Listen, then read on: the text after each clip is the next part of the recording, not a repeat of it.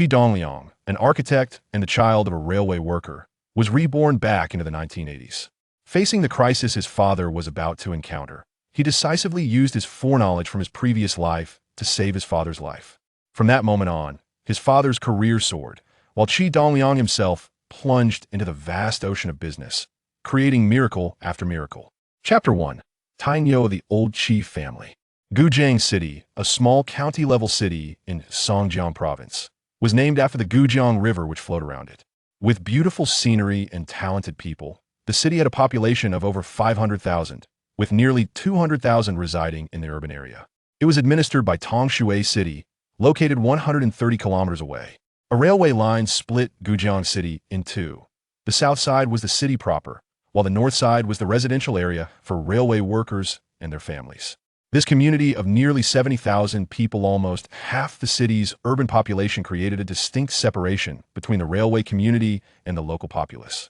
Gujang was a crucial junction for the Liaosong Railway, Gutong Railway, and Guping Railway, boasting excellent connectivity. Moreover, Gujang Station was one of the 38 major marshalling yards in the national railway network, handling immense freight volumes. Consequently, all railway departments' locomotive, rolling stock, engineering, signaling, and vehicles were concentrated here. With over 10,000 railway employees, and even more when including their families, the scale was enormous. Although the Gujang Railway District fell under the jurisdiction of the Tongshui Railway Branch, its size and importance were no less than that of the branch's own base in Tongshui. The area housed Gujang Station, Gujang Locomotive Depot, Gujang Rolling Stock Depot, Gujang Engineering Section, Gujang Railway Operations Section, Gujang Signal Section, Gujang Water Electricity Section, Gujang Train Crew Section, Gujang Construction Section, Gujang Construction Engineering Section, Gujang Railway Materials Factory, Gujang Railway Forest Farm, Gujang Railway Hospital, Gujang Railway Affiliated Number 1 High School Senior High, Gujang Railway Affiliated Number 2 Middle School Junior High, Gujang Railway Affiliated Primary Schools Number 1, 2, and 3, Gujang Railway Kindergarten, Gujang Railway Party School, and the Gujang Railway District Office. This comprehensive setup, encompassing every aspect of railway operations and social services, exemplified the enterprise-running society model common in China's state-owned enterprises. It was noon. Old Master Qi was picking cucumbers in his front yard vegetable garden. His eldest son was on a train run, his grandson had gone to his grandmother's, and his youngest son was nowhere to be found, as usual, rarely home. Only his second youngest daughter, Qi Mei, a high school sophomore, and his wife were home for lunch. On this hot day, he wanted to pick a few cucumbers to make a cool salad. After picking 6 small, fresh cucumbers, he felt he had enough and stood up to leave the garden. Old Master Qi, picking cucumbers? Wang Jinfu from next door walked by, seeing Old Master Qi holding the cucumbers and calling out a greeting. Yeah, nothing much for lunch, so I'm picking a few to make a cold dish, Old Master Qi replied, then asked Xiao Fu, you don't have a shift today? No shift. I just got back from Liaoqing last night. Only just got up a little while ago, Wang Jinfu answered with a smile. A train conductor, his route was even tighter than Old Master Qi's eldest son, Qi Jun's. After a brief exchange, he asked, Old Master Qi, where's your iron ox? Haven't seen him around lately. Old Master Qi closed the garden gate as he stepped out, saying, send him to stay with his grandma for a few days. This kid's too wild. I can barely manage him when his dad's not around. No kidding. When he's home, my own kid can finally have some peace. Wang Jinfu waved at Old Master Qi and headed east. The depot's shift dispatcher had just informed him he was scheduled for the 2041 freight train 3301 tonight. He'd only gotten home around midnight last night, and now, after just 20 hours of rest, he was being sent out again. Annoyed, he planned to call the locomotive depot's dispatch office to find out what was going on. Old Master Qi's full name was Qi Shihua, a veteran driver from the Gujang Locomotive Depot who had spent his life driving trains. He retired 4 years ago, and his second son, Qi Min, took over his position. Old Master Qi had 3 sons and 4 daughters. His eldest son, Qi Jun, after transferring from the military, was assigned to the locomotive depot. Starting as a stoker, he worked his way up to become a driver and then a driver in charge of a train crew. His second son, Qi Min, succeeded him and was assigned to the Gujang Locomotive Depot, working as a maintenance worker in the repair shop, and had already married and moved out. The 3 eldest daughters were all married. Only the youngest daughter, Qi Mei, was still in high school. The youngest son, Qi Hai, graduated from high school last year but failed to get into university. He was assigned to a collective enterprise within the locomotive depot, unloading coal for locomotives. However, with many depot employees' children vying for the same limited number of coal unloading jobs, his team often unloaded only a few train cars a month, earning him just a few dozen, sometimes even just a few yuan. With most of his time idle, he started hanging out with people from the streets and rarely came home. When his eldest son Qi Jun got married, his seniority at the time wasn't enough to qualify for a company apartment. So, he built a small house in front of his parents' home as a newlywed residence, bringing in Qin Lan, a girl from Gujang. Although a village girl, Qin Lan had graduated from high school, making her quite educated for the village. Sweet-looking, she didn't appear rural at all. Her home wasn't far from Gujang Station, and it was the station's duty officer who introduced her to Qi Jun. At their first meeting, Qi Jun fell for her instantly and was more than willing. For a rural girl to marry a railway worker and move to the city to enjoy the imperial grain, a stable state job, it was like a carp leaping over the Dragon Gate. Plus, Qi Jun was tall, handsome, and impressive. Initially, with Qi Jun working away and Qin Lan managing the household, the young couple lived a harmonious and happy life. But as the saying goes, misfortune can strike at any moment. After 10 months of pregnancy, disaster struck during childbirth. Qi Jun was on a train run when Qin Lan went into labor. His parents and neighbors rushed her to the railway hospital. During the difficult birth of their son, Tainyo, she suffered severe hemorrhaging. She never got to see her son before she passed away, leaving Tainyo motherless from the moment he was born. Tainyo was raised from infancy by his grandparents. His father Qi Jun, consumed by grief, never remarried. Pouring all his sorrow into his work, he advanced from stoker to assistant driver, then driver, and finally became a driver in charge of a train crew. He was named an advanced production worker by the depot every year, achieved the same honor and safety model worker title at the branch level for 3 consecutive years, and last year was recognized as an advanced production worker and safety model worker by the Liaodong Railway Bureau, earning a salary increase. He became a well-known figure within the Gujang locomotive depot. At that moment, Tainyo was naked with several xiaohuban, splashing and playing in a pond. This series of connected ponds, known as Chuan Pao String Ponds, was located on the edge of Kaishan Village in Mijiang Town, formed by 5 ponds of varying sizes linked together.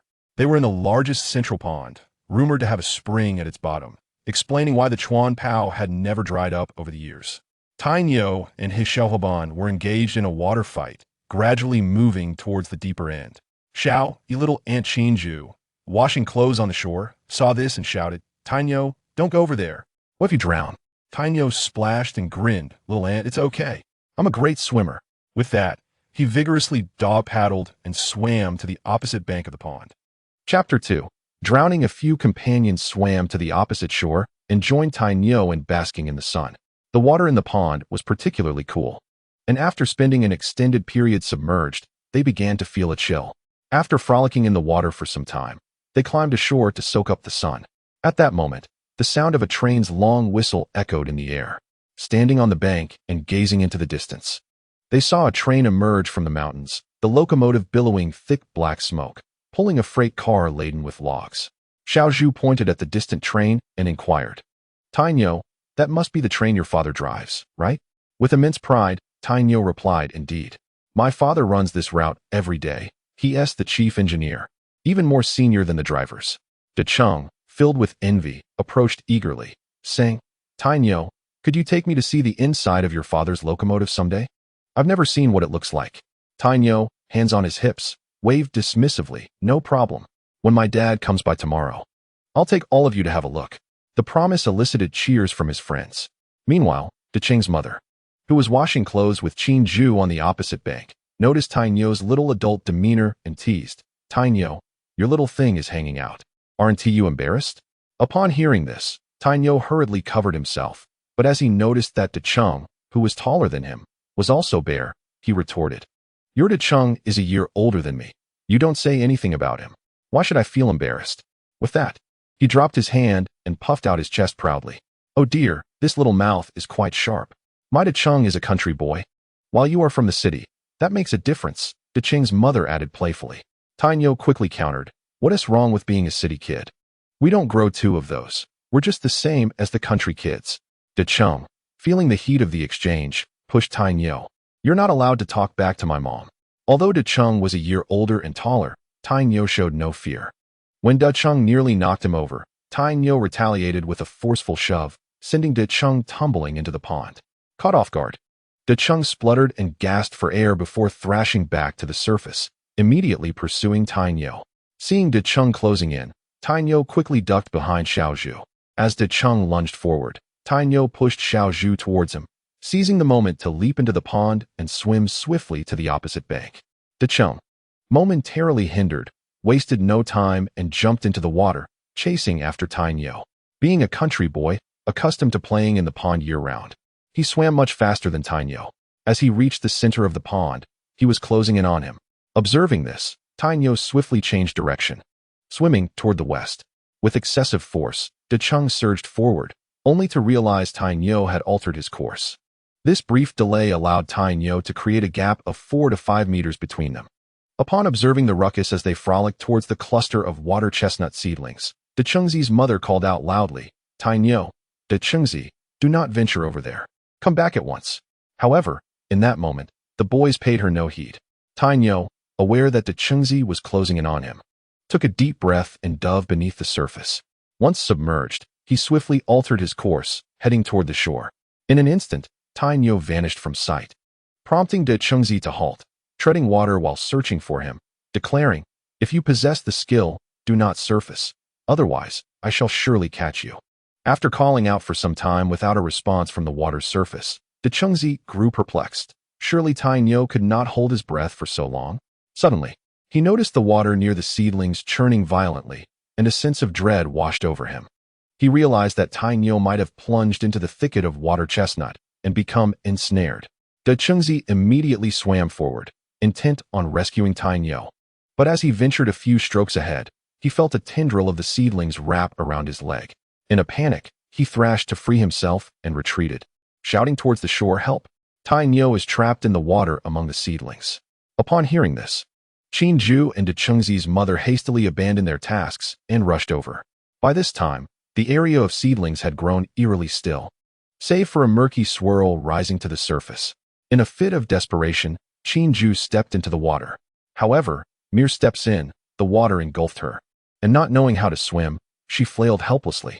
Fortunately, De Chengzi's mother, quick to react, rushed forward and pulled her back to safety, as Qinju sputtered and coughed. Gasping for air, De Chengzi's mother pointed at him, urging, "You must retrieve Niu at once." Sobbing, De Chengzi replied, "The area is thick with seedlings. I cannot enter. I can barely hold on myself. If I do not get to shore soon, I too shall drown." With that, he swam towards the open waterway leading to the bank. Seeing that Niu had yet to resurface, Xiaozhu quickly swam over, but after 2 attempts to breach the thicket of seedlings, he shouted in a panic, "Hurry to the village and fetch help, or Niu will perish."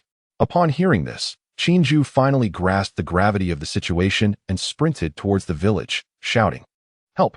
Niu is drowning in the pond." The pond lay just beside the village, and upon her cries, villagers rushed towards the scene, some clutching wooden planks and others carrying door panels from their homes. A few young men, skilled in swimming, took the wooden planks and swam to the area where Niu had submerged, prying apart the seedlings to search for him.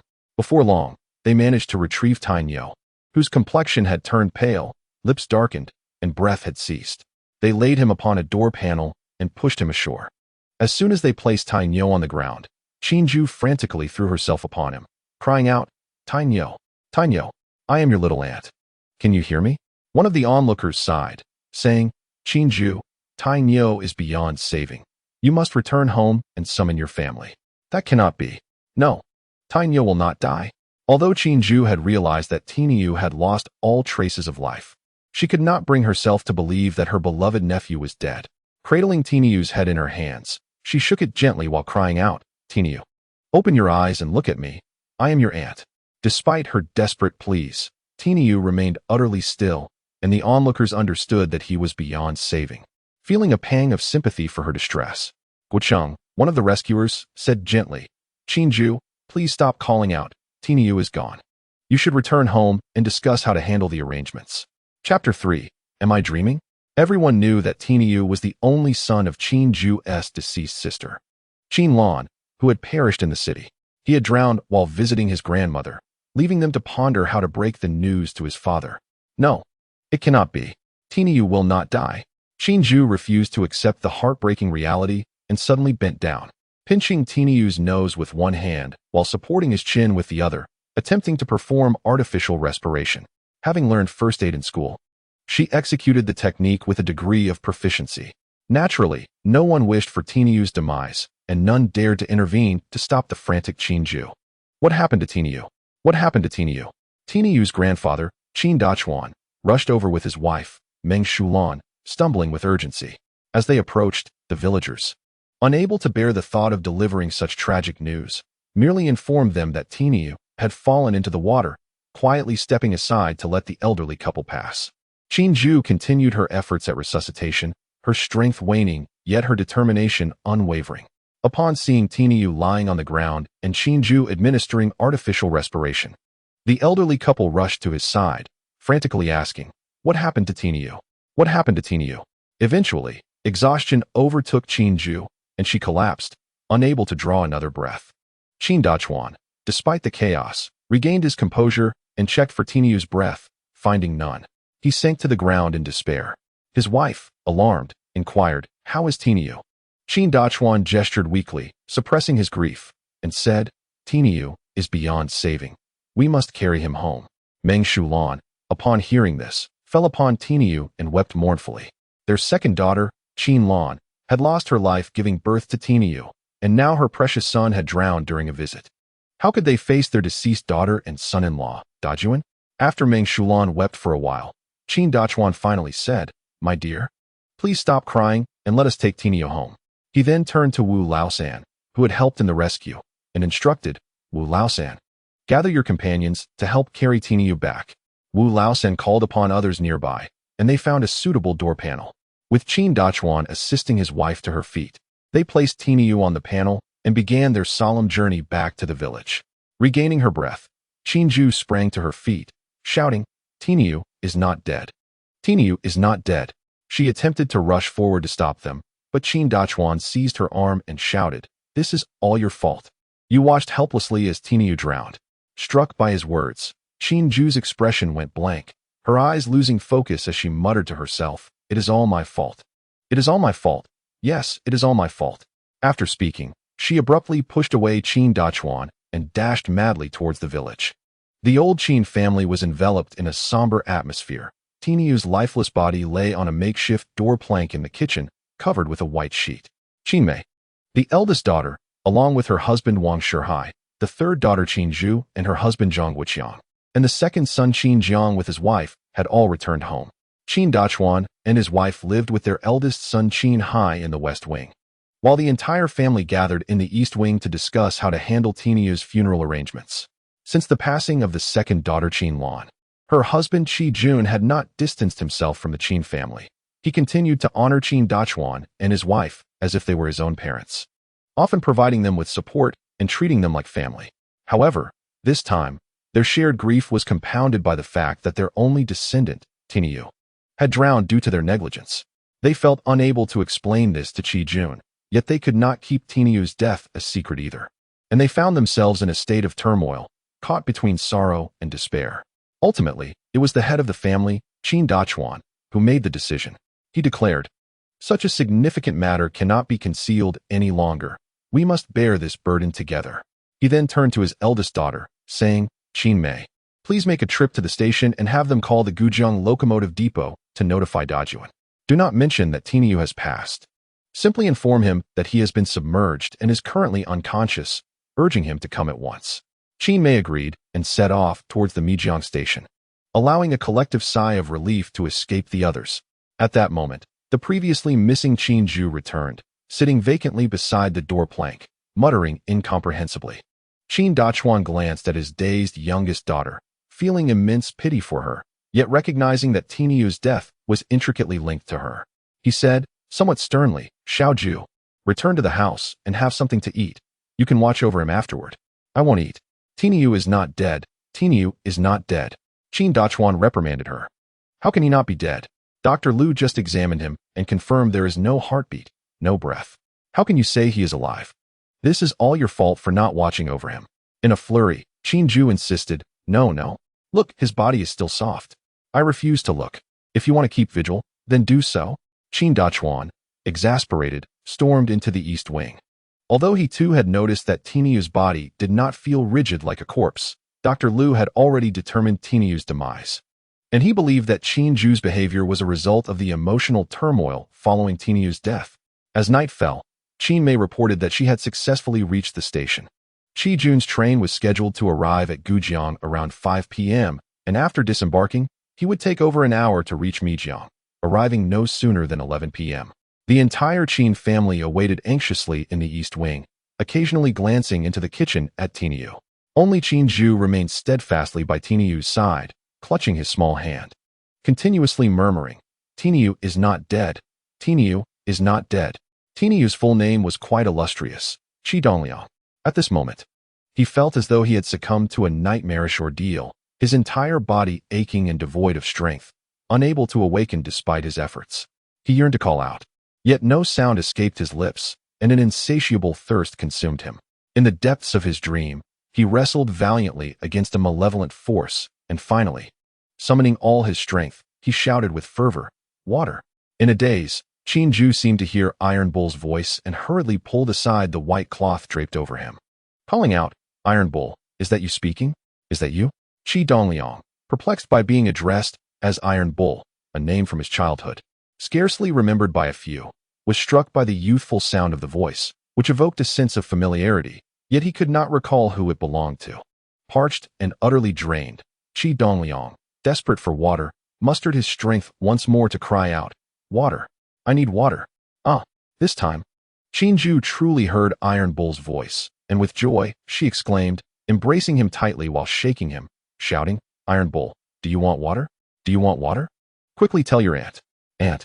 Qi Dongliang furrowed his brow in contemplation, finally recognizing the voice belonged to his aunt, yet it was her youthful voice from years past. What could this mean? Was he still dreaming? Chapter 4. 2 Lives as One Lost in Thought. Qi Dongliang was jolted from his endless haze by Qin Zhu's vigorous shaking. The first sight that met his eyes was that of his aunt, her face alight with surprise and tears of joy, staring at her youthful visage. He was momentarily taken aback. What on earth was happening? Though his aunt Qin Zhu was 10 years his senior, and despite not having seen her in several years, he was now 38, while she should be 48. How could she appear as a girl of 17 or 18? Was he still caught in a dream? Noting Qi Dongliang's stunned silence, Qin Zhu grew anxious, cupping his face in her hands and imploring, "Iron Bull, please speak. Speak." As Qi Dongliang felt the warmth of her hands, he also sensed the discomfort from her grip, a clear indication that this was no mere dream. Gazing at her, he asked in bewilderment, You are my aunt?" Yes, it's me. Look. Qin Zhu replied urgently, rising to showcase her form, her voice trembling with relief. "Iron Bull, you nearly frightened your aunt to death." As Qi Dongliang beheld his youthful aunt, he also noticed his own slender arms and diminutive frame, realizing he appeared to be no more than 7 or 8 years old. A sudden realization struck him. His age matched that of his aunt's former youth. Was he truly experiencing the phenomenon of rebirth? This was beyond comprehension. Let me think. Let me ponder deeply, Qi Dongliang mused inwardly. What had he been doing just moments ago? At that moment, he was diligently engrossed in the design proposal for Huazhan City. The company had successfully secured the land for Huazhan City at a staggering price of 7.5 billion yuan in Spring City. As the vice general manager and chief designer, he worked tirelessly day and night, eager to advance the project and present the design at the earliest opportunity. It was well past 2 a.m., and he felt an unbearable pain in his chest. He sat down on the sofa, hoping to rest for a moment, only to find himself in the current state. Was it possible that he had succumbed to overwork? Seeing Qi Dongliang in a daze, Qin Zhu hurriedly approached and gently grasped his shoulders, exclaiming, "Tinyo, please say something. Don't frighten Aunt Hu." Coming back to his senses, Qi Dongliang inquired, "Aunt, what has happened to me?" "Little Jew, what on earth are you making such a fuss about in the kitchen? Can you not be quiet for just a moment?" Qin Dongliang, feeling flustered, shouted in irritation upon hearing Qin Zhu's commotion. In response, Qin Zhu called out loudly, "Dad, Tinyo is alive. He has come back. Are you out of your mind?" Though skeptical of Qin Zhu's claim, Qin Dongliang hurriedly stepped outside, followed by others. Upon entering the courtyard, they were astonished to see Qi Dongliang sitting on the doorstep with dark, unfocused eyes. "Dad, Tinyo is truly alive." Qin Zhu's words jolted Qin Dachuan back to reality. He rushed forward and embraced Qi Dongliang, tears streaming down his face as he exclaimed, "This is wonderful. Truly, heaven has blessed us." Seeing that Qi Dongliang had indeed returned to life, everyone gathered around, clamoring with questions, their faces alight with joy. At that moment, vivid memories surged into Qi Dongliang's mind. He recalled playing with Zhongxing, pushing him into the water, and then being chased, only to plunge into a patch of water chestnut plants, becoming ensnared. The final moment was filled with sheer terror. However, there was no memory of drowning in his childhood recollections. Was this extraordinary turn of events orchestrated by fate for his rebirth? Tainyo, say something. Qin Dachuan, noticing Qi Dongliang's dazed expression, grew anxious, shaking him gently. All Qi Dongliang needed was a moment of quiet contemplation to grasp the inexplicable occurrences. Finally, he managed to utter, "Grandfather, I am thirsty." Upon hearing his grandson's plea, Qin Dachuan swiftly carried him to the water tank. Scooping up a ladle of cool water that floated on the surface, and held it to Qi Dongliang's lips, saying, "Tainyo, here you go." Qi Dongliang, parched, grasped the ladle and drank deeply. The well water was remarkably sweet and refreshing. It had been years since he had tasted such delicious well water. As the ladle neared the bottom, Qin Dachuan quickly inquired, "Tainyo, can you drink no more?" Qi Dongliang shook his head and replied, "No more, grandfather. I am hungry."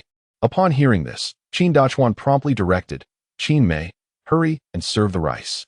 Qin Zhu, set the table. And you, Qin Zhu, come inside for dinner." With that, he carried Qi Dongliang into the house and gently placed him on the heated kong.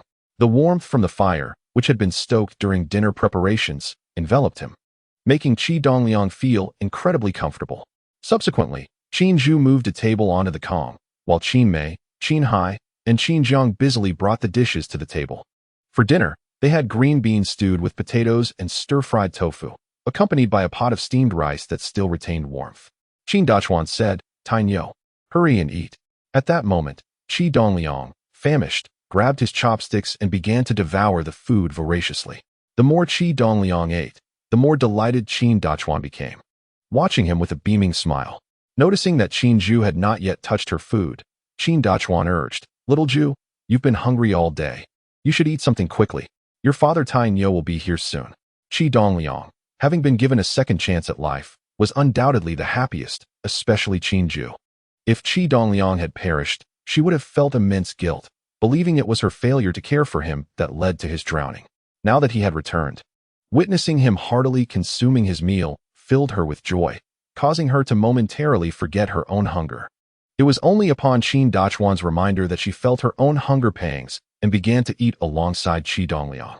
The green beans and potatoes were homegrown, and the tofu was made by the village's tofu workshop, all pure and organic. Even without a trace of meat, Qi Dongliang found the meal delectable. After finishing a large bowl of rice, he felt somewhat full and decided to set down his chopsticks. Qin Dachuan promptly inquired, "Tainyo, are you full?" Qi Dongliang patted his belly and replied, "Grandfather, I am full. I am sleepy and wish to rest." Qin Mei quickly spread the bedding on the kong for Tainyo to sleep. Given that Qi Dongliang had just survived a near drowning, his fatigue was understandable. Qin Dachuan hurriedly instructed his eldest daughter to prepare a bed for him, knowing that the king's head was traditionally his spot, yet he willingly relinquished it for Qi Dongliang. As Qi Dongliang nestled into the warm bedding, he closed his eyes, but sleep eluded him. He was instead contending for time to think. While eating, he had noticed the calendar hanging on the wall, which marked the date as July 22nd, 1987. He had confirmed that he had indeed been reborn into the summer of his 8th year. Hearing his grandfather mention that his father would be arriving soon, he felt compelled to devise a strategy. Chapter 5. Invitation. In his previous life, Qi Dongliang's academic performance was merely average, consistently hovering in the upper middle tier. However, during the college entrance examinations, he exceeded expectations, qualifying for a prestigious line. Ultimately, he chose to attend Liaodong University of Technology, majoring in civil engineering. By the time he graduated in 2002, the era of guaranteed job placements for university graduates had long since passed, making it quite challenging to secure an ideal position, even as a graduate from a notable institution. At that time, his father, Qi Jun, had already become the deputy section chief of the Gujang locomotive depot. Leveraging his connections, he approached the leadership of the personnel department at the Railway Bureau. Qi Dongliang's prestigious university diploma and relevant field of study proved advantageous. As civil engineering encompassed railway and bridge tunnel engineering, he was recruited by the Liaodong Railway Bureau as a special talent and assigned to the Gujang Railway Construction Section. Qi Dongliang commenced his career as a technician. Over 5 years, he advanced from technician to assistant engineer and ultimately obtained his engineering title. The construction segment of the Gujang Railway primarily undertakes the architectural projects related to railway housing and station facilities. For Qi Dongliang, this is merely child's play. Overseeing architectural planning and design, as well as construction management, is well within his capabilities. By the age of 30, he had ascended to the position of chief engineer of the segment. However, at 32, while competing for the position of segment chief, he was unjustly framed and slandered. Having worked in engineering for many years, he was well aware that, even within the railway sector, some matters were less than transparent. After being investigated by the district's disciplinary committee for over 3 months, he was ultimately released due to a lack of evidence, but by then, his coveted position had been claimed by a rival. In a fit of anger, he resigned and ventured into the real estate business, founding a company with several university classmates. Fortuitously, they entered the real estate market during a boom period, and as seasoned professionals, they flourished within a few years, with their company's assets multiplying like a snowball, ultimately becoming one of the most formidable real estate firms in Zhongxing province. Just as his career was soaring, his life unexpectedly regressed back to when he was 8 years old, an adjustment that left him momentarily disoriented. The most pressing matter was to untangle the myriad connections of his current existence and navigate this simultaneously familiar yet foreign life. Perhaps exhausted, he soon fell asleep while contemplating. Meanwhile, at 7 p.m., after returning from his shift, Qi Jun learned that his son, Tiniu, had been submerged in water at his grandmother's house and was now unconscious. Panic surged through him. He longed to be at his son's side immediately. Tiniu was his pride and joy, and since the passing of his beloved wife, he had refrained from remarrying, fearing for his son's well-being. With his child in such peril, his anxiety intensified. After making a series of frantic calls, he boarded the nearest freight train headed for Tongshui, en route to Mijiang Station. Although this freight train was direct and did not require any unloading at intermediate stops, it had to yield to passenger trains, resulting in a stop-and-go journey that delayed his arrival until nearly midnight. Upon disembarking at Mijiang Station, Qi Jun sprinted straight to his father-in-law's home. Bursting through the door, he gasped for breath and inquired, "How is Tiniu?" "Shoo." As soon as Qin Dachuan noticed Qi Jun's arrival, he swiftly gestured for silence and whispered, "Tiniu is fine now. He is sleeping soundly. Please don't wake him." Upon hearing that his son was safe, Qi Jun felt as if the air had been let out of him, collapsing weakly to the ground. Seeing that Qi Dongliang was peacefully asleep, the others retreated to the west room to chat. Given the gravity of the situation, Qi Jun needed to understand what had transpired. After listening to their accounts, he was drenched in cold sweat, gripped by a profound sense of dread. According to everyone, the doctor had declared Qi Dongliang to be dead, and they had all accepted this grim reality, awaiting his arrival to handle the child's final arrangements. Only his sister-in-law, Qin Ju, steadfastly believed that Qi Dongliang was alive, persistently seeking ways to revive him, ultimately succeeding in bringing him back to life. Since arriving at his father-in-law's house, Qi Jun had not seen Qin Ju. After searching the house, he turned to Qin Dachuan and asked, "Dad, where is Qin Ju?" With a sigh, Qin Dachuan replied, "Dajuan. Xiaojun has been in that room, caring for Tiniu. If it weren't for her efforts, Tiniu might not have survived." Qi Jun, having served in the military, possessed a broad-minded disposition, capable of both lifting burdens and letting go. Given that his son had survived against all odds, it was a testament to the divine favor bestowed upon him. He held no desire to assign blame, for the mere fact that his son lived was sufficient. Otherwise, he would feel he had failed his deceased wife. Qin Dachuan inquired, "Dajun, have you not eaten?" Qi Jun replied, "Upon hearing that Dongliang was in trouble, I lost all appetite. I rushed over the moment I received the news. Thankfully, Dongliang is unharmed. I cannot fathom what I would have done otherwise." Qin Dachuan responded, "Indeed. Those who survive great tribulations are often rewarded with blessings. It is far better that Tainyo is safe. Dajun, once Tainyo awakens, do not rebuke him. He is still but a child."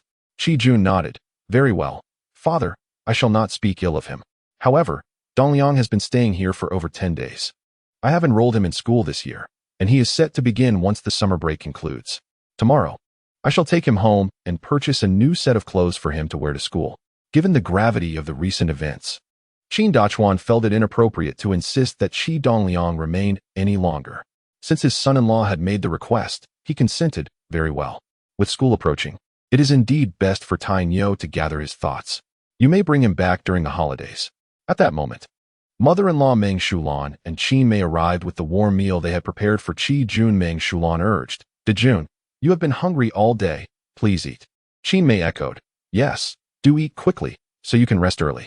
Tomorrow, you must rise early to catch the bus." Qi Jun, indeed famished, wasted no time and began to eat heartily. After finishing the meal and engaging in some conversation, Qin Dongliang said, "Qin Mei, Qin Zhu, and Qin Jiang. Since Tainyo is safe, you may all return home. It is already late, and Jun has had a long day. He needs his rest for the journey back with Tainyo in the morning." The eldest daughter Qin Mei, third daughter Qin Zhu, and second son Qin Jiang nodded in agreement. After offering Qi Jun a few words of comfort, they departed with their spouses. Qi Jun and Qin Dongliang returned to the east room, where Qin Zhu sat beside Qi Dongliang on the southern kong. Upon seeing them enter, she greeted Qi Jun, brother-in-law. Qi Jun expressed his gratitude. "Qin Zhu, I cannot thank you enough for your help with Dongliang. Without you, he might not have survived." Qin Zhu hurriedly responded, "Brother-in-law, you need not be so formal. Tainyo is my nephew. As his aunt, it is my duty to assist him." Seeing her modesty, Qi Jun chose not to press the matter further. True gratitude is demonstrated through actions rather than mere words, and he contemplated purchasing a new outfit for Qin Zhu. However, he refrained from voicing this thought and instead suggested, "Qin Zhu, since you have no pressing matters, why not accompany me back to Gujang tomorrow? Dongliang is about to start school, and on one hand, you could help him catch up with the first-grade curriculum, and on the other, it would be a good opportunity for you to unwind." Chapter 6. Qin Zhu enters the city at the tender age of 18. Qin Zhu has consistently excelled academically from elementary through high school, emerging as the most promising candidate for university from her remote mountain village. However, last year, she narrowly missed her university admission by a mere 11 points in the college entrance examination. Despite dedicating another year to her studies, her efforts bore little fruit, as this year her results fell short by 36 points. This overwhelming setback has cast a shadow over her aspirations, leading her to resign herself to the notion that a university education may forever elude her. Qin's father, though supportive, expressed his unwavering commitment to fund her studies even at great personal cost. Yet her spirit has grown despondent, and she firmly resolved not to attempt another year. Both Qin Dongliang and his wife are deeply pained by their daughter's plight. The dual burdens of her academic failures and the recent incident involving Tainyo weigh heavily on their hearts. Fearing for Qin Zhu's emotional well-being, they echoed Qi Jun's suggestion that she spend a few days with her second brother-in-law to seek solace, and they hoped she might also assist him in caring for Tainyo. Qin Zhu had visited Gujang only twice, once for her sister's wedding and again for her sister's funeral. Among the Qin family, only she and her sister reached high school graduation, and the bond they shared was profound, with her sister serving as her guiding light. Although her visits to her brother-in-law's home were infrequent, Qi Jun often came to visit his in-laws, and Tainyo occasionally stayed with them for short periods. She held fond memories of her brother-in-law and cherished her relationship with her nephew, Tainyo, who was particularly close to her. With the recent turmoil surrounding Tainyo, Qin Zhu felt a sense of unease, but seeing her parents' desire for her to find peace in Gujang, she acquiesced to their wishes. Her mother, Meng Shulan, assisted her in packing a few changes of clothes, while Qin Dongliang retrieved a small handkerchief-wrapped pouch from the cabinet, revealing a roll of money. He handed her a 10-yuan note, stating, "Little Zhu, take this 10 yuan. It is essential to have some money when you step out." Qin Zhu quickly protested, No, I won't need it at my brother-in-law's. I have no purchases to make. Please keep the money for the family." Qi Jun interjected, "Father, why should you give her money for her stay at my place? Please, take it back. What is mine is also for little Zhu. You need not worry." Qin Zhu added hastily, "Yes, father, I have some pocket money already. It will suffice." Seeing his daughter's firm refusal and his son-in-law's insistence, Qin Dongliang reluctantly put the money away. Meng Shulan continued to pack Qin Zhu's clothes into a travel bag and then urged Qi Jun to rest. In their home, the southern Kong was reserved for Qi Dongliang and his wife, while Qi Ju occupied the northern Kong. When Qi Jun arrived, he shared the southern Kong with his son, Qi Dongliang, allowing Qi Ju to return to her place on the northern Kong. The 451-passenger train from Tongshui to Gujang arrived at Mijiang Station at 5:55 a.m., pausing for 2 minutes before departing at 5:57 a.m. Qin Hai's wife had risen at 4:30 a.m. to prepare breakfast for Qi Jun and the others, calling them to the table once the meal was ready. Qi Dongliang had enjoyed a full night's sleep, and upon awakening, he felt refreshed. Yet he struggled to readjust to the familiar environment, opting to speak little unless prompted. During breakfast, he remained quiet, lost in his thoughts. Everyone assumed that Qi Dongliang had yet to recover from the incident, and no one paid much attention. After finishing their meal, they glanced at the time and began to gather their belongings, escorting Qi Jun, Qi Dongliang, and Qin Ju to the train station. The 451-passenger train had not yet arrived, and on the platform, over 10 travelers awaited boarding, some of whom recognized old Qin and greeted him. As the train approached the station, the duty officer emerged, waving a red and green signal flag to welcome it. Spotting Qi Jun on the platform, he smiled and called out, "Qi Che, visiting your father-in-law again?" Qi Jun chuckled, replying, "With the school year fast approaching, I'm here to bring him back. It would be troublesome if he got too wild." Just then, the train was about to arrive, and the duty officer waved goodbye to Qi Jun and moved forward to guide the locomotive to a stop at the designated position for the convenience of boarding and alighting passengers. The 451-passenger train clattered to a halt. Accustomed to planes and high-speed trains, Qi Dongliang gazed at the antiquated carriages before him, filled with nostalgia. Such hard-seat carriages were relics of a bygone era, scarcely found even in museums. Yet here they were, vividly alive before his eyes. Mijiang Station marked the first stop for the 451 train, and with only a handful of passengers aboard, very few disembarked. The female train attendant, quite familiar with Qi Jun, greeted him with a smile, saying, "Did Jun go? Are you bringing your son to visit your father-in-law again?" Qi Jun replied with a grin, "Indeed.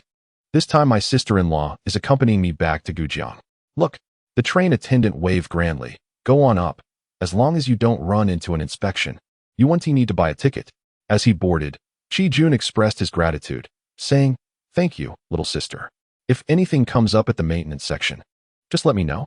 The train attendant laughed. "Did Jun go? Why are you being so polite with me? Hurry up, the train is about to depart." Once aboard, Qi Jun, along with Qi Dongliang and Qin Ju, settled into a spacious vacant seat. He pulled out a cigarette from his pocket and lit it, and shortly thereafter, the train began to move. Qi Dongliang observed that the seating in the carriage was made of wood, even older than those upholstered in leather. He recalled riding trains as a child with his father, though he had never paid attention to such passenger cars, or perhaps no lasting impression remained. Now, confronted with this archaic carriage, he was irresistibly curious, touching this and examining that. Not long after the train set off, Qi Dongliang noticed a conductor approaching from the opposite end. With smoking prohibited in modern carriages, and both high-speed and bullet trains enforcing a complete ban, he instinctively thought to remind his father to extinguish his cigarette. However, noticing at least 5 or 6 passengers smoking without a care, and the conductor seemingly ignoring them, he realized that a smoking ban was not yet in place on this train. Moreover, each table was equipped with an ashtray, prompting him to swallow back his words. The 451-passenger train was a commuter service, stopping at every station and even at small halts. It ambled along, taking 3.5 hours to reach Gujang Station. At the station exit, the ticket collector, whom Qi Jun recognized, nodded and led Qi Dongliang and Qin Ju out. Having lived in a small mountain village all her life, Qin Ju found herself awestruck upon arriving in the bustling and vibrant Gujang. Gujang Station serves as a bustling nexus where 4 railway lines converge, attracting a significant flow of passengers. The square in front is alive with activity, teeming with people. Qin Ju observed a number of young women in the square, clad in shorts and sleeveless tops, their bare thighs and arms exposed, causing her cheeks to flush as if she herself were being seen in such attire. Chapter 7. Dining out. Qi Jun, unaware of Qin Ju's embarrassment, was caught off guard by Qi Dongliang's keen observation. This was hardly surprising, as Qin Ju had spent her life in the countryside, blissfully ignorant of the liberal fashions prevalent in the city. It was only this summer that Gujang had begun to see a few trendy young women donning denim shorts, a striking feature of the city. Had it been the previous year, such attire would certainly have elicited stares of bewilderment. Qi Dongliang discreetly tugged at Qin Zhu's hand and asked, "Aunt, which way shall we go?" His small gesture provided Qin Zhu with a sense of relief. She quickly turned away from the sight of the scantily clad young women, replying, "I know the way. I've been here before."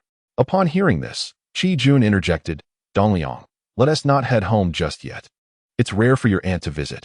Let me treat you both to lunch." With that, he waved to a nearby rickshaw driver, calling rickshaw. The rickshaw puller, who had been waiting a short distance away, hurried over.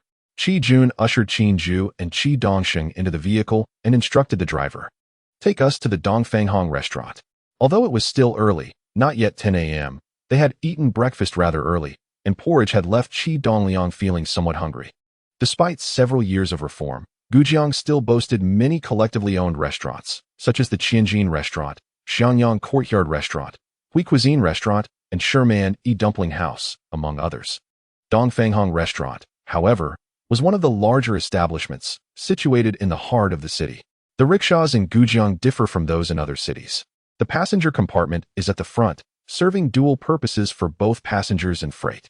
The fare is set at 5 jiao per person, with a minimum charge of 1 yuan, meaning that whether 1 or 2 people ride, the cost remains 1 yuan, while 3 or more are charged 5 jiao per individual. Upon arriving at the Dongfanghong restaurant, the three disembarked, and Qi Jun paid the rickshaw driver 1 yuan and 50 jiao before leading Qin Zhu and Qi Dongliang inside. The Dongfanghong restaurant consists of a single-story structure with an entrance at the center, dividing it into 2 sections. The left side houses a public dining area, offering communal meals with rice priced at 3 jiao for 4 liang and a bowl of soybean soup at 2 jiao. Typically, one could enjoy a full meal for just 5 jiao.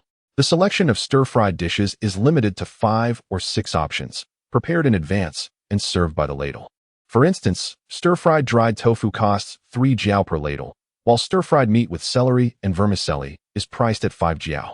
On the right side lies the Chinese dining section, where dishes are prepared individually, and set menus are available for banquets, albeit at a significantly higher price than the public dining area. Qi Jun felt a wave of relief as his son was unharmed. It was the first time in many years that his sister-in-law had visited since his wife's passing. Pointing to the right, he said, "Let us go in here for some stir-fried dishes." The Chinese dining hall was furnished with 15 or 16 tables, and since it was still before 10 a.m., the number of diners was sparse, with only 2 tables occupied. Qi Jun chose a small table near the window, and a waitress approached, presenting him with a menu and inquiring, "What would you like to eat?" Dining out naturally calls for indulging in meat. Qi Jun gazed at the menu for a while before stating, "We would like a plate of tender meat slices, another plate of beef with a spoon, and 2 baskets of meat-filled dumplings. Oh, and half a gin of liquor." The waitress, diligently jotting down the order, responded affirmatively. After a moment's reflection, Qi Jun added, "And 2 bottles of soda, please."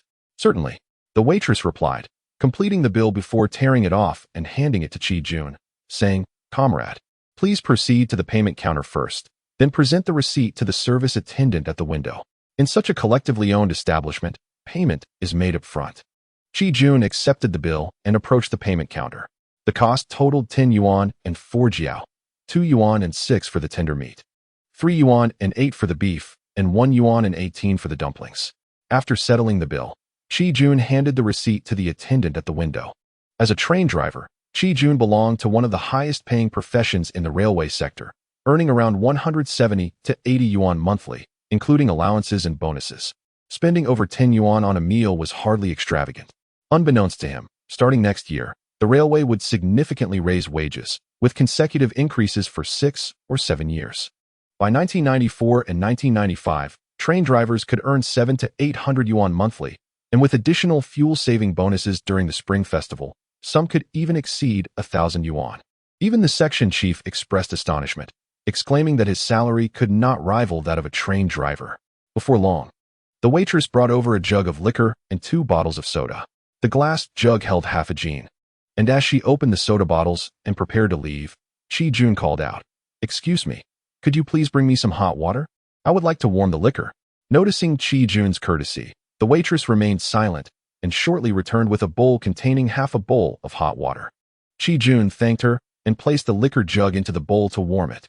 Qi Dongliang, eyeing the fabled soda, took a sip but found the sweetness off-putting.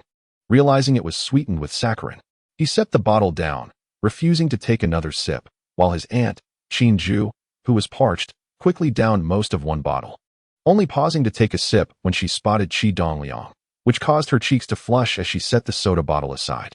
Noticing his aunt's slight embarrassment, Qi Dongliang pretended not to see, just as the waitress brought their dishes to the table. He exclaimed, "The food is here," diverting everyone's attention and easing his aunt's discomfort. Soon, the beef with a spoon and the tender meat slices arrived, followed closely by 2 steaming baskets of dumplings. The dumplings were substantial, each weighing 2 to 3 liang, with 6 in each basket, totaling 12. Living in the countryside made it difficult to enjoy a meal featuring meat. And as Qin beheld the meaty dishes and inhaled the fragrant aroma of the dumplings, she could not help but swallow hard. Qi, smiling, beckoned, "Qin, these dumplings are filled purely with meat. Come, eat them while they are hot." He placed one dumpling on her plate, then served another to Qi Dongliang, saying, "Dongliang, eat plenty. If it's not enough, we can order more." In Qi Dongliang's memory, the steamed buns from his childhood were exceptionally delectable. The aroma of these fragrant buns stirred his appetite, compelling him to grab one without the need for chopsticks. He took a bite, and immediately, his mouth was filled with juices. However, he forgot that the buns had just been taken out of the pot, and they were scalding hot, burning both his mouth and hands. In a hurry, he dropped the bun and began to blow on his mouth, taking a while to recover. Qi, unfazed, chuckled and said, "Dongliang, the buns are hot. Take your time. No one is competing with you." As he spoke, he lifted his wine cup and took a sip, then picked up a slice of beef to savor. After tasting another piece of tender meat, he remarked, "The meat today is particularly fresh. Qin, Dongliang, do indulge yourselves." He then served both Qin and Qi Dongliang some beef and tender meat onto their plates. Chapter 8. Childhood companions. Qin, initially feeling shy, cautiously took a bite of a bun and found it incredibly flavorful. Hesitating whether to take a second bun, Qi promptly served her another, sincerely encouraging her, "Qin, when you're here with your brother-in-law, please don't hold back. Eat as much as you like, and we can buy more if needed." His warm hospitality alleviated her shyness, and she took a bun and bit into it, followed by some beef. Having never dined out before, she found the buns and meat exceptionally delightful. Under her brother-in-law's encouraging gaze, she set aside her reservations and focused on enjoying her meal.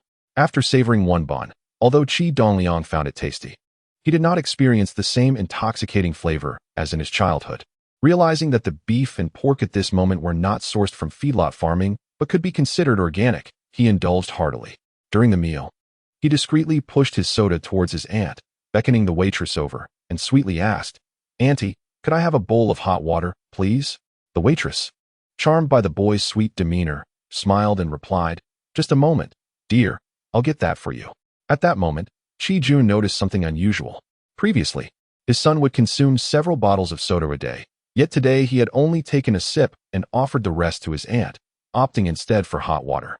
This was not typical behavior.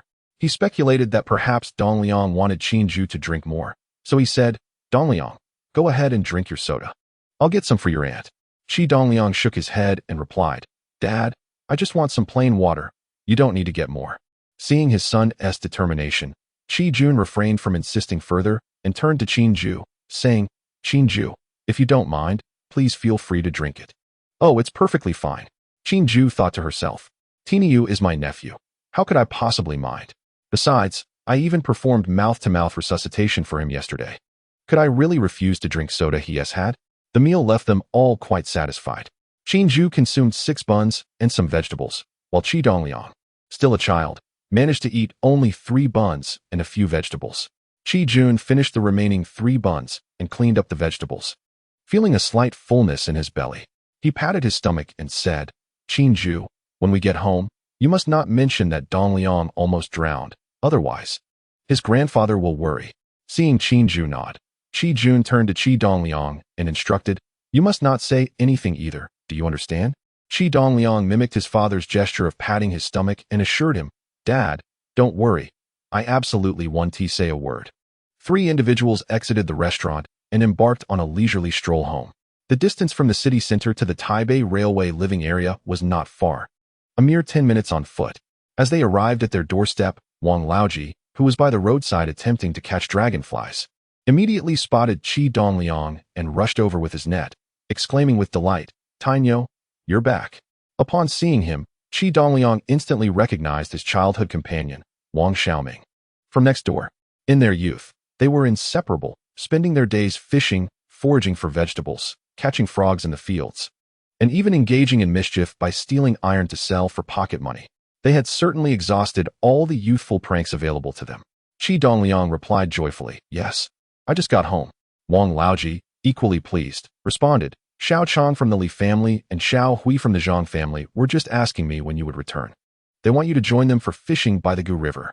Xiao Chang and Xiao Hui were also Qi Dongliang's childhood friends, living nearby, and he was quite familiar with them.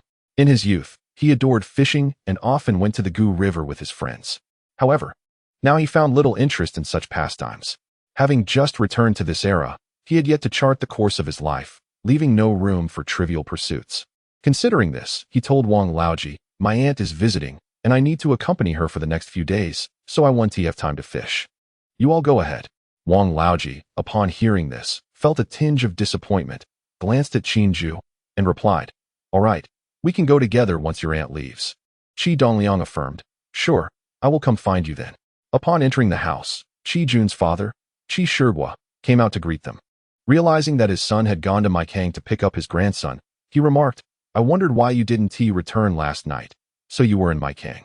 And who is this?" The last time Qinju had visited Qi Jun was 8 years ago when her sister had passed away, at which time she was merely a 10-year-old girl. Now, she had blossomed into a young lady, and naturally, Qi Shiguo did not recognize her.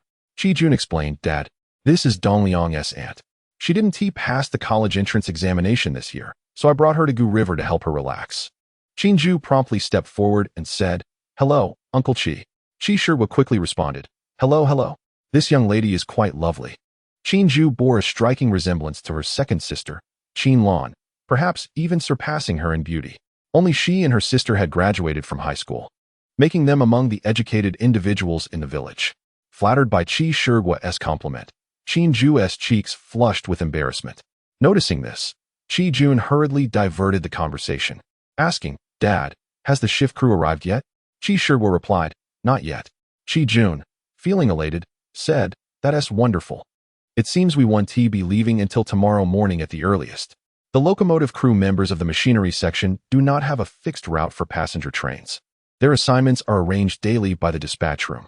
Those who arrive first depart first, and those who arrive late follow suit. If the crew member has not yet returned home to receive notification of their route, then they will not have a duty that evening.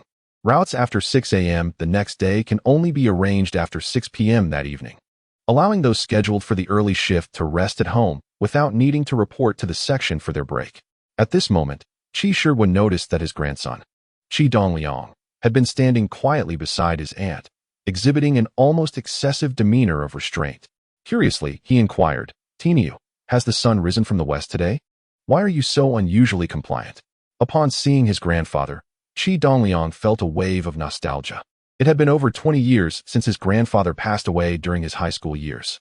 Now, witnessing his grandfather alive before him stirred profound emotions within him, leaving him momentarily speechless. Eventually, Qi Dongliang managed to articulate, "Grandpa, I woke up early this morning at around 5 a.m.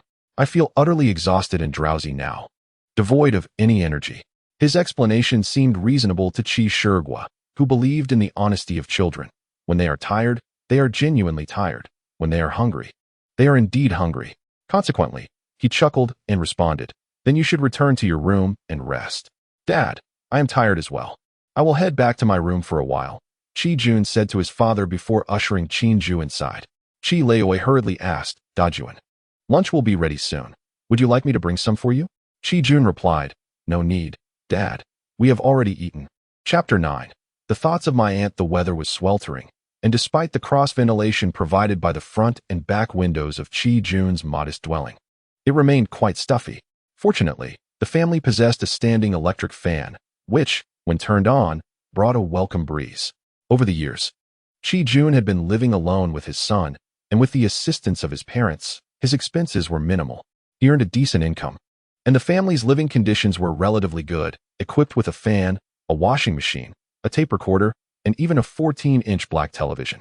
Upon entering the room, Qin was filled with curiosity, touching and examining everything.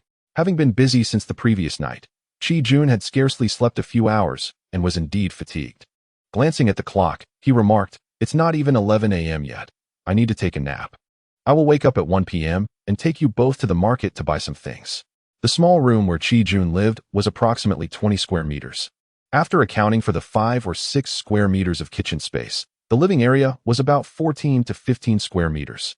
A large Kong occupied a third of the room, and the limited space was filled with a wardrobe and a low cabinet, leaving little room for movement. Nonetheless, the Kong was spacious enough to accommodate 4 people. "Brother-in-law, allow me to prepare a bed for you," Qin offered, noticing Qi intent to sleep. She retrieved a mattress from the wardrobe and laid it at the head of the Kong, followed by a pillow and a blanket. Qi suggested, "Qin, you and Dongliang should also rest for a while. You woke up early and traveled quite a distance. You must be tired." Qin responded, taking out Qi Dongliang's mattress and placing it in the center. Qi added, "Use that new bedding. It was made for your second sister's wedding and has hardly been used." Nodding in agreement, Qin took out the new mattress and laid it at the end of the Kong next to Qi Dongliang. The latter, already overwhelmed by fatigue, quickly removed his shoes and lay down on the Kong. Upon seeing that Qin had finished arranging the bedding, he beckoned her to join him. Qi, having shed his outer garments and now clad only in his underwear and tank top, lay down on the Kong, covering his abdomen with a blanket, and closed his eyes, surrendering to sleep. Meanwhile, Qin, being a young lady, hurriedly turned her head to the side and lay down fully clothed. Such was the norm in this era. In ordinary households, families would share a Kong, sleeping together without any reservations. When Qi visited his father-in-law's home, he shared a bed with his in-laws. The northern Kong, where Qin lay, was completely exposed, and he had long grown accustomed to it. After years of traveling, Qi had developed the remarkable ability to fall asleep instantly and awaken precisely at the designated time.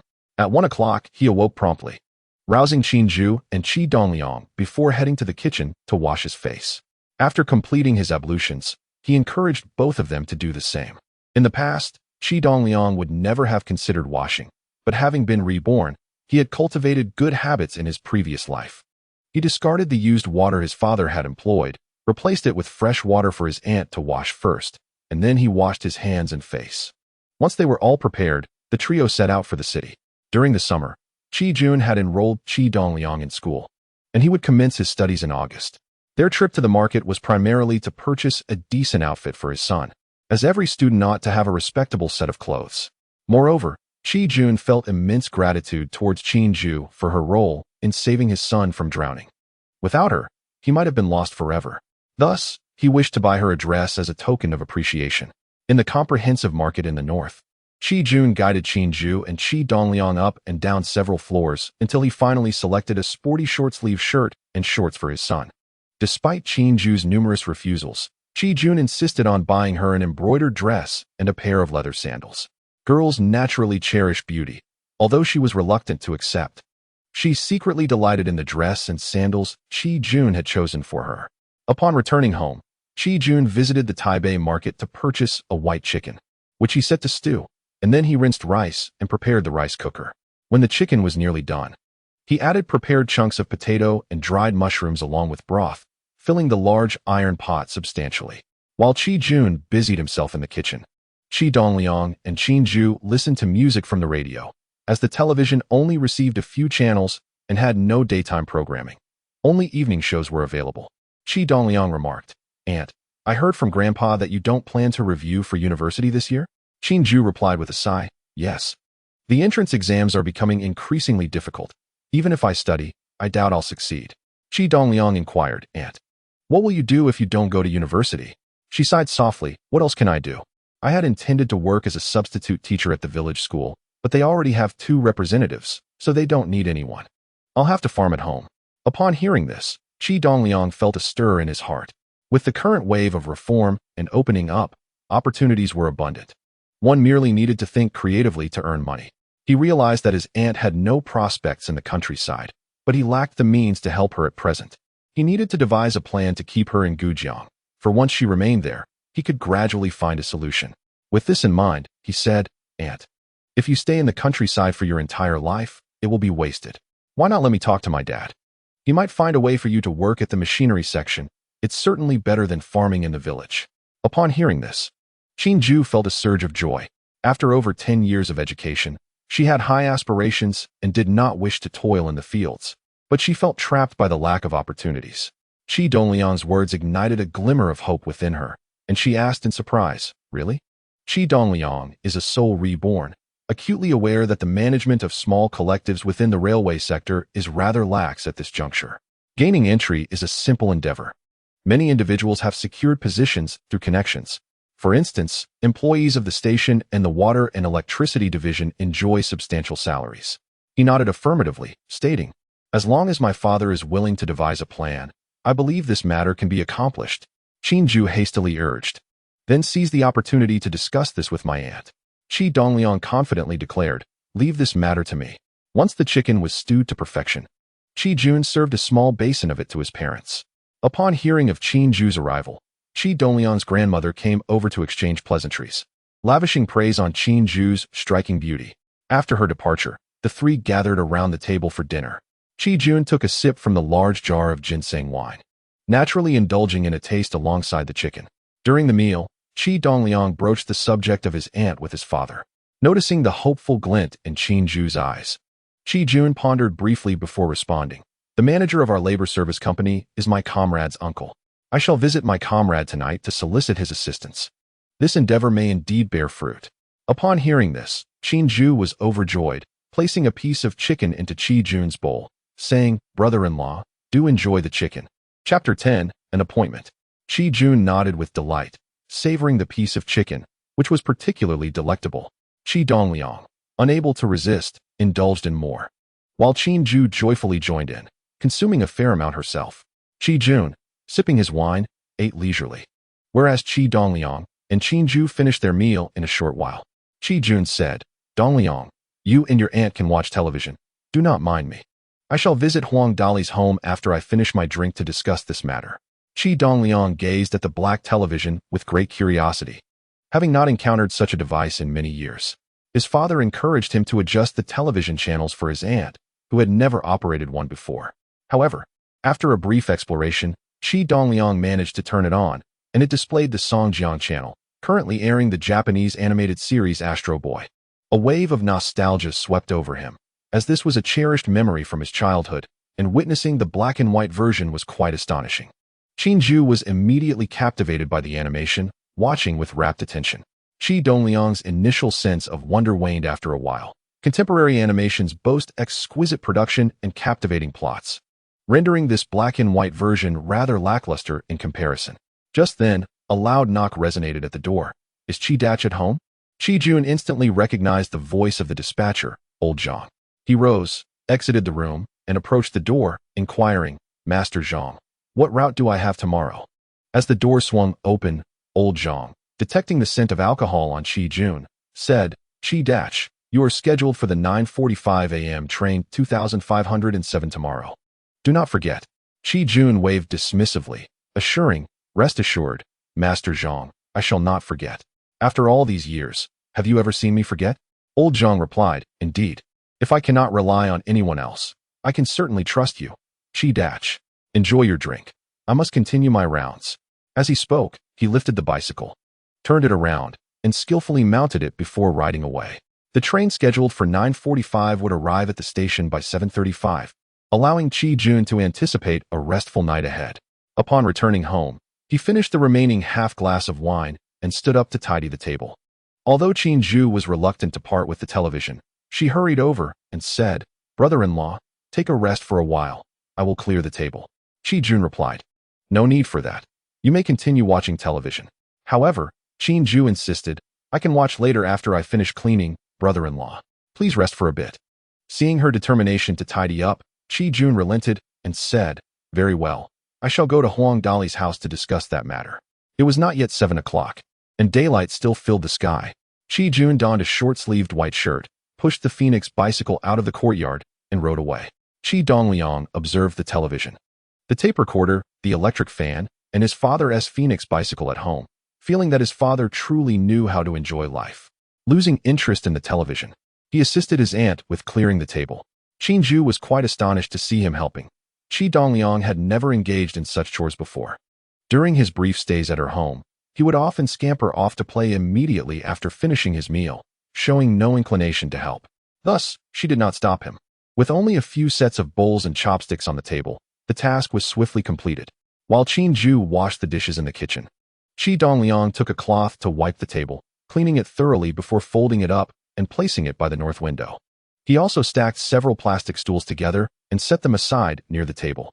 When Qi returned to the room after washing the dishes, she found Qi Dongliang had tidied everything and was now sweeping the floor. Unable to contain her delight, she praised, "Tinyu, you've grown up and learned to work." Qi Dongliang smiled and replied, "It's just my father and me at home. He works hard driving, so I need to learn to do housework." Qi pleased, ruffled Qi Dongliang's hair and exclaimed, "Not only have you learned to work, but you also show concern for others. It seems you truly have matured." Tinyu, are you at home?" Qi Dongliang heard Wang Laojiu calling from the neighboring yard. He stepped outside, climbed on a stool, and leaned over the wall to ask, "What is it?" Wang Laojiu, upon seeing Qi Dongliang, joyfully announced, "Shall we go fishing tomorrow?" Qi Dongliang replied, "It rained heavily a few days ago, and the Gujang River is swollen. Will we really catch any fish?"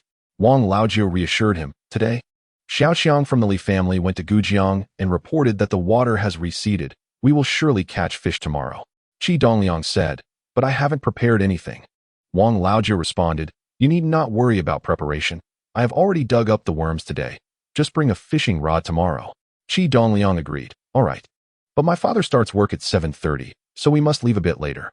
Wang Laojiu replied, "Okay, let us leave at 8 o'clock." Qi Dongliang nodded, "Sounds good. Who else is going?" Wang Laojiu answered, "Xiaoqiang from the Li family and Xiao Wei from the Zhang family will join us. It will be the four of us." Qi Dongliang concluded, "Then it is settled." At around 9 o'clock in the evening, Qi returned home and found Qi and Qi Dongliang already nestled under the covers, engrossed in watching television.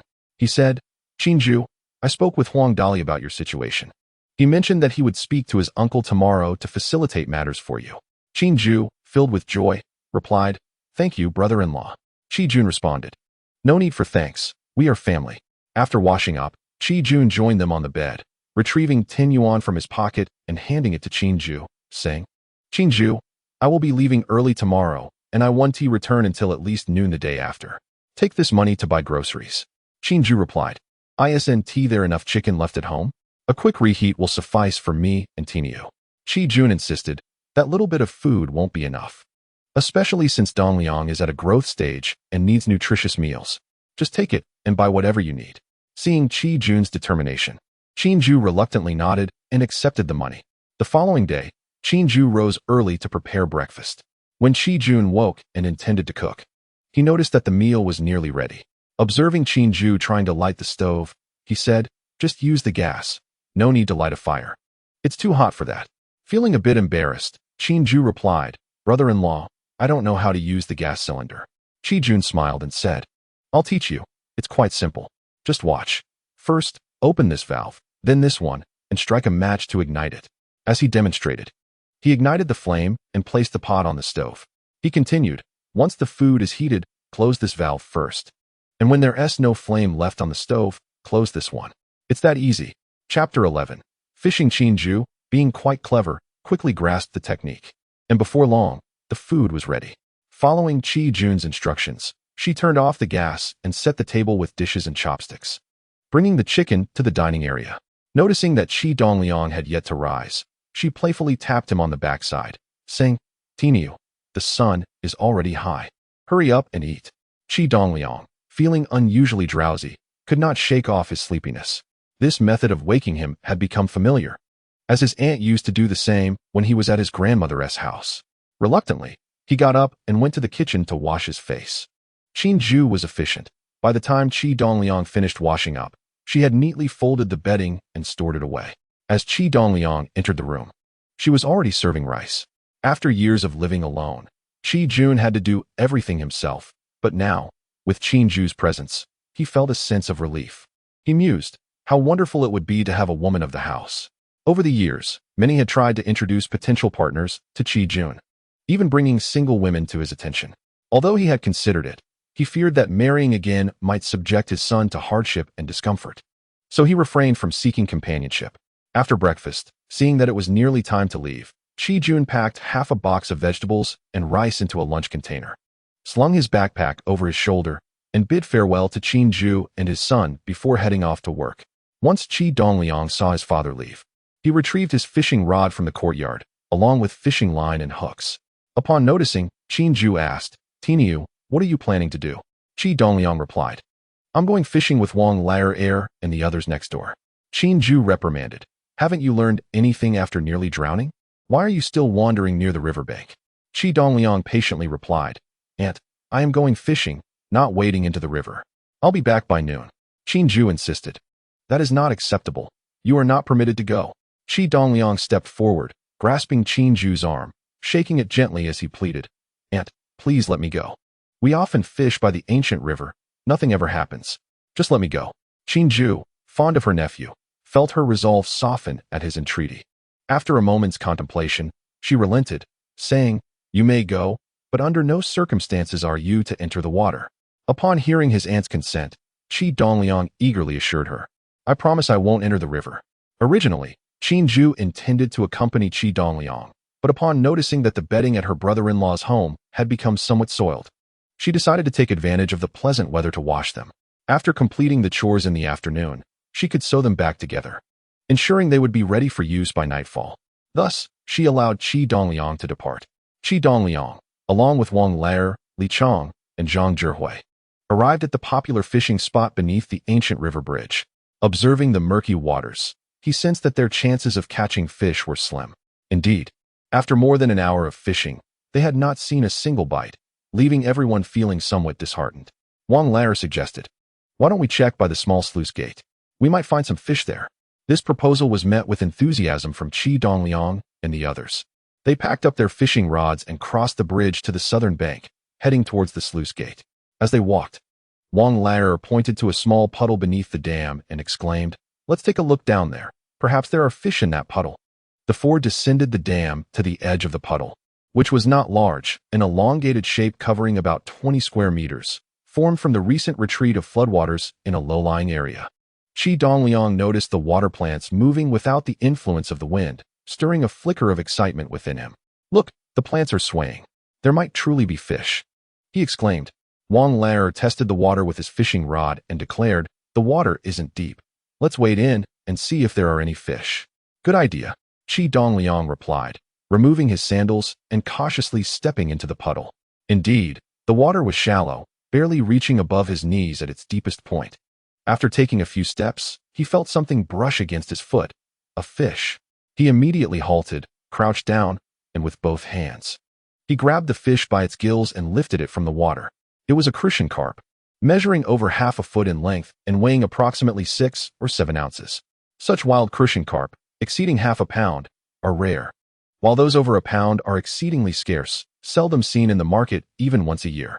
Upon witnessing Qi Dongliang catch such a sizable crucian carp, his friends erupted in cheers, eagerly shedding their shoes to join him in the water. Before long, Wang Lair caught a crucian carp weighing over 3 ounces, followed closely by Li Chang and Zhang Zhihui, who each managed to catch one weighing over an ounce and 2 ounces respectively. The small puddle may not be vast, yet it is teeming with fish. When the water rises, the fish swim upwards. When the water recedes, they seek refuge in the depressions below. These fish had taken shelter in this low-lying area after the floodwaters of the ancient river had subsided. Once the water receded, this small puddle became isolated from the main flow of the ancient river, leaving the fish unable to escape. Had it not been for the discovery by Qi Dongliang and his companions, the fish would have inevitably perished as the water dried up. The four of them busied themselves for over an hour, yielding a bountiful harvest. Qi Dongliang managed to catch a sizable carp weighing around 6 or 7 tails, alongside 8 others weighing 3 to 4 tails, and 17 more at just over 2 tails. Additionally, they caught around 40 to 50 fish weighing 2 tails or less, amounting to over 10 jin of carp, filling more than half of his woven basket. Wang Laoji, Li Chang, and Zhang Zhihui had similar fortunes, each gathering over 10 jin of fish. Notably, Wang Laoji caught 3 carp weighing over half a jin, while Li Chong and Zhang Zhihui each caught one exceeding half a gene. This was indeed remarkable, as typically, catching 1 or 2 gene is considered a good day fishing. The 4 were elated at the unexpected abundance in such a small puddle. By the time they returned, it was nearly noon. They parted ways at the intersection, each heading home to report their success to their elders. Upon arriving home, Qi Dongliang found that Qinju had finished washing the sheets and quilt covers, hanging them out on the clothesline in the yard. Upon seeing the impressive catch, she expressed her astonishment. "Iron Bull, did you catch all these fish?" Beaming with pride, Qi Dongliang replied, "Aunt, I didn't catch them. Today, the river was so muddy that fishing was impossible. We discovered a small puddle by the dam, and all these fish were caught there. Please bring me the wash basin, so I can put the fish inside." Qinju was delighted at Qi Dongliang's impressive haul. Quickly forgetting her earlier admonition against him entering the water, she fetched the wash basin, placed it in the yard, and filled it halfway with water. Qi Dongliang poured the fish into the basin. The resilience of the carp was remarkable. Despite being out of water for so long, most were still alive. As soon as they hit the water, they splashed energetically, swimming vigorously, with only 5 or 6 small ones perishing, all weighing less than 1 tael. Chapter 12. The harvest. Qi Dongliang's grandfather, Qi Shigua, heard the commotion and emerged from the main room. Upon seeing the numerous fish in the wash basin, he inquired, "Iron Bull, where did these fish come from?" With a sense of pride, Qi Dongliang boasted, "Grandfather, these fish were caught by me and Wang Laoji near the ancient river. Look at how many there are." Qi Shigua seemed somewhat incredulous. "Did you really catch so many by the ancient river?" "Of course." Qi Dongliang recounted the day's adventure, detailing how he and Wang Laoji had gone fishing, encountered the small puddle, and caught the fish therein. "Now that makes sense." Qi Shigua was convinced by his grandson's account and appeared quite pleased with the impressive catch. He chuckled, "You've certainly gathered quite a haul. This many fish would fetch over 10 yuan at the market." Qi Dongliang generously declared, "Grandfather, take half of these fish to share with Grandma and my uncles and aunts. The rest we will save for my father when he returns." Qi Shigua smiled as he affectionately ruffled Qi Dongliang's hair, saying, "My dear grandson truly understands. All my care for you has not been in vain." Qi Dongliang replied, "Grandfather, you should fish now. If you do it well, we can feast by noon." Qi Shigua responded, "The lunch is already prepared. We shall wait until your aunt and uncle return in the evening to enjoy some fish. By the way, you and your aunt should come over for lunch." Qi Dongliang said, "No, grandfather. We have plenty of leftover chicken and half a pot of rice from yesterday. If we don't eat it today, it will spoil." Upon hearing this, Qi Shigua agreed, "That is fine. You all can come over for fish in the evening." Returning to the small room, Qi Dongliang fetched a basin and filled it with water, scrubbing his arms and legs vigorously to rid himself of any lingering odor. Sitting on the edge of the Kong, he suddenly remembered that since they had discovered so many fish in the small puddle today, there must be many similar puddles along the ancient riverbank, each teeming with fish. This thought filled him with excitement. Catching fish by hand was laborious, but with a small net, they would surely catch more. Qi Dongliang promptly shared his idea with Qinju, who lived in the small village and had also caught fish and shrimp with her friends before. She wholeheartedly agreed with Qi Dongliang's notion but hesitated, saying, "But where can we find a net now?" With a smile, Qi Dongliang replied, "Aunt, this is not difficult. Follow me." He led her to the storage room and rummaged through a pile of old items, finally finding 2 old window screens that had been replaced this year. He exclaimed, "Aunt, if we stitch these 2 screens together and find 2 bamboo poles to bind them, it will become a net." Rural children often used window screens to make nets. And upon hearing Qi Dongliang's suggestion, Qinju understood immediately and joyfully said, "Great. Let us make it now." In the storage room, Qi Dongliang found 2 bamboo poles and sawed them to the right length, while Qinju went inside to fetch needle and thread, sewing the 2 screens together with multiple stitches for added strength. She secured the bamboo poles to the sides of the screens using coarse thread and iron wire. Thus, a simple net was completed. Qinju went to the kitchen to warm the dishes, eager to finish lunch quickly so they could go fishing together. Qi Dongliang, observing the net, felt something was amiss. After a moment's contemplation, he realized the front of the net lacked sinkers. Without them, the net would not reach the bottom, allowing the fish to escape. Though Qi Dongliang's family did not have sinkers, he pondered alternatives. After some searching in the storage room, he found 2 iron chains, which seemed to be of similar length. He brought them back inside, unfolded the net, and measured, It was just shy of 10 centimeters short. Nevertheless, it was better than nothing. So he took some fine iron wire and affixed the chains to the net's front. After lunch, Qi Dongliang thought that the small basket would not suffice for the fish they were about to catch.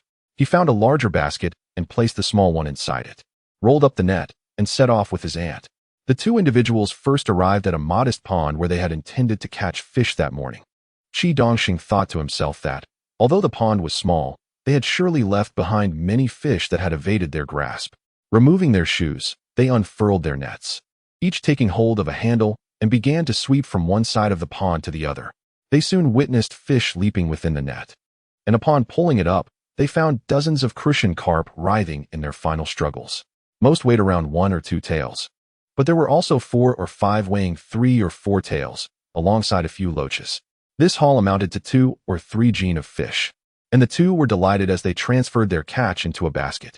They cast their second net, which, although yielding fewer fish, produced larger specimens, with 6 or 7 weighing between 3 and 4 taels.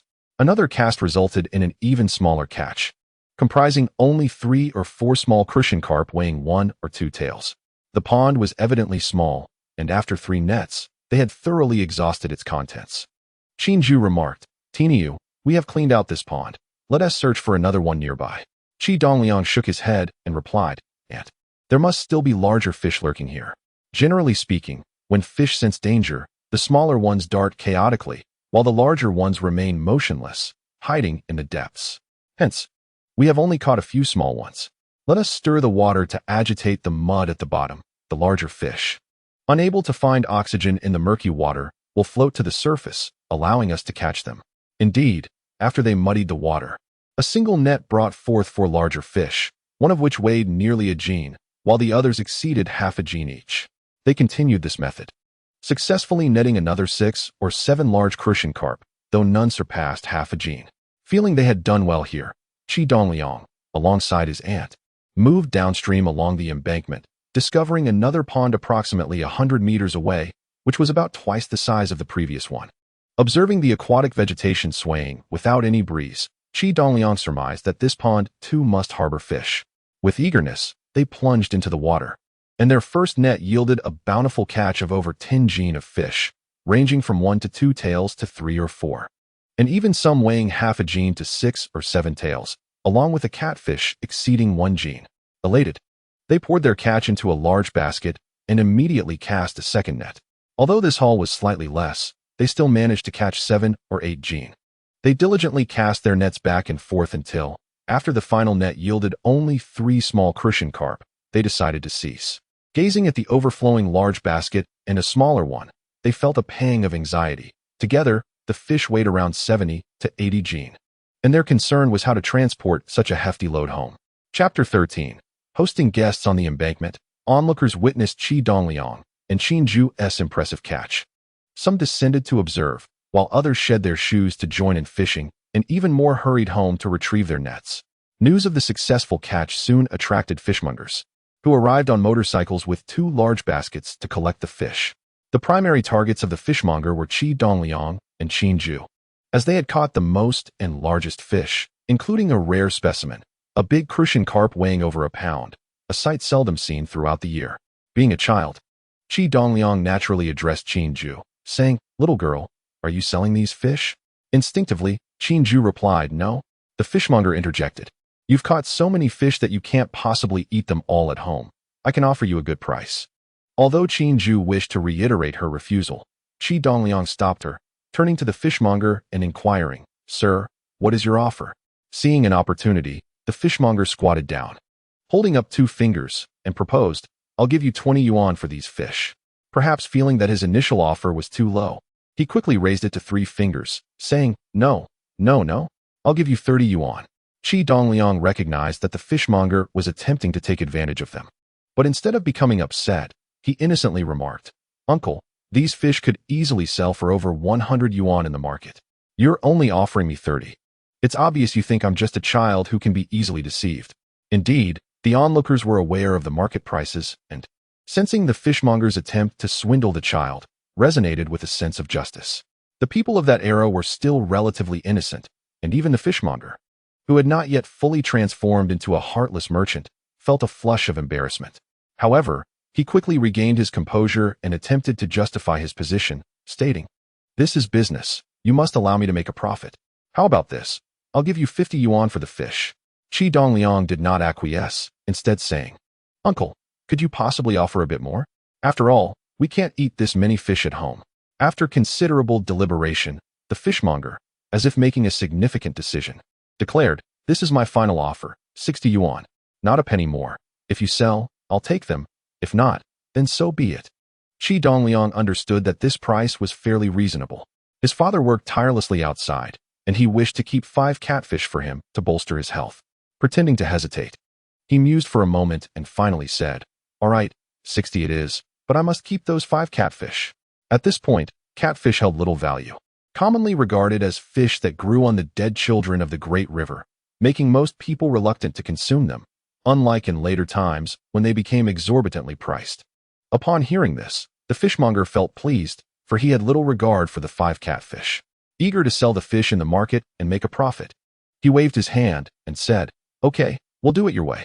The 5 catfish were set aside, and the remaining fish were dumped into the fishmonger's large basket. After counting out 6 large bills, the fishmonger sped away on his motorcycle, leaving a trail of dust behind. Qi Dongliang and Qin Zhu then proceeded to the riverside to wash their baskets and nets. The small basket contained the 5 flailing catfish, and once they reached a secluded spot, Qi Dongliang opened his hand, revealing the money, and handed 30 yuan to Qin Zhu, saying, "Auntie, this is our earnings for today. 30 yuan each." Qin Zhu quickly shook her head, insisting, No, I don't want it." Qi Dongliang replied, "Auntie, you exerted more effort than I did. Even 30 yuan seems insufficient. How can you refuse?"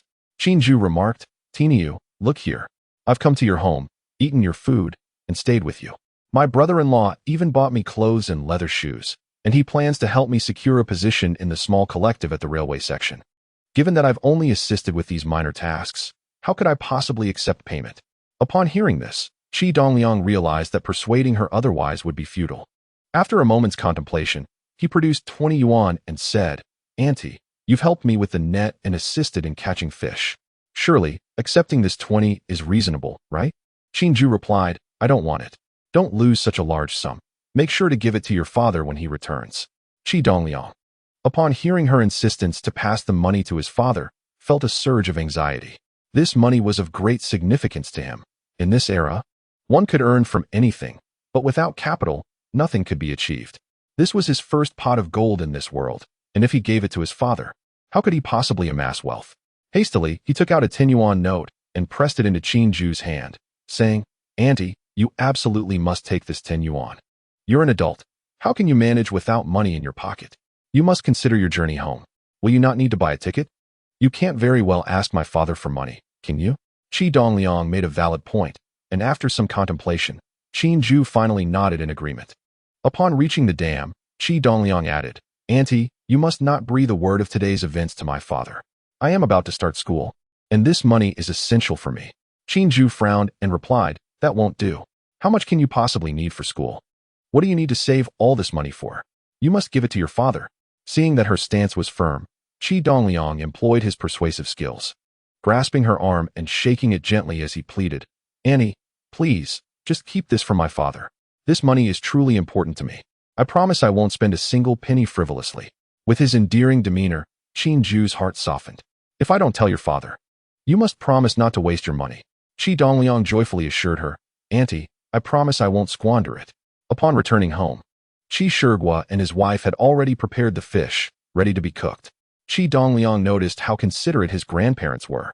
The fish they had cleaned for cooking were all small ones, and they had taken away the dead ones, leaving only the larger, lively fish swimming in the wash basin. As he placed 5 catfish into the basin, they immediately splashed around. Qi Shigua inquired, "Tiniu, did you and your aunt go fishing by the river?" Qi Dongliang replied, "Yes, Grandpa, but we only caught 5 small catfish this time." Qi Shigua remarked, "Catching 5 small catfish is quite commendable. This morning, you were fortunate to find them, otherwise you wouldn't have managed to catch so many." "Indeed, we were lucky today," Qi Dongliang said, waving goodbye as he headed to wash up, feeling quite fishy. "Go on. Go quickly." Qi Shigua waved his hand, and called out to Qi Dongliang as he was about to enter the house. "Come back later with your aunt to enjoy some fish." Qi Jun returned home the following afternoon around 3, and upon seeing the abundance of fish, he was pleasantly surprised. After learning that Qi Dongliang and Qin Ju had caught them, he was quite pleased and instructed Qin Ju to stew the fish while he would buy some additional dishes to treat his comrade, Huang Dali, to a drink that evening. Chapter 14. The wings of the butterfly. The remaining large crucian carp and catfish weighed over 10 pounds combined. Qin Ju prepared a hearty stew, filling nearly half a pot, and sent a generous platter to Grandpa Qi Dongliang's room. The leftovers filled a large plate and a small one, while a portion of the pig's head meat purchased by Qi Jun was sliced onto another plate, accompanied by a refreshing cold dish. As promised, Huang Dali arrived on time. After finishing their meal, Qi Dongliang and Qin Ju left the table and settled down to watch television. Qi Jun and Huang Dali engaged in lively conversation over drinks, predominantly discussing Qin Ju's forthcoming employment at the small collective. According to Huang Dali, his uncle had given the nod for Qin Ju to register her household registration for her job, with details to be discussed later. Qi Jun felt elated at the successful arrangement and insisted that Huang Dali drink more, continuing until after 10 p.m., when Huang Dali could barely walk straight.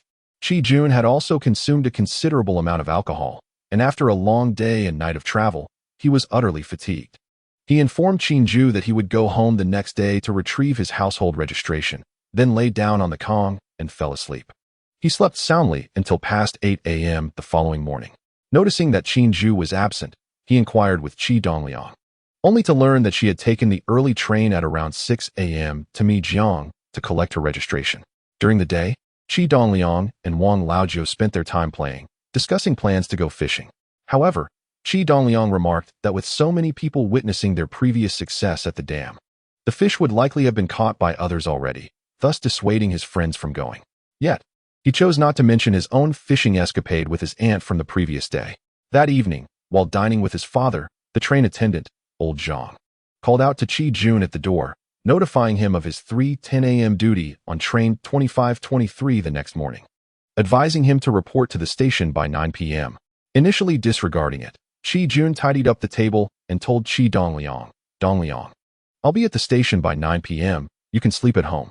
If you're scared, you can sleep in your grandfather's room." Qi Dongliang replied, "Dad, how old am I? I'm not afraid. I can sleep by myself." As he spoke, his gaze fell upon the calendar hanging on the wall, marked July 26th. Suddenly, it struck him. The date reminded him of the infamous 727 major accident that had shocked the entire railway system.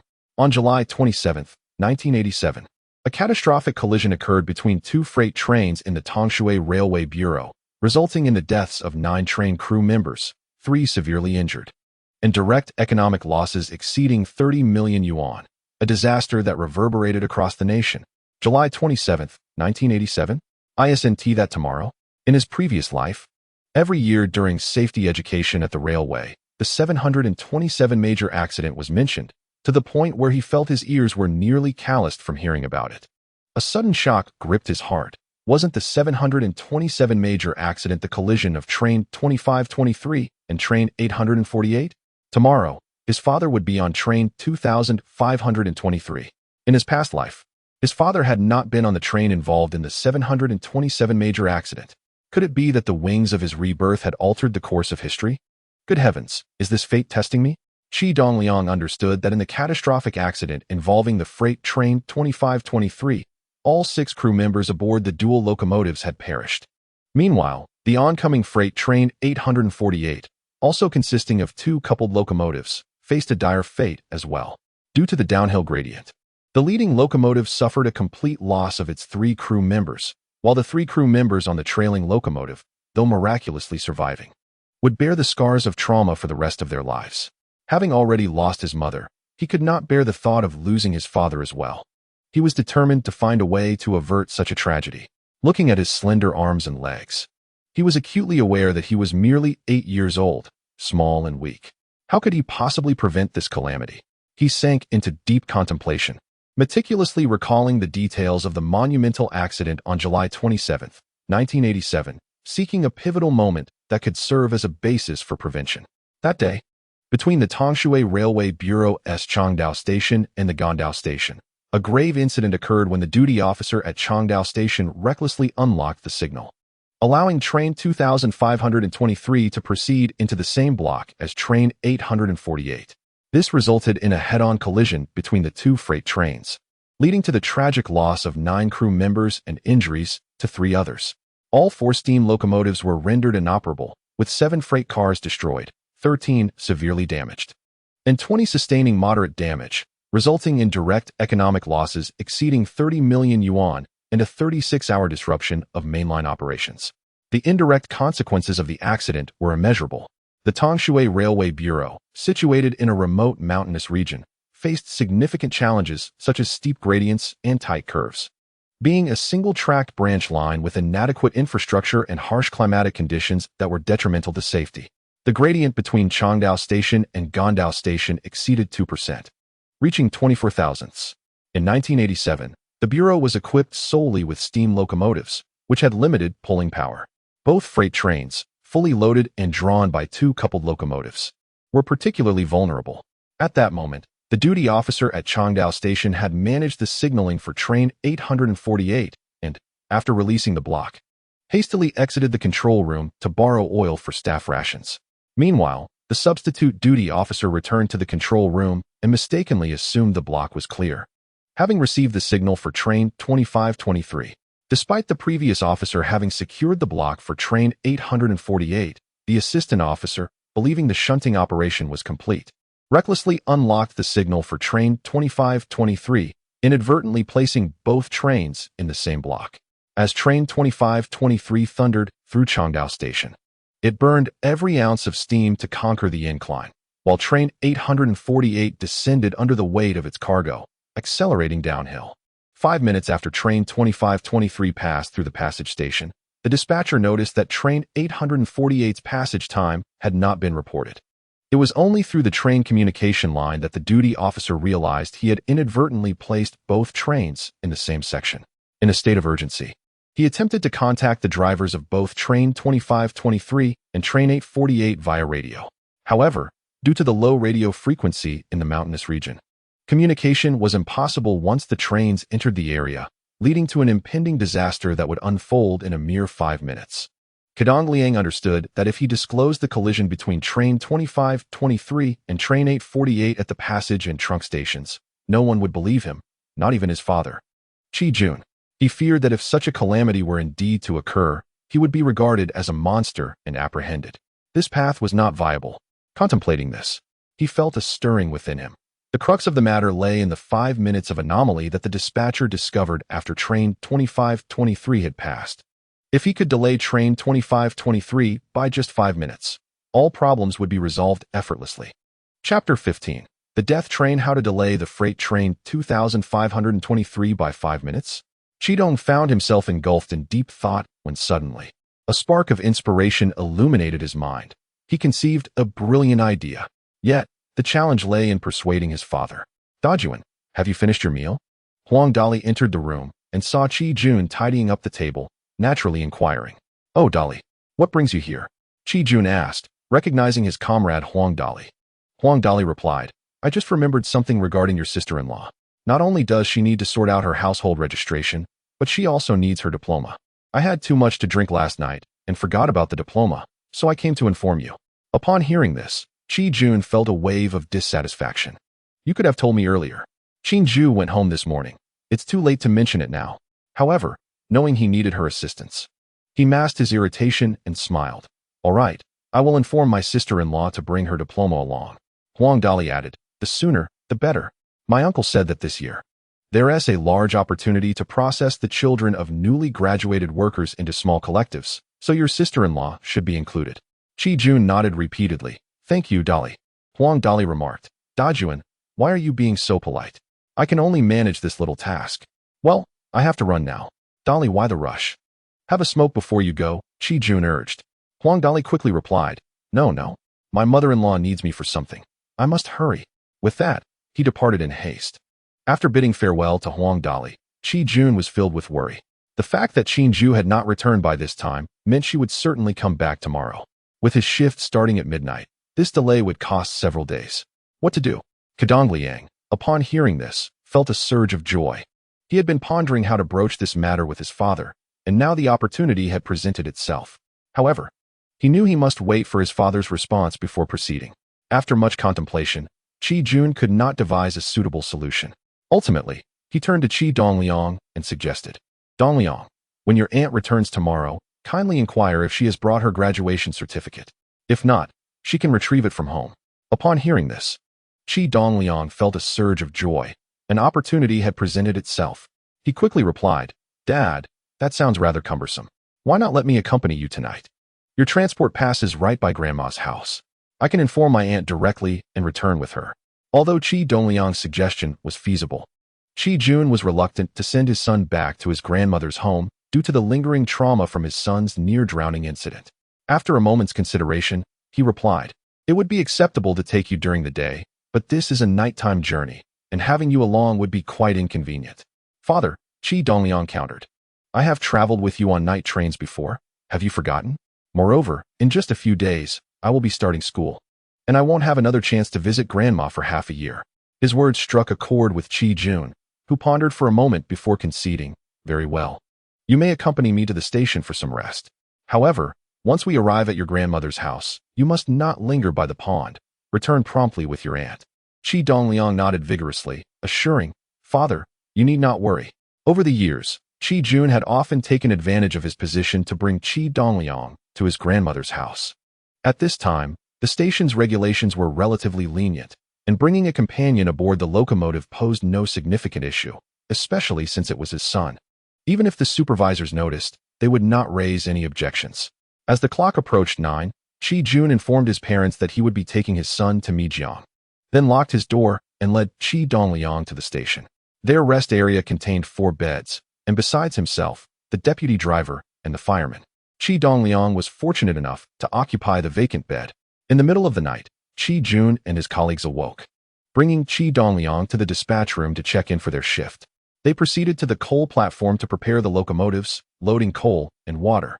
Once the preparations were complete, Qi Jun instructed Qi Dongliang to remain in the driver's cabin while he and the deputy driver stepped down to inspect the various components of the locomotive. After the maintenance was finalized, the 2 locomotives were coupled together and emerged from the depot, heading toward Gujang station. At this moment, the 2523 freight train was already assembled, and the train inspectors were performing pre-departure checks. Qi Jun maneuvered the locomotive slowly into track 9, halting before the derailment warning light. Awaiting the completion of the inspection and the removal of the derailment device to connect to the train, Qi Jun's locomotive served as the lead engine, with the trailing locomotive acting as a supplementary one. Before long, the operations manager, carrying a hand lamp, approached, and upon seeing Qi Jun in the driver's seat, called out, "Che, here is your receipt." Turning to glance down, Qi Jun recognized Zhang Jiufa, the seasoned operations manager with whom he had established a rapport, and inquired, "Master Zhang, how much are you hauling today?" "Full load, 1623 tons." Zhang replied, handing over the receipt to the fireman who was descending the ladder. Initially, Qi Jun felt uneasy about having his son in the locomotive at such a late hour and considered having him stay in the guard car. However, upon realizing that Zhang Jiufa was in charge today, he dismissed that thought.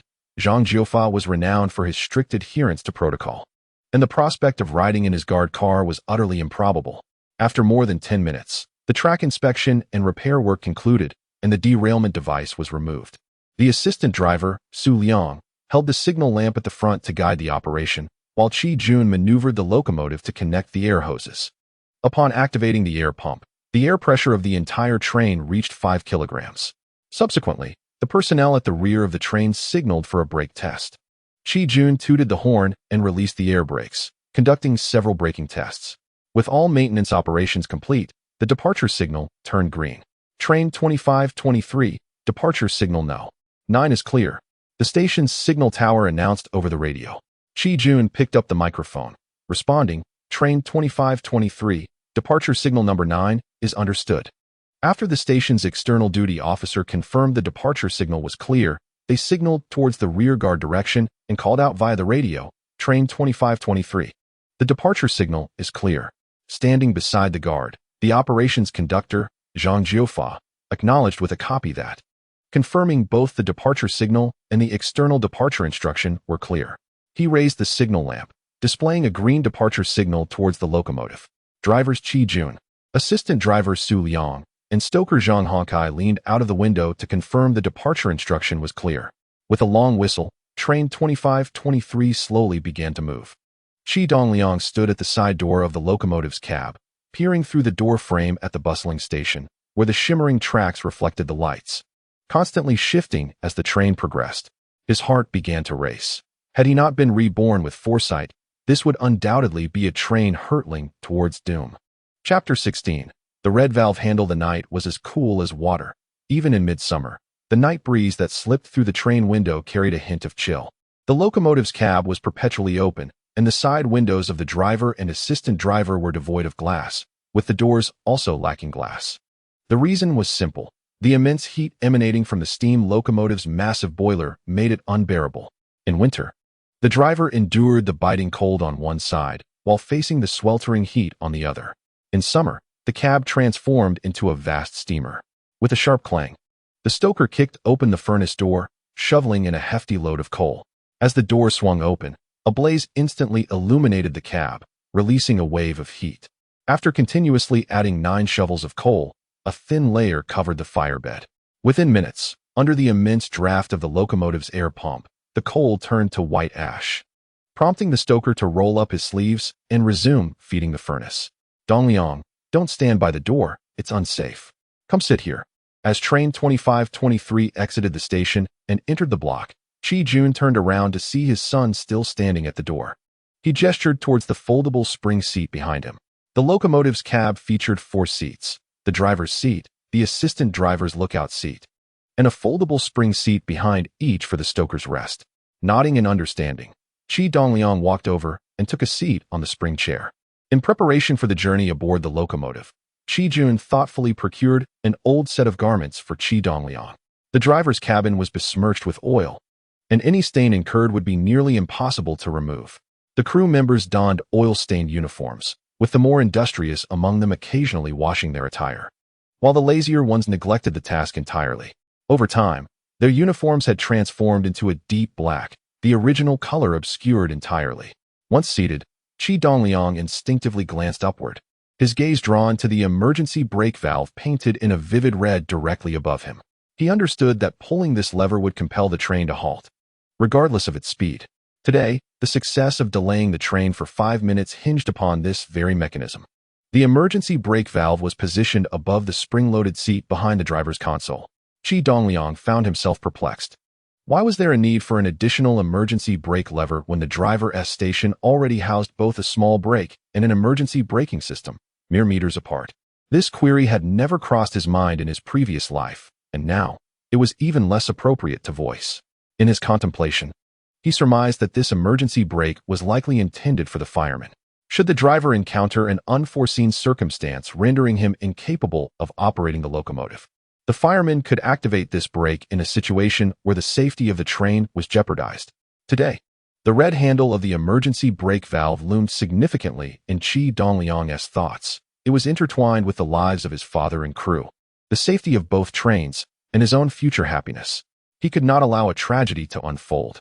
Situated approximately 1.8 meters above the ground, the emergency brake valve was within reach for an adult. Qi Dongliang, at the age of 8, was taller than many of his peers, yet he barely measured over 1.2 meters. Standing on the cabin floor, he would be unable to grasp it. Fortunately, a spring-loaded seat beneath the valve provided him the elevation needed to reach it. After casting another glance at the red emergency brake valve, Qi Dongliang quickly diverted his gaze to avoid revealing his intentions. He observed the fireman diligently shoveling coal into the boiler, the opening and closing of the door igniting bursts of flames. Suddenly, he recalled a line from a railway poet he had encountered in the Liaodong Railway Journal. With each scoop, a ray of sunshine. With each scoop, a glimmer of hope. The imagery of the fireman's labor was profoundly poetic. As the train entered a dark stretch, illuminated solely by the beam of the locomotive's headlight, Qi Jun noted the train's speed had reached 60 kilometers per hour. He adjusted the throttle to maintain a steady pace and turned to Qi Dongliang, who was sitting obediently beside him, saying, "Dongliang, you should take a nap. We still have over 3 hours until we reach your grandmother's house. Qi Dongliang replied, closing his eyes. Yet, sleep eluded him as his mind incessantly rehearsed the plan to pull the emergency brake. Upon perceiving the green signal ahead at Zhongxing Station, Qi Jun promptly grasped the radio and announced, Zhongxing Station, train 2523 is approaching. After a brief pause with no response from the station, he reiterated, Zhongxing Station. Train 2523 is approaching. This time, Zhongxing Station responded immediately, train 2523 will pass through track 2 at Zhongxing Station. Qi Jun echoed, train 2523 will pass through track 2 at Zhongxing Station, the driver understands. While reciting this, he pulled the throttle to accelerate. As track 2 at Zhongxing Station is the main line with no speed restrictions, allowing for a standard passage. Seated beside him, Qi Dongliang discreetly opened his eyes after a while. Upon hearing the confirmation for passage through Zhongxing Station, he shifted back slightly, seeking a more comfortable position. With over 2 hours of operation remaining to reach the next station, and despite the excruciating wait, he resolved to exercise patience.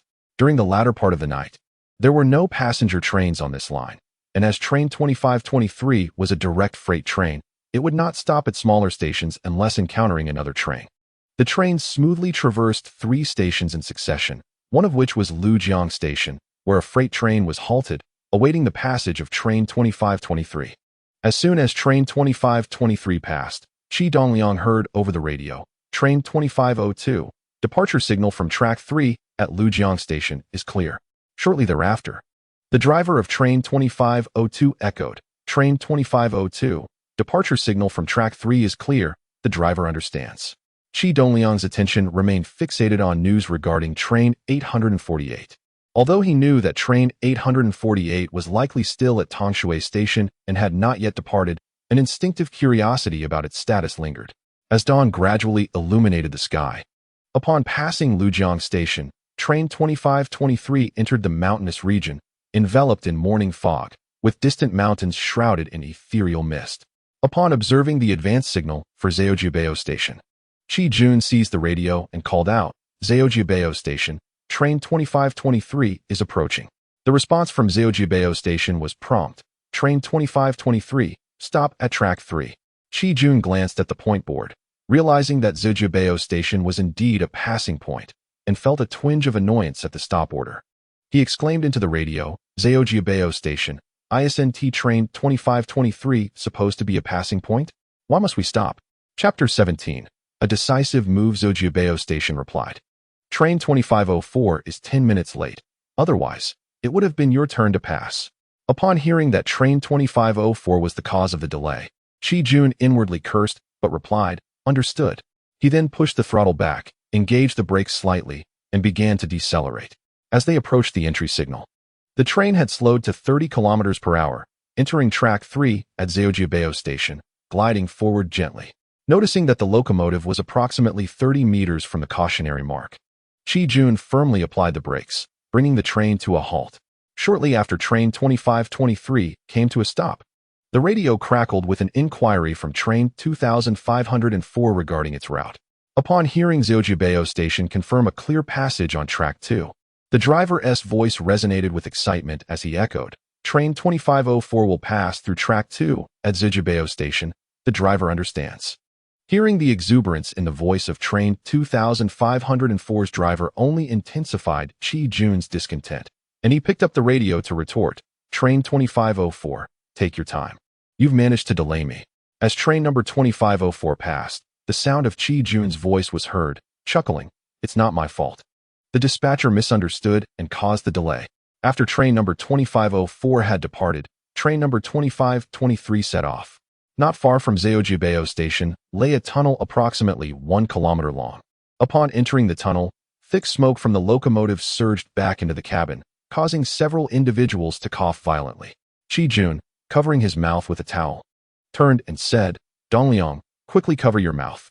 Upon realizing the smoke had infiltrated the cabin, Qi Dongliang promptly shielded his mouth with his clothing.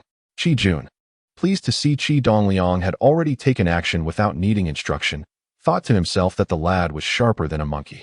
Once they exited the tunnel, the fresh air dispelled the smoke, and everyone released their hands, taking deep breaths. Qi Jun called out, "Honkai, stoke the fire." Zhang Honkai quickly grabbed a shovel and began to add coal to the boiler. Before long, steam pressure built up, and as Qi Jun pulled the steam valve, the locomotive roared angrily and began to accelerate. Train number 2523 passed through 3 stations without stopping, with the next stop being the Tongdao station. Qi Dongliang's heart raced. Throughout the journey, he had been monitoring the messages from the locomotive's radio, hearing about train number 2506 and train number 3120, but there was no word on train no. 848. If they did not receive a message regarding train number 848 before reaching Tongdao station, history would repeat itself, and tragedy would ensue. As train no.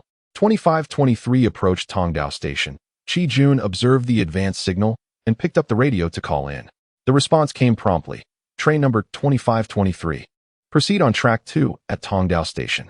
The driver understood. After excitedly acknowledging, Qi Jun turned to the fireman, Zhang Honkai, and urged, "Honkai, add coal quickly. We're about to climb the slope." Zhang Honkai nodded and hurriedly began to feed coal into the boiler. Qi Dongliang stood up and moved to the door to observe the situation at Tongdao station. Train number 2523 thundered past on track 2, and Qi Dongliang noticed that there were no stationary trains at Tongdao station, leading him to conclude that train number 848 must be traveling within the section. A catastrophic accident was on the verge of repeating itself. As train number 2523 passed more than halfway through Tongdao station, he swiftly jumped from his seat, resolutely grasped the emergency brake valve, and pulled it down with all his might. The piercing shriek of the emergency exhaust filled the air as the high-speed train suddenly lurched, its speed plummeting.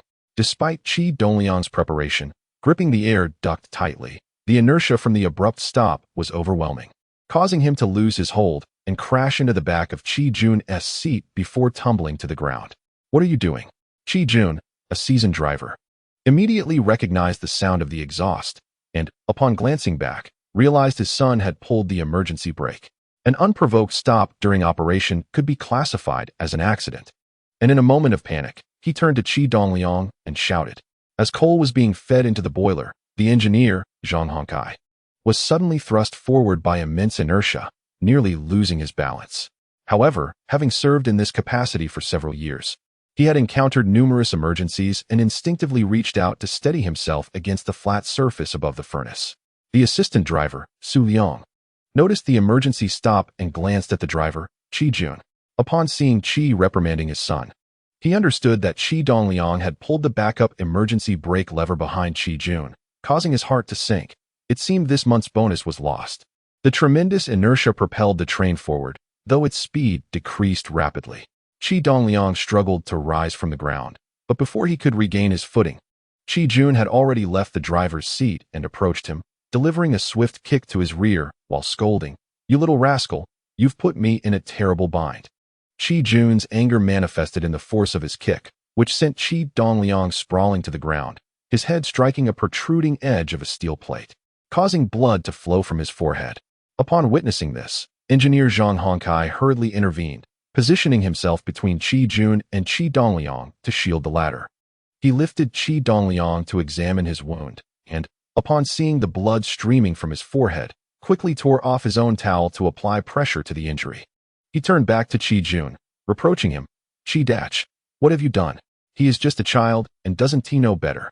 Su Liang also rushed over to assess Qi Dongliang's injury, echoing, "Indeed, Qi Dach, our locomotive is surrounded by iron. Any bump can inflict a serious wound." Qi Jun, upon seeing his son's forehead bleeding, felt an overwhelming sense of regret and heartache.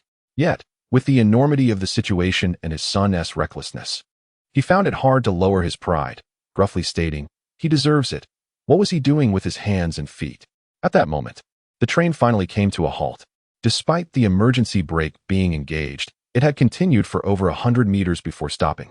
Now positioned on the tracks of the interval after exiting the tunnel station, the first to respond was the driver of the assisting locomotive, Zhao Shili, who, noticing the abrupt stop of the lead engine, inquired over the radio, "Qi Dach, what has happened?" Qi Jun, upon hearing this, grabbed the radio microphone, hesitating to respond. He realized that whatever was said would be overheard at the station, and admitting that his son had mischievously pulled the emergency brake would equate to reporting an incident. jeopardizing the safety record and leading to serious repercussions for himself.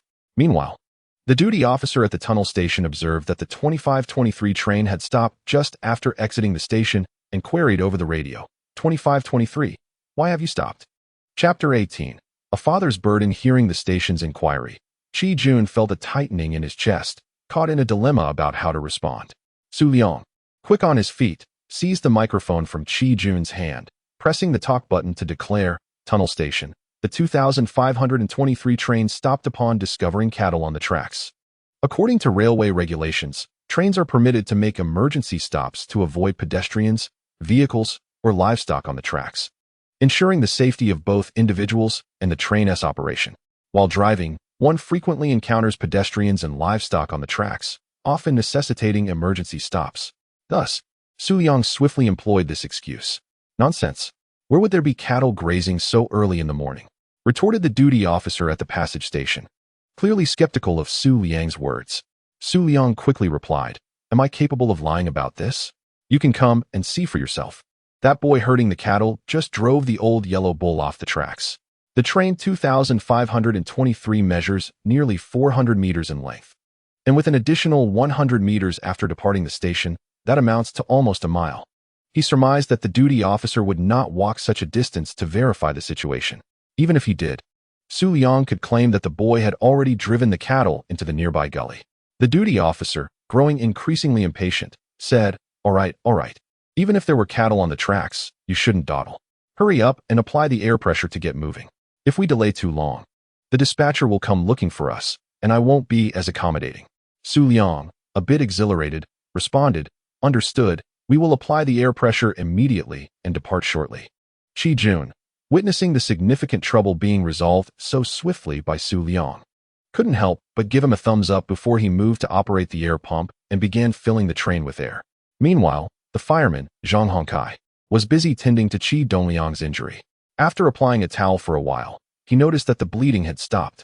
Upon removing the towel, he observed that it was merely a superficial scrape on the forehead, approximately 2 centimeters long, a minor injury, nothing serious. He pressed the towel against the wound and instructed Qi Dongliang, "Keep the towel pressed there while I fetch some iodine for disinfection."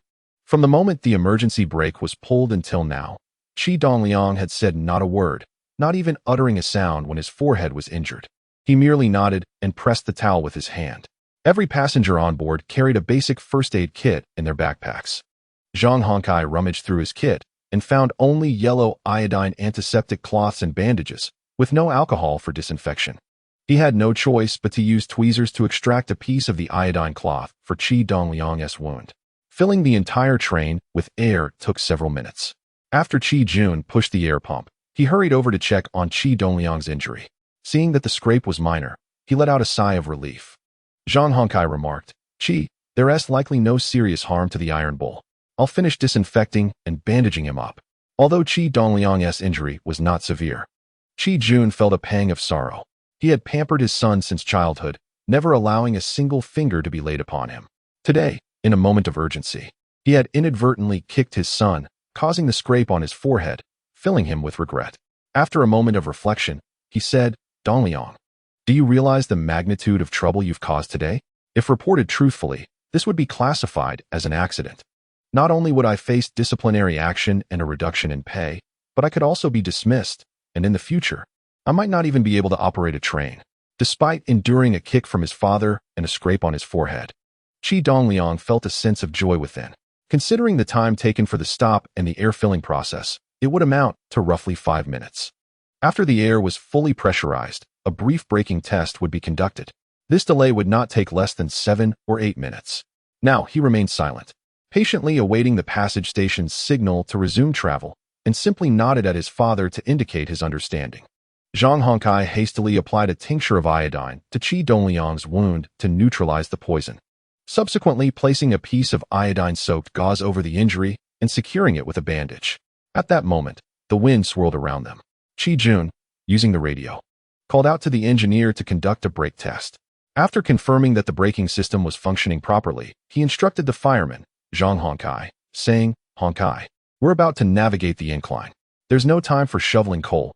Use the coal feeder instead. We have enough coal." "Understood, Chief Qi." Zhang Hongkai replied, turning to activate the coal feeder.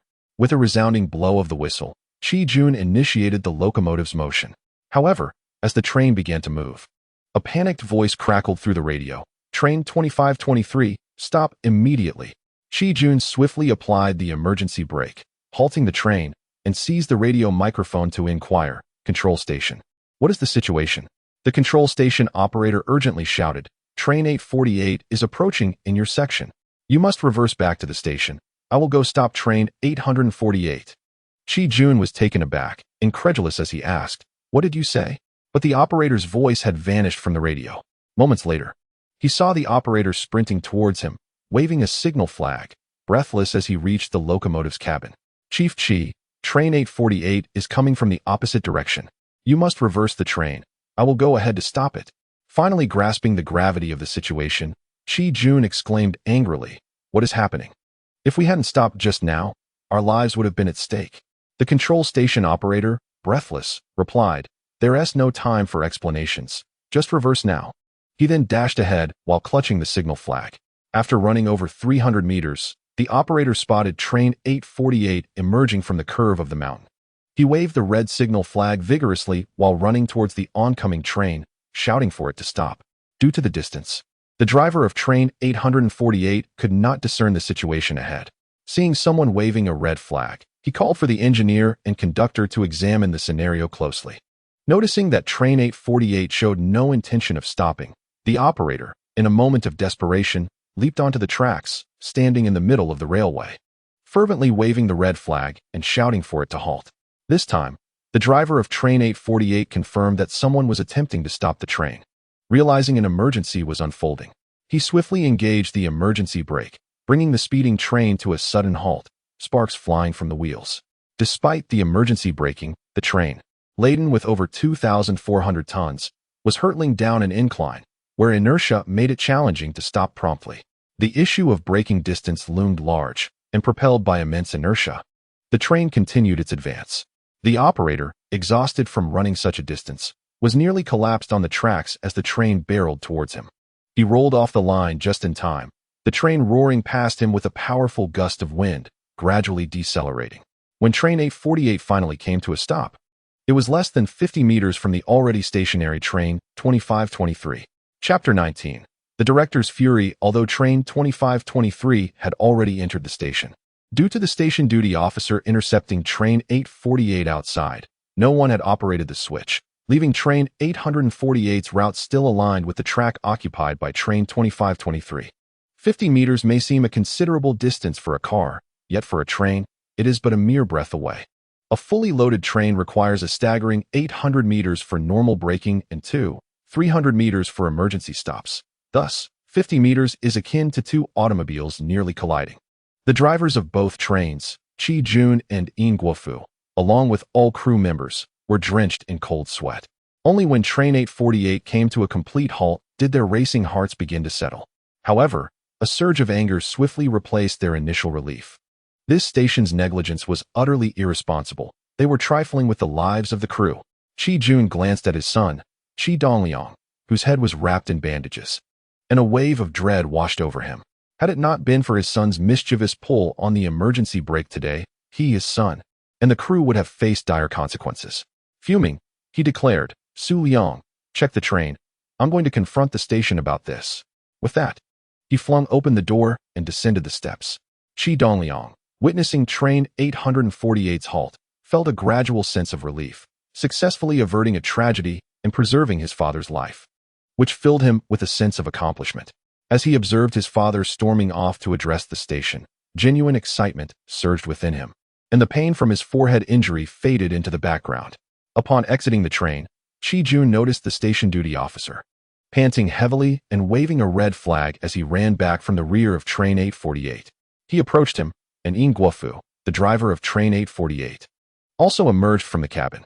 Seeing Qi Jun rush over, he inquired, Qi Deche, what on earth is happening? Are they toying with our lives?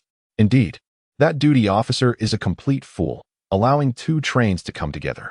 I won't let this go, Qi Jun retorted, advancing toward Yin Guofu. Just then, the station duty officer, Li Changsheng, ran over, and Qi Jun, in a fit of rage, kicked him, demanding, "What is the meaning of this? Are you trying to take our lives?" Li Changsheng, already on the verge of exhaustion, tumbled to the ground from Qi Jun's kick. He hastily raised his hands, pleading, "Brother, it was my fault entirely. Every mistake falls on me. Do as you wish." Although Qi Jun's anger was palpable, seeing the elderly man, with his graying hair and sweat-soaked brow, gasping like a dog, he refrained from delivering a second kick. Instead, he pressed on, sternly asking, "Now, tell me, what exactly transpired?" Breathlessly, Li Changxing replied, "Today, our station is distributing benefits, 10 gene of soybean oil per person. The duty officer, Lao Gua, went to borrow an oil leak and funnel, and I was left to cover for him during the handling of train 2523's blockage at the neighboring station. I mistakenly assumed that train 848 had already passed, and thus authorized the passage for train 2523. After train 2523 moved through, I reported the time to the dispatcher. A short while later, the dispatcher inquired about the passage time of train 848. Upon checking the train log, I realized that there was no record of train 848 passing at all, which led me to understand that the two trains had been allowed to occupy the same section. In a state of urgency, I shouted over the radio. Had there not been cattle on the line, train 2523 would have halted upon rounding the mountain bend, rendering radio communication impossible. Truly, it was a stroke of luck that a catastrophe was averted. Upon hearing this, Qi Jun and Li Changsheng were rendered speechless. Although they experienced a fright, they were fortunate to have escaped the dire consequences of a potential disaster. Now, even if Li Changxing were to receive a good thrashing, the incident had already transpired. When the station duty officer, Hua Chunhua, returned with an oil funnel and oil bucket, he was startled to see one train parked inside the station and another outside. Instantly realizing something was amiss, he abandoned his tools and rushed over. Upon seeing Li Changxing sitting on the ground, he anxiously asked, "Old Li, what happened?" Li Changxing recounted the events, and Hua Chunhua broke out in a cold sweat. After hearing the story, he smacked his thigh and exclaimed, "Old Li, you nearly caused my demise." Noticing Li Changxing sitting dejectedly on the ground, Hua Chunhua pulled him up and instructed Qi Jun and Ying Guofu, "You two, hurry back to your locomotives and prepare. I will first bring train 848 into the station. Otherwise, it will disrupt the subsequent trains. I apologize for today's events, and we shall bear any responsibility that arises, given the circumstances." Although Qi Jun and Ying Guofu felt anger, they recognized the validity of Hua Chunhua's reasoning. Ensuring the smooth operation of railway transport was paramount. If train 848 was not allowed into the station, it would disrupt the mainline operations, a responsibility none of them could shoulder. With displeasure, they returned to their respective locomotives. Hua Chunhua hurried back to the station duty room, aligned the route for train 848 towards track 1, and then cleared the signal for passage. Field duty officer Li Changxing guided train 848 through the channel station, after which the departure signal for train 2523 was also cleared. Qi Jun let out a long honk of the horn and set the train in motion.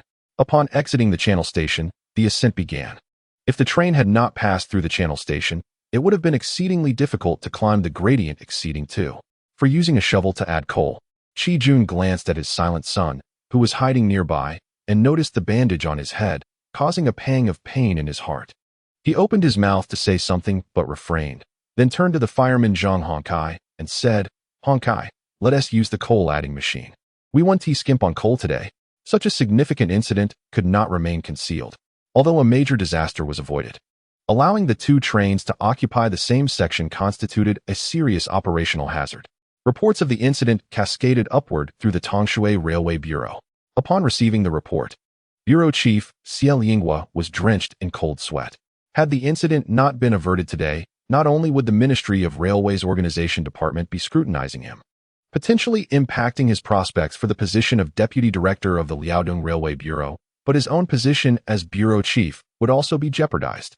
Suppressing the seething anger within, Xiao Yinghua seized the telephone to contact the Deputy Director of Security, Shi Wenju, with utmost gravity. "Director Shi," he stated, "the incident that occurred today at the passage station is of a most serious nature. You must lead the Safety Supervision Office and the Transportation Department to thoroughly investigate the cause of this accident. Those responsible must face severe consequences, while those who contributed to preventing the accident should be generously rewarded." After hanging up the phone, Xia exhaled heavily.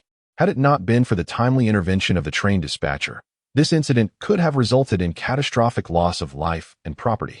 At a critical juncture in his promotion, any significant accident that interrupted the safety record would undoubtedly jeopardize his advancement. Fortunately, today's incident was merely a near miss, with minimal repercussions for him. However, the potential consequences of such a perilous event were indeed alarming and warranted serious action. Chapter 20. Fortuitous star. Under the leadership of Deputy Director Shi Wenju, the cause of the accident was swiftly determined to be solely attributable to the passage station. It was also discovered that the 2523 train had been delayed by cattle on the tracks. Although this incident of cattle obstructing the line was an objective factor, it inadvertently provided precious time to avert a major disaster. Had the train entered the mountainous region, communication would have been impossible, rendering the accident unavoidable. By 5 p.m., the investigation report on the 727 near-miss incident was presented to Director Xia. After reviewing it, he promptly convened a meeting with the standing committee members who were at home to discuss the handling of this incident and the rewards for those who had helped prevent it. The standing committee quickly reached a resolution, determining that the Tongshui Transportation Section bore responsibility for the near-miss incident. The primary responsible party, Li Zhongxing, the assistant dispatcher at the Tongshui Passage Station, was dismissed from the railway service and placed under observation for 1 year, while being reassigned from his operational duties. The secondary responsible party, Gujang, the dispatcher at the same station, received a serious reprimand and was also reassigned. The station master was relieved of his duties, and the deputy section leaders responsible for transportation and safety received administrative warnings. Both the section chief and the party secretary were required to submit written reflections, and the Tongshui Transportation Section's eligibility for annual commendations was revoked. In recognition of their efforts, personnel who contributed to preventing the accident would receive a reward of 50 renminbi each from the bureau, with the dispatcher Hu Yan, who directly mitigated the incident, receiving a reward of 5,000 RMB. Given that the Qi Dongliang team, responsible for the 2,523 train S operations, indirectly gained valuable time to avert the disaster, they were awarded 1,000 RMB. The following morning at 8 a.m., the Tongshui Railway Bureau convened a phone conference to address discipline and oversight across the bureau. During this meeting, the decisions regarding the responsible units and individuals were announced, along with the rewards for those who had aided in preventing the accident. It was also resolved to initiate a comprehensive month-long safety inspection throughout the bureau to thoroughly identify potential hazards and purify the safety production environment. The Qi military team returned to Gujang shortly after 2 a.m., as they were rewarded personnel recognized for their role in preventing accidents. The leadership of the maintenance section deliberately allowed them to rest in the lounge, where they were to participate in a teleconference on disciplinary measures at 8 a.m. After the conclusion of the meeting, Section Chief Huang Xianxian took a moment to encourage the team. Following the departure of the 3 members of the Qi military team, Huang leaned back in his chair, rhythmically tapping his fingers on the desk, lost in thought. The implications of this perilous incident were profoundly significant for Gujang's maintenance operations. Had it not been for the emergency stop of train 2523, which averted a collision with a cow, the consequences would have been dire. Although the responsibility did not lie with the Gujang maintenance section, they emerged as the gravest victims, and handling the aftermath would prove exceedingly challenging. Concurrently, Huang received internal information revealing that the emergency stop of train 2523 was not due to a cow on the tracks, but rather because Qi Jun's son mischievously pulled the emergency brake. It was indeed the child's antics that inadvertently bought precious time, thus averting a catastrophic accident. However, such matters could hardly be made public. Fortune favors the bold, Huang mused after a prolonged contemplation, expressing a deep sense of wonder. Deep within, he felt a profound reflection on how a child's mischief had saved countless lives, preventing a potential tragedy. He perceived this as a twist of fate, best described by the term blessed star. Upon exiting the maintenance facility, Qi Jun hurried home. The train he had operated, 2523, had traveled uninterrupted since its departure from the Tongdao station, with the Mijiang station also signaling through. However, he needed to drop off his son, Qi Dongliang. As the train approached the station, he began to decelerate, drawing his son close and asking with sincere concern, "Dongliang, does your head still hurt?" Looking up at his father's resolute face, Dongliang beamed. "It doesn't hurt anymore, not at all." This response only deepened Qi Jun's unease. Had his son not pulled the emergency brake today, they might have all perished. While he could accept his own fate, the thought of losing his 8-year-old son weighed heavily on his heart, especially considering the loss of his mother. With tears welling in his eyes, he recalled the saying, "A man does not shed tears lightly, but when the heart is truly sorrowful." He gently patted his son's frail shoulder, retrieving 20 yuan from his pocket and placing it in Dongliang's hand. "Dongliang, today we one tea stop at Mijiang Station. When we pass through, I'll slow down, and then Honkai will help you get off, ensuring the station staff takes you to your grandmother's house.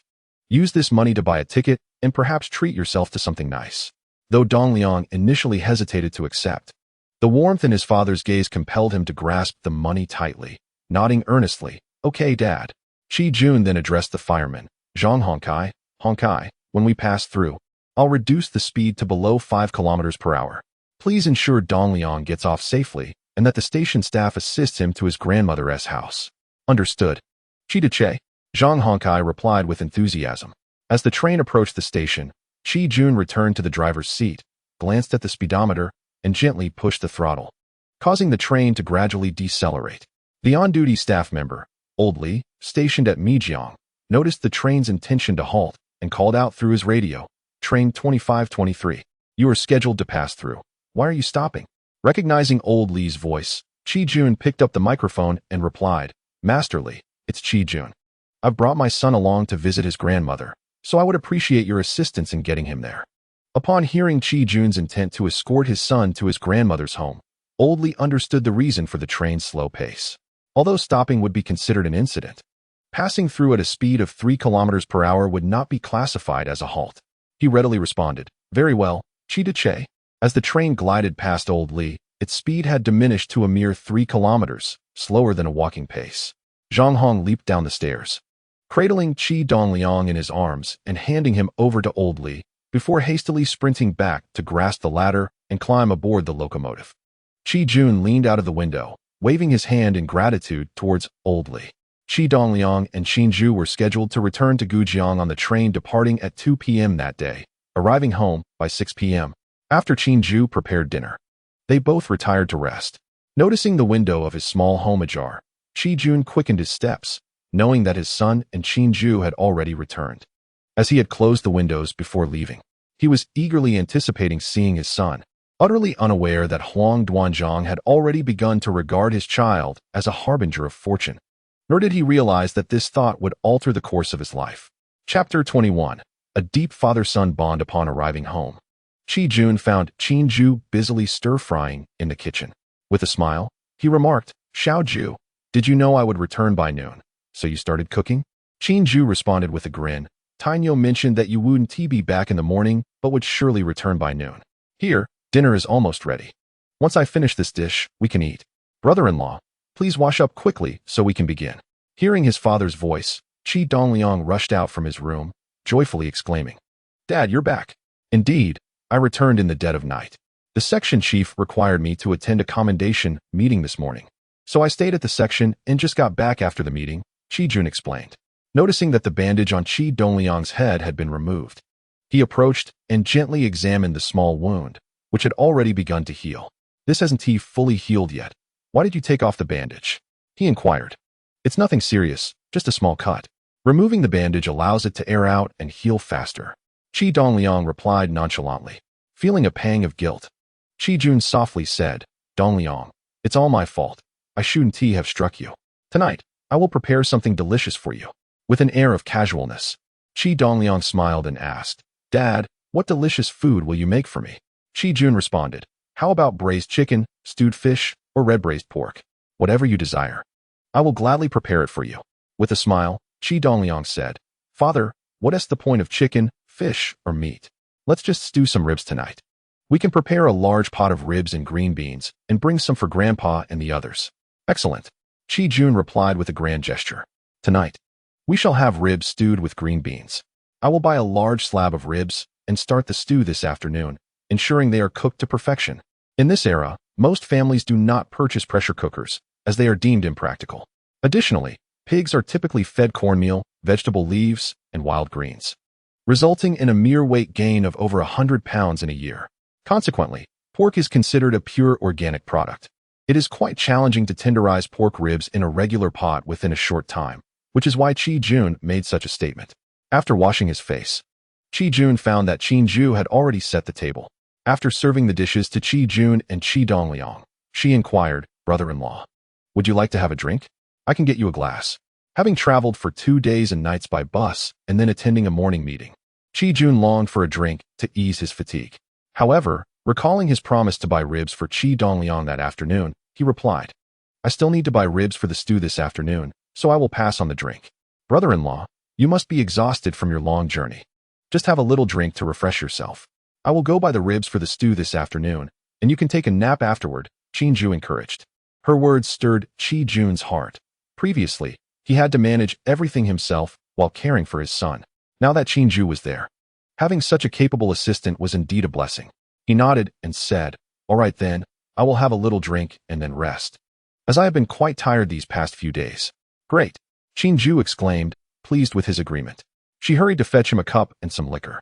The cup was an ordinary one, holding about 3 ounces of liquor, and the liquor at Qi Jun's home was a potent 60-degree spirit, brewed from pure grains and infused with ginseng and other herbs in a large glass jar. There was still more than half a jar remaining. Qin Zhu opened the lid and poured a glass for Qi Jun. Qi Jun happily accepted the cup and said, "Qin Zhu, you needn't fuss about. Please sit down and enjoy the meal." Seeing her nod and take a seat, Qi Jun raised his cup, savoring a sip of the liquor, then took a bite of the food. Qi Dongliang, reflecting on his father's earlier mention of an award ceremony, realized it must be related to yesterday's incident prevention. Logically, it was unlikely that his father would receive any recognition, but seeing the pride in his father's expression made him eager to learn who was being honored. Noticing his father's gaze upon him, he asked, "Dad, you mentioned attending an award ceremony this morning. What kind of award ceremony was it?" Upon hearing his son's inquiry, Qi Jun's excitement surged. He had yet to share the news of the 1,000 yuan bonus and smiled as he replied, "It was the award ceremony for preventing yesterday's incident. Our team received a bonus of 1,000 yuan. Such a substantial bonus?" Qin Zhu exclaimed in astonishment. Qi Jun continued, "That isn't much. Our team only received 1,000 yuan, while the dispatcher, who played a crucial role in preventing the incident, received a staggering 5,000 yuan. Wow." Qin Zhu gasped, even more shocked. To earn so much at once. In my entire life, I have never seen such a sum. In contrast to the shock displayed by Qin Zhu, Qi Dongliang remained remarkably composed. Although 5,000 yuan is not an insignificant sum in this era, having encountered substantial wealth in his past life, he felt little impact. To align with his father and aunt, he feigned astonishment, exclaiming, "Is it really that much? I've never seen such a sum." Qi Jun, with a smile, took a sip of his drink and set the glass down, stating, "At the commendation meeting, our team was recognized for preventing a serious accident by stopping the train before colliding with a cow. In my opinion, the true hero of this incident is our Dongliang. Had he not pulled the emergency brake, it would have been futile even if the train operator had noticed." Though Qi Dongliang was acutely aware of the truth of the matter, he understood it was not something to be openly discussed, so he merely chuckled quietly. Qi Jun continued, "Dongliang, we owe you our lives. Without your intervention, we would not be here." Realizing that remaining silent was not an option, Qi Dongliang replied, "Dad, it was merely my mischief that led to this fortunate accident. As long as you don't blame me for being naughty, I'm content." Qi Jun reassured him. How could a father blame his son? "Not only will I not blame you, but I shall also reward you. Braised pork ribs with green beans is just the beginning. Whatever you desire, I shall procure for you. Just name it." Qi Dongliang responded, "Dad, I want for nothing. Your well-being is more precious than anything else." Hearing his son's words, the eyes of such a robust man as Qi Jun glistened with tears. Previously, he had only viewed his son as a mischievous boy, but now he was deeply moved by Dongliang's maturity, filling his heart with solace. Unbeknownst to Qin Zhu, Qi Dongliang had refrained from sharing the events that transpired on the train during their journey to Gujang, leaving her puzzled as she observed the father-son duo. Noticing her expression, Qi Jun offered no further explanation but inquired, "By the way, Qin Zhu, have you brought the household registration book and diploma?" Qin Zhu, more concerned about her employment situation, promptly responded, "Brother-in-law, I have everything ready." Qi Jun replied, "That's excellent.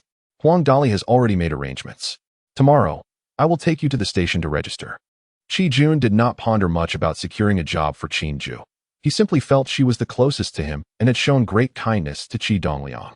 Moreover, she had saved his son's life, and knowing she did not wish to toil in the fields, he was eager to assist her. He had not anticipated that once she began working at the mechanical services company, she would reside in his home, which was precisely what Qi Dongliang had hoped for, a sentiment that remained known only to him. Chapter 22. The young uncle Qin Ju and Qi Dongliang ate quickly. Once he finished, Qi Dongliang set down his bowl and announced, "Dad, Aunt, I am done. Please take your time." Upon hearing this, Qin Ju hurriedly finished her meal and placed her bowl down, saying, "I'm done too, brother-in-law. You drink slowly. Once you finish this cup, I will pour you another." Qi Jun waved his hand, saying, "1 cup is sufficient. Drinking too much in this heat can be uncomfortable."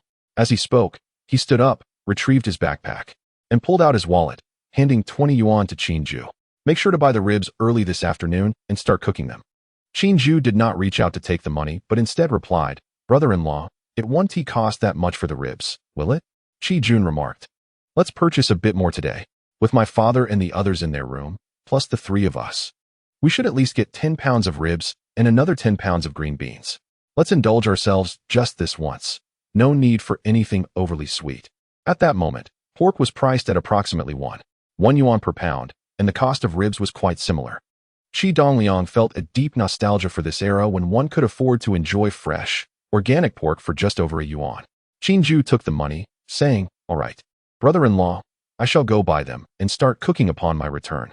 Then she turned to Qi Dongliang and said, "Tainyo, come along with me." Qin Ju was meticulous. When it came to spending money, she preferred to have Qi Dongliang accompany her. Although her brother-in-law trusted her implicitly, she felt it prudent to have a witness. Qi Dongliang instinctively wanted to decline, but upon seeing his aunt's hopeful gaze, he understood and silently admired her caution. With a smile, he replied, "All right, Aunt." Qi Jun, fully aware of Qin Ju's intentions, called out to Qi Dongliang, "Dongliang, what are you going for?" "Stay at home." Qi Dongliang explained, "Dad, I'm going with my aunt to the market to see if there are any delicious things to buy." Upon hearing that Qi Dongliang, being a little glutton, wished to seek out tasty treats, Qi Jun ceased to object, saying, "Fine, buy whatever you desire."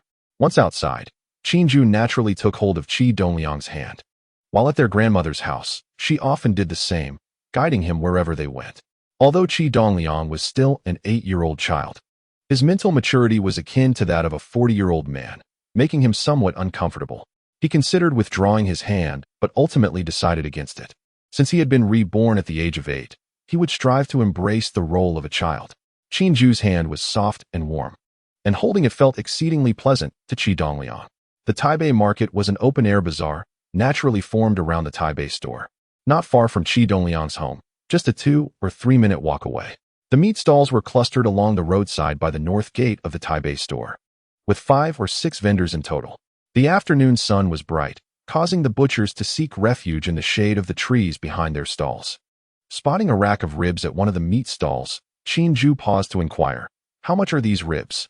The butcher, a man in his 30s or 40s, sat in the shade not far away, wearing a grease-stained black tank top. Upon noticing that Qin Ju was merely a young girl, he doubted her ability to purchase ribs. Knowing well that they were more expensive than regular meat, and that most families rarely bought meat, let alone ribs. Thus, he remained seated and replied, 2 yuan per pound. How much do you want? 2? That seems rather exorbitant." Qin Ju couldn't help but protest. The butcher, sensing her hesitation, grew somewhat impatient and retorted, "If you think this is too expensive, go buy from someone else."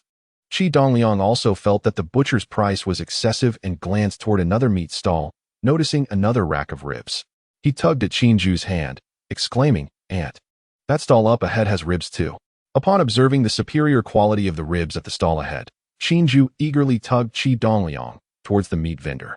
The proprietor, a woman in her 30s, hurriedly approached from beneath the shade of a tree, greeting them with a smile. "Young lady, are you interested in purchasing some ribs?" Qin Ju nodded and inquired, "How much do they cost per pound?" The vendor replied, "It's 2 yuan per pound." Qin Ju remarked, "That's rather expensive. Could you perhaps lower the price a bit?" The vendor chuckled, "Today, ribs are priced this way. Just look at the quality of my ribs. Not only are the bones thin, but the meat is also thick. You won't find ribs as good as mine anywhere in the market. Noticing the vendor's firm stance on pricing, Qi Dongliang interjected, Auntie, if we buy in larger quantities, could you offer us a discount? The vendor inquired. How many pounds are you looking to buy? Qi Dongliang glanced at the ribs on display, estimating there to be around 10 pounds, and replied, We'll take the whole lot. Hearing this, the vendor was elated, as the sweltering summer heat posed a risk of spoilage if the ribs remained unsold. She offered, If you're taking them all, I can let you have them for 1 yuan. At that moment, a male meat seller, who had been observing, couldn't resist stepping forward. Young lady, if you're buying a whole lot, I can offer you my ribs for just 1 yuan per pound.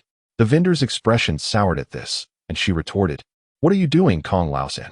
Is this how you conduct business? Kong Laosan, with a defiant demeanor, replied, Did you not just claim that your ribs are better than everyone else's? Well, I'm lowering my price. Young lady, how about 1 yuan per pound? Being from the countryside, Qinju felt intimidated by the escalating argument between the two vendors and remained silent, watching them nervously. Qi Dongliang, however, grew irritated at Kong Laosan's interference. Previously dismissive, he now asserted loudly, No way. I would rather pay 1 yuan for quality. How dare you speak to me like that? Kong Laosan exclaimed, realizing his sale was at risk. He pointed angrily at Qi Dongliang. Despite Kong Laosan's intimidating presence, Qi Dongliang stood his ground, retorting, I won't buy your meat, so what will you do about it? You little brat, you're asking for a beating. Kong Laosan charged towards Qi Dongliang from behind the stall. In a swift motion, Qinju pulled Qi Dongliang behind her for protection, shouting at Kong Laosan, What? Do you intend to hit someone? At that moment, a young man with a flamboyant hairstyle stepped in front of Kong Laosan, delivering a sharp slap to his face. Kong Laosan, you've become bold, haven't you? You dare to bully my nephew. Kong Laosan, taken aback and devoid of any retort, quickly donned a sheepish grin, saying, Brother Danghai, I had no idea. If I had known, I wouldn't have dared. Qi Dongliang felt a warmth in his heart as he realized his uncle, Qi Hai, had come to his defense. Since his rebirth, Qi Hai had been absent, and today marked the first time he had seen his uncle. Chapter 23, Celebration. Qi Hai boldly declared, Damn it, keep your eyes peeled in the future. Yes, Brother Danghai. Upon hearing Qi Haisung's agreement, Kong Laosan quickly expressed his compliance and retreated to his stall, apprehensive that Qi Hai might reconsider and reprimand him further. In the vicinity of Taipei, Qi Hai was associated with the formidable Pan Yong, who held dominion over the area, and none dared to provoke him. Qi Hai had several loyal underlings, known for their audacity and valor, earning the respect of their leader. Consequently, those engaged in commerce around Taipei market held a healthy fear of him. At that moment, Qi Hai shifted his gaze toward Qi Dongliang and Qinju. After casting a glance at the beautiful Qinju, he inquired, Tainyo, who is she? Qi Dongliang replied, Uncle, she is my aunt, Qinju. She will be residing with us henceforth. While he felt a twinge of curiosity regarding why his elder brother's sister-in-law was staying at his home, Qi Min refrained from questioning as he had matters to attend to. He then asked, Tainyo, are you here to purchase pork ribs? Indeed, Qi Dongliang affirmed. My father requested it. We are preparing pork ribs with green beans for dinner. Uncle, you should join us tonight. My father asked for 10 pounds of ribs. Upon hearing that his elder brother's household was buying such a quantity of ribs, Qi Hai could not help but salivate, discreetly swallowing his anticipation. He turned to the female vendor and inquired, Madam, my nephew wishes to purchase your ribs. How much do you charge per pound? Seeing Qi Hai reprimand Kong Laosan for encroaching on her business, the vendor felt a sense of satisfaction, even if not directly for her own sake. Moreover, with Qi Hai's reputation in the market, she readily replied, Since Brother Hai has spoken, it's $1 per pound. Very well, please weigh the amount, but I must warn you not to tamper with the scales, lest you face the consequences, Qi Hai cautioned. It was well known that vendors often manipulated the scales, giving a mere 9 ounces when a pound was requested, thus accumulating substantial gains over time. Familiar with their tricks from frequent visits to the market, Qi Hai issued the warning. The vendor, smiling, responded, I wouldn't dare deceive Brother Hai. Rest assured, you will receive your full measure. She then took the hook scale and weighed the ribs, declaring, 11 pounds and 4 ounces. Let's consider it 11 pounds. Trusting the vendor's integrity, Qi Hai did not scrutinize the scale and informed Qi Dongliang, Tainyo, I have matters to attend to. I shall return home this evening. Without greeting Qinju, He departed. Qi paid $11 for the ribs and prepared to leave. Qi Dongliang hesitated and addressed the vendor. "Auntie, could you please chop the ribs for us? We lack a suitable knife at home, and it would be quite a hassle." "Of course, young one, I shall assist you," she replied, taking the ribs from Qi and placing them on a sturdy cutting board. She retrieved a sharp cleaver from beneath her stall and, in no time, chopped the ribs into inch-long pieces resembling soft, bullet-like bundles. As she packed the ribs into a convenient bag, she advised, "Once you return home, simply slice between the two bones, and you'll be set." Qi Dongliang and Qi purchased 10 beans and strolled through the market for a while. Initially, he intended to buy something, but after surveying the stalls, he found nothing appealing. The market offered only sand fruits and hawthorn berries. Other fruits were absent. He did notice a vendor selling water chestnuts, large ones for 2 cents each and smaller ones for 1 cent for 2. In his childhood, he had a fondness for water chestnuts, but after his rebirth, he found himself indifferent to them. Consequently, he returned home with his aunt. Upon arriving home, Qi had already set the dining table and was napping at the head of the Kong. Qi advised Qi Dongliang to go play and not disturb his father's rest. After cutting and cleaning the ribs, she placed them in the pot to stew and took a small stool to the courtyard to shell the beans, occupying herself for over an hour. As the clock approached 3, Qi awakened and, upon entering the kitchen to check the pot, pierced the ribs with chopsticks. The meat yielded easily, indicating they were well cooked. Spotting Qi sitting under the grape trellis, he called out, "Xiaoju, the ribs are nearly done. You can add the beans now." Qi had already finished shelling the beans and had them washed and ready in a basin.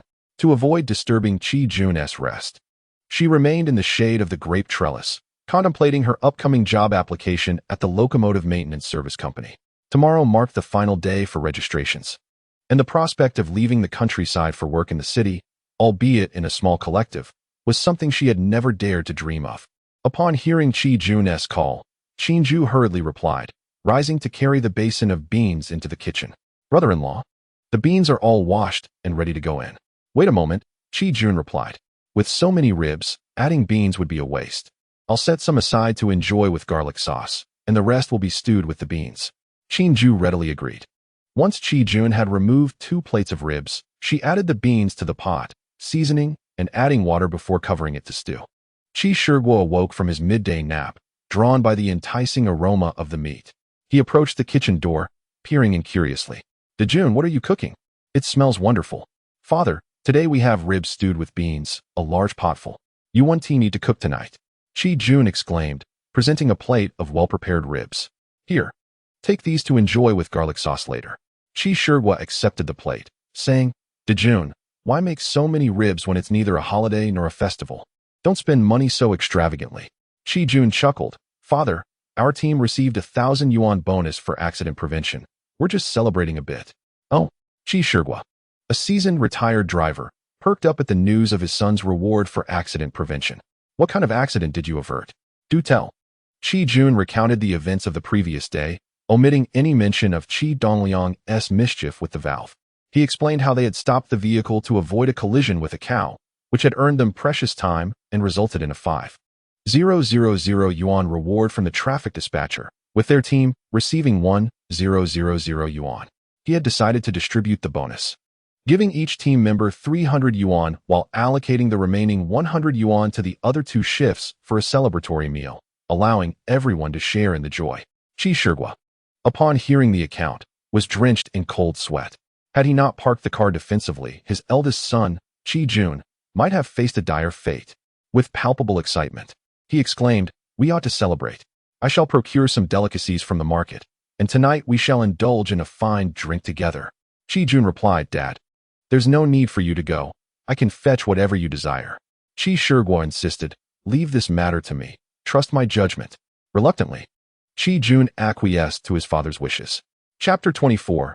A half-hearted endeavor. The market was, after all, in close proximity to the Qi residence, and Qi returned swiftly with a roasted chicken, a portion of pig's head meat, and 2 rolls of rice noodles. The pig's head meat was ready to eat, simply requiring a dip in garlic sauce, while the rice noodles were intended for a refreshing salad. A few cucumbers from the family garden could be sliced and tossed in. Meanwhile, Qi Dongliang had not sought out playmates, but had instead wandered along the clothing street, traversing back and forth multiple times. He was keen to observe this year's fashion trends, discern which garments were in demand, and casually inquire about stall rental fees. Though he was but a child and few were inclined to engage him seriously, he nonetheless gleaned some valuable insights. By the time he returned home, it was nearly 5 p.m. Upon seeing his son's arrival, Qi Jun urged, "Dongliang, quickly wash your hands and face, then join your grandfather for dinner." Given the abundance of food prepared, it was imperative they all dine together. In Qi Shigua's household, only he and his wife were present, while his youngest daughter, Qi Mei, would not return from her evening study session until after 9 p.m., and it was uncertain whether his youngest son, Qi Hai, would make it home. With just 5 of them, Qi Shigua, Qi Jun, and Qin Ju, he was resolute that they should celebrate together. As the dishes were served on the table, Qi Shigua and Qi Jun poured the wine. Noticing that his grandmother, Qiu Shuyun, had no wine before her, Dongliang, aware that she could indulge in a sip, urged, "Grandma, do have a drink." Qiu Shuyun replied, "I am feeling unwell today, so I shall abstain." Dongliang encouraged, "Grandma, you can have just a little. Alcohol promotes circulation. A small sip will suffice." Fearing she might stubbornly refuse, he leapt from his seat, declaring, "Grandma, allow me to fetch you a cup." He returned with a small wine cup, placing it before Qiu Shuyun. Seeing that his mother had not outright declined, Qi Jun poured her a modest serving. Qi Shigua raised his glass, stating, "De Jun, today's reward for preventing an accident is but a trifle. Escaping a calamity is truly a cause for great celebration. Let us raise our glasses." Noting that his father had not invited his mother, Qi Jun chimed in, "Mom, come, let us drink together." After his mother took a sip, Qi Jun downed his drink in one gulp. As the second round of drinks was poured, Qi Hai stumbled into the room, startled to find everyone already dining. "I rushed back as quickly as I could, yet I still arrived late. Have you all begun without me?" Qi Shigua, upon seeing his youngest son, was filled with ire and reprimanded. "How dare you show your face? Pray tell, what have you been doing for over a week without returning home?" Qi Hai, indifferent, reached for a rib, biting into the meat as he replied, "I was helping a friend catch something in the ditch. I spent over a week at Songquan. The catch has been rather poor lately." Qi Hai struggled to comprehend what Qi Dongliang meant by grabbing the pine nuts, yet Qi Dongliang understood perfectly. Grabbing referred to the acquisition of pine nuts, a product native to the Changbai Mountains, where Songquan serves as a minor distribution center for local goods.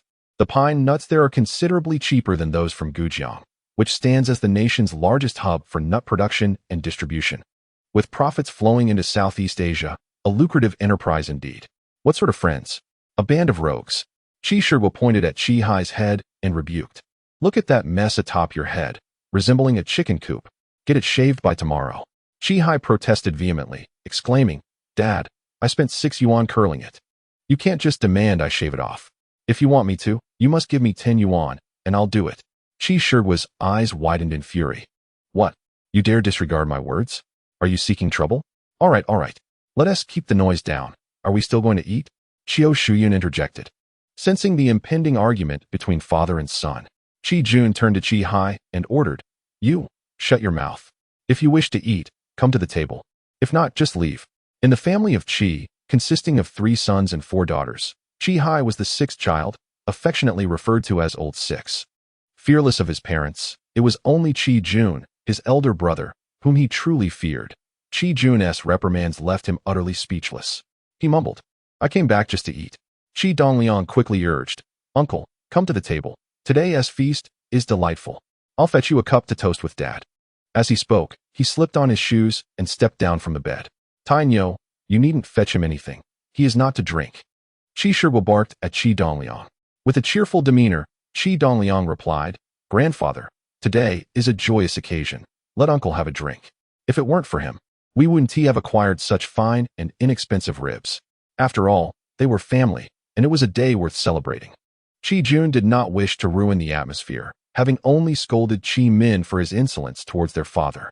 He inquired, "Dongliang, what transpired?" Qi Dongliang recounted the events surrounding the purchase of the ribs, with Qin Ju adding her insights. Qi Jun was surprised by the turn of events. Had Qi Hai not intervened, Qin Ju and her son might have faced a setback. Nodding, he remarked, "Old Six, you truly did a good deed." Undeterred by his grandfather's stance, Qi Dongliang placed a cup before Qi Hai, and Qi Jun poured a drink for him, advising, "Old Six, take it easy, don't overindulge." "Absolutely not, big brother. I shall not drink excessively," Qi Hai assured him earnestly. When Qi Mei returned from school, the table had already been cleared. However, Qi Shihua had saved her a meal, warming it in the pot. After cleaning up, Qin Zhu returned to watch television. Upon seeing his aunt return, Qi Dongliang greeted her and then went back home to join Qin Zhu in watching TV, while Qi Jun, having indulged in wine, retired early to rest. The following morning, Qi Jun accompanied Qin Zhu to the labor service company for registration. By afternoon, the allocation list was released, revealing a total of 21 recruits. Aside from the daughter of the deputy section chief, who was assigned to assist in the company's human resources department, the remaining 20 individuals were all allocated to the coal unloading team. This meant that they would be engaged in the same laborious task of unloading coal with large shovels, akin to what Qi Min was doing. Although Qi Jun felt a twinge of dissatisfaction, he could not voice his concerns. He had to accept the situation as it was. Given that only the deputy section chief's daughter had secured a position in the office, while the rest were assigned to the coal unloading team, regardless of gender. Nevertheless, Qin Zhu was exceedingly delighted, as securing a position at the labor service company signified employment. Having previously worked in agriculture, she felt more than capable of handling the coal unloading tasks. Qi Dongliang, on the other hand, perceived the coal unloading team as offering minimal work and meager earnings, likening it to a tasteless morsel, neither substantial enough to keep nor enjoyable to consume. His true intention was to ensure that Qin Zhu remained, and whether she participated in coal unloading was of little consequence to him, for he harbored other plans for her. Chapter 25. Promotion. The Gujang locomotive section's operational workshop comprised 4 teams, equipped with 78 steam locomotives. Qi Jun's team was the largest, responsible for operations along the Gutong line and assigned 22 locomotives. Each team had a captain and 3 supervising drivers. In terms of staffing, the supervising drivers were classified as cadre positions. Qi Jun, as a driver leader, belonged to the worker classification. Typically, supervising drivers were promoted from among the driver leaders, indicating that being a driver leader was a prerequisite for advancement. However, among the 78 driver leaders, only 9 were supervising drivers, making it exceedingly challenging to stand out from the crowd and ascend to a cadre role. Due to retirements and transfers among the cadre, various departments within the Gujang locomotive section were understaffed. Adjustments to fill these vacancies should have been made long ago, yet the multitude of tasks during this period halted any action. Moreover, once cadre positions were adjusted, it necessitated promoting a group of workers to fill those vacancies. But the Tongshui Railway Bureau had not devised any plans for worker promotions to cadre roles, leaving the matter unresolved. As the summer transport season commenced, the Gujang locomotive section became increasingly busy due to the addition of trains. The operational locomotives were insufficient, necessitating the use of reserve locomotives, which operated at full capacity daily. The shortage of cadre personnel became apparent, leading to a pressing need for adjustments. After consulting with the Bureau leadership, the section decided to reorganize the cadre and promote a number of workers to cadre positions, substituting labor for management, with the intent to resolve their cadre status once the Bureau formulated a plan for worker promotions. Such news, which held significant implications for personal futures and destinies, could not remain confidential at the grassroots level. Although the knowledge was limited, those who needed to be informed were aware, while others remained oblivious until the outcome was revealed. Qi Jun learned of the news 3 days later. People aspire to rise, just as water flows downward. Naturally, he possesses an optimistic heart. According to reliable sources, the captain of the workshop's first team is to be promoted to deputy director of the workshop, and 2 guiding drivers are to be assigned to the safety room as inspectors, thereby vacating 3 positions for guiding drivers.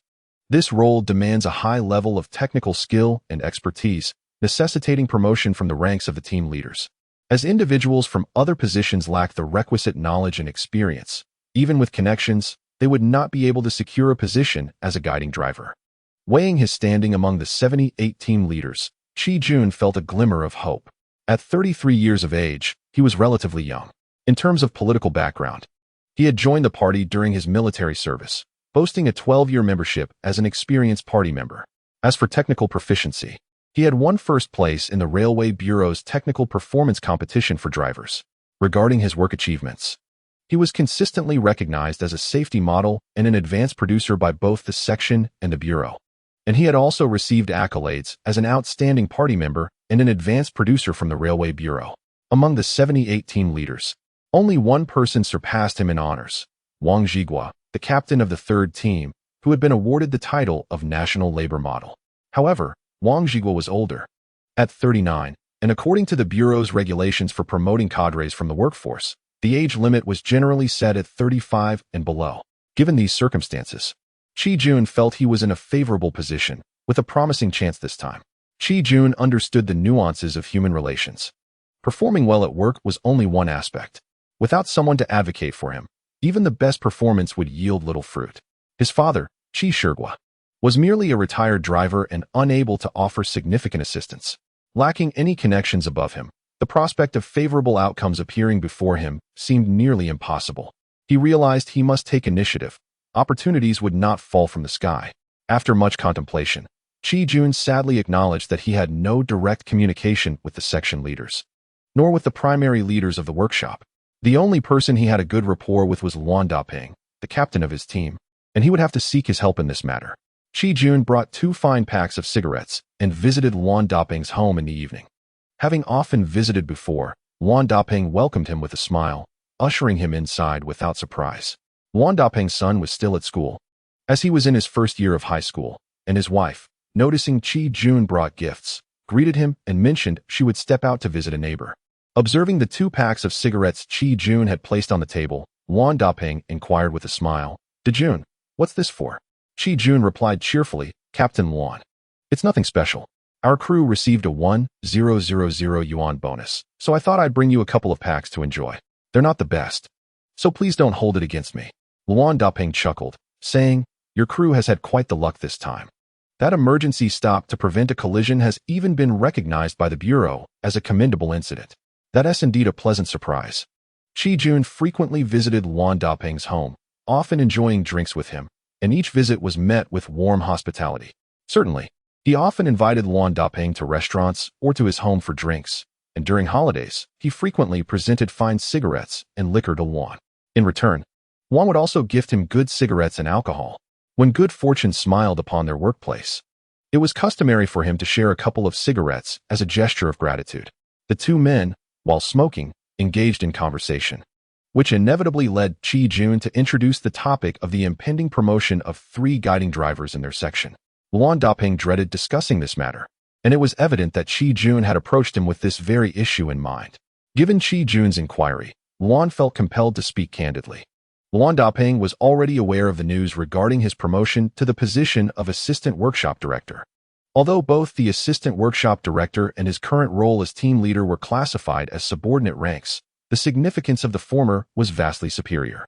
The assistant workshop director was part of the workshop leadership, overseeing the leaders of the 4 teams beneath him. Despite the rank remaining unchanged, it signified a considerable elevation in responsibility.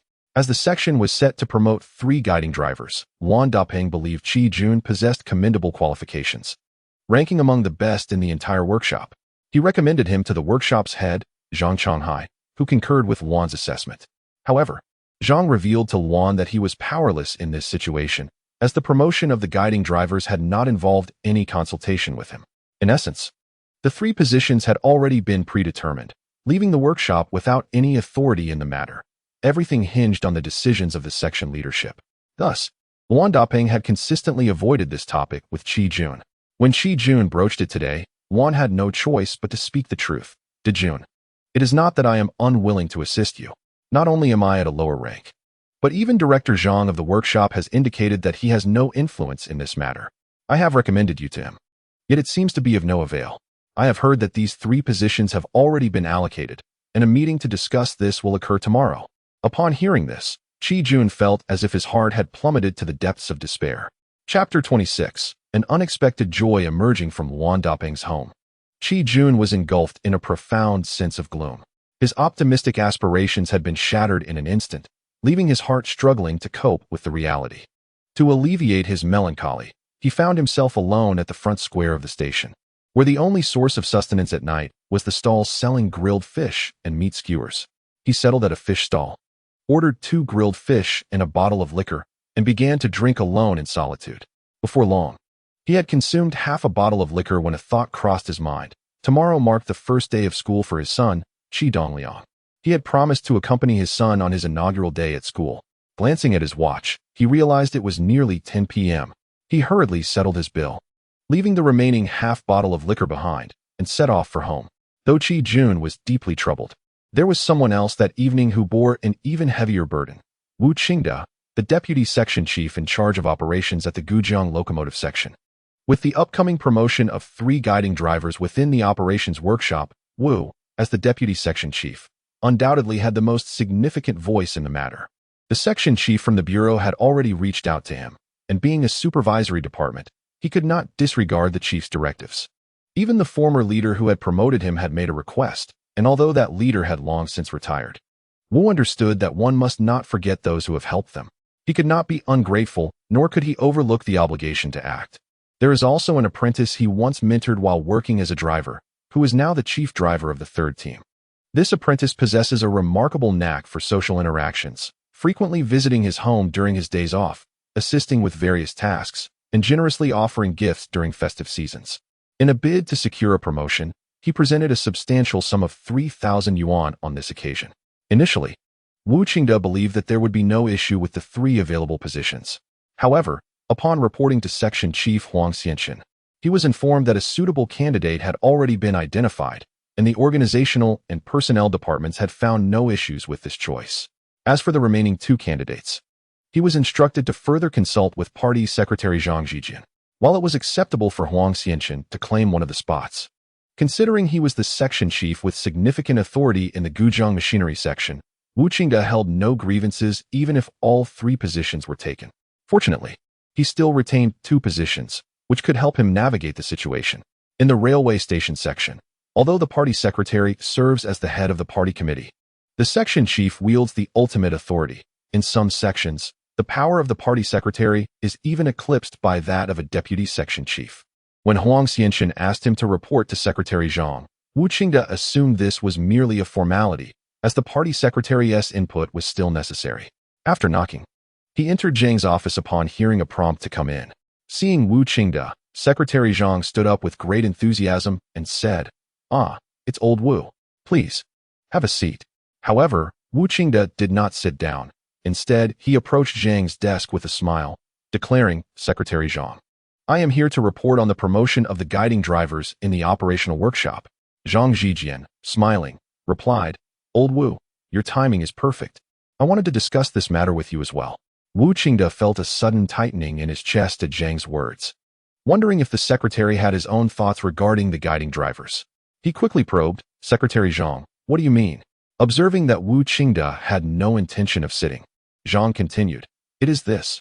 Wang Zhigua from your operational workshop is a model worker from the Ministry of Railways and a symbol of our section. Due to various reasons, his promotion has not been resolved until now. With this opportunity arising, I discussed it with Section Chief Huang, and we decided to promote him. Since you are the deputy chief responsible for the operational workshop, I wanted to inform you." Surprised, Wu Qingde realized that what he thought was merely a procedural report had turned into a significant change. 2 positions had suddenly diminished to 1. In a moment of urgency, he exclaimed, "Secretary Zhang, I am familiar with Wang Zhigua. Although he is a model worker at the ministry level, he is already 39 years old this year. According to the Bureau's regulations on promoting cadres from workers, those over 35 are not eligible for promotion." Zhang Zhijian shook his head and remarked, "Old Wu, you only grasp part of the matter. The party committee of the sub-bureau has specifically issued a document that relaxes the criteria for the promotion of provincial and ministerial model workers. As long as one is under the age of 40, they can be promoted. Wang Zhigua is already 39 this year. If he is not promoted soon, he will miss his opportunity. Moreover, this serves as a motivational mechanism. It is said that if model workers perform well but are not promoted, the significance is lost. This is the power of example." Although Wu Qingde was not particularly fond of this party secretary, Huang Duanzhang had already nodded in agreement with Zhang Zhijian's proposal, leaving him with no room for protest. Internally, however, he was quite vexed. He now had only 1 quota left, and it was a dilemma as to whom it should be awarded. Regardless of the choice, it would not please anyone. Qin Zhu rose early and prepared breakfast. For today marked the first day of school for Qi Dongliang. She planned to accompany her brother-in-law to enroll him. By the time Qi Dongliang was up, washed, and ready for breakfast, Qinju had already packed his backpack, sharpening each pencil in his stationery box with care. After the three finished breakfast, Qi Dongliang donned his backpack, and the trio set off towards the second railway primary school. Today was the opening day for the school, a special day for first graders to begin their academic journey. Many parents were accompanying their children, and Qi Dongliang's playmates, Wang Lauer, Xiao Chong from the old Li family, and Xiao Hui from the old Zhang family, were all of the same age and had also enrolled at the second railway primary school. Whether they would be in the same class remained uncertain. Upon reaching the school gate, where parents were prohibited from entering, Qi Jun could only offer Qi Dongliang some last-minute advice. After watching him enter the school building, he and Qinju turned back home. Upon arriving at their doorstep, Qi Jun noticed his father tilling the vegetable garden, so he entered to lend a hand. Qinju also intended to assist, but was gently deterred. Remembering the dirty clothes they had exchanged the day before, she returned indoors to wash them. While Lu Jun was occupied in the garden, the locomotive section convened a party committee meeting to discuss and approve the plans for personnel adjustments and promotions. Since all matters had been prearranged, the meeting proceeded swiftly and concluded promptly. The section mandated that discussions regarding the promoted personnel must be completed by the morning, with new appointments to take effect by the afternoon. Luan Dapeng arrived at Qi Jun's doorstep on his bicycle like a gust of wind. Spotting Qi Jun working in the garden, he called out loudly, "Jun, stop what you're doing and come with me to the section. The leaders wish to speak with you."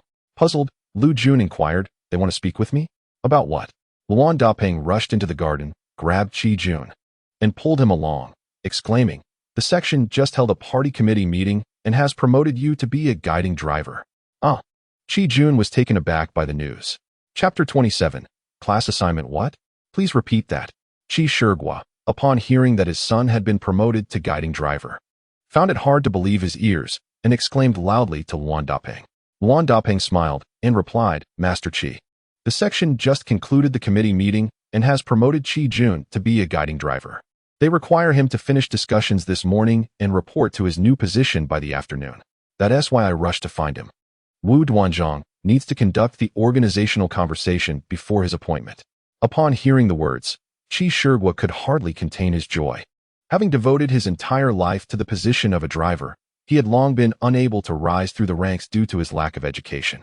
He held the title of cadre in deep admiration and envy. To his astonishment, he realized that the aspirations he had never achieved in his own life were being fulfilled through his eldest son, which filled him with immense pride. Jun, quickly wash your hands and face, change into a fresh set of clothes, and hurry to speak with Captain Luan in the section. Remember, once you become a cadre, you must work diligently and not betray the trust that section leader Duan has placed in you." Qi Shigua urged Qi Jun repeatedly. Qi Jun's heart swelled with excitement. He hastily abandoned the hoe he was wielding, rushed indoors to wash up, and donned a new white short-sleeve shirt, along with dress trousers and new leather shoes. Before following Luan Dapeng briskly to the section, Luan Dapeng led Qi Jun to the office of Section Chief Wu. Noticing that the door was closed and faint voices could be heard from within, he gestured for Qi Jun to wait.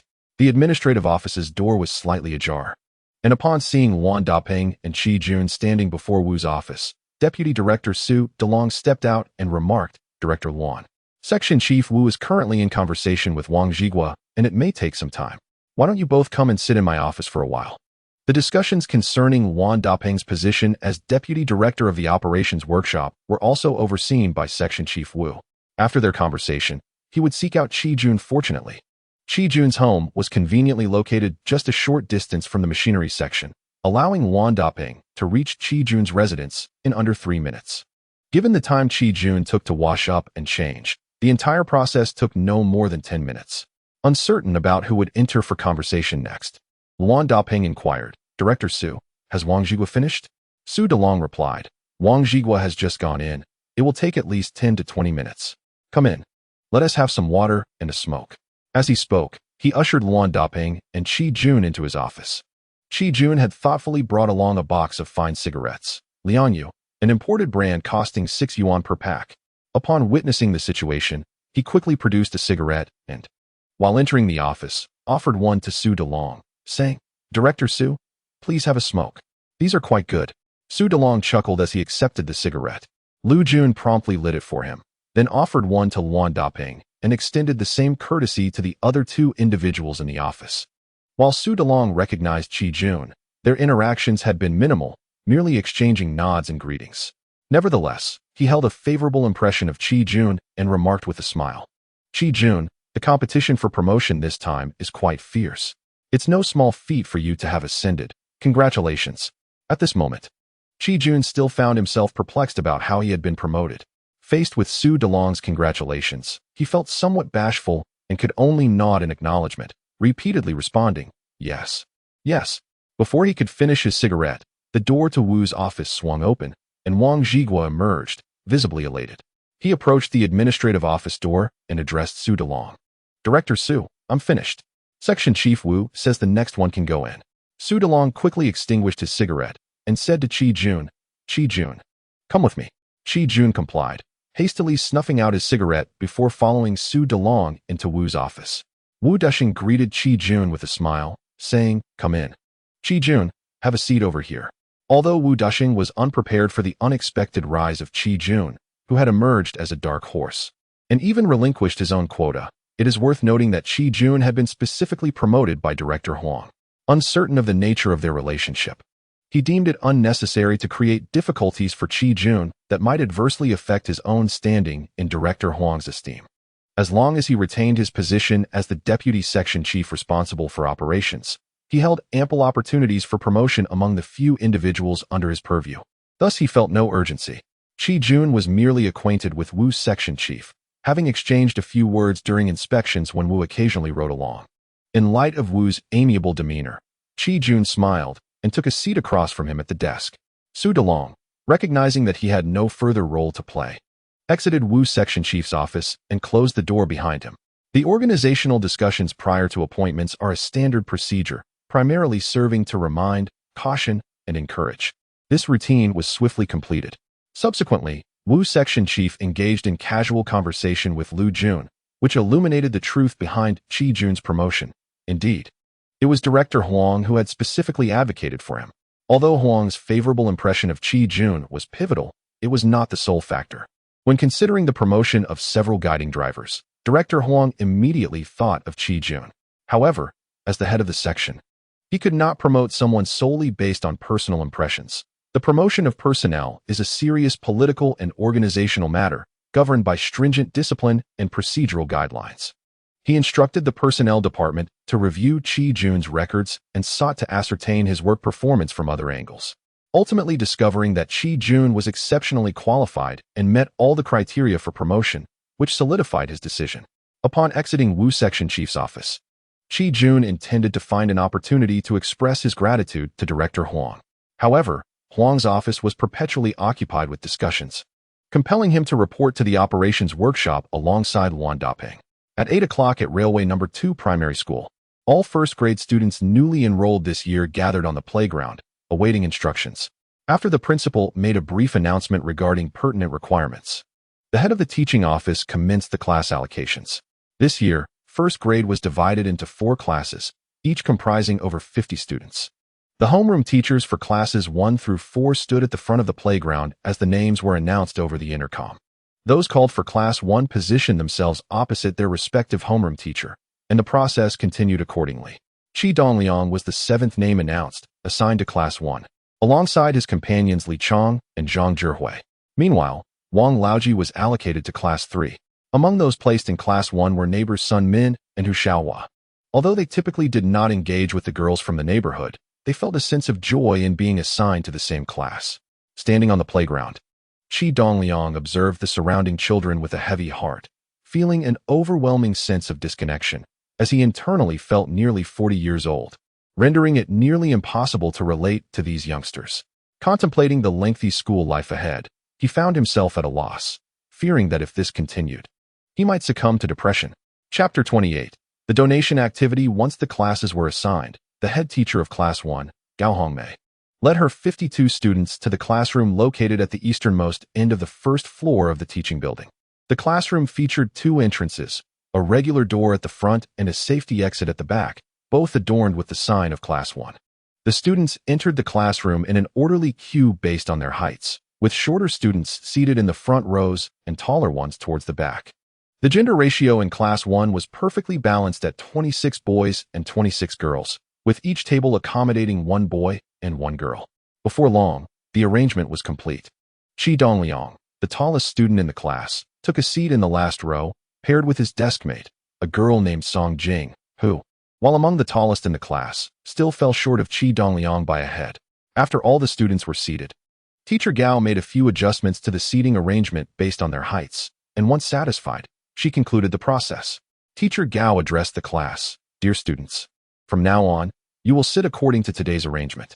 No one is allowed to change seats without permission, or there will be strict penalties. Is that clear? Loud and clear. The entire class responded in unison. Pleased with their response, Teacher Gao continued. Today marks the first day of school, and there are no classes scheduled for you. Starting tomorrow, we will have formal lessons. However, today, we will distribute textbooks and have a game class. This will allow everyone to engage in some games to get to know each other better, as well as learn how to do radio calisthenics. Observing the attentive faces of her students, with some sitting up straight and hands clasped behind their backs, Teacher Gao felt a rush of excitement. She turned her gaze towards Zhongxing in the last row and said with a smile, Zhongxing, come here. Zhongxing promptly stood up and responded enthusiastically. Teacher Gao pointed at her and announced, Class, let me introduce you to Zhongxing, who will temporarily serve as our class representative. I expect everyone to cooperate with her efforts. With a bright smile, Zhongxing addressed her classmates. Hello, everyone. I am delighted to take on the role of class representative. First, I want to thank Teacher Gao for her trust in me. And I hope all of you will support my work so we can elevate the standards of Class 1. Teacher Gao initiated applause, which the students followed with enthusiasm. Once the clapping subsided, Teacher Gao gestured for Zhongxing to sit down and then called out to a girl in the second row, Zhang Yuan. Come here. Zhang Yuan stood up in response. Teacher Gao continued, let us also get to know Zhang Yuan, who will serve as our study committee member for the time being. The responsibilities of Class 1 will be shared between Zhongxing and Zhang Yuan for now. We will elect additional class leaders after a month when everyone is more familiar with one another. Let us applaud to congratulate and support them. As the applause faded, Teacher Gao instructed, Zhongxing, Zhang Yuan, please lead 10 students with me to the administration office to collect the textbooks and distribute them upon your return. With remarkable efficiency, Zhongxing stood up and pointed to the boys beside Qi Dongliang, saying, You 7, along with the 3 boys at the back of the first row. Come with me and Zhang Yuan to fetch the textbooks. Qi Dongliang, like any other elementary school student, felt quite uncomfortable after sitting with his hands behind his back for such an extended period. Upon hearing that they were to retrieve their textbooks, he quickly stood up and exited the classroom, heading towards the administrative office alongside his classmates. Everyone returned with the textbooks, which included 4 types for the first grade: Chinese, mathematics, music, and art. Zhongxing and Zhang Yuan took the lead in organizing the distribution of the books, while their homeroom teacher, Mr. Gao, observed approvingly from the side. Zhongxing was the daughter of the 5th grade music teacher who had recommended her to Mr. Gao prior to enrollment. Today, he was indeed impressed by her strong organizational skills. Zhang Yuan, on the other hand, was the daughter of a high school classmate of Mr. Gao, who had also praised her, noting that she had independently completed the 1st grade curriculum. Consequently, she was appointed as the class monitor. Although she was somewhat less capable than Zhongxing, she was still deemed satisfactory. After distributing the textbooks, Mr. Gao led the students to the playground for games. Class 1 was the last to emerge, and by the time they arrived, the other 3 classes had already gathered in a circle for a game of passing the handkerchief. The game lasted only a short while, and after 2 rounds, the music for the morning exercises began to play over the school's loudspeakers. The 4 classes formed 4 square formations on the playground, with each homeroom teacher demonstrating the movements for the students to follow. The elementary school exercises were quite simple, consisting of only a few actions, and after the music played 4 or 5 times, all classes had grasped the routine. When the music played again, Mr. Gao weaved through the students, correcting those who were misperforming or lacked precision in their movements. After the second lesson concluded, the entire school gathered on the playground to perform the morning exercises. The newly enrolled 1st graders joined the older students, and although their movements were still somewhat awkward, they managed to mimic the routine commendably. Following the exercises, the principal addressed the students over the loudspeaker, announcing, in accordance with the directives from the District Education Committee, the initiation of a voluntary donation campaign for scrap metal. This initiative aimed to promote frugality and virtue within the school community. Donations were entirely voluntary. Families with scrap metal were encouraged to contribute, with no minimum or maximum amount required, and teachers were instructed not to impose any quotas. Hearing about this initiative, Qi Dongliang felt a mix of amusement and disbelief. Was this not a relic from a bygone era, reminiscent of the Great Leap Forward? However, as a new first-grade student, he felt it prudent to refrain from expressing his opinions. He would simply comply with the school's requests. Upon returning to the classroom, Mr. Gao, maintaining a focus on collective honor, subtly encouraged his students, emphasizing the importance of not lagging behind and actively responding to the school's call. Though the wording of his speech avoided any mention of mandatory contributions, the underlying message was clear: every student was expected to donate, whether it be £1 or £10, to contribute as much as they could. At 10:30, school was dismissed. Qi Dongliang, accompanied by his classmates Li Chang and Zhang Zhihui, made their way home, engaging in spirited discussions about donating scrap metal. Despite the fervor of their conversation, Qi Dongliang remained indifferent to the subject. His joy stemmed from the fact that first graders had only half-day classes. They attended lessons in the morning and enjoyed free time in the afternoon. This unexpected arrangement delighted him, as he felt he did not need to study the elementary curriculum, considering school a mere waste of time. Those half-days liberated him, providing ample opportunity to accomplish various tasks. Chapter 29. The announcement. Upon seeing Qi Dongliang return home so early, Qinju couldn't help but feel puzzled. She had planned to pick him up after school, yet here he was ahead of schedule. She inquired, "Tiniu, why are you home so soon?" With excitement, Qi Dongliang replied, "Auntie, it's the first day of school. The school merely distributed textbooks and we practiced some calisthenics. No actual classes were scheduled. Furthermore, it's going to be the same moving forward, morning classes and afternoon breaks." Qinju responded, "I see. Well then, go play. I'll prepare dinner for your father. He'll be home shortly." Qi Dongliang was slightly bewildered. His father had not yet completed his morning route when he left for school, so how could he be off work already? He was unaware of his father's promotion. Noticing Qi Dongliang's confusion, Qinju smiled and explained, "Tiniu, you're not aware, are you? Your father has been promoted. Starting today, he no longer has to rise early to drive. He will work day shifts and return home soon." Hearing about his father's advancement filled Qi Dongliang with joy, though it did not come as a complete surprise. After all, in his previous life, his father had reached the position of deputy section chief, a bona fide official at the departmental level, equivalent to the township leaders in the city.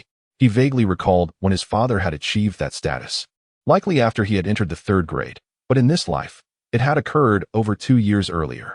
He wondered if it was connected to his rebirth. "Is that true?" Qi Dongliang asked, feigning surprise.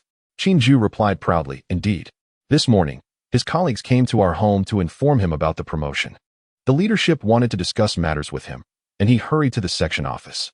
Uncle Qi was also thrilled and spoke to me for quite some time about your father's promotion, mentioning that we should gather the family tonight to celebrate." With a smile, Qi Dongliang exclaimed, "That's wonderful. My father is an official now." He felt compelled to display the exuberance expected of a child, though he felt a slight twinge of discomfort at the statement. "Go on and play," Qinju said. "I need to hurry and prepare dinner." At noon, Qi Jun returned home with enthusiasm. As soon as he entered, Qi Shiguo approached him, asking, "Dajuan, what position did they assign you at the section?" With a smile, Qi Jun replied, "What position could they assign? I come from a driving background, so naturally, I've been appointed as the guiding driver, though for now, I'll be serving in an acting capacity."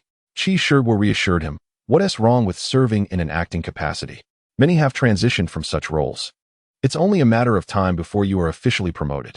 There are countless individuals who spend their entire lives as workers, never even having the chance to serve in an acting role." Yes, father, I am not dissatisfied with substituting labor for work. I merely wish to clarify that, although this arrangement is a substitution of labor, everything is compensated according to the rank of the officials, Qi Jun hastily explained. Qi Shiguo responded, "Dejun, you are the first official to emerge from our family. I will summon your younger siblings home tonight. We must celebrate." Upon hearing this, Qi Jun immediately replied, "Father, an arrangement has already been made in the workshop for the 3 newly promoted guiding drivers to have a welcoming dinner this evening. It would be inappropriate for me to miss it." Qi Shiguo pondered for a moment and said, "Then, June, you shall attend the workshop's gathering tonight, and we can celebrate at home tomorrow evening. Good things are worth waiting for. Qi Jun agreed. Understood, father. During lunch, Qi Dongliang mentioned to Qi Jun about the school's request for donations of scrap metal. He recalled that there were some scrap metal pipes in the family's storage, if necessary. He could donate a short piece. However, he felt it essential to discuss this with his father.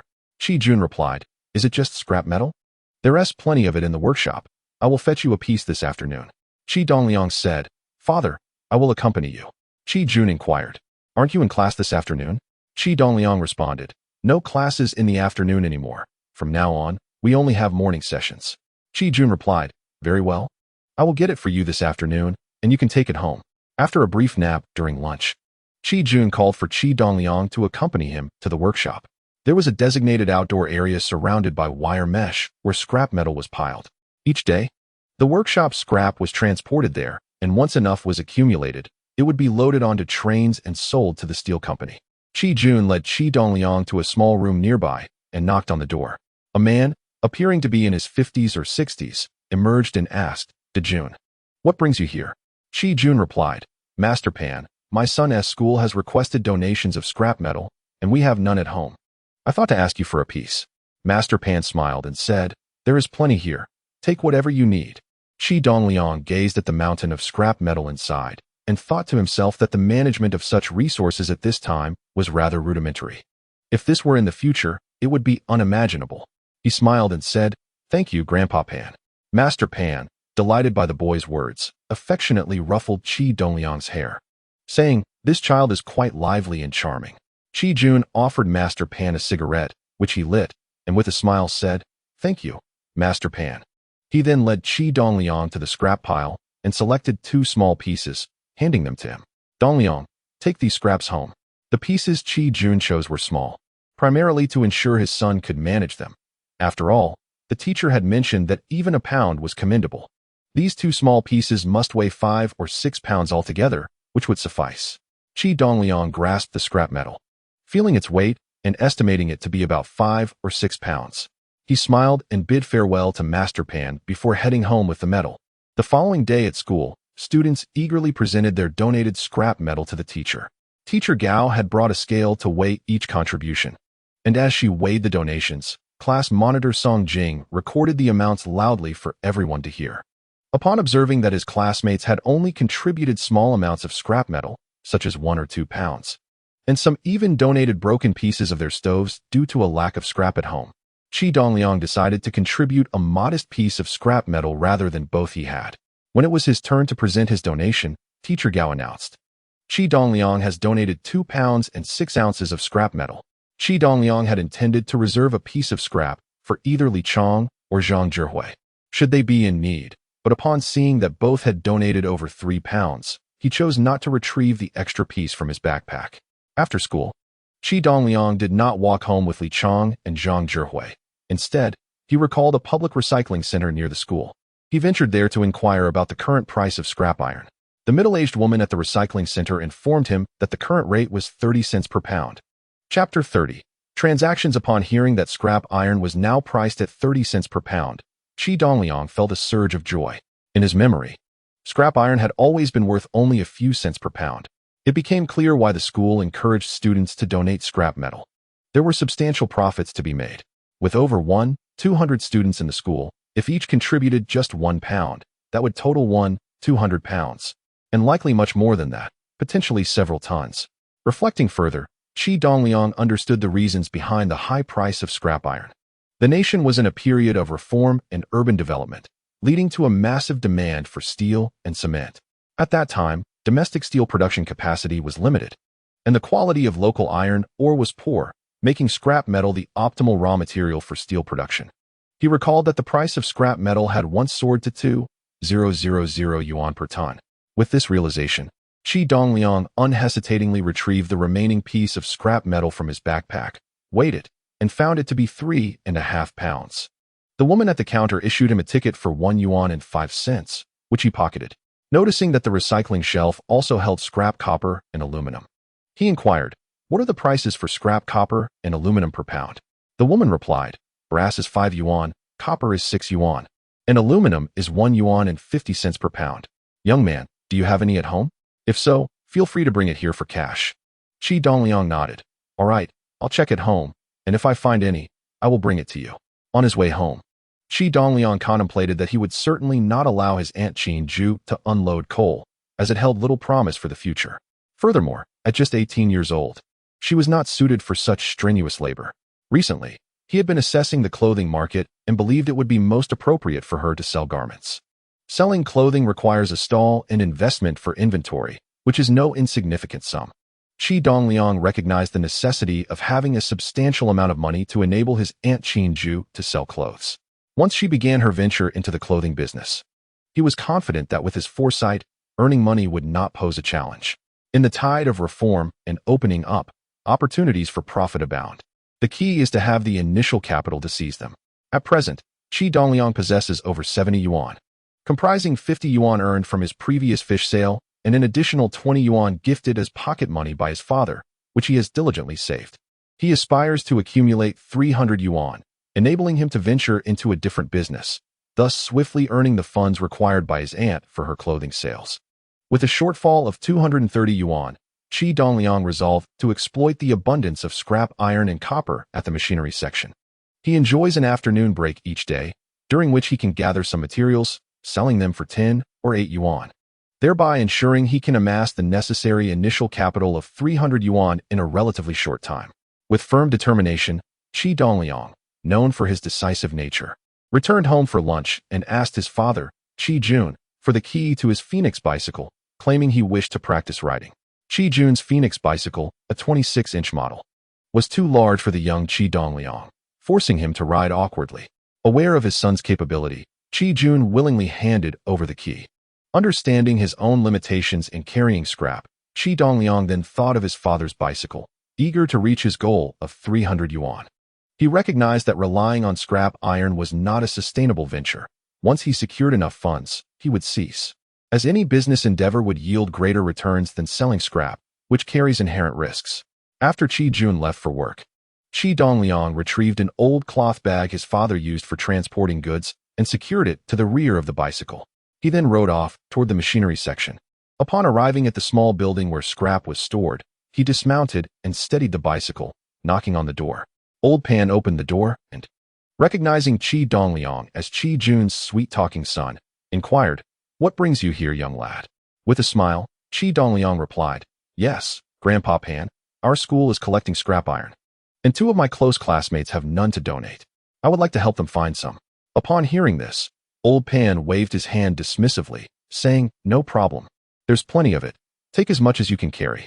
Gratefully, Qi Dongliang responded, "Thank you, Grandpa Pan." Old Pan reassured him, "You're welcome. Just come and take what you need any time. No need to ask me again." Ecstatic at this news, Qi Dongliang smiled and replied, "All right, Grandpa Pan. Now, go ahead and help yourself. I'm heading back inside," Old Pan said, patting Qi Dongliang on the head before retreating indoors. Standing before the vast heap of scrap iron, Qi Dongliang began his search. The scrap was heavy and of little value, but he reasoned that within such a large pile, there must be copper or other precious materials. A pound of copper, after all, is worth the equivalent of 16 or 17 pounds of scrap iron, being smaller and easier to carry. After searching diligently, he discovered a crooked piece of copper pipe, about the thickness of his little finger and roughly 30 centimeters long. Weighing it in his hand, he found it to be no more than 2 or 3 liang, far too little, so he continued his search. In a corner beside a pile of scrap iron, he stumbled upon a heap of pipe valves, large valves intended for the boilers of trains. The pipes were quite thick, with openings as wide as a small bowl. He lifted one with both hands and found it weighed over 10 pounds. At that moment, he noticed that the valve core was made of brass, a substantial cylindrical piece that tapered from thick to thin.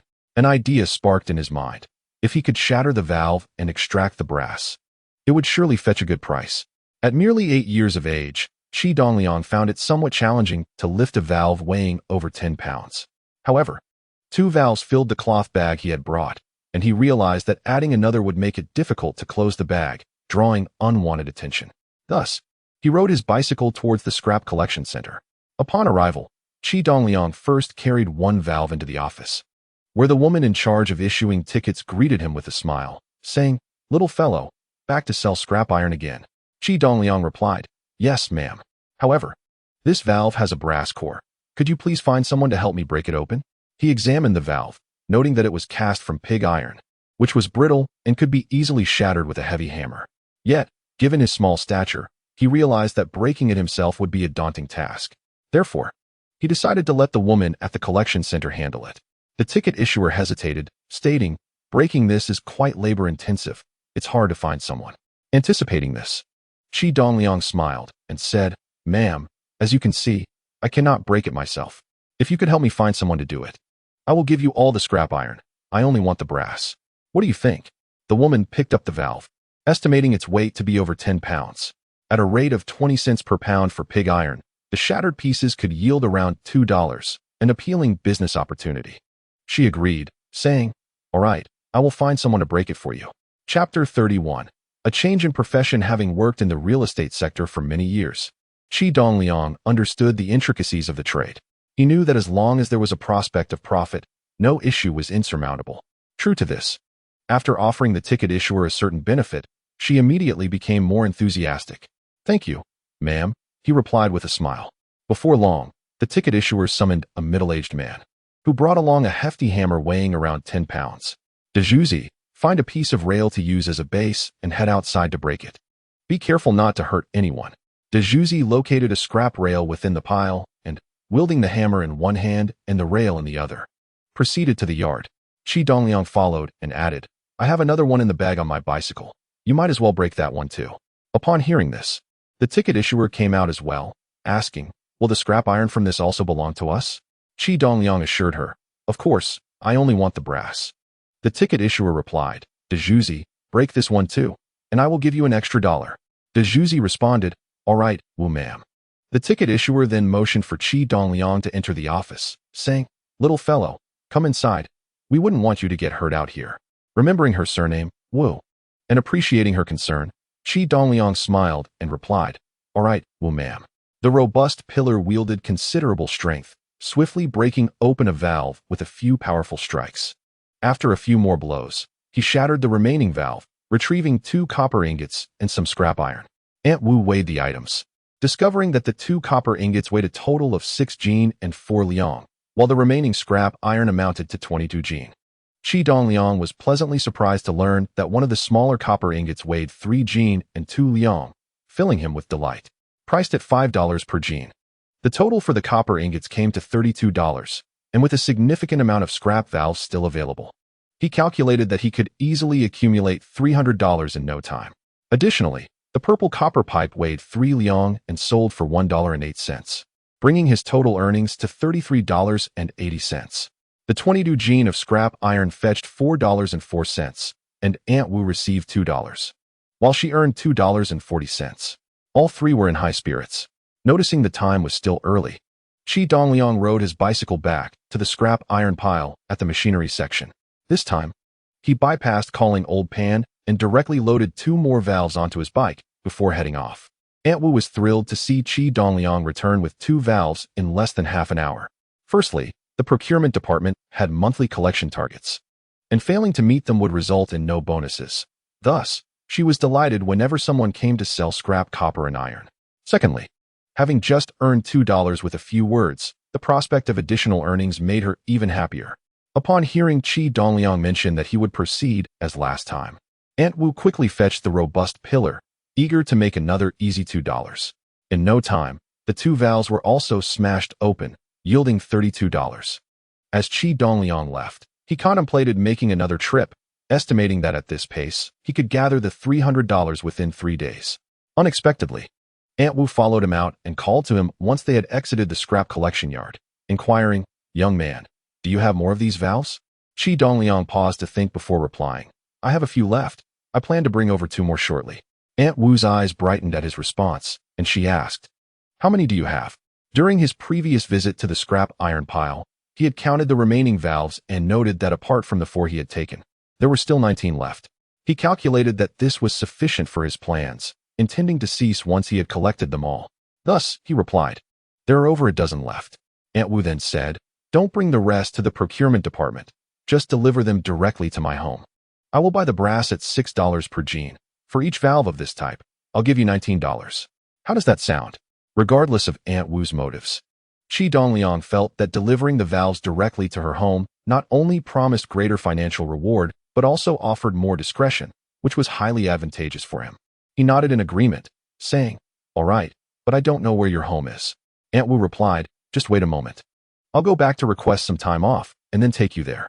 Before long, Aunt Wu returned, leading Qi Dongliang to her home near Iron North Street, and asked, "How long will it take you to return?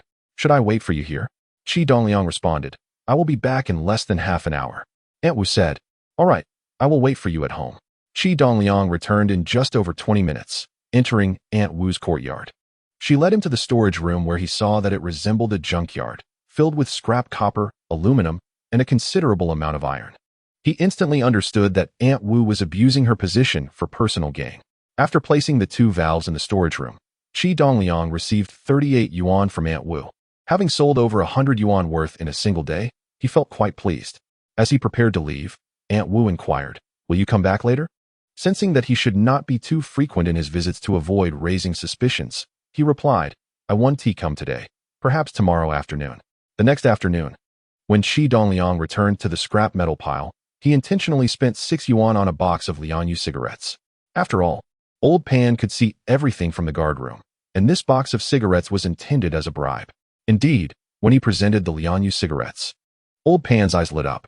Although he initially declined, he eventually accepted them after Qi Dongliang's insistence and retreated to his room. That afternoon, Qi Dongliang made 5 trips back and forth, while Old Pan remained hidden inside. On the 3rd day, after delivering the remaining 7 valves to Aunt Wu, he officially concluded his venture. To put it in a more favorable light, one could say he had obtained them. Conversely, it could be described as theft.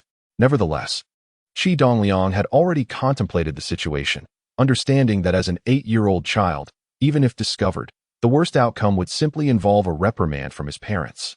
He counted the money he had earned, astonished to find that he had sold over 430 yuan in just 3 days. Coupled with the 70 yuan he had on hand, he now possessed over 500 yuan in capital, enabling him to swiftly transition into another business. While planning to save up 300 yuan, Qi Dongliang had already determined the nature of his future endeavors. The current transportation difficulties resulted in significant price disparities between regions. He intended to leverage the convenience of long-distance passenger trains to achieve his initial developmental phase. To put it plainly, he had set his sights on the ginger trade in Ludong, the ginger-producing region where prices were particularly low at just over 2 yuan per pound, while in Gujang, the retail price soared above 5 yuan per pound. His aim was to engage in the reselling of ginger. Chapter 32. The booming ginger market. As per Qi Dongliang's knowledge from his previous life, due to the substantial price differences for ginger between Ludong and Gujang, many train attendants aboard the sole train running from Tongshui to Landau had embarked on the ginger reselling business.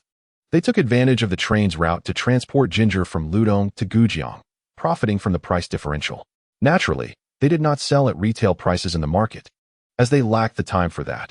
Instead, upon arriving in Gujang, they typically sold directly to secondary dealers, who then wholesaled to market vendors, thereby creating a layered industry chain. The 182nd train from Tongshui to Landau is the sole entry train of the Tongshui Railway Bureau, traversing over 1,840 kilometers in a journey that lasts 26 hours and 35 minutes. As the only train connecting Ludong with Zhongxing province, it experiences an overwhelming passenger flow, often exceeding capacity, resulting in a cramped and suffocating environment for travelers. In this era of inadequate communication and transportation, this train undoubtedly represents a golden opportunity, with train attendants easily earning a profit from various ventures. However, even among the train attendants, there exists a hierarchy. At the top are the train conductor, the chief railway police officer, and the chief ticket inspector, who form the core team of the train. They do not need to engage in reselling. The mere possession of sleeper tickets renders them exceedingly affluent. The second tier consists of the railway police, ticket inspectors, and personnel from the passenger service team, who not only benefit from the scraps left by their superiors, but also engage in the lucrative resale of smuggled cigarettes, thereby leading a relatively comfortable life. The lowest tier comprises those attendants who deal in ginger, bringing back some from Ludong to sell at lower prices to secondary vendors upon arrival. Despite this, they still manage to earn a decent income. For instance, if they carry back 100 pounds of ginger at a markup of 50 cents per pound, they can make a profit of 50 yuan, which is nearly half of their monthly salary. Due to the long-distance nature of the Tongshui to Landau route, each service lasts 3 days and nights, with constant overcapacity leading to considerable labor intensity for the attendants. Consequently, the Tongshui train section has assigned 8 crews to the service, allowing attendants to work for 3 days followed by 5 days of rest. This arrangement means that each month, attendants can only work a little over 3.5 trips, roughly equivalent to 10 or 11 days of work followed by 19 or 20 days of rest. Since 1983, with rumors circulating that railway employees' children would no longer be allowed to inherit their positions upon retirement, many railway staff sought early retirement to secure stable jobs for their offspring. In the Gujang railway region, numerous successors were allocated to the Tongshui train section. While Qi Dongliang lacked precise figures, he estimated that at least 150 to 200 individuals from the Gujang area worked on the Tongshui train section, including the daughter of his neighbor, old son, who served as an attendant on the 182nd train.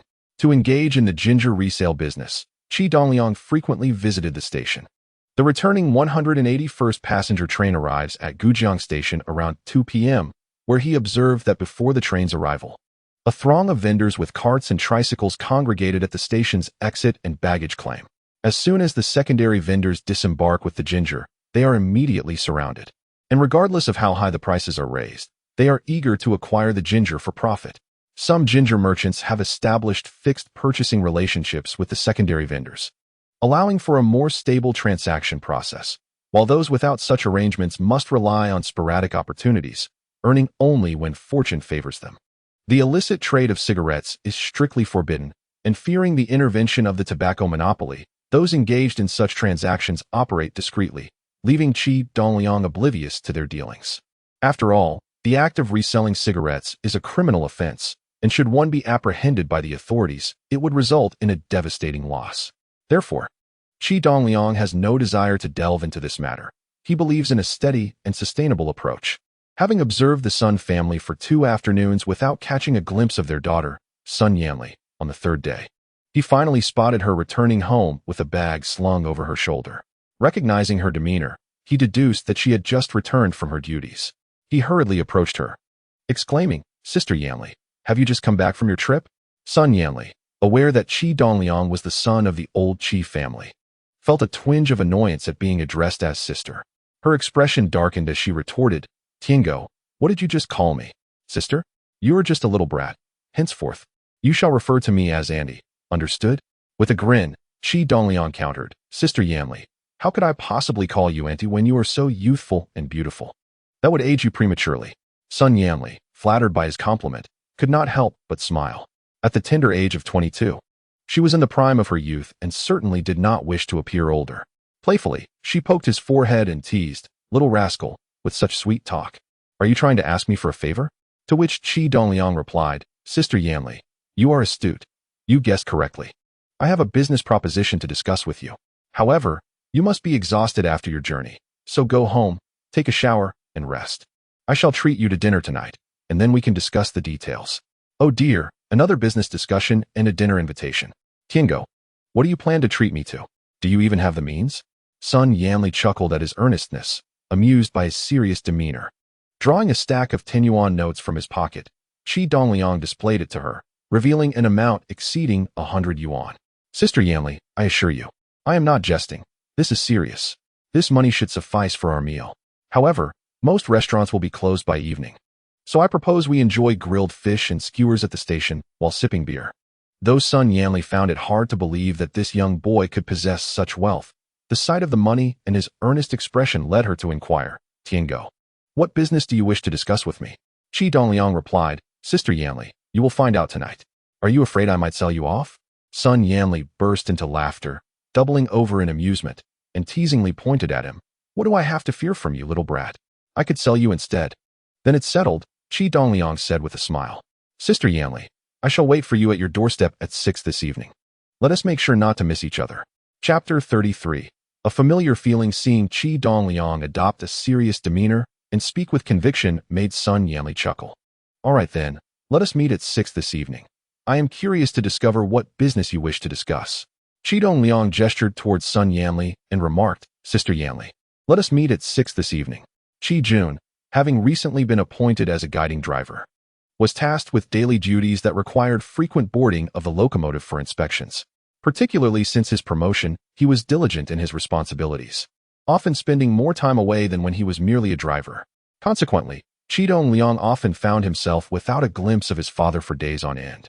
This afternoon, upon returning home from school, Qi Dongliang learned from his father that he would be heading to Tongshui for inspections and might not return for several days. He instructed Qinju to take good care of Qi Dongliang, to which she readily agreed. That evening, after Qinju prepared dinner, she and Qi Dongliang shared a meal. Following their meal, Qi Dongliang assisted her in clearing the table and washing the dishes before settling down to watch television. As 6 o'clock approached, he turned to Qinju and said, Auntie, I'm going out to play for a bit. You can continue watching TV. In summer, dusk arrives late. Nearly at 8 o'clock, and the sky outside was still bright. Thus, when Qi Dongliang expressed his desire to go out, Qinju, engrossed in her animated show, thought little of it and nodded in agreement. He took the bicycle keys that his father had left at home, unlocked the bike in the courtyard, and began to push it out. Hearing the commotion, Qinju rushed out to inquire, Tiniu, what are you doing with the bicycle? I'm just going out to practice riding, Qi Dongliang replied. Having grown up in the countryside, Qinju had never ridden a bicycle before. After arriving at Qi Dongliang's home, he had taken it upon himself to teach her. Despite several attempts, she struggled to master the balance and often fell, once even bruising her leg. However, her eagerness to learn was palpable, and upon seeing Qi Dongliang's intent to practice, she eagerly exclaimed, Tiniu, I want to join you. Qi Dongliang had plans to ride to the station to enjoy grilled fish with Sun Yanli. Although the distance was manageable, he preferred not to walk. When he realized his aunt wished to accompany him, he quickly responded, Auntie, tonight my classmates are eager to learn how to ride. They have been pleading with me for days. Why don't you stay home and watch TV? I promise to dedicate tomorrow evening to practicing with you. Understanding that it would be inappropriate for her to join while he was teaching his friends, Qinju consented, saying, All right, Tiniu. But you must promise not to make any more commitments to your classmates tomorrow. You will focus solely on teaching me. With her agreement, Qi Dongliang assured her, Of course. Auntie, I won't promise anyone else tomorrow, just you. Arriving at the front of Sun Yanli's home, Qi Dongliang propped up the bicycle and sat on a stone, waiting for her. Before long, the door opened, revealing Sun Yanli, who emerged gracefully clad in a black chiffon batwing top and a knee-length sheer black skirt. Her feet adorned with elegant high-heeled sandals, exuding an enchanting poise. Seeing Qi Dongliang sitting outside the door, Sun Yanli could hardly believe her eyes. In her mind, Qi Dongliang was merely a young boy who not only wanted to discuss business with her, but also insisted on treating her to a meal, an utterly implausible notion. When she noticed it was already 6 o'clock at home, she stepped out to see if Qi Dongliang had truly arrived. Upon confirming his presence, standing and waving at her, she began to feel that perhaps today's events were indeed real. When Sun Yanli returned earlier that afternoon, she was clad in her railway uniform, carrying a black leather bag designated for train attendants. Although the uniform exuded a certain charm, it paled in comparison to her current youthful allure. Most notably, her chiffon batwing top was strikingly sheer, revealing the black bra beneath, which left Qi Dongliang momentarily dazzled. Approaching Qi Dongliang, she inquired, Tianyo, you genuinely intend to treat me to dinner? Of course, he replied. Dinner is merely a pretext. Discussing business with you is the primary objective. Sun Yanli chuckled. What business could a young boy like you possibly discuss with me? Why else would I invite you to dinner if not to talk business? Come on. Let us head to the station. We can eat and converse along the way. With that, he mounted the bicycle's step. Noticing the brand new Phoenix bicycle he rode, Sun Yanli asked, Tianyo, are you planning to ride me to the station for dinner? Qi Dongliang shot her a look. Sister Yanli, how could you say that? I'm so small I can barely mount the frame. I can only straddle it. My intention in riding here was to have you take me. Fine, I'll take you. With that, she reached for the bicycle from Qi Dongliang's hands, placed her left foot on the pedal, and pushed off with her right foot before gracefully leaping onto the bicycle. She rode to the end of the path and turned back, dismounting with a smile. Not bad. Your Phoenix bike is quite slick. Let us go then, Sister Yanli, Qi Dongliang said with a grin. Sun Yanli held the bicycle firmly and instructed, Tianyo, you should sit in front. Without hesitation, Qi Dongliang climbed onto the rear seat, grasping the handlebars. Sun Yanli lifted her skirt slightly, swung her right leg over the bicycle's frame, and pedaled a few times to gain momentum before finally settling onto the seat. As she perched on the seat, she inadvertently sat upon Qi Dongliang's hands, prompting him to quickly retract them. Being a boy, he was still inexperienced, while Sun Yanli remained unaware of the implications. She merely felt a slight discomfort in her skirt. Adjusting herself, she lifted her skirt high enough to cover the seat. However, in that moment, Qi Dongliang distinctly caught a glimpse of her pink underwear, which caused him to chuckle inwardly. The bicycle hit a small pothole in the road, jolting Qi Dongliang. Instinctively, he wrapped his arms around Sun Yanli's waist to prevent himself from falling off. The roads in Taipei have always been quite poor, uneven, and riddled with potholes. Qi Dongliang embraced Sun Yanli's waist and did not let go. Sun Yanli wore a light and delicate batwing shirt made of georgette, so sheer that Qi Dongliang felt as though he was holding her skin directly. Her abdomen, soft and supple, evoked in Qi Dongliang a long-lost familiar sensation, particularly enhanced by the lingering scent of soap from her recent shower, which made him feel an unusual intimacy. Chapter 34. The revelation. Sun Yanli rode her bicycle with great vigor. The brand new Phoenix 26 model was perfectly suited for a girl. She felt a sense of pride riding it, and in her mind, Qi Dongliang was just a child. She noticed his grip was quite tight, especially as the bicycle jolted along, his small hands brushing against her sensitive areas. Yet, she paid it no mind, attributing his hold to her swift pace and his fear. She called out to Qi Dongliang, "Hold on tight. I'm about to speed up," and pedaled vigorously. Before long, they arrived at the square in front of the station. It was just past 6 in the evening, and the sky was still bright. Only a few barbecue stalls had begun their fires, while most were still setting up their awnings and preparing their grills. Sun Yanli stopped at a stall where customers were already enjoying grilled fish. She waited for Qi Dongliang to dismount and secure the bicycle at an empty table before they sat down. The stall owner hurried over with a smile, asking, "What would you like, two of you?" Although he addressed both, his gaze was fixed on Sun Yanli, knowing that he should direct his inquiry to the adult. Sun Yanli remained silent, smiling at Qi Dongliang, conveying a clear message. "Since you invited me to dinner, you should decide what to order," while also testing his resolve. Qi Dongliang returned her smile and turned to the stall owner, saying, "We'll have 2 grilled fish. Please choose the larger ones. Also, 10 skewers of lamb. For tea eggs, make those a bit saltier, and 2 bottles of cold beer to start. We can order more later if needed." The stall owner was delighted by Qi Dongliang's detailed order and, fearing that Sun Yanli might change her mind, quickly replied, "Great, just a moment. It will be ready soon." He averted his gaze from Sun Yanli's expression and turned to select 2 large cod fillets, placing them on the grill. Qi Dongliang's articulate ordering displayed a maturity and composure that belied his 8 years, making him appear more like a seasoned adult than a mere child. This surprised Sun Yanli, who had not interacted with him much before and was curious about his true nature. Sun Yanli inquired, "Tainyo, what business do you want to discuss with me? I have never really engaged in any business with my sports car, so why do you insist on talking with me?" With a smile, Qi Dongliang replied, "Sister Yanli, let us not rush into business. Since we are here, let us enjoy the grilled fish when it arrives and talk over a drink." In his previous life, Qi Dongliang had been quite the connoisseur at drinking tables, where a bottle of liquor was but a minor inconvenience, and a dozen beers were consumed as if they were mere water. After his rebirth, he abstained from alcohol entirely, especially in the presence of his father and grandfather, where he was merely an 8-year-old child, and none would permit him to indulge. Today, however, he had made up his mind to sample a bottle of beer with Sun Yanli, curious to discover how much alcohol his youthful body could tolerate. Observing Qi Dongliang's nonchalant demeanor, Sun Yanli couldn't help but laugh. "Tainyo, you resemble a little adult. Your conversation is not at all childlike, but rather akin to that of a man in his 40s. With a smile, Qi Dongliang replied, "Is that so? I hadn't noticed." As they spoke, the vendor brought over the freshly grilled fish, accompanied by 4 tea eggs and 2 bottles of chilled beer. With a grin, he inquired, "Enjoy your meal. Should I open the beer for you?" Qi Dongliang requested, "Please open them all and bring us 2 beer glasses." "Certainly." The vendor opened the 2 bottles and turned to fetch the glasses. Qi Dongliang poured 1 bottle into a glass, filling it to the brim. Sun Yanli followed suit, filling her own glass before looking at Qi Dongliang and saying, "Now we can discuss business, right?"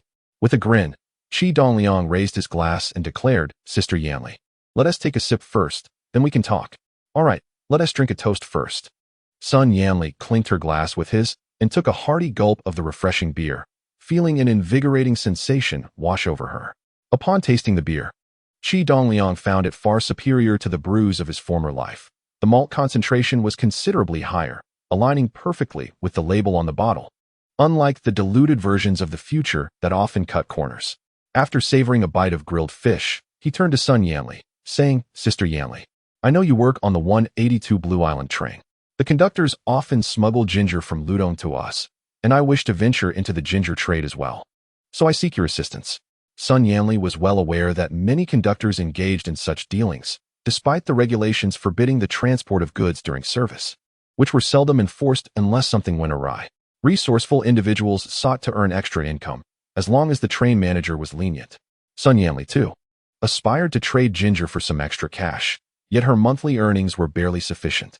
With a monthly salary of over 120 yuan, including allowances, after paying 50 yuan for household expenses, she was left with just over 70 yuan. Living in Gujang and commuting to work in Tongshui, she often dined out and, as a young woman, enjoyed dressing up, making her funds feel woefully inadequate. As a salesperson, Sun Yanli often supplements sleeper tickets for passengers on the train. Yet the limited number of sleeper tickets available are tightly controlled by the train conductor, leaving her with little to gain. Occasionally, she might pick up a small bargain, but such gains are negligible and hardly worthwhile.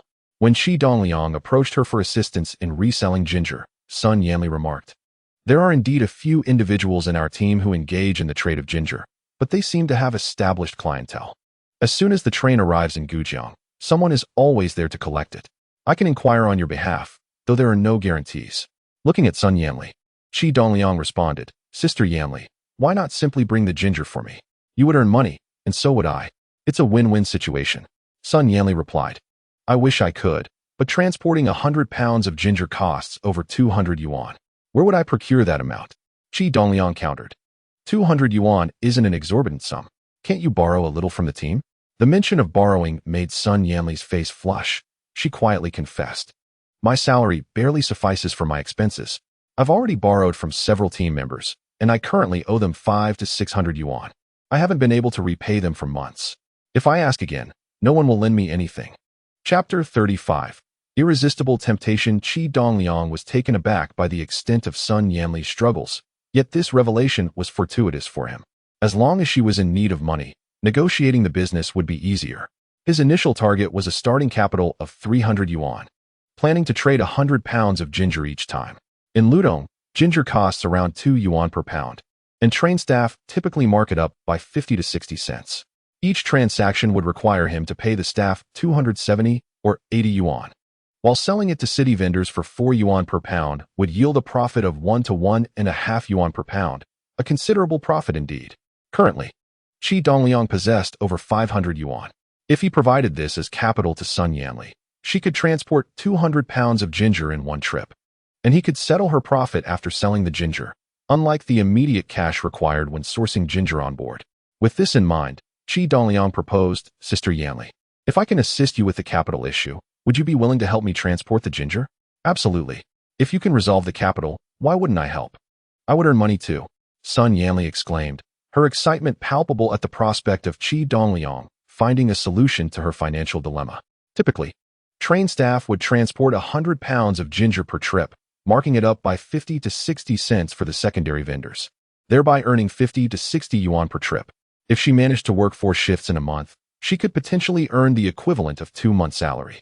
Noticing Sun Yanli's eagerness, Qi Dongliang couldn't help but smile inwardly and asked, "Sister Yanli, how many pounds of ginger could you bring for me in one trip?" "I could manage a maximum of 200 pounds. Sun Yanli, already indebted to her colleagues, saw this opportunity as a means to earn extra money to repay her debts. While others brought 100 pounds, she could bring 200, effectively doubling her earnings. Additionally, since train staff had designated compartments, they could not store the ginger in the service room for fear of inspections, so they would have to keep it in the passenger car, on the luggage racks, or beneath the seats. However, upon reaching their destination, they must disembark to attend to their tasks, leaving the ginger out of their sight. There have been instances in the past where ginger was lost, prompting them to exercise utmost caution by carrying only 100 pounds at a time, as the loss would be too significant to bear. Sun Yanli, on the other hand, faced no such dilemma. As a businesswoman within the team, she was not burdened with the responsibilities of opening doors or sweeping the carriage. Instead, she worked at the train manager's office, assisting passengers with ticket purchases, and occasionally inspecting tickets alongside the train manager. In Ludong, they were not required to procure ginger from the market, as certain stations had individuals dedicated to delivering ginger directly to the train. When the train arrived, these individuals would board to negotiate quantities, and upon the train's return journey, they would simply deliver the ginger aboard, allowing for a seamless transaction upon payment. At stations such as Gujang, Lujiang, and Tongshui, there were specialized middlemen who handled the ginger. Once they paid for the ginger, the business was effectively concluded without the need for them to carry or lift anything. The earnings were effortlessly acquired. When Sun Yanli expressed her ability to transport 200 pounds of ginger in one trip, she had already devised a plan. She would place the ginger on the luggage rack above the train manager's office, where she spent most of her time while on duty, ensuring easy supervision. A mere glance upwards would suffice to keep an eye on the ginger, making it virtually impossible to misplace. During her breaks, she could enlist the help of her colleague, Lin Lin, who shared a strong rapport with her. Managing this task was hardly a challenge. Qi Dongliang inquired, "Sister Yanli, what is the cost for 200 pounds of ginger?" Sun Yanli replied, "The price at Zhongxing is 2 yuan per pound, though it fluctuates frequently. Sometimes it is 2, 3, occasionally 2, 1, though the latter is rare. For 200 pounds, you can give me 460 yuan, and rest assured, I will not deceive you regarding the price. Typically, we add 5 to 6 dimes per pound. The capital is yours, and a profit of 40 cents per pound will suffice." Seeing Sun Yanli's proactive approach brought great joy to Qi Dongliang. He could manage 460 yuan, but anything beyond 500 was beyond his means. Sun Yanli's willingness to lower her markup conveyed her sincerity. However, business necessitates mutual benefit and honesty.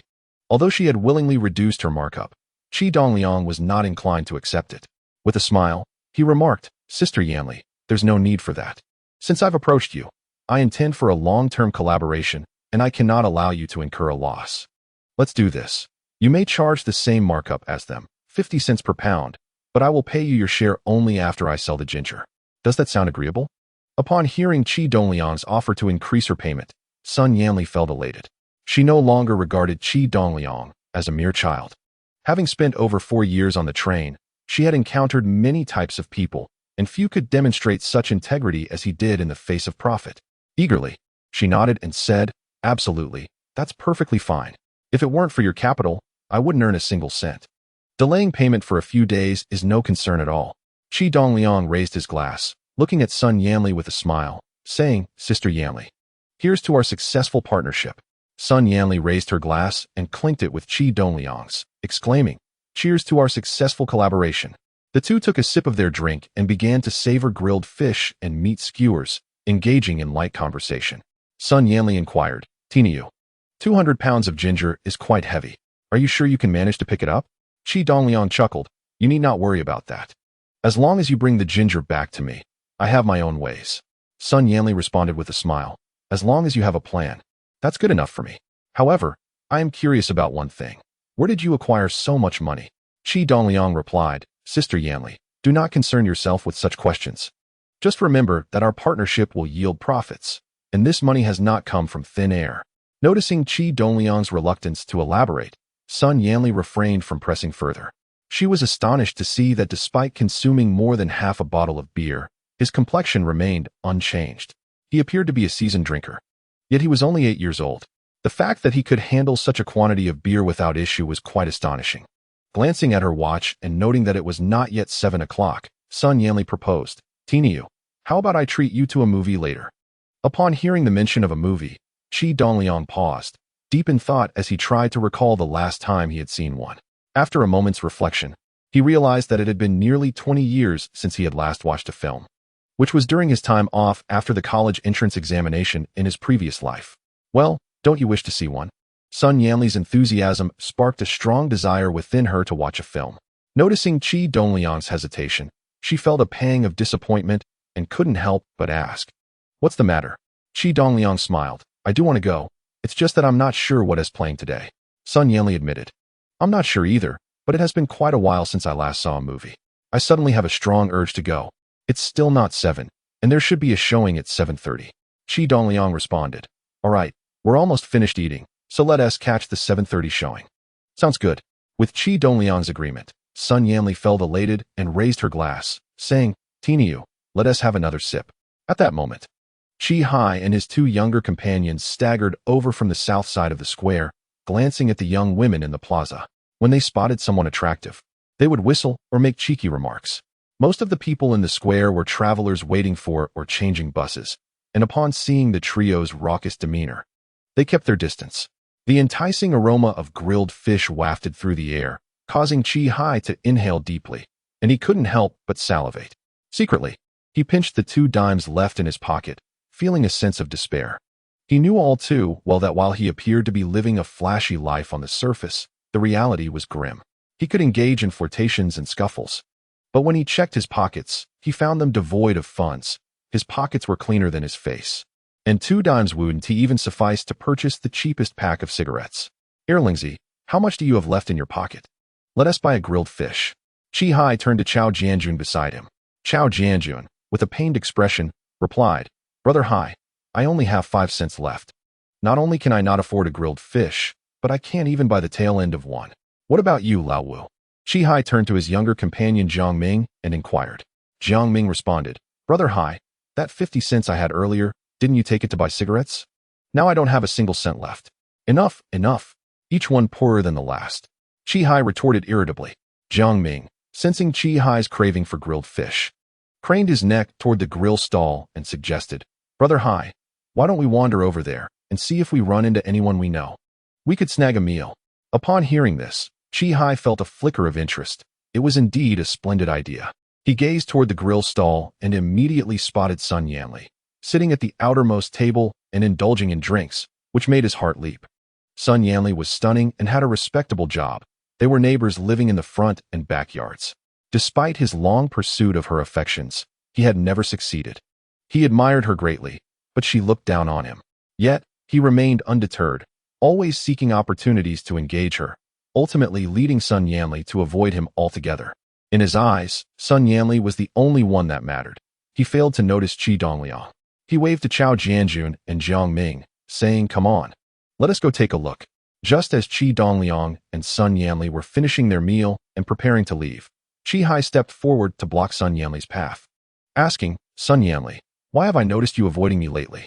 Only then did he realize Qi Dongliang's presence and exclaimed in surprise, Tiniu, what are you doing with her?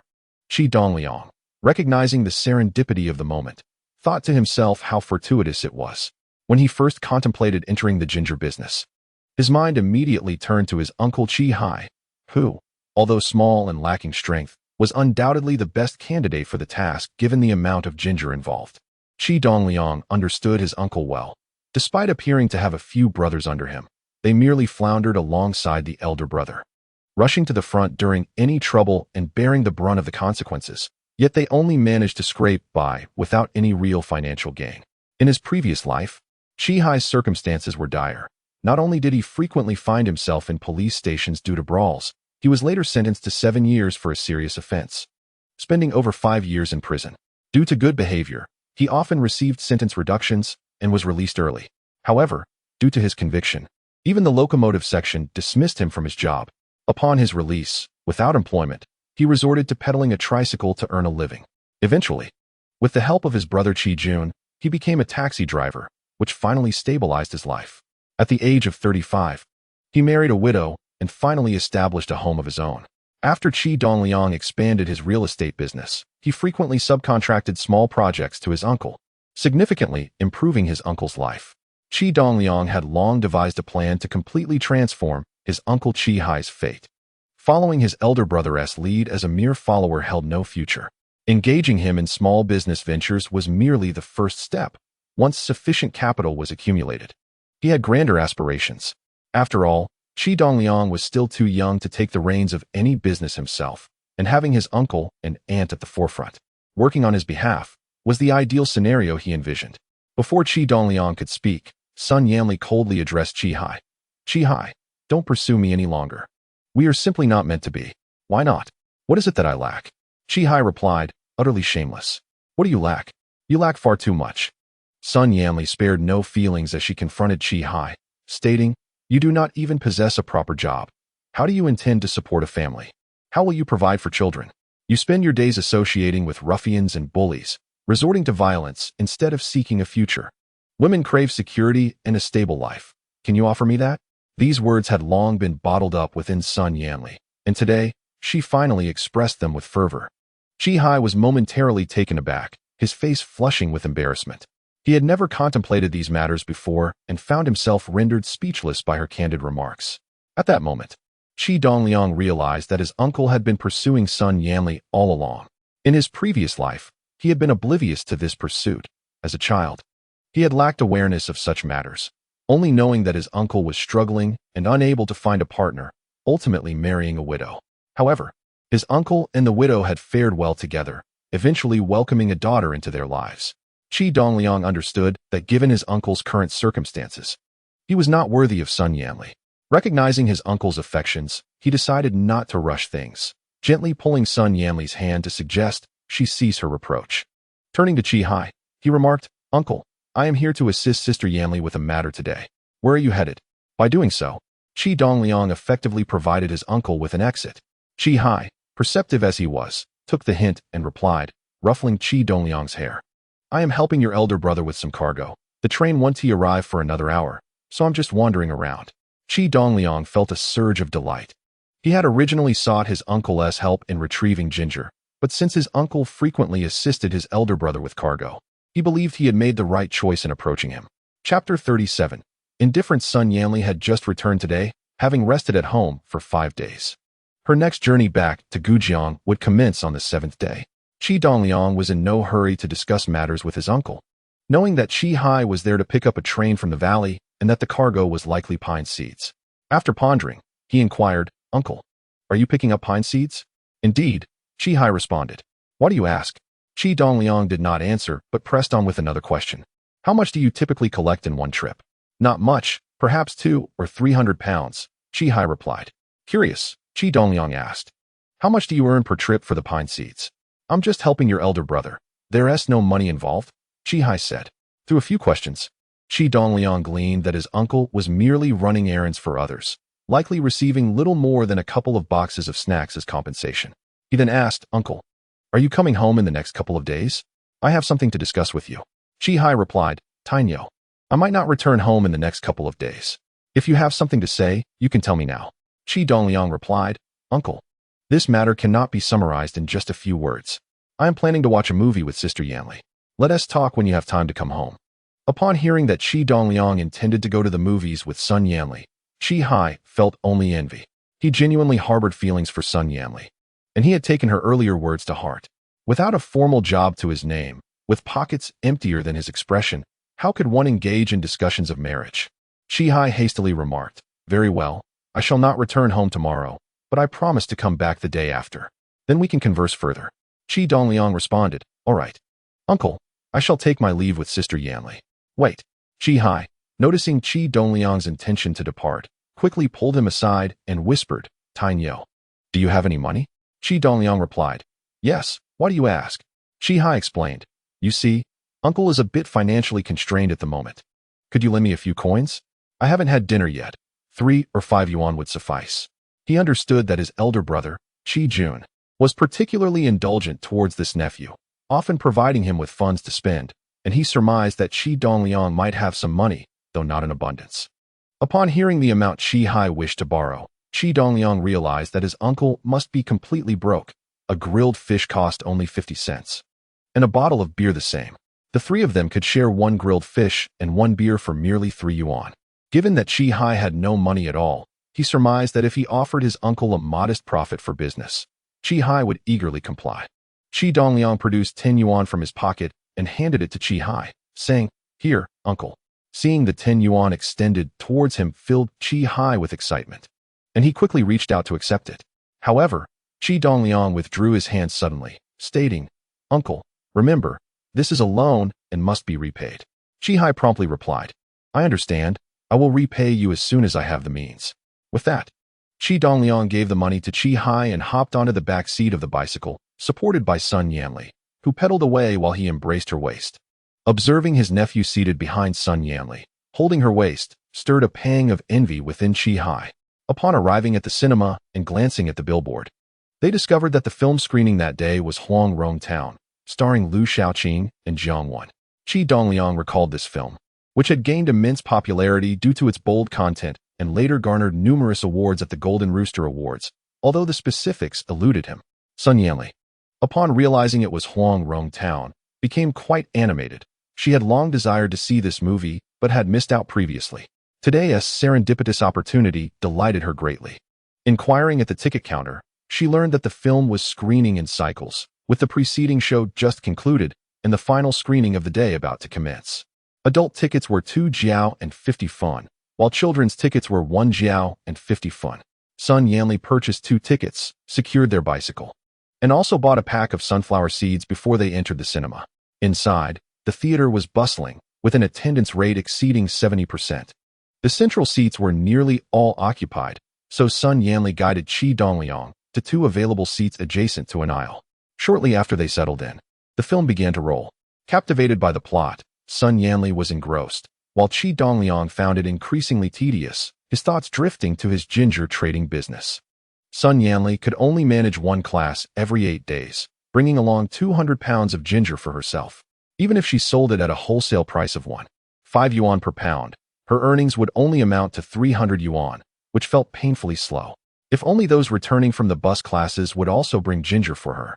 Even a mere 200 yuan a day could support her aunt's clothing business by the end of the month. However, the others in the bus classes, including Qi Dongliang, seemed indifferent, relying on Sun Yanli to spearhead the efforts. As he glanced at her, he noticed her in tears, deeply affected by the unjust treatment of the protagonist. Hu Yuan. Clearly, this was not the opportune moment to disturb her. He decided to wait until the film concluded. After enduring the agonizing wait, the film finally ended, and the crowd hurriedly surged towards the exit. Amidst the throng, Sun Yanli shielded Qi Dongliang, gently holding his shoulders as they navigated their way out. Standing at just over 1.2 meters tall, Qi Dongliang's head rested against her soft chest in the midst of the crowd. Initially unnoticed until he became aware of it after they had exited the cinema, Sun Yanli's mood shifted dramatically. Moments ago, she had been weeping uncontrollably. But as they stepped outside, she quickly emerged from the film's emotional grip, adopting a notably optimistic demeanor. She took Qi Dongliang's hand and led him to the bike storage area, retrieved a Phoenix bicycle, and began humming a tune as they made their way home. Upon arriving at Qi Dongliang's doorstep, she stopped the bike and handed it over to him, saying, "Tiniu, will your father scold you for coming home so late?" "He won't. My dad isn't home. He's out working," Qi Dongliang replied. "Well, that's a relief. You should head home now," Sun Yanli said, preparing to leave. But Qi Dongliang grasped her hand, saying, "Sister Yanli, could you help me get in touch with others from different classes to bring me ginger? Relying on just you is far too slow for me to earn money." Sun Yanli's expression faltered at his request for assistance in contacting others. She feared that if Qi Dongliang reached out to others, they might not collaborate with her, leaving her with no profit. After a moment's contemplation, she replied dismissively, "I'm not very familiar with the people from the other classes, but I can try to reach out and see." Chapter 38. The first business venture. Qi Dongliang perceived Sun Yanli's lack of enthusiasm regarding the matter. She seemed to be brushing him off. Nevertheless, he remained unperturbed, as he had already devised a strategy. Persuasion hinges primarily on the promise of benefit. If he could offer her an incentive substantial enough to sway her, success would be assured. Confidently, he proposed, "Sister Yanli, if you assist me in contacting the other classes, I won't ask you to do it for free. For each of the 7 classes you successfully connect me with, I will give you a 20 yuan commission. How does that sound?" Upon hearing that she could earn money merely by facilitating a connection, her eyes brightened. Although she wasn't particularly close with the personnel from the other classes, she knew each of their sales representatives from their shared training sessions. While they may not have formed strong bonds, they could certainly communicate. Moreover, this presented a lucrative opportunity for them, making it quite feasible to establish contact. She managed to contact the other 7 teams, but there was only a meager sum of 140 yuan to be gained, which dampened her enthusiasm. However, recognizing the opportunity to earn, she said, "Tainyo, it's not just about the money. I am genuinely not familiar with the people from the other teams. Nevertheless, I will do my utmost to assist you in making the connections. Qi Dongliang chuckled and replied, Sister Yanli, perhaps you have misunderstood my intention. I am asking you to help me connect with individuals from the other teams to supply goods. It's not merely about you facilitating the connection for 20 yuan. Rather, for each time they supply goods to me, I will give you 20 yuan. Just imagine, if you manage to connect me with all 7 teams. I would have goods to receive daily. Assuming you work 4 shifts a month, the other teams would likely require at least 26 shifts. At 20 yuan per shift, that amounts to 520 yuan. Plus, with the earnings from the goods you bring in, consider how much you could potentially earn in a month. Really? Sun Yanli was astounded by Qi Dongliang's words. If she could facilitate connections with individuals from the other 7 teams, it would be an extraordinarily lucrative venture. Based on Qi Dongliang's calculations, alongside her own contributions, she could potentially earn over 1,000 yuan in a month. The thought thrilled her, and she hesitantly inquired for confirmation. Absolutely. Qi Dongliang believed in the principle that wealth is best shared. Only by intertwining everyone's interests with his own could business flourish. After a moment's contemplation, Sun Yanli said, It's usually quite difficult for me to meet individuals from other teams during my shifts. While I'm on duty, they are resting. And aside from the 2 teams I exchange shifts with, I rarely encounter anyone else. However, the 182 train passes through Gujang every day, so I can go to the station to seek them out. Here's my plan. Tomorrow evening, when the 182 train arrives at Gujang, I will help you establish those connections. Seeing Sun Yanli so eager and proactive in devising a plan, Qi Dongliang felt a surge of satisfaction and smiled. I am immensely grateful, Sister Yanli. Should I accompany you tomorrow evening? Yes, you must come along, and you should bring some money, she replied. Consider this. When everyone travels, they typically do not carry much money. If I manage to facilitate this connection for you tomorrow evening, and they lack the funds to procure goods, it would be a wasted opportunity. Recognizing Sun Yanli's thoughtful considerations, Qi Dongliang understood the influence of mutual benefit at play and smiled. All right, I will bring the money tomorrow. Sun Yanli added, As it happens, I am on break for the next few days. After I connect you with that team tomorrow, I can reach out to another team the day after. In these few days, I should be able to contact 4 teams. Hastily, Qi Dongliang waved his hands. There's no rush, Sister Yanli. I don't have that much money on hand. I only have enough for 1 round of goods. The team we contact tomorrow will return the day after, and I can sell the goods wholesale, which will provide you with the capital for the next round. I believe it won't take long to accumulate enough for another order. Sun Yanli, lost in her dreams of wealth, had not fully considered Qi Dongliang's financial situation. It only dawned on her upon his remarks that for someone like him, being able to produce 500 yuan was already quite surprising. It was only natural that he couldn't afford to provide more. Very well, I shall contact a team tomorrow, Sun Yanli remarked. The following day, from noon until evening, Qi Dongliang did not see his uncle Qi Hai return home. Around 6 p.m., he and Sun Yanli went to the station together. The 182nd train from Tongshui to Landau was scheduled to arrive at Gujang Station at 6:41 p.m., halting for 12 minutes before departing at 6:53 p.m. Sun Yanli commuted back and forth between Gujang and Tongshui, possessing a railway employee's commuting ticket. With the ticket in hand, she entered the station with Qi Dongliang through the commuter entrance, waiting on the platform for the arrival of the 182nd train.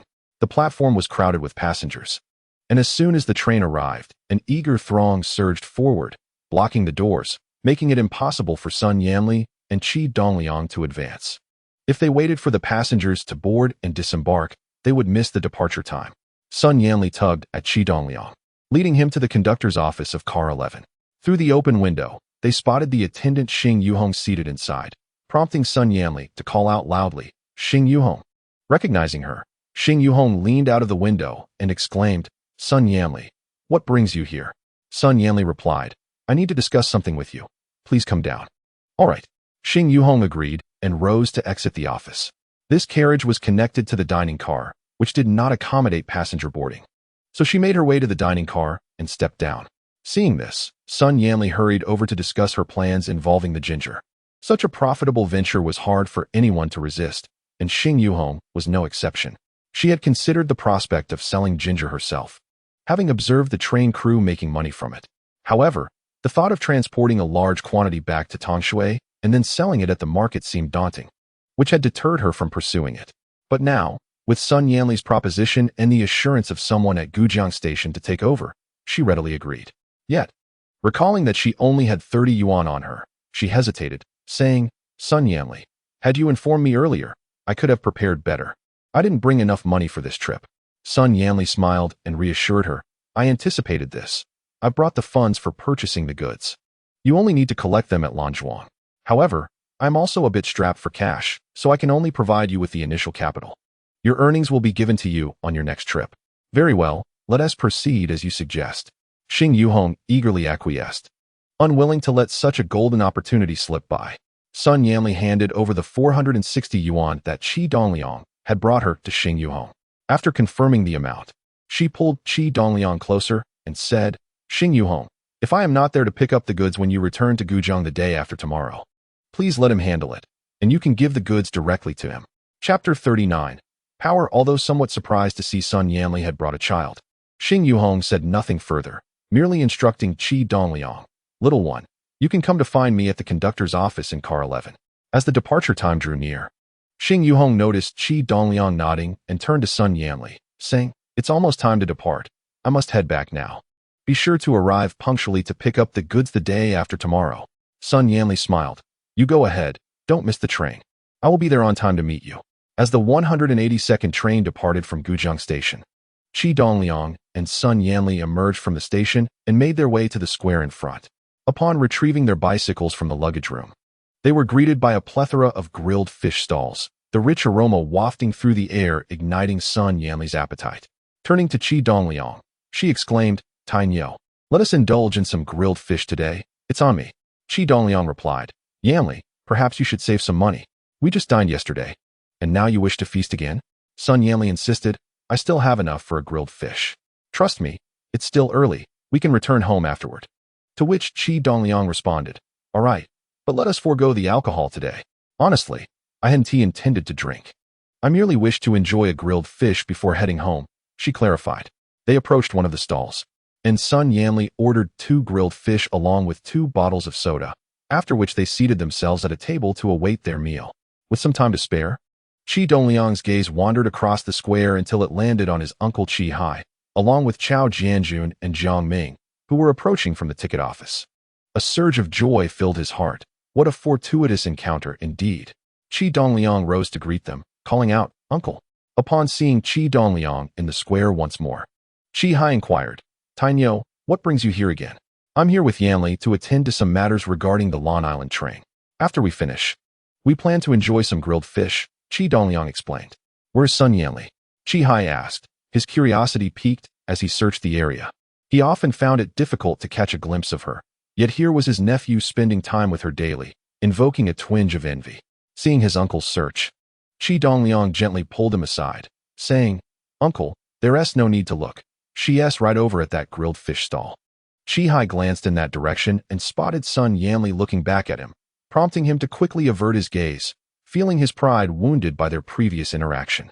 Uncle, didn't you promise to return home in the next few days? Why haven't you gone back? Qi Dongliang queried. Recalling his commitment, Qi Hai replied, It's only been a day. I plan to head back tomorrow. By the way, what did you wish to discuss? Qi Dongliang stated, I wanted to discuss that very matter with you. There are too many people here. Let us talk over there. Gesturing towards a row of trees on the edge of the square. Very well, Qi Hai agreed, turning to Chao Jianjun and Jiang Ming. You two wait here for a moment. Following Qi Dongliang, he made his way to the shaded path beside the trees. Uncle, I had the train attendant from the Long Island service bring me a batch of ginger, which will arrive the day after tomorrow. I would appreciate your assistance in picking it up, Qi Dongliang explained. Qi Hai, intrigued, asked, Tainyo, what do you need the ginger for? Naturally, to trade and earn some money. Qi Dongliang replied. Lu Hai, skeptical, remarked, You're planning to profit from ginger? Surely, you jest with your uncle. Qi Dongliang said, Uncle, I am not jesting about this matter. Otherwise, why have I been spending time with Sister Yanli these past few days? I have asked her to help me procure some ginger. Just now, I made arrangements with the train attendant from Land Island to bring me some ginger. They will return to Gujang the day after tomorrow. Upon hearing this, Qi Hai considered the possibility of Qi Dongliang truly being with Sun Yanli for a legitimate reason and found himself half convinced. He looked at Qi Dongliang and inquired, How much did you ask her to bring? And what profit do you expect? Qi Dongliang replied, I requested 200 pounds. As for the profit, it is difficult to estimate at this moment. It depends on the market price over there and the selling price here. Intrigued, Qi Hai asked, Tiniu, what made you think of trading ginger for profit? Qi Dongliang gazed at Qi Hai and responded, Uncle, what era are we in? We are in the age of reform and opening up, a time ripe with opportunities. One can earn profit in various endeavors. If we do not seize the moment when policies are favorable, we will regret it later. Just look at my family. We still live in a small house out front. How can we afford to move into a larger home without making money? Qi Hai, upon hearing that Qi Dongliang was trading ginger in hopes of affording an apartment, deemed it an absurd fantasy and retorted, You? Don't make me laugh. Qi Dongliang stood firm, stating, Of course, not only do I aspire to live in an apartment, but I also envision residing in a villa and driving luxury cars like Mercedes and BMWs. Qi Hai was amused by Qi Dongliang's ambitions, pointing at him and saying, You, what am I to say about you? I can't fathom what thoughts occupy your mind. Realizing that Qi Hai did not believe him, Qi Dongliang empathized with his skepticism. His aspirations seemed too distant, akin to castles in the air, and he felt they were unattainable. He shifted the conversation, saying, Uncle, let us not dwell on this. Will you help me or not? Qi Hai chuckled. For the sake of your grand ambitions, of course, I will assist. Qi Dongliang responded. Then you must come to pick me up at the station the day after tomorrow. I will be waiting for you there. Afternoon of the day after tomorrow? Qi Hai seemed to recall something and told Qi Dongliang, I might not have time then. Qi Dongliang insisted, Uncle, whatever you have planned, postpone it. You must come. I cannot manage 200 pounds of ginger alone. Qi Hai said, I will try my best. Noticing his uncle's reluctance, Qi Dongliang revealed his trump card, Uncle, your help in picking up the goods won't go unrewarded. For every time you assist me, I will give you 20 yuan as a service fee. I intend to keep this business going, and I won't hire anyone else. You will be my sole helper, and you will earn money each time. What do you think? 20 yuan for a single pickup? Qi Hai looked at Qi Dongliang incredulously. Qi Dongliang nodded affirmatively, Indeed. Will you do it? Yes, of course. Who would pass up such a good deal? Qi Hai thought about how he only earned a few dozen yuan each month unloading coal. The prospect of earning 20 yuan for a simple pickup was irresistible. He could not refuse. Chapter 40. Tardiness. Qi Dongliang asked, Uncle, are you helping a friend pick up pine seeds again tonight? Qi Hai remarked, It is both true and not true. Tonight, there is no fixed objective. I am merely here to observe. If something presents itself, I shall embrace it, and if not, I shall let it be. Qi Dongliang interjected, Uncle, let us make an agreement. The day after tomorrow, in the afternoon, you will assist me in picking up the car. For I am off to dine with Sister Yanli for some grilled fish. Very well, you may go, Qi Hai replied. He cast a glance at Sun Yanli. Feeling a twinge of reluctance, yet hesitating to approach her, he settled for addressing Qi Dongliang instead.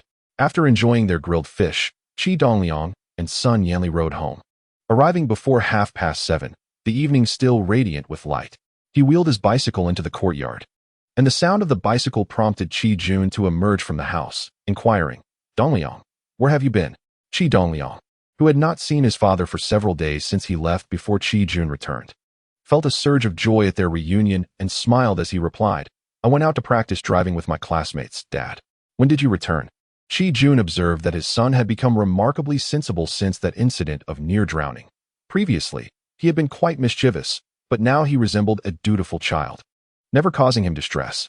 Qi Jun had met with his homeroom teacher, Mr. Gao, who praised Qi Dongliang profusely, extolling his quick learning, exemplary grades, and remarkable penmanship. In his previous life, Qi Dongliang's calligraphy was exceptional, showcasing a masterful hand in both cursive and small script.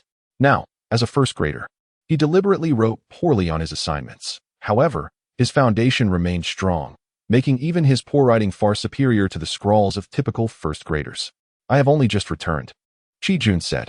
Seeing you were not home, I nearly ventured out to search for you. Qi Dongliang chuckled.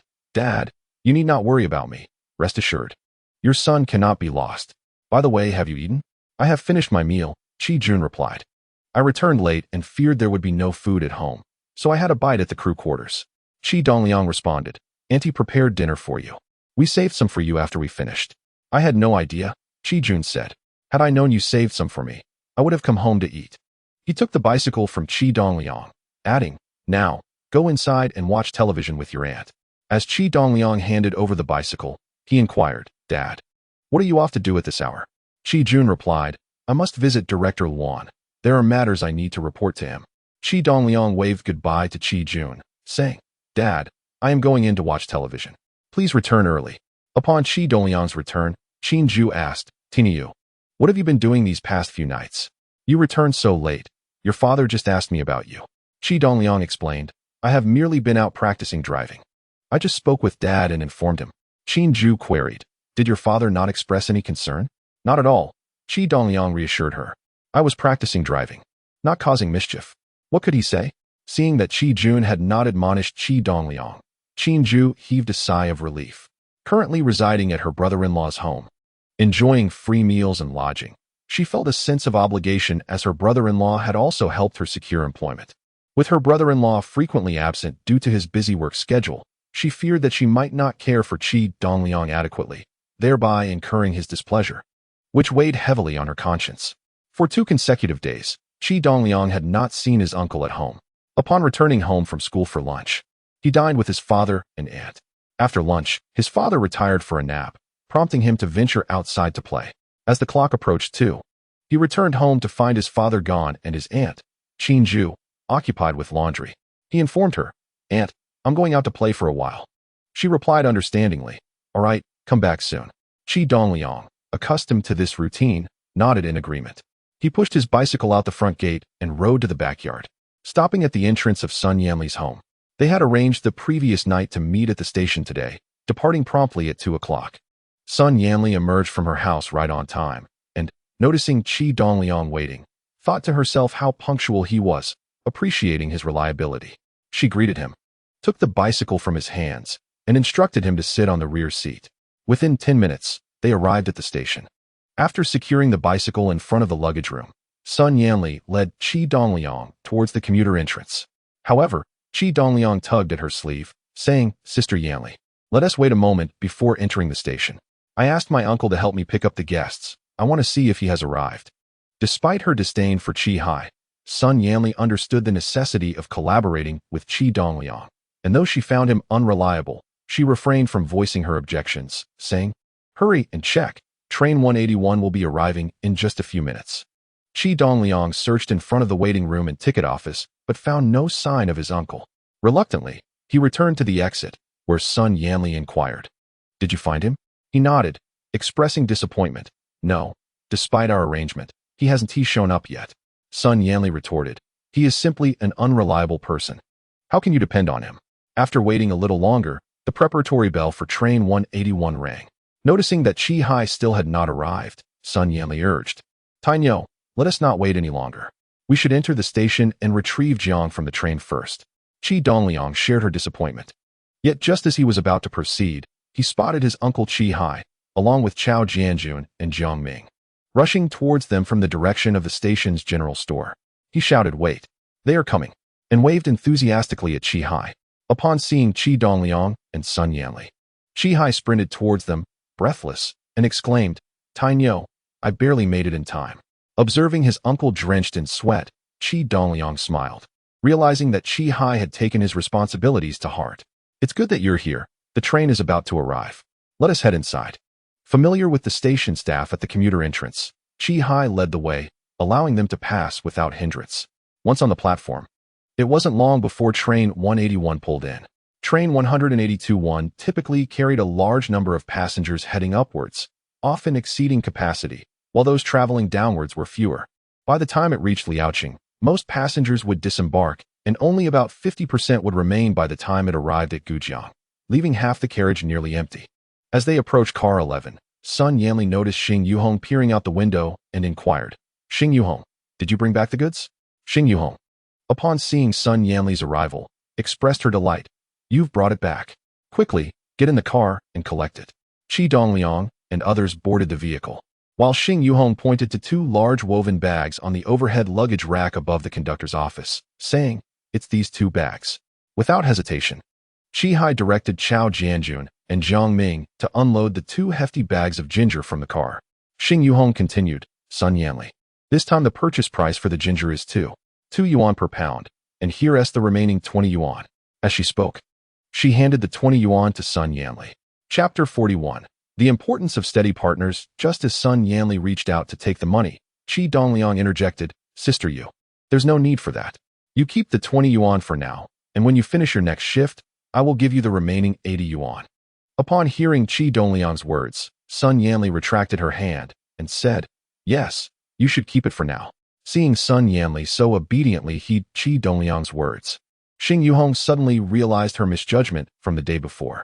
Previously, this business had been Sun Yanli's domain, and when she suggested that if she couldn't pick up the goods, Qi Dongliang should, it had seemed to Xing Yuhong that Sun Yanli was merely avoiding suspicion. However, it became apparent today that this young man was indeed the one in charge. Xing Yuhong tucked the money away and asked, "All right then, I want to be polite. Do you still want ginger after your shift?" Qi Dongliang affirmed, "Yes, I will always want it. As long as there is ginger available, I will keep coming back. I will bring the ginger money next time." Elated that she had inadvertently earned 100 yuan during her shift, Xing Yuhong felt a surge of excitement upon realizing Qi Dongliang's consistent demand for ginger. This meant that she could earn money with each shift, potentially raking in 300 to 400 yuan over a month, equivalent to 2 months' salary. The business was thriving.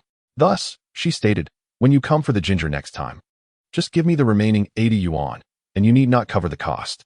However, when you come to collect the ginger, you must share the profits with me." Upon hearing that Xing Yuhong wouldn't require him to invest in the next shift, Qi Dongliang was exceedingly pleased. This arrangement would allow him to reinvest the money into developing another team, and after this profitable venture, he would be able to directly distribute the profits. With a smile, he replied, "All right, Sister Yu, it's settled." Waving goodbye to Xing Yuhong, Qi Dongliang and Sun Yanli descended from the vehicle, only to find Qi Hai and the others waiting on the platform. Qi Dongliang instructed, "Uncle, take the ginger to the luggage entrance." With a wave of his hand, Qi Hai signaled Chao Jianjun and Jiang Ming, who each hoisted a bag of ginger and made their way toward the exit. Qi Dongliang and Sun Yanli followed them out. Arriving at the entrance of the luggage room, in front of the luggage room, a throng of individuals with pushcarts and tricycles awaited the ginger deliveries. Upon seeing Chao Jianjun and Jiang Ming emerge with the 2 large bags, several people eagerly surrounded them, clamoring, "Is that ginger? Sell it to me. Please. Sell it to me." Noticing the crowd's eagerness to purchase ginger, Qi Hai and Sun Yanli remained silent, turning their attention to Qi Dongliang. Having observed the market dynamics at the luggage room entrance over the past few days, Qi Dongliang had a firm grasp on the prevailing prices. Thus, he declared, "I have a total of 200 pounds of ginger. I will sell it to the highest bidder." The individuals surrounding them were all casual buyers without fixed clientele, ready to profit from the ginger, knowing that if they missed out today, it would be in vain. Upon hearing Qi Dongliang's words, someone immediately exclaimed, "I'll offer 25 yuan per jean." Before the sound faded, another voice boomed, "I'll give 30. I'll give 35. I'll give 40. As soon as one individual shouted 40 per jean, the others fell silent. The wholesale price for ginger in the Gujang market hovered around 4.50 to 4.60, and any further increase would render the transaction unjustifiable, leaving only meager earnings. Qi Dongliang was aware that the prevailing market rate for ginger here was 4.20 per jean, and 4.40 was already a generous offer. Thus, he pointed to a middle-aged man pedaling a tricycle and said, "Very well, if you bid 4.40, I shall sell it to you." The middle-aged man, elated, approached, lifted a bag of ginger to gauge its weight, and inquired, "What if you claim it weighs 200 jin, but it falls short?" Noticing that this man was a novice at procuring ginger, Qi Dongliang understood why those collecting ginger congregated at the luggage room entrance. It was due to the presence of a scale inside, where transactions could be weighed directly, ensuring a fair exchange of money and goods. The middle-aged man was evidently uninformed about this essential detail. "Fear not," Qi Dongliang replied. "The luggage room is equipped with a scale. We can weigh the ginger inside, as it is calibrated for postal packages, thus guaranteeing accuracy and fairness for all parties involved." The middle-aged man opened the woven bag to inspect the quality of the ginger, which was plump and of first-rate caliber. Together, they proceeded to the luggage room to weigh the ginger, discovering that each bag exceeded 201 jin by a slight margin, with a woven bag weighing merely 3 to 4 taels. Thus, the total ginger amounted to no less than 200 jin. After assisting the middle-aged man in loading the ginger onto his tricycle, the man retrieved 880 yuan from his waist pouch and handed it to Qi Dongliang. After verifying the amount, Qi Dongliang placed the money into his backpack and engaged in conversation with his new acquaintance. In no time, Qi Dongliang learned that the middle-aged man, surnamed Hu and named Hu Daong, was not a local of Gujang, but hailed from the neighboring county of Zifeng. Due to the fact that train number 182 from Tongshui to Landau does not pass through Nanfeng, the price of ginger in the Nanfeng market was slightly higher than in Gujang. As Qi Dongliang had surmised, though this was not Hu Daong's first attempt at procuring ginger, it was indeed his first successful acquisition. The wholesale price in Gujang was 4.50 to 4.60, while in Nanfeng, it was approximately 4.70 to 4.80. He had pedaled over 20 kilometers to Gujang, having failed to obtain ginger on 3 previous attempts, and today, in desperation, he had boldly offered the elevated price of 4.40. Uncle Hu, Qi Dongliang inquired, should I acquire more ginger, will you still be interested? Absolutely. Whatever quantity you have, I will take. Even at 4.40, Hu Daong could still profit from reselling the ginger, potentially earning 50 to 60 yuan on a 200 jin haul. As long as there was profit to be made, he was willing to endure the labor, as he possessed ample strength. After some calculations, Qi Dongliang informed Hu Daong of the next date for procuring ginger, then added, Uncle Hu, I shall continue to offer you the price of 4.40 per jin on your next visit. However, after that, should you continue to source ginger from me, the price will adjust to 4.30 per jin. Even if prices rise on your end, I will not increase my rates.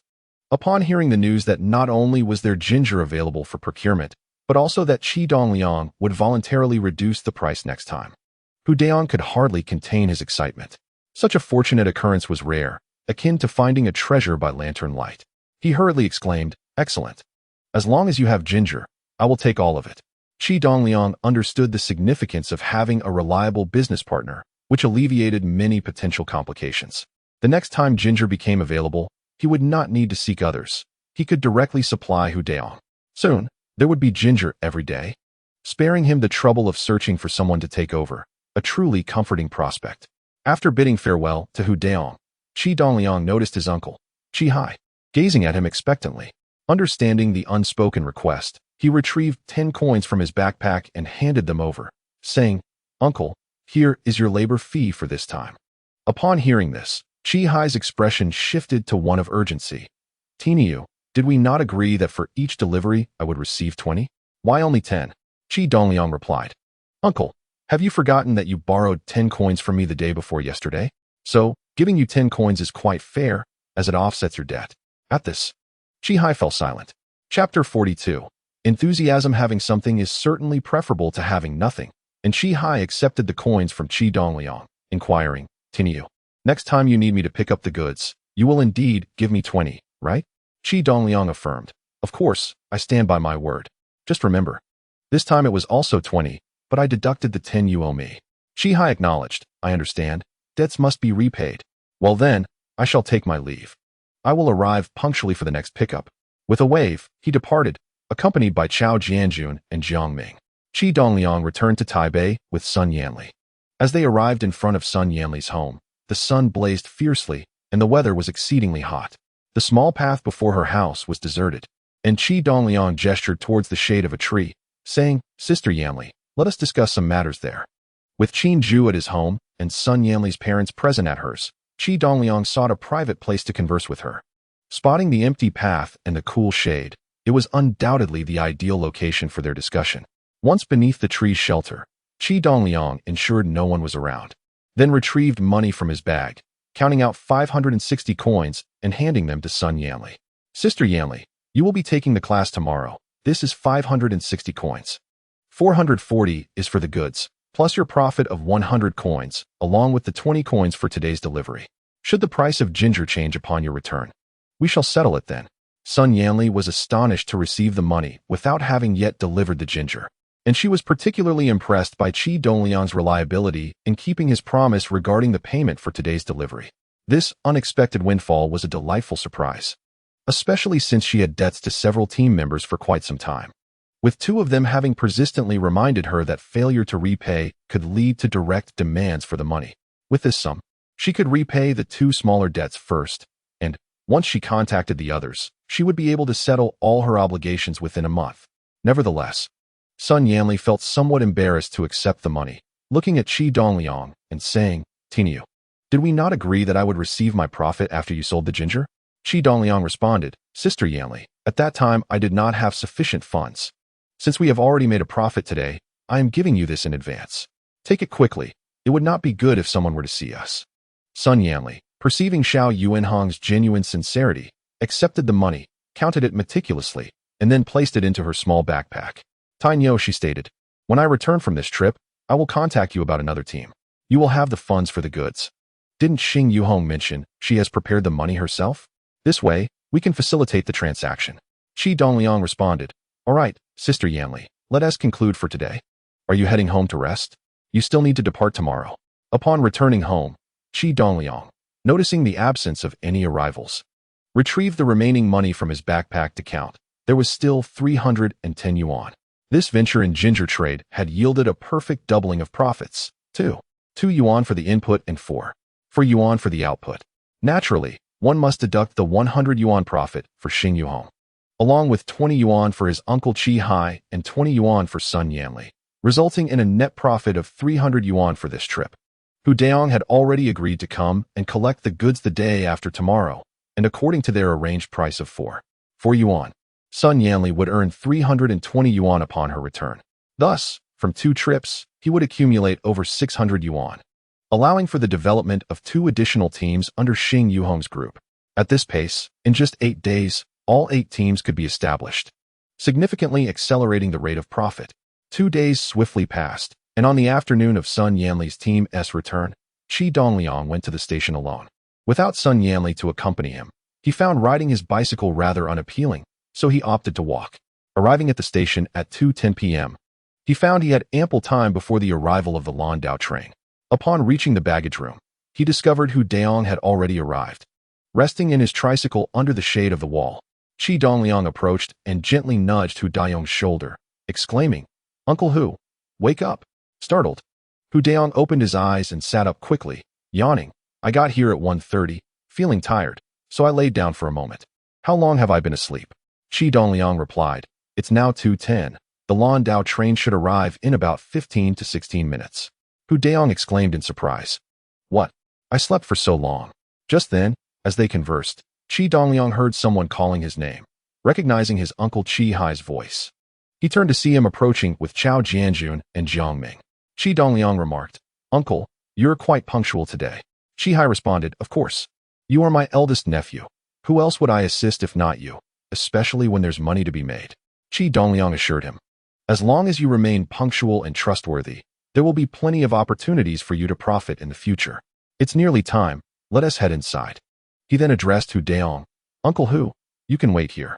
After waiting for a while inside the station, train 181 arrived. As soon as it halted, Sun Yanli was at the window of the train conductor's office, eagerly scanning for Qi Dongliang and Qi Hai. Spotting them near the overpass, she leaned out of the window, calling out to Qi Dongliang while waving enthusiastically.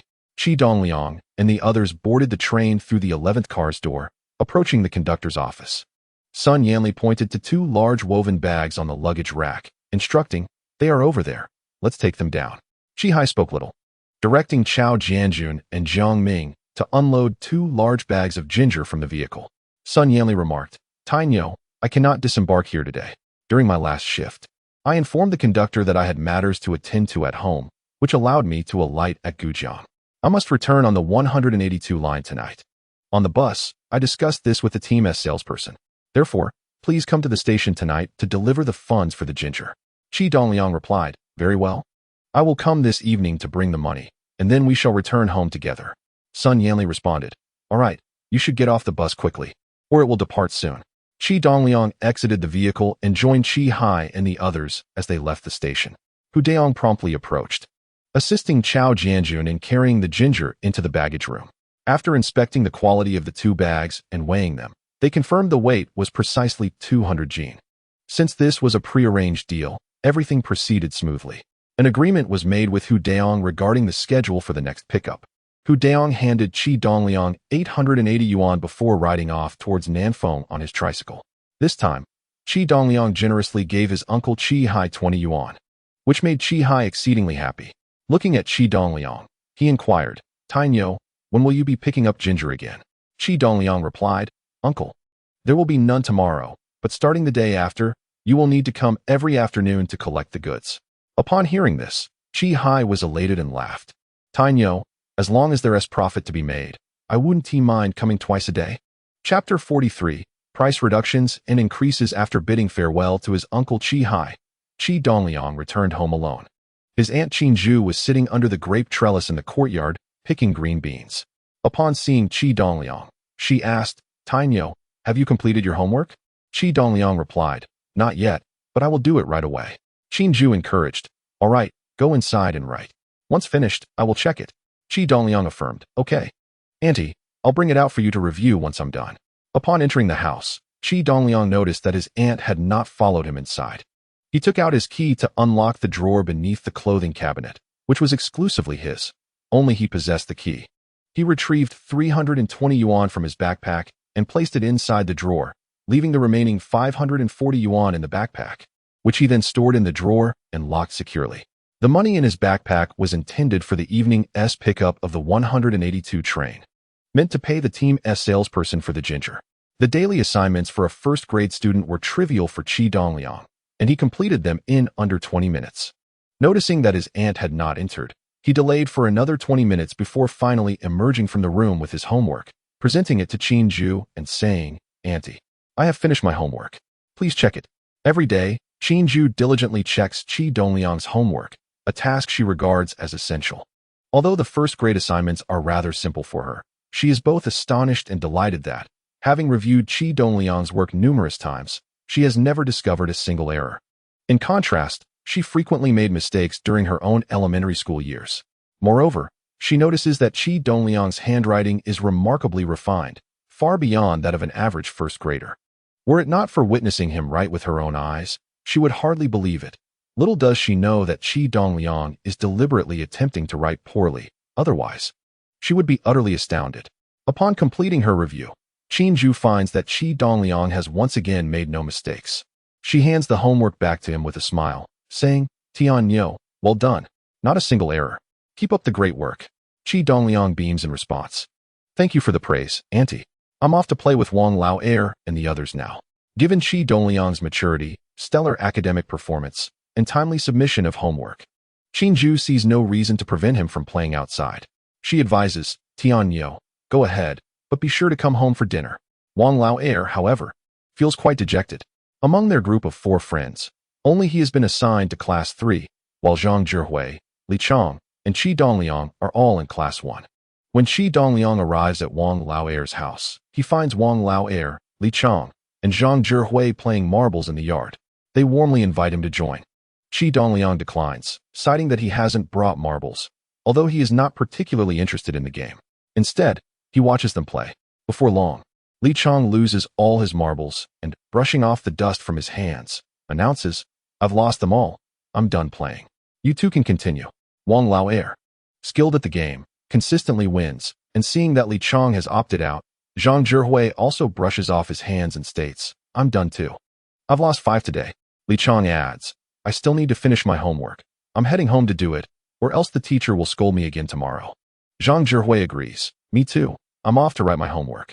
Once Li Chang and Zhang Zhihui depart, Qi Dongliang inquires, Wang Lao Air, have you finished your homework? Wang Lao Air replies, not yet. I plan to do it later tonight. Tianyo, my dad came back yesterday and brought several oranges. Come inside, and I'll give you one to eat. Wang Lao Air shares a close bond with Qi Dongliang, as his father, a train conductor, often brings back treats from his travels between the cities of Gujang. Wang Lao Air always shares his goodies with Qi Dongliang, who reciprocates by sharing his own treats. Upon entering the house, the 2 friends enjoy oranges while chatting. Qi Dongliang then asks about Wang Lao Air's homework.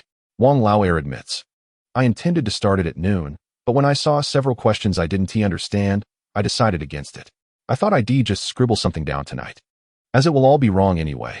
Qi Dongliang offers, which questions don't you understand? I can help you. Wang Lao Air replies, let us do it tonight. Right now, I have no desire to tackle my homework.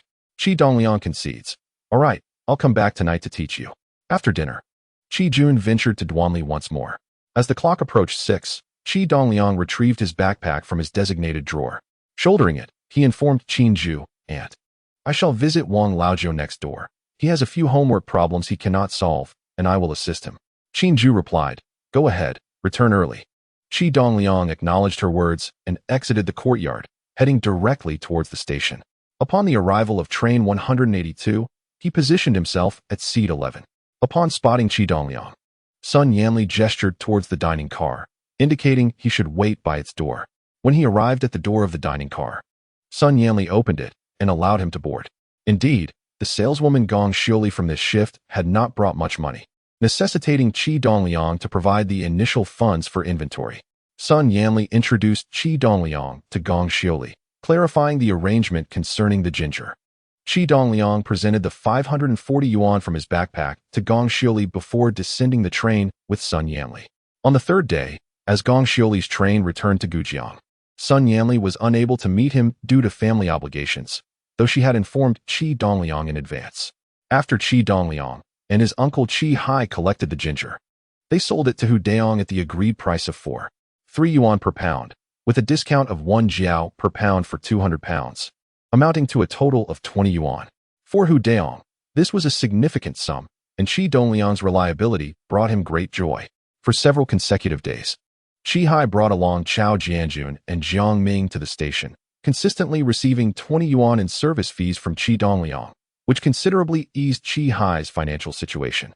Through the passage of these days, with money generating more money, Sun Yanli collaborated with Qi Dongliang to establish connections with all the teams from the Blue Island train, ensuring a steady supply of ginger and profits daily, fostering a positive cycle that swiftly increased Qi Dongliang's finances. He promptly adjusted the cooperation strategy, lowering the wholesale price to Hu Daong to a standard 2 yuan per pound, and even when prices from Lanzhuang rose, he refrained from increasing Hu Daong's prices. Much to Hu Daong's delight, who privately celebrated having found a good partner, further strengthening their bond. As for his uncle Qi Hai, Qi Dongliang generously raised the service fee for each delivery from 20 to 30 yuan, prompting Qi Hai to extol his nephew's virtues. He calculated that with daily deliveries, the monthly earnings would exceed 900 yuan. Chapter 44. Guiding by circumstances in the blink of an eye, a month and a half had passed. Qi Dongliang, seeing his savings had accumulated to over 12,000 yuan, recognized it was time to assist his aunt Qinju in organizing the clothing business. Though 12,000 yuan may seem trivial in later years, in this era, it represented a substantial sum, marking Qi Dongliang as a respected figure among the community. In just a month and a half, he achieved a level many would aspire to but find unattainable. During this period, Aunt Qinju participated in coal unloading 11 times, earning a total of 35 yuan, averaging just over 3 yuan per unloading. Even so, Qinju was immensely delighted. She could finally earn money through her own labor. Working as a substitute teacher in the countryside yielded a meager monthly salary of merely 20 yuan, often delayed in payment. Now, in mid-September, as the season for clothing transitions approached, the garment industry was thriving, making this an opportune time to enter the field. After observing and gathering information for some time, Qinju discovered several stalls for sale or rent on Clothing Street. It would be prudent to rent a stall there initially, allowing her to test the waters of the clothing business. If successful, she could expand her operations. Qi Dongliang was still attending school, and if he devoted all his energy to assisting his aunt with her clothing venture, he would have no time to manage his ginger trade. Fortunately, his uncle Qi Hai had already been trained for this purpose, with established supply and sales channels. As long as he adhered to the plan, profitability was assured. Qi Hai assisted Qi Dongliang daily in transporting ginger, and during this period, he had distanced himself from his former associates, only occasionally helping them with a pine nut delivery at night. Moreover, having the lucrative ginger trade to compare against, he found himself less enthusiastic about the pine nut deliveries, often making excuses to avoid them. The reason was simple. Without money, there was little motivation. Qi Dongliang resolved to entrust the ginger business entirely to his uncle Qi Hai, not as a complete handover, but rather to adopt a more managerial role while Qi Hai continued to work for him, albeit with an increase in profit sharing. The ginger business was seasonal, expected to last until the end of November, and earning an additional 20,000 yuan within 2 months seemed entirely feasible. This money could then be reinvested into more profitable ventures. Qi Dongliang planned to have a thorough discussion with Qi Hai, imparting some business insights before entrusting him with the ginger operations. Qi Hai had been pursuing Sun Yanli, and after spending time with Qi Dongliang during deliveries, he had more opportunities to interact with her, leading to a less hostile attitude on her part. Henceforth, Qi Hai would be responsible for ginger deliveries, directly engaging with Sun Yanli, creating opportunities for himself and hopefully expanding the business. It was believed that this would indirectly assist his uncle as well. In the afternoon, after a delivery, Qi Dongliang transferred 2 bags of ginger to Hu Daong. Hu Daong had upgraded his mode of transport. Having earned some money recently, he spent 500 yuan to purchase a second-hand Happiness 250 motorcycle, known colloquially as the Big Happiness motorcycle.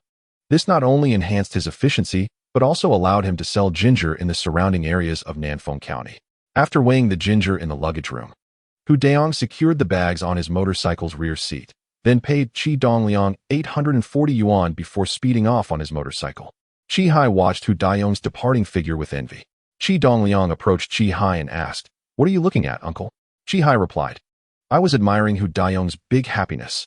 Qi Dongliang casually remarked, "What is so special about an old Big Happiness?" "Uncle, if you continue working alongside me, by next year, you'll be able to afford a bigger model." What Qi Dongliang refers to as the Big 100 is the currently popular Suzuki 100 motorcycle, which costs around 5,000 to 6,000 yuan for a new model. Qi Hai, unable to fathom such a price, incredulously inquired, "Really?" Qi Dongliang affirmed, "Of course. As long as you diligently follow my lead and refrain from engaging in the chaotic affairs of society, I assure you that come next spring, I will purchase a Big 100 for you." Had these words been spoken by Qi Dongliang in the past, Qi Hai would have undoubtedly doubted them. However, the present circumstances rendered them more believable. Having assisted Qi Dongliang with station pickups for a considerable duration, Qi Hai may not have known the exact amount Qi Dongliang earned, but he had a rough estimate. In just a month and a half, he surmised that Qi Dongliang's earnings would suffice to buy 2 Big 100s without a doubt. Eagerly, Qi Hai exclaimed, "Tiniu, as long as you procure the motorcycle for me, I shall not engage in any other pursuits and will simply follow your lead." Qi Dongliang nodded in agreement, and, noticing that Chao Jianjun and Jiang Ming were eavesdropping, suggested, "Uncle, let us step aside. I have something to discuss with you." The two moved to a secluded corner by the wall, and Qi Dongliang inquired, "Uncle, during this period, I have given you 30 yuan for each pickup. How do you distribute this money?" Perplexed, Qi Hai responded, "This money is given to me by you. How could I possibly distribute it?" Qi Dongliang clarified, "I mean, Chao Jianjun and Jiang Ming accompany you daily, undertaking the arduous tasks. Haven't you considered giving them a share?" Realizing the nature of Qi Dongliang's inquiry, Qi Hai waved his hand dismissively, saying, "They are my brothers. A mere word from me suffices. There is no need for monetary compensation. Besides, I often buy them cigarettes and treat them to drinks, which should be sufficient." Qi Dongliang replied, "Uncle, while this may be acceptable in social circles, it is not suitable for business. In commerce, the principle of shared benefits and harmonious relationships is paramount.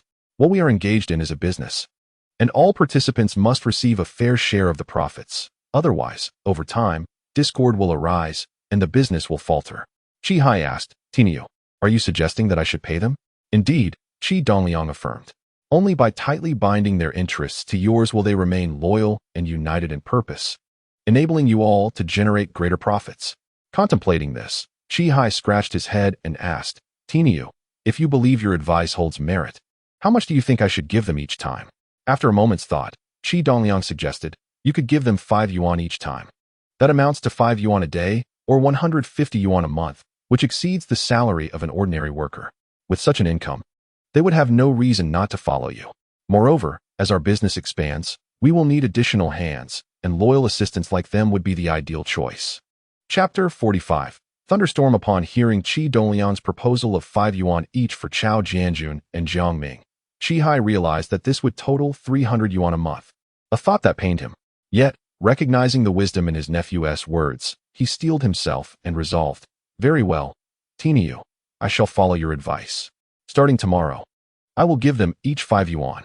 As Qi Dongliang observed his uncle's keen understanding, he felt a surge of joy and remarked with a smile, "Uncle, it is not from tomorrow that we should begin, but rather today that we shall provide them with payment. Furthermore, prior to disbursing any funds, it is imperative that we clarify the terms. Each time they receive a shipment, they shall be compensated with 5 yuan for their labor, ensuring they possess a clear expectation. This approach will undoubtedly stimulate their enthusiasm. Very well. Payment shall commence today.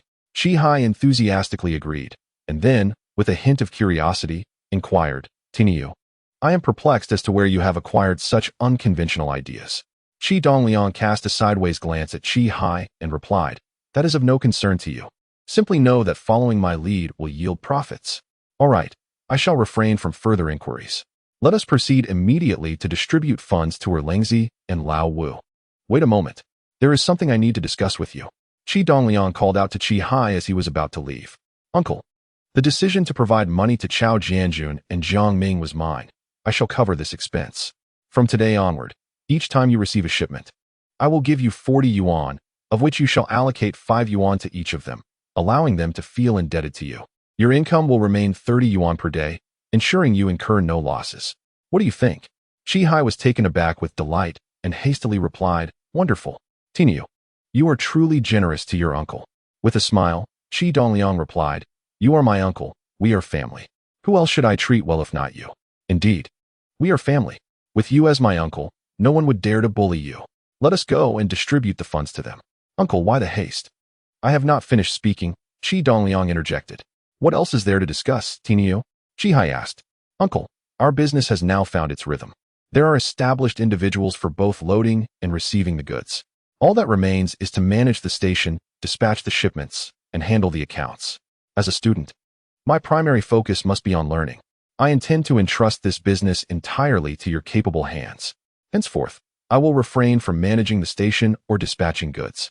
You will ably handle Chao Jianjun and Jiang Ming. Qi Hai, upon hearing this, expressed his agreement. That is perfectly acceptable. I am already familiar with everyone involved.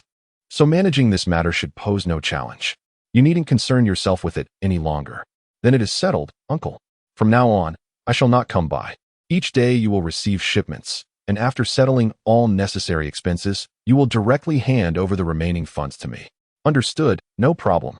Qi Dongliang handed Qi Hai 40 yuan, saying, Uncle, this is today's payment for you. Please distribute it to Chao Jianjun and Jiang Ming. I shall not accompany you. Very well, Tiniu. You should return now. The sky is overcast, and rain is imminent. Indeed, I shall head home, uncle. If you have nothing pressing, you should return early as well. I plan to invite them for drinks tonight, so I may not make it home. You should hurry along, Qi Hai replied. Upon returning home, Qi Dongliang noticed the sky had darkened further, accompanied by distant rumblings of thunder. His aunt, Qin Ju, was busily collecting the sun-dried laundry, and Qi Dongliang stepped forward to assist her by carrying an armful of clothes inside. Not long after entering the house, the rain began to pour down in heavy, bead-like drops. Qin Ju hurriedly closed all the windows to prevent the rain from seeping inside. Although the rain was intense and relentless, it gradually subsided after about 10 minutes. Yet the sky remained overcast. Qin Ju remarked, the weather forecast predicts thunderstorms or heavy rain today, Tiniu. You should refrain from going out to play. Take off your clothes, and I will wash them for you. Qi Dongliang replied, all right, auntie. I will stay home and complete my homework. With that, he climbed onto the Kong, removed his trousers and shirt, and handed them to Qin Ju. Qin Ju went to the kitchen to wash the clothes while Qi Dongliang settled at the Kong table, beginning his homework. As his courses advanced, the volume of homework increased significantly. Where he once completed assignments in about 20 minutes, he now required over half an hour. After Qin Ju finished washing his shirt and trousers, she hung them on a drying line inside the house, noticing that Qi Dongliang was still working on his homework. Seeing him seated on the Kong in nothing but his underwear, she asked, Tiniu, aren't you cold? You should put on some clothes. Qi Dongliang responded, Auntie, I'm not cold. It's quite stuffy in here with the windows closed. Qin Ju replied, we must keep the windows shut. It's likely to rain again, and we wouldn't want water flooding the house. If you're too warm, you can turn on the fan. Qi Dongliang said, that won't be necessary. I'm comfortable as is. Qin Ju suggested, continue with your homework. I will prepare dinner. Your father has gone to Tongshui, and he won't be back tonight. After we eat, we can watch television together. By the time Qi Dongliang finished his homework, Qin Ju had prepared the meal. After checking his work and finding no errors, she instructed him to tidy up his books and notebooks before bringing the dishes to the Kong table. They sat down to begin their dinner, when suddenly, A flash of lightning illuminated the entire sky, followed by a deafening clap of thunder that sounded as if it had exploded directly above them, startling them both. Qi Dongliang had planned to discuss the clothing business with his aunt after dinner, but upon hearing the thunder, he noticed her face turn pale and her hands tremble. Concerned, he asked, "Auntie, are you afraid of thunder?" Qinju, still shaken from the earlier thunderclap, patted her chest and admitted, "Yes, it terrified me. I have been afraid of thunder since childhood, especially at night. Whenever there was a storm, I would dive into my mother's bed, too frightened to even peek out." Qi Dongliang reassured her, "There's no need to be afraid.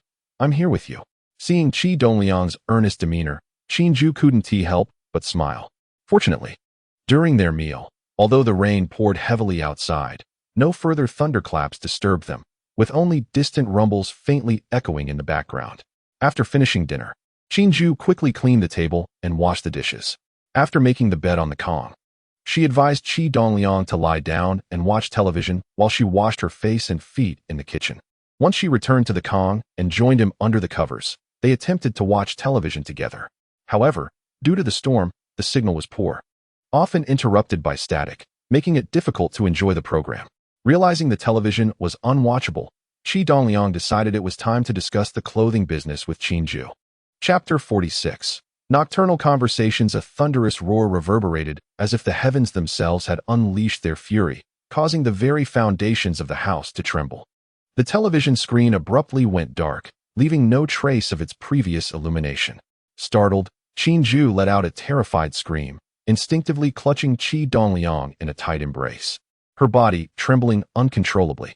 The sheer magnitude of the thunder took Qi Dongliang by surprise, and Qinju's reaction only intensified his fear, albeit for but a fleeting moment. Once the thunder subsided, the patter of rain continued unabated. Qi Dongliang quickly regained his composure, noting Qinju still shivering beside him.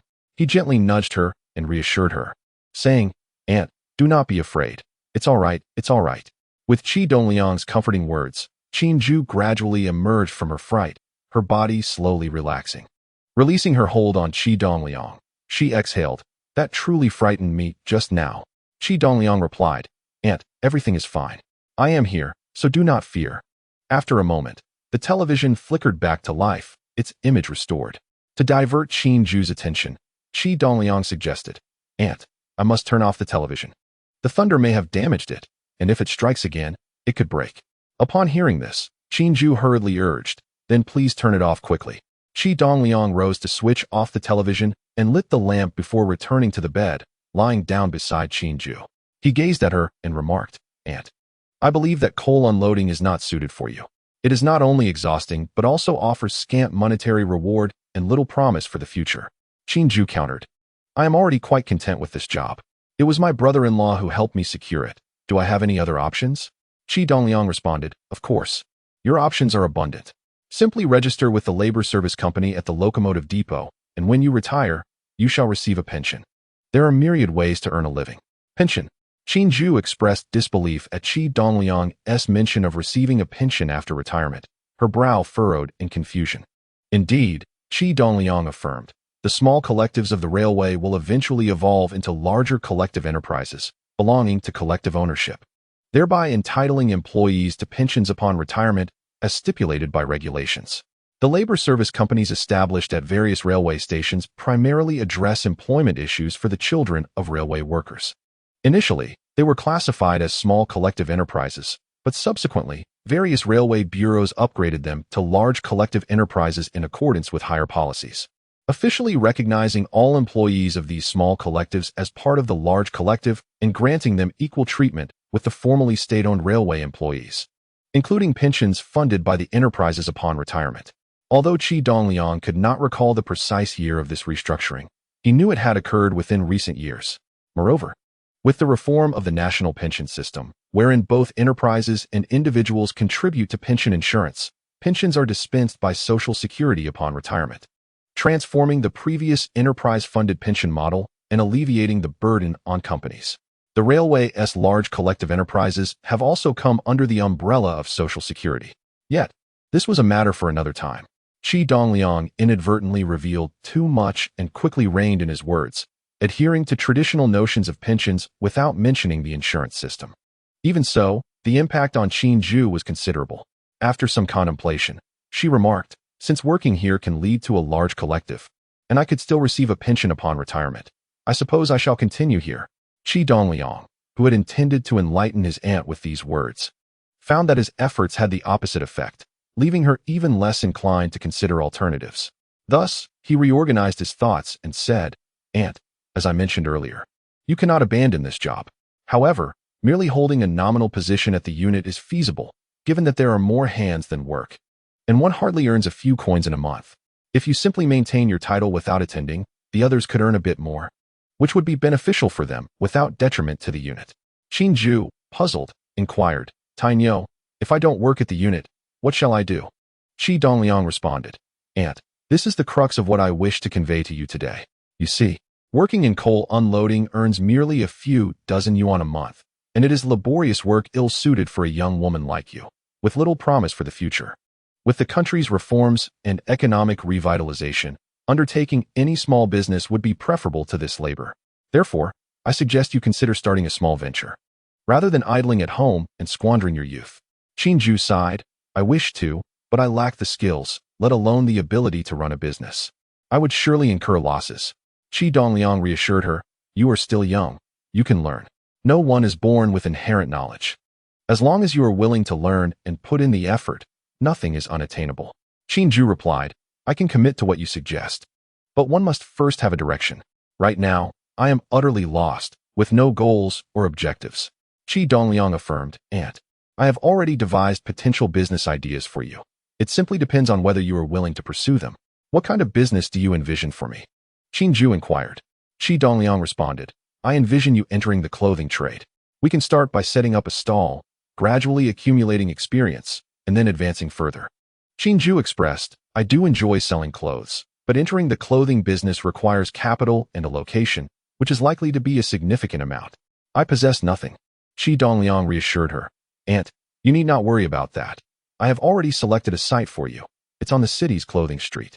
I have visited several times, and there are multiple stalls available for sale or rent. We can rent one, then procure goods from the Liaoqing Wuwai wholesale market, and once we return, we can commence operations." Qi queried, "But purchasing inventory requires a considerable sum." Qi Dongliang replied, "I have arranged that for you as well, although it isn't much. It should suffice for your initial procurement." Qi asked, "Tainyo, where did you procure such funds? Does your father know?" Qi Dongliang explained, "Aunt, my father is unaware. But I assure you, this money is acquired through proper means, without any issues. I simply prefer to keep it from him for now. Do not mention it to him either. Once our business flourishes, we can surprise him later." After some contemplation, Qi conceded, "Keeping this from your father for the time being is acceptable, but if he inquires about my involvement in selling clothes, what shall I say?" Qi Dongliang remarked, "This is quite simple. Just explain that you are not residing at home, but working for others, all in pursuit of earning a bit more money." Qi replied, "Very well, I shall give it a try. If it proves too challenging, I will withdraw." Qi Dongliang, smiling, encouraged her, "Aunt, I have faith in you. I believe in your potential." Chapter 47. The Garment Street. Reassured by Qi Dongliang's affirmation, Qi felt a surge of confidence and nodded, saying, "Tinyu, do not speak too soon. What if it does not work out?" Qi Dongliang reassured her, "Selling garments is not a particularly arduous skill. It is quite straightforward. If it yields profit, sell. If not, refrain. Just adapt for a while, and it will be fine." Qi responded, "Your words do instill a bit of confidence in me." Qi Dongliang added, "However, the Garment Street is outdoors. It will be hot in summer and cold in winter. So you must be prepared to endure some hardships." Qi confidently replied, "No worries. I can endure any hardship." Outside, the rain poured heavily. Yet the thunder grew increasingly sparse and faint. Embracing Qi Dongliang, Qi felt a profound sense of security and, before she knew it, drifted into slumber. Upon waking the next morning, the sun had emerged, and noticing it was just past 5, she rose to prepare breakfast for Qi Dongliang. Yet, that night proved challenging for Qi Dongliang. Nestled in his aunt's embrace, he dared not move, for every shift brought him into contact with her soft flesh. If he were merely an 8-year-old child, it would have been inconsequential, but as one reborn, with a psychological age nearing 40, He found it exceedingly difficult to resist the allure of her youthful form. Upon returning home from school at noon, Qi Jun had yet to arrive. During this time, Qi Dongliang and Qin Ju had grown accustomed to his absence. After lunch, Qi Dongliang suggested to Qin Ju, "Aunt, let us visit the station at 2 o'clock and then discuss renting a stall on the garment street." When Qin Ju heard of the trip to the station, she inquired, "Tiniu, what purpose does our visit to the station serve?" Qi Dongliang explained, "My uncle is arriving at the station at 2 this afternoon to pick up a vehicle. It would not do for just the two of us to handle the stall rental negotiations. We need him to accompany us, as his presence will command respect." The mention of her brother made Qin Ju recall their encounter at the Taipei market where they purchased ribs, recognizing the wisdom in Qi Dongliang's words. She nodded in agreement. All right then. At around 2 o'clock, Qi Dongliang and Qin Ju arrived at the baggage area of the station. By then, train 181 was nearing the platform, and Qi Hai and the others had already entered to greet the arriving vehicle. They encountered Hu Daong at the baggage entrance and engaged him in conversation, informing him that henceforth he should liaise directly with Uncle Qi Hai, as Qi Dongliang would not be present every day. Having collaborated with Qi Dongliang for an extended period, Hu Daong was well acquainted with Qi Hai and understood their familial connection. He readily agreed, confident that transactions would pose no issues. Not long after train 181 arrived, Chao Jianjun and Jiang Ming each carried a sack of ginger, following Qi Hai as they exited through the station. Upon seeing them, Hu Daong hurried over to take the sack from Chao Jianjun's shoulder, placing it on the ground to inspect the quality of the ginger. After examining the sack that Jiang Ming carried and finding it satisfactory, he joined them in passing the luggage inspection. Once outside, he secured the 2 sacks of ginger onto the back seat of his motorcycle and handed Qi Dongliang 840 yuan. With a smile, Qi Dongliang waved his hand and said, "Uncle Hu, please give the money to my little uncle. He will take over from here. For any matters, just discuss them with him." Hu Daong, smiling, replied, "All right," and handed the money to Qi Hai, saying, "Brother, please count it and see if it's sufficient." Qi Hai received the money, counted it, and said, "Old Hu, 840 yuan is just right." After bidding farewell to Hu Daong, Qi Hai counted out 20 yuan to give to Sun Yanli, along with his own 40 yuan and 540 yuan for the next purchase, handing the remaining 240 yuan to Qi Dongliang. Without hesitation, Qi Dongliang accepted the money, placing it directly into his small backpack without counting it, and then said, "Little uncle, come with me to Clothing Street. I need to rent a stall for my aunt. I do appreciate your help in negotiating the price." "Sure, no problem." Qi Hai readily agreed, and together with Qi Dongliang and Qin Ju, they headed towards Clothing Street. Clothing Street is located to the east of the ancient river Cinema, serving as an open-air clothing market approximately 60 to 70 meters long. The stalls are uniform in design, each measuring 1.5 meters in length and 0.8 meters in width, constructed from iron sheets and angle iron. Each stall has a counter beneath and a canopy overhead, all painted in green, with each stall numbered at the front. When Clothing Street was first established, each stall was sold for 500 yuan. As the popularity of the market surged, stall prices skyrocketed, with prime locations fetching around 1,500 yuan and even the least favorable spots exceeding 1,000 yuan. The rental prices vary depending on the location, ranging from 50 to 80 yuan per month, with the highest reaching 100 yuan.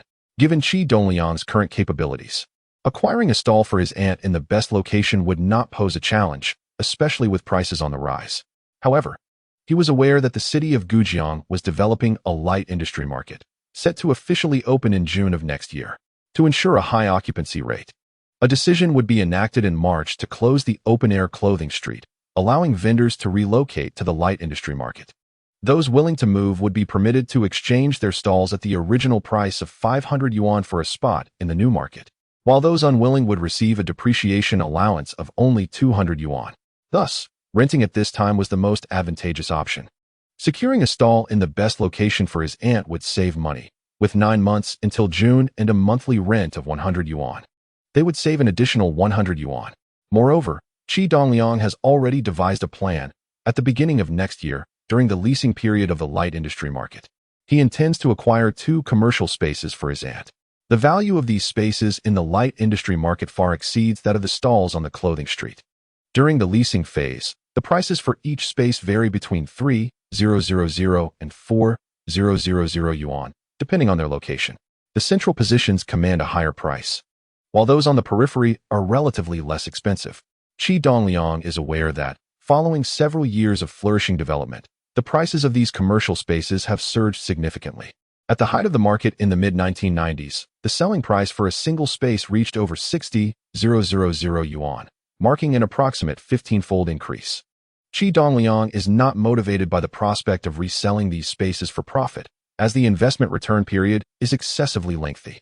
He believes that once he has sufficient capital, any venture would yield faster returns. He cannot envision allowing his aunt to spend her entire life selling garments in the light industry market. He harbors loftier aspirations for her. Arriving at a prime location in the heart of the market, Qi Dongliang approached a stall where a young female vendor, upon noticing him and his companions, eagerly greeted. "Are you looking to purchase clothes? Our garments are of excellent quality and reasonably priced." Qi Dongliang shook his head and inquired, "I have heard that you are renting this stall. Could you tell me the monthly rate?"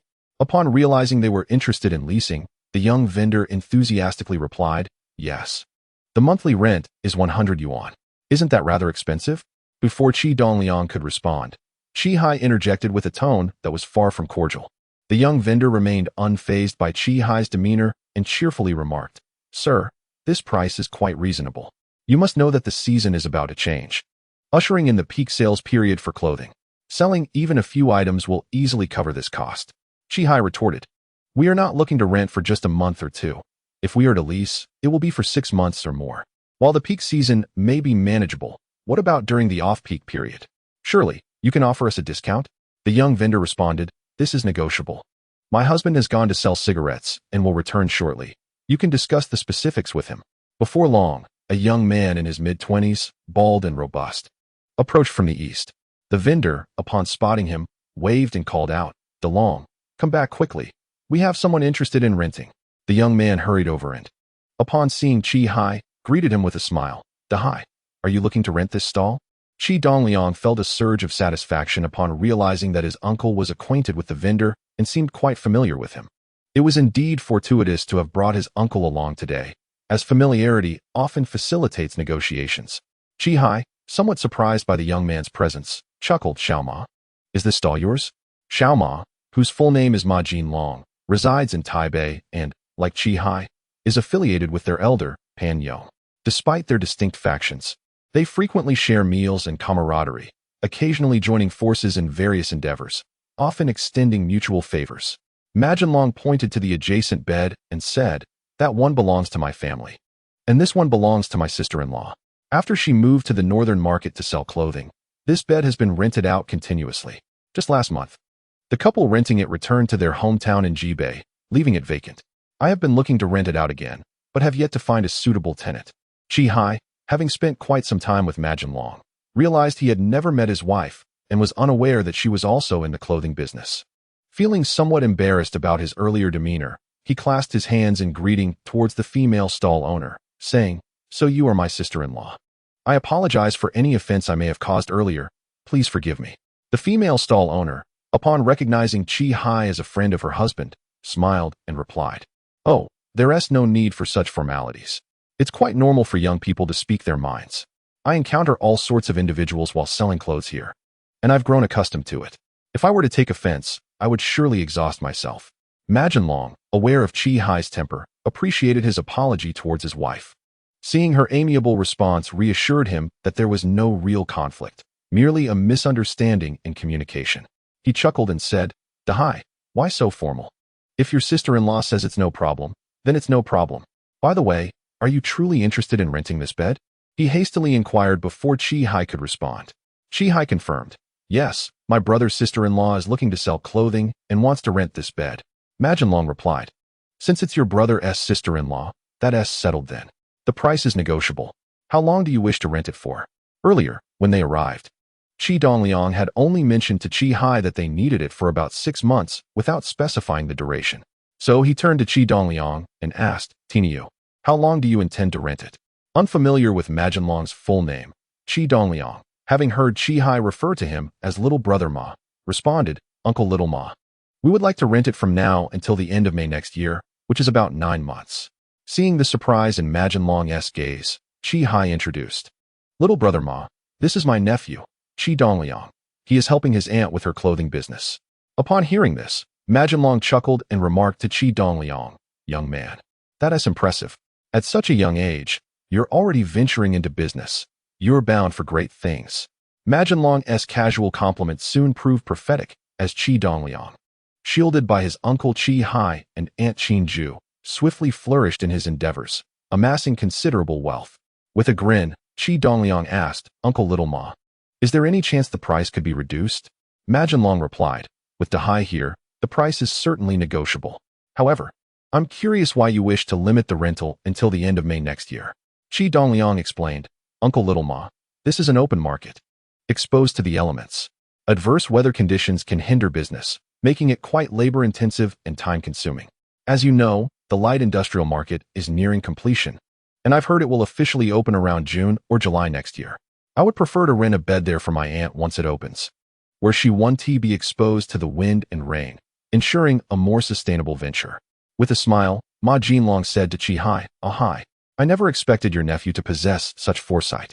When the northern market opened, I lacked sufficient funds to secure a spot there. I was also contemplating acquiring a position for my wife at the light industry market, but your nephew has outstripped my expectations. Ma Jinlong praised Qi Dongliang, and Qi Hai felt as if he had received the commendation himself, filled with delight. He thought to himself, what is so remarkable about that? You haven't seen my nephew turning a profit from ginger. In such a short time, he has become a man of wealth. Thus, he remarked, Xiao Ma, this spot is leased until the end of May next year. What price do you propose? After pondering, Ma Jinlong replied, Hai, since you are the one negotiating, I shall not ask for any falsehoods. This spot is the most central and desirable on this street, with a minimum monthly rent of 80 yuan, without any negotiation. If I rent it to you, the monthly fee will be 75 yuan, but it must be paid in full for 9 months at once. Upon hearing that the 9 months' rent must be paid in one sum, Qi Hai, unable to make the decision alone, glanced inquiringly at Qi Dongliang. Qi Dongliang said, Xiao Ma, that is not an issue. When can we take possession of the spot? Ma Jinlong replied, I can vacate it at any time for you. If you desire it now, I'll clear it immediately. Moreover, with over 10 days until September, I won't charge you for this period. Consider it a gift from me. Qi Dongliang nodded, saying, all right, it's settled. Ma Jinlong continued, however, I have one more request. Qi Dongliang inquired, what is it? Please, go ahead. Ma Jinlong stated, as you have seen, the clothing I sell is of a particular nature, and I ask that you refrain from selling garments similar or identical to mine. Qi Dongliang assured him, that is not a problem. We primarily sell denim apparel. Chapter 49. A free train ticket. The entire clothing street featured several vendors dealing in denim. And after a period of observation, Qi Dongliang noted that the denim they offered was of inferior quality, essentially counterfeit goods priced at 10 to 20 yuan each. The colors were not vibrant, the fabric was subpar, and the craftsmanship was exceedingly rough. Consequently, Qi Dongliang resolved to have his aunt manage the denim sales.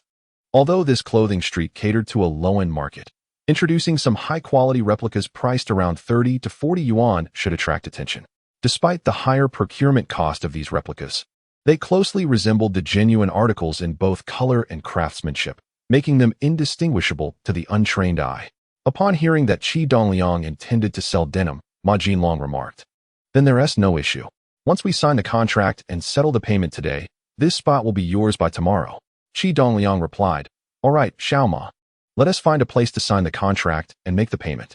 He had brought along 1,000 yuan in his backpack, specifically for this rental. And with the additional 240 yuan earned from the ginger trade that day, he had a total of 240 yuan, which was ample. Ma Jinlong suggested, there's a small restaurant nearby whose owner I know. Let us go there to sign the contract, as I have no pen or paper here. A few individuals arrived at a small eatery, which had yet to reach the evening dining hour, leaving the establishment devoid of patrons. Upon entering, Ma Jinlong exclaimed, Sister He, please fetch me 2 sheets of stationery and a pen. I need to sign a contract for renting a bed. The proprietress, Sister He, well acquainted with Ma Jinlong, promptly provided him with half a pad of paper and a ballpoint pen. Upon hearing of the contract, she also retrieved a sheet of carbon paper. Placing it on the dining table while inquiring, DeLong, has the bed been rented out? How much is the rent? Ma Jinlong replied, it's rented by a relative of my friend, at a friendly rate of 75 yuan per month, paid in advance for 9 months. Sister, he responded, that's fine. Although the price is somewhat low, it alleviates the headache of monthly payments, and it's easier to communicate among friends. Ma Jinlong agreed. Exactly, that was my thought. With that, he placed the carbon paper beneath the writing sheet and began composing the contract. Due to his limited education, he struggled after writing a few characters. Finding 2 or 3, he could not manage. He turned to Qi Hai for assistance, who, having not engaged with writing since graduation, was similarly challenged, recognizing many characters while being unable to write them. Seeing Ma Jinlong's awkward script, Qi Dongliang felt a pang of urgency and said, Uncle Ma, let me write the contract. Ma Jinlong, perspiring under the pressure, was relieved at Qi Dongliang's offer to take over this burdensome task. Quickly handing over the pen and vacating his seat, Qi Dongliang settled in, lifted the pen, and asked, Uncle Ma, aside from what you just mentioned, are there any other conditions? Ma Jinlong replied, No, just that it's a 9-month rental, and you are prohibited from operating a business similar to ours. Understood. Qi Dongliang reflected for a moment before bending over to write.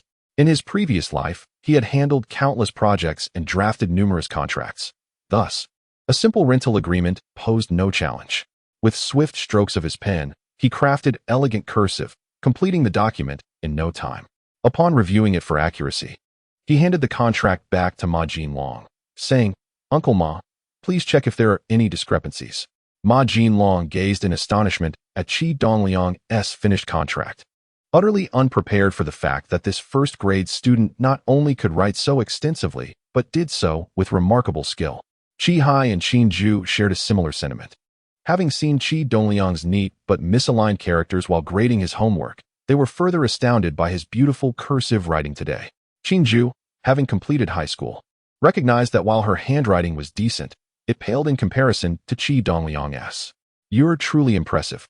Ma Jinlong praised Qi Dongliang with a thumbs up before diligently reviewing the contract. It encapsulated his intentions and addressed the issue of breach of contract, leaving him in awe of Qi Dongliang's capabilities. Such talent in a first-grade student was nothing short of extraordinary. Everything seems in order. After perusing the contract, Ma Jinlong placed it on the table, stating, If you make the payment now, we can sign. Certainly, no problem. Qi Dongliang took out 675 yuan from his backpack and handed it to Ma Jinlong. After verifying the amount, Ma Jinlong signed his name on the contract for Party A and requested Sister He to bring the ink pad. The contract was prepared in duplicate, and he affixed his fingerprint on both copies. Qi Dongliang then asked his aunt, Qin Ju, to sign the contract. After she inscribed her name, she also placed her fingerprint on both copies. Qi Dongliang handed the original document to Ma Jinlong, keeping a copy for himself, and remarked, Uncle Ma, once you return, please make the necessary preparations. We will officially set up our stall the day after tomorrow.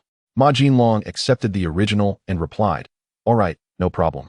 When you arrive the day after tomorrow, I will provide you with the keys to the cabinet below. As there were outsiders present, Qin Ju had remained silent. Once Ma Jinlong departed, she exited the restaurant alongside Qi Dongliang and inquired, Tainyo, we currently have nothing. How can we set up our stall the day after tomorrow?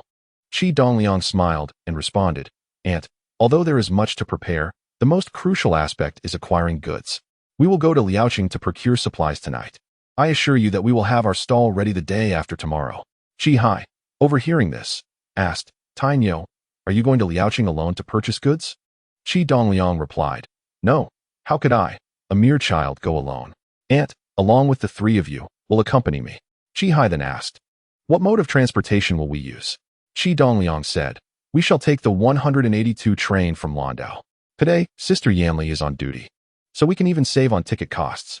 Qi Hai responded, What about our return journey?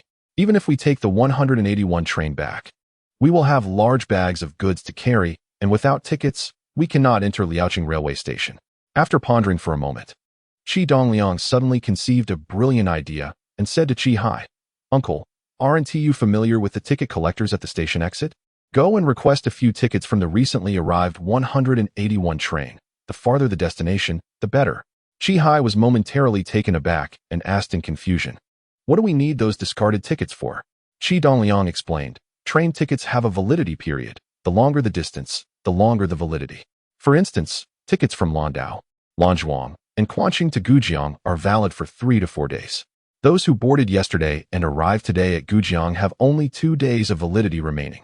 If we acquire a few such tickets, we can still use them tomorrow. It's a way to travel without expense. Chapter 50. Skipping school and ticket evasion. Upon hearing about this advantageous opportunity, Qi could hardly contain his excitement and exclaimed, "Great. No problem. I will go request the tickets right now." Qi Dongliang added, "Uncle, please also keep an eye out for where they sell tricycles. I need to purchase one. There are no storage facilities on the clothing street, and I will need to push it from home each morning and return it in the evening. It would be inconvenient without a tricycle." Qi replied, "I actually know a place that specializes in making and selling tricycles. After I finish getting the tickets, I will check it out." "Tainyo, when do you want to buy it?" Qi Dongliang answered, "It would be best to buy it today, as we will need it tomorrow." Qi said, "I'm not sure how much a tricycle costs. I only have a little over 100 yuan in my pocket. I don't know if it will be enough." Qi Dongliang remarked, "A 3-wheeled vehicle ought not to be excessively expensive. Acquiring it at a reasonable price suffices. Here, allow me to offer you 300 yuan to purchase one that is suitably adequate." As he spoke, Qi Dongliang retrieved 300 yuan from his backpack and handed it to Qi. After Qi departed with Chao Jianjun and Zhang Ming, Qi Dongliang turned to Qin Zhu and suggested, "Aunt, let us make our way to the northern market to procure a few large travel bags for clothing. We shall utilize them for our inventory trip to Liaoqing this evening." Upon their arrival at the northern market, they ventured into the section dedicated to bags and suitcases. After exploring several stalls, they discovered the large canvas travel bags that suited their needs. They selected the largest size and purchased 5, spending over 100 yuan. Observing Qi Dongliang's generosity in spending for her clothing business, Qin Zhu felt a pang of concern. In just a brief moment, over 1,000 yuan had been expended. She pondered whether they could recoup such an amount through sales. Once they returned home, the clock indicated that it was already past 4 o'clock. Qin Zhu hurriedly began washing rice and preparing dinner, while Qi Dongliang retreated to his room to retrieve a sheet of letter paper and his father's fountain pen. After a moment of contemplation, he composed a leave of absence note, adopting his father's tone and employing a graceful cursive script, ensuring that Teacher Gao would not recognize it as his handwriting. The essence of the note conveyed that Qi Dongliang had suffered from an upset stomach after an unknown meal the previous night, necessitating a visit to the hospital and thus preventing him from attending school. He signed it with Qi Jun's name, dating it accordingly. When Qin Zhu entered the room and spotted the leave note, she picked it up for a brief glance and inquired, "Iron Bull, are you truly skipping school for this matter? What if your studies fall behind? What will your father say if he finds out?" With a smile, Qi Dongliang reassured her, "Aunt, you check my homework daily. Have I ever made mistakes? Rest assured, a half-day absence will not hinder my progress. We shall see the results of the exam. As for my father, he will not discover this immediately, and I do not frequently skip school. Even if he learns of it, I will explain, it will be fine." Despite his assurances, Qin Zhu remained uneasy, saying, "Iron Bull, tomorrow is Saturday, and you have Sunday off. Why not wait until tomorrow to go to Liaoqing? We could return by Sunday afternoon. You needn't rush today, especially with school looming." Qi Dongliang countered, "Aunt, if we go today, we can return by tomorrow afternoon. On Sunday, everyone from Longcheng, the 2 towns, and the surrounding villages will flock to Gujang to shop, akin to a grand market day. It is an auspicious occasion for selling goods, and we should commence our business on a favorable day to ensure prosperity." Qi Dongliang's reasoning resonated with Qin Zhu, reminding her of the weekly market days in the countryside. In Maikang town, there was no large market. To attend one, they would need to travel 10 kilometers to Dumao town. Purchasing necessities was always timed with market days. Reflecting on this, she urged, "Iron Bull, you must not neglect your studies." Qi Dongliang replied confidently, "Aunt, do not worry. My studies are a trivial matter for me. I shall first visit Xiaoqiang's home and ask him to deliver this leave note to Teacher Gao tomorrow." Qin Zhu responded, "Dinner will be ready shortly. Make haste and return quickly, for we still have to venture to Liaoqing this evening." Upon arriving at Li Chang's home in the backyard, Qi Dongliang found his mother busy in the kitchen preparing dinner. He called Li Chang outside and handed him a leave of absence note, stating, "Xiao Chang, I am suffering from severe diarrhea today, and my father will take me to the hospital tomorrow morning. I won't be able to attend school, so please hand this note to Teacher Gao for me when you go to school tomorrow." Li Chang scrutinized Qi Dongliang, unable to discern any signs of illness, and expressed his doubts. "What should I say if Teacher Gao inquires?" Qi Dongliang replied, if Teacher Gao asks.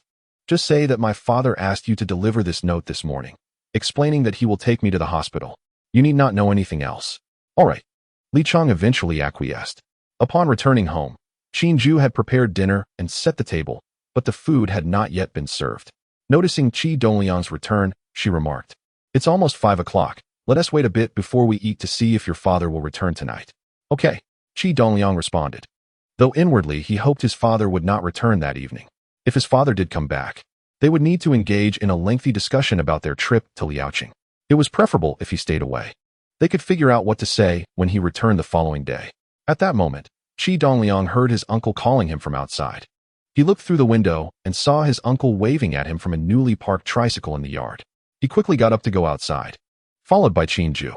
Upon seeing the tricycle, Qi Dongliang was impressed. The cargo and seating areas were well finished and secured, and the steel pipes of the cart were painted black, indicating it was brand new. He inquired, "Uncle, how much did this tricycle cost?" Qi Hai replied, "It was originally 220 yuan, but I managed to negotiate it down to 200. Here is the remaining 100 yuan for you." He then produced 100 yuan and handed it to Qi Dongliang. Receiving the money, Qi Dongliang asked, "Uncle, have the tickets arrived?" Qi Hai confirmed, "They are coming. I have 5 tickets from Blue Island to Gujang." He then showed Qi Dongliang the 5 tickets. Qi Dongliang examined them, noting their validity for 3 days, and returned them to Qi Hai, saying, "Uncle, keep them safe. We will use them when we board the train in Liaoqing tomorrow." "All right," Qi Hai replied. Putting the tickets away, Qi Dongliang continued, "Uncle, we need to leave at around 6 o'clock. My aunt has already prepared dinner, so you 3 should come over to eat together." Qi Hai declined, saying, "No, I've already arranged to eat at a restaurant with Erlangzi and Lao Wu. I need to leave now, otherwise my father will scold me again." "Okay, uncle, we will meet at the station shortly," Qi Dongliang agreed. In truth, Qi Shigua had already spotted his younger son in the yard, but chose to ignore him. Upon seeing him about to leave without entering the house, he called out, "Qi Hai, dinner is almost ready. Where are you off to now?" Qi Hai turned back to his father, saying, "Dad, I have plans tonight, and 1 TB returning. You and Mom can eat." He then hurried away with Chao Jianjun and Jiangming. Qi Shigua, noticing the tricycle in the yard, turned to Qi Dongliang and asked, "Tainyo, whose tricycle is this?" Qi Dongliang said, "Grandfather, this tricycle belongs to my aunt's boss. She will start working in the clothing street the day after tomorrow and needs it to transport goods back and forth. I brought it back so she can practice. She has just learned to ride a bicycle and has yet to ride a tricycle." "Oh, I saw it was returned by Xiao Hai and the others just now?" Qi Shigua inquired. "Yes, my aunt can't ride it, so I asked my uncle to help bring it back," Qi Dongliang replied. "Oh," Qi Shigua nodded. "Is your father not back yet?" "Yes, I don't know if he will return tonight," Qi Dongliang said. Qi Shigua remarked, "Now that he is an official, he doesn't come back at a fixed time like before. Sometimes he might be gone for days. You and your aunt can eat first. You needn't wait for him. He will return when he can." "All right, grandfather," Qi Dongliang responded. Upon entering the house, Qinju noticed it was already 5:20 p.m. and Qi Jun had not yet returned. She suggested, "Tainyo, let us eat. If your father hasn't returned by now, he might not come back at all." "Okay, it's best if father doesn't come back," Qi Dongliang readily agreed. The train to Landau, number 182, departs from Gujang station at 6:30 p.m., so they should finish dinner and prepare to leave. After finishing their meal, they locked the windows and doors securely. Qi Dongliang and Qinju proceeded to the station, where they encountered Qi Hai and the others waiting for them at the commuter entrance. The 5 of them entered the station and waited near the overpass for their train. When train 182 arrived, many passengers were boarding. Qi Dongliang spotted the window of the conductor's office and, seeing Sun Yanli inside, called out, "Sister Yanli." Sun Yanli turned to look, recognizing Qi Dongliang on the platform, and leaned out to ask, "Tainyo, I have already brought the payment for this batch of goods. What are you doing here again?" Qi Dongliang replied, "Sister Yanli, we are heading to Liaoqing. There are too many people at the door there. Could you please open that door for us?" He gestured towards the dining car entrance. "All right, wait for me at that door." Sun Yanli instructed as she rose from her seat and made her way to the dining car. After opening the door for Qi Dongliang and his companions, she closed it behind them and asked, "Tainyo, what are you going to Liaoqing for?" Qi Dongliang explained, "My aunt wants to sell clothes, and we are going to the Wuwai market in Liaoqing to help her acquire a batch of garments." Sun Yanli whispered, "Do you not have tickets?" Qi Dongliang chuckled. With Sister Yanli here, do we still need to buy tickets? Sun Yanli pondered for a moment and suggested, how about this? You can sit in the dining car for a while. If there are no inspections when the train departs, I will take you to the sleeper car. Qi Dongliang replied. Sister Yanli, we can sit anywhere. Will it cause you any trouble if we go to the sleeper without tickets? Sun Yanli explained. There are 20 reserved sleeper tickets for Liaoqing in car 5. You can board there when we reach Liaoqing, but I can't arrange anything further. As long as there are no inspections on the train, it should be fine. Seeing that they could ride in the sleeper without tickets, Qi Dongliang thought to himself how fortunate it was to know someone on the train. He smiled and said, Thank you very much, Sister Yanli. Since Sun Yanli began collaborating with Qi Dongliang, she has earned a considerable sum of money during this period. Not only has she repaid her debts, but she also finds herself with some surplus funds, leading a rather comfortable life. When Qi Dongliang requires assistance, she wholeheartedly offers her help with great enthusiasm. With a smile, she remarks, What relationship do we have? There is no need for thanks for such trivial matters. After all, we do have the means. She then invites him to accompany her to the dining car. Upon entering the dining car, Sun Yanli addresses the car manager, Wang Dong, saying, Brother Wang, I have a few friends who would like to sit here for a while. After we depart, I will escort them to their sleeper compartments. Currently, the passenger flow on train 182 is exceedingly high, and the dining car's business is booming, with every seat available for sale. Although Sun Yanli wishes to accommodate her friends, she must still pay for their seats. However, upon hearing that they would only be seated briefly, Wang Dong generously offers them a favor, readily agreeing. All right, let them in to sit. Sun Yanli arranges for Qi Dongliang and his 5 companions to occupy seats at one end of the dining car, advising, Tainyo, there will be many passengers needing tickets shortly. You all sit here for now, and I'll come back in a bit. Shortly after Sun Yanli departs, Wang Dong approaches with 5 bottles of soda, cheerfully stating, There is not much to offer on the train, so here is a soda for you. As he opens the bottles one by one and places them before Qi Dongliang and his companions, Qi Dongliang quickly responds, No, we're not thirsty. Wang Dong, still smiling, assures them, It's no trouble. Once you're on the train, it's like being at home. If I don't treat you well, Sun Yanli will scold me. Please, sit tight. I have to return to my duties. With a wave, he hurries off. Seeing that they not only have complimentary seats and sleeper accommodations, but also free soda, Qi Hai feels quite pleased and calls out, Lungzi, Lao Wu, come. Let us enjoy some soda. As the train departs from Gujang station, Sun Yanli busily assists several passengers holding the conductor's tickets with their sleeper arrangements.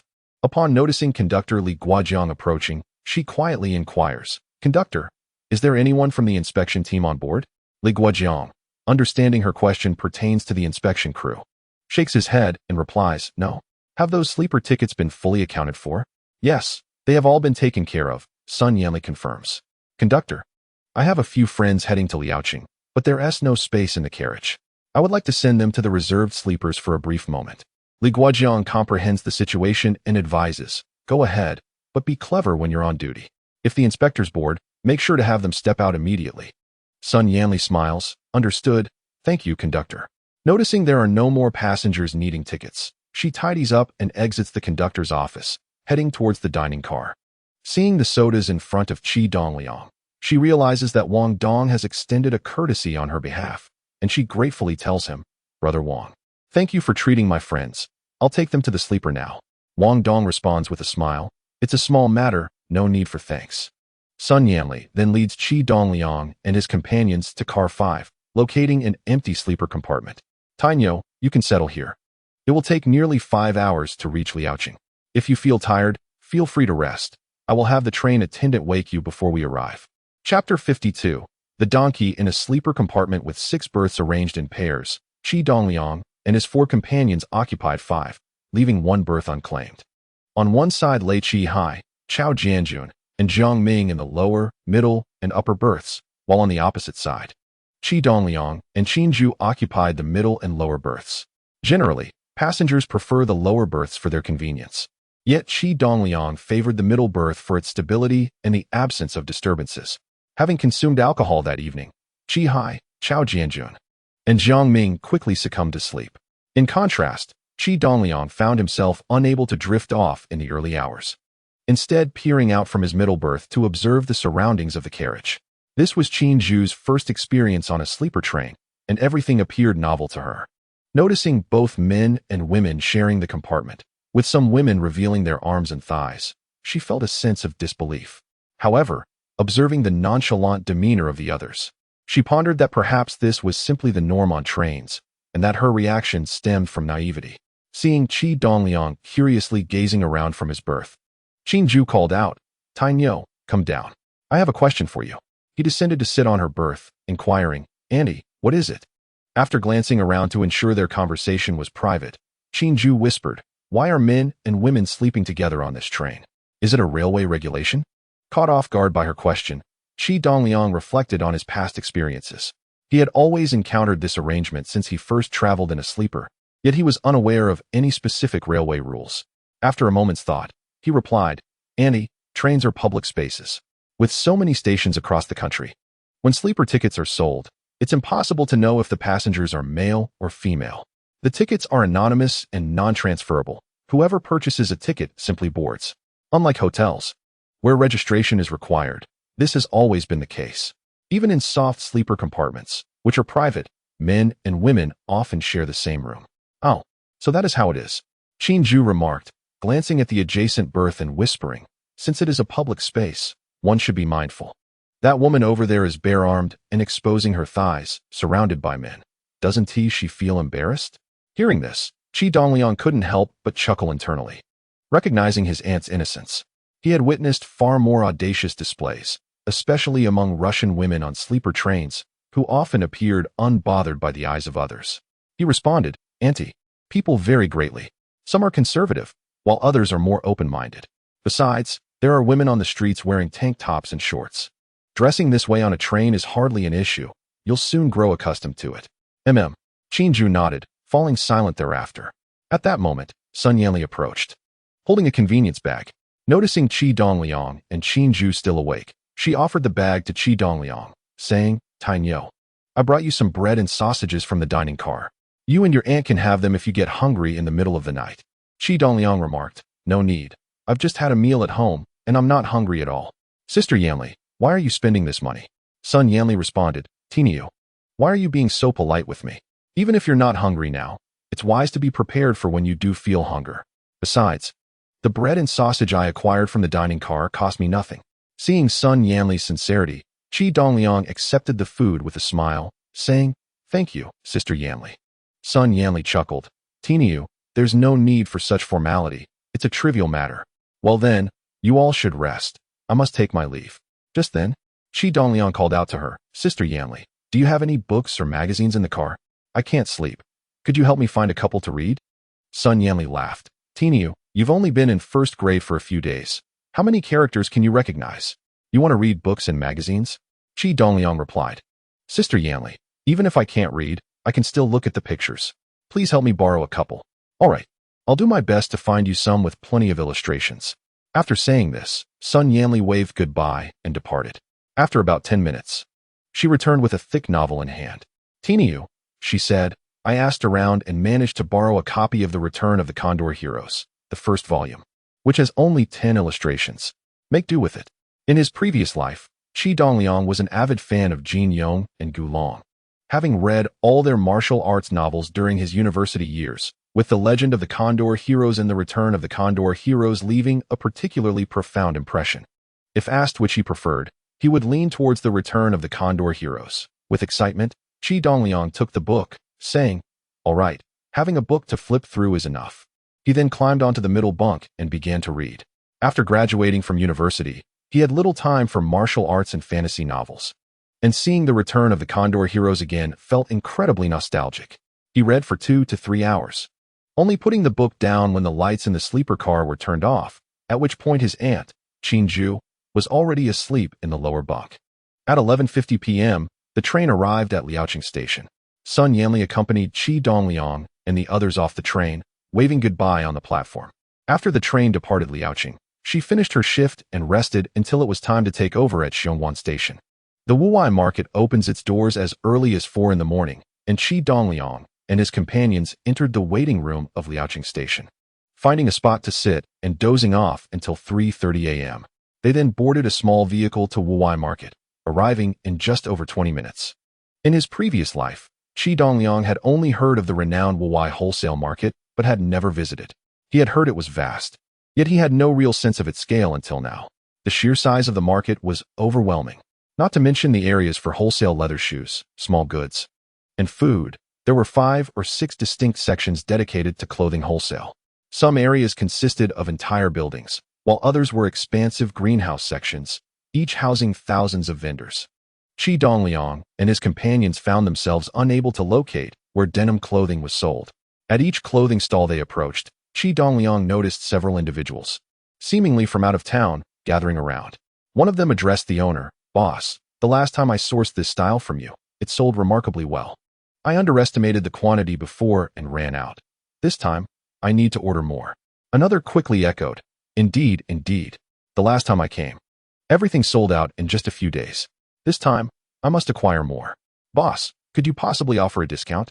The proprietor smiled and replied, "As long as you purchase more, we can certainly negotiate." One woman, around 30 and rather attractive, addressed Qi Hai, "Young man, from where do you hail? This merchandise is quite popular in our area. I assure you, taking it back will guarantee a profit." Chapter 53. The Fortunes of Stocking Up. Upon noticing the sister's enthusiasm, Qi Hai promptly responded, "We are from Gujang. And you, where do you come from? Is it truly that profitable?" The woman replied, "I am from Daqing in Heilongjiang, specifically here in Liaoqing to procure goods. Last time, I didn't order enough, so this time I must increase my order. The boss just mentioned that purchasing in bulk could yield discounts. We could team up to secure a better deal."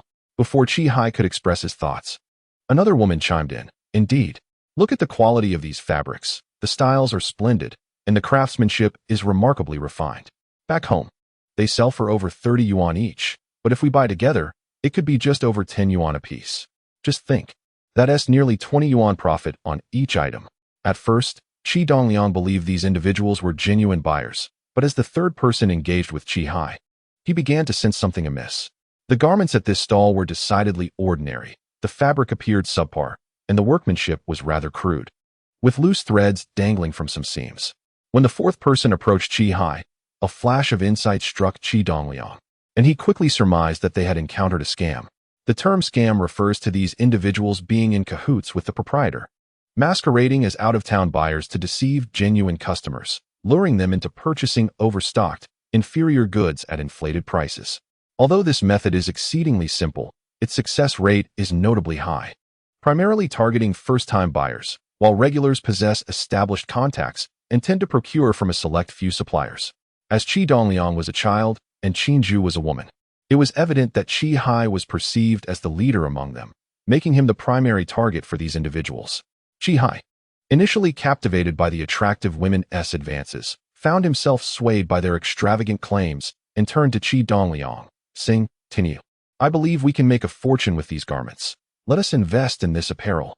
Although Qi Dongliang was acutely aware of their deceptive intentions, he refrained from showing any signs of suspicion. In this unfamiliar city of Liaoqing, they were outnumbered, and any misstep could lead to trouble, especially considering his uncle's volatile temperament, which could lead to conflict. Thus, he inquired of the boss, "Do you have any denim apparel? If so, we would like to procure a batch." The proprietor, taken aback that a mere child was leading the discussion, was astonished. He had no denim apparel in stock. Hastily, he insisted, "This clothing will earn you more than denim. You should purchase this instead." Qi Dongliang shook his head, stating, "Our family specializes solely in denim. My father has instructed us to acquire only denim apparel. Where can we find a wholesale supplier for denim?" "I do not know." The boss, realizing he could not ensnare Qi Dongliang and the others, quickly changed his demeanor, waving dismissively and saying, "If you're not buying anything, don't linger here. Move along, move along."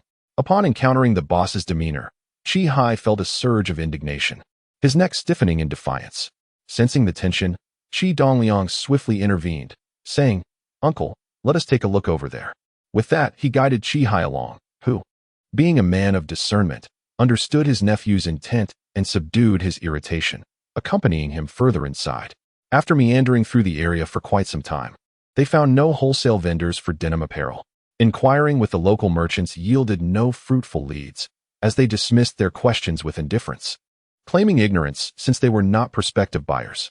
Thus, Qi Dongliang and his party exited the wholesale pavilion of that district. Adjacent to this area lay the food wholesale hall, where Qi Dongliang beckoned a few companions to follow him inside. As they strolled through, they observed a variety of food items on display, occasionally inquiring about prices. Upon reaching a stall selling beef jerky, Qi Dongliang halted, drawn in by the enticing display, and asked, "How much for the beef jerky, good sir?" The vendor replied, 5 yuan per jean for wholesale, 7 yuan for retail. Qi Dongliang further inquired, "What quantity qualifies for wholesale?" The vendor clarified, 10 jeans and above are considered wholesale. Curious, Qi Dongliang asked, "Could you kindly inform us where we might find wholesale denim apparel?" The vendor, instead of responding directly, queried, "Are you planning to sell?" With a smile, Qi Dongliang replied, "This beef jerky looks delectable.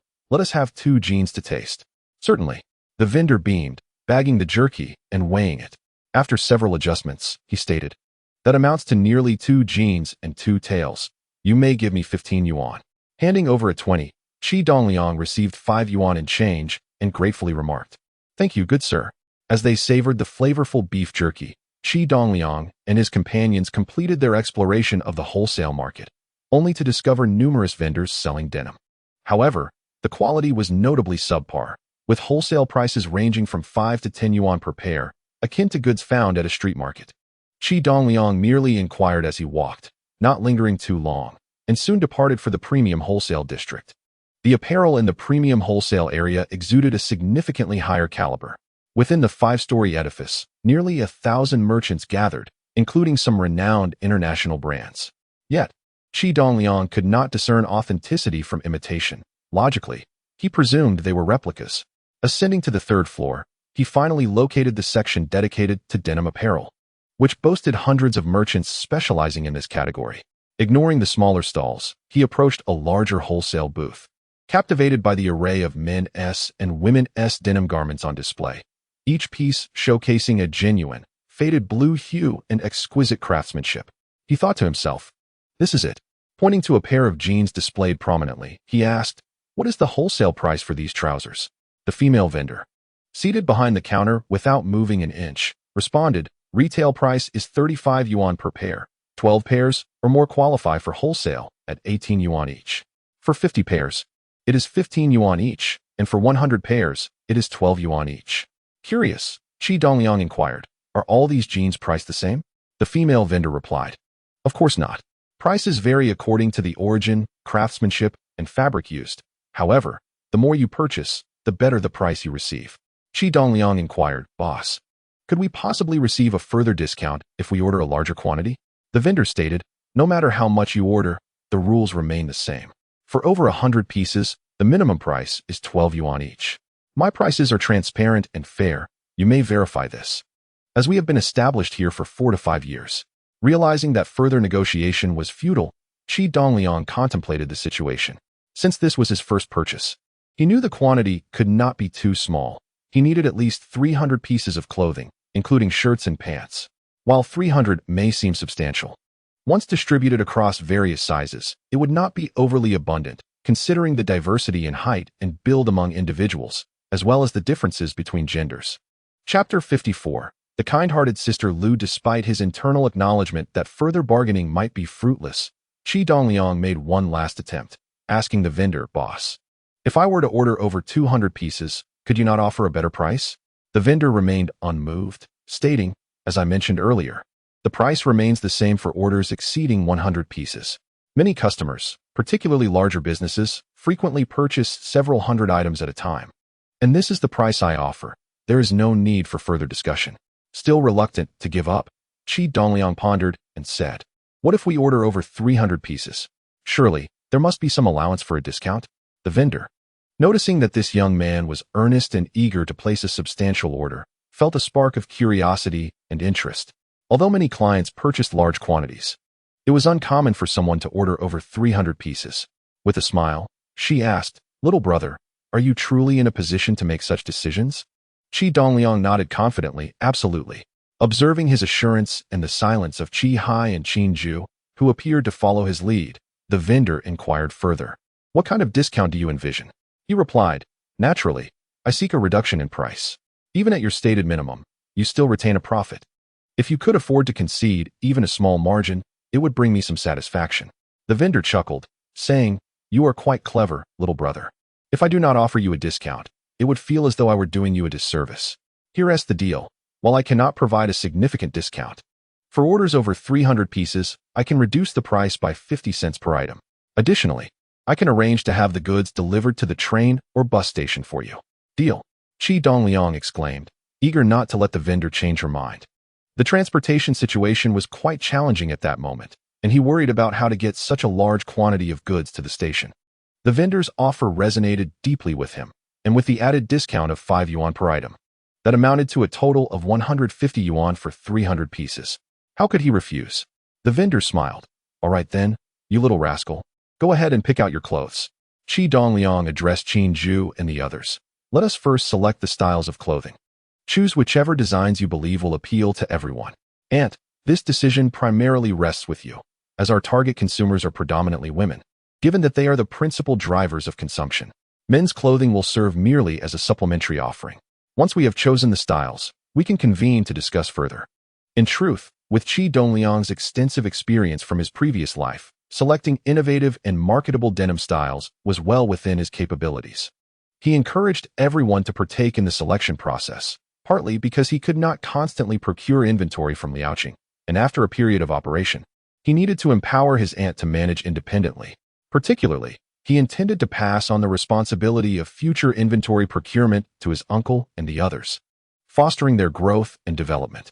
On the other hand, by involving them in the decision-making process, Qi Dongliang was instilling a sense of trust, which in turn would enhance their enthusiasm.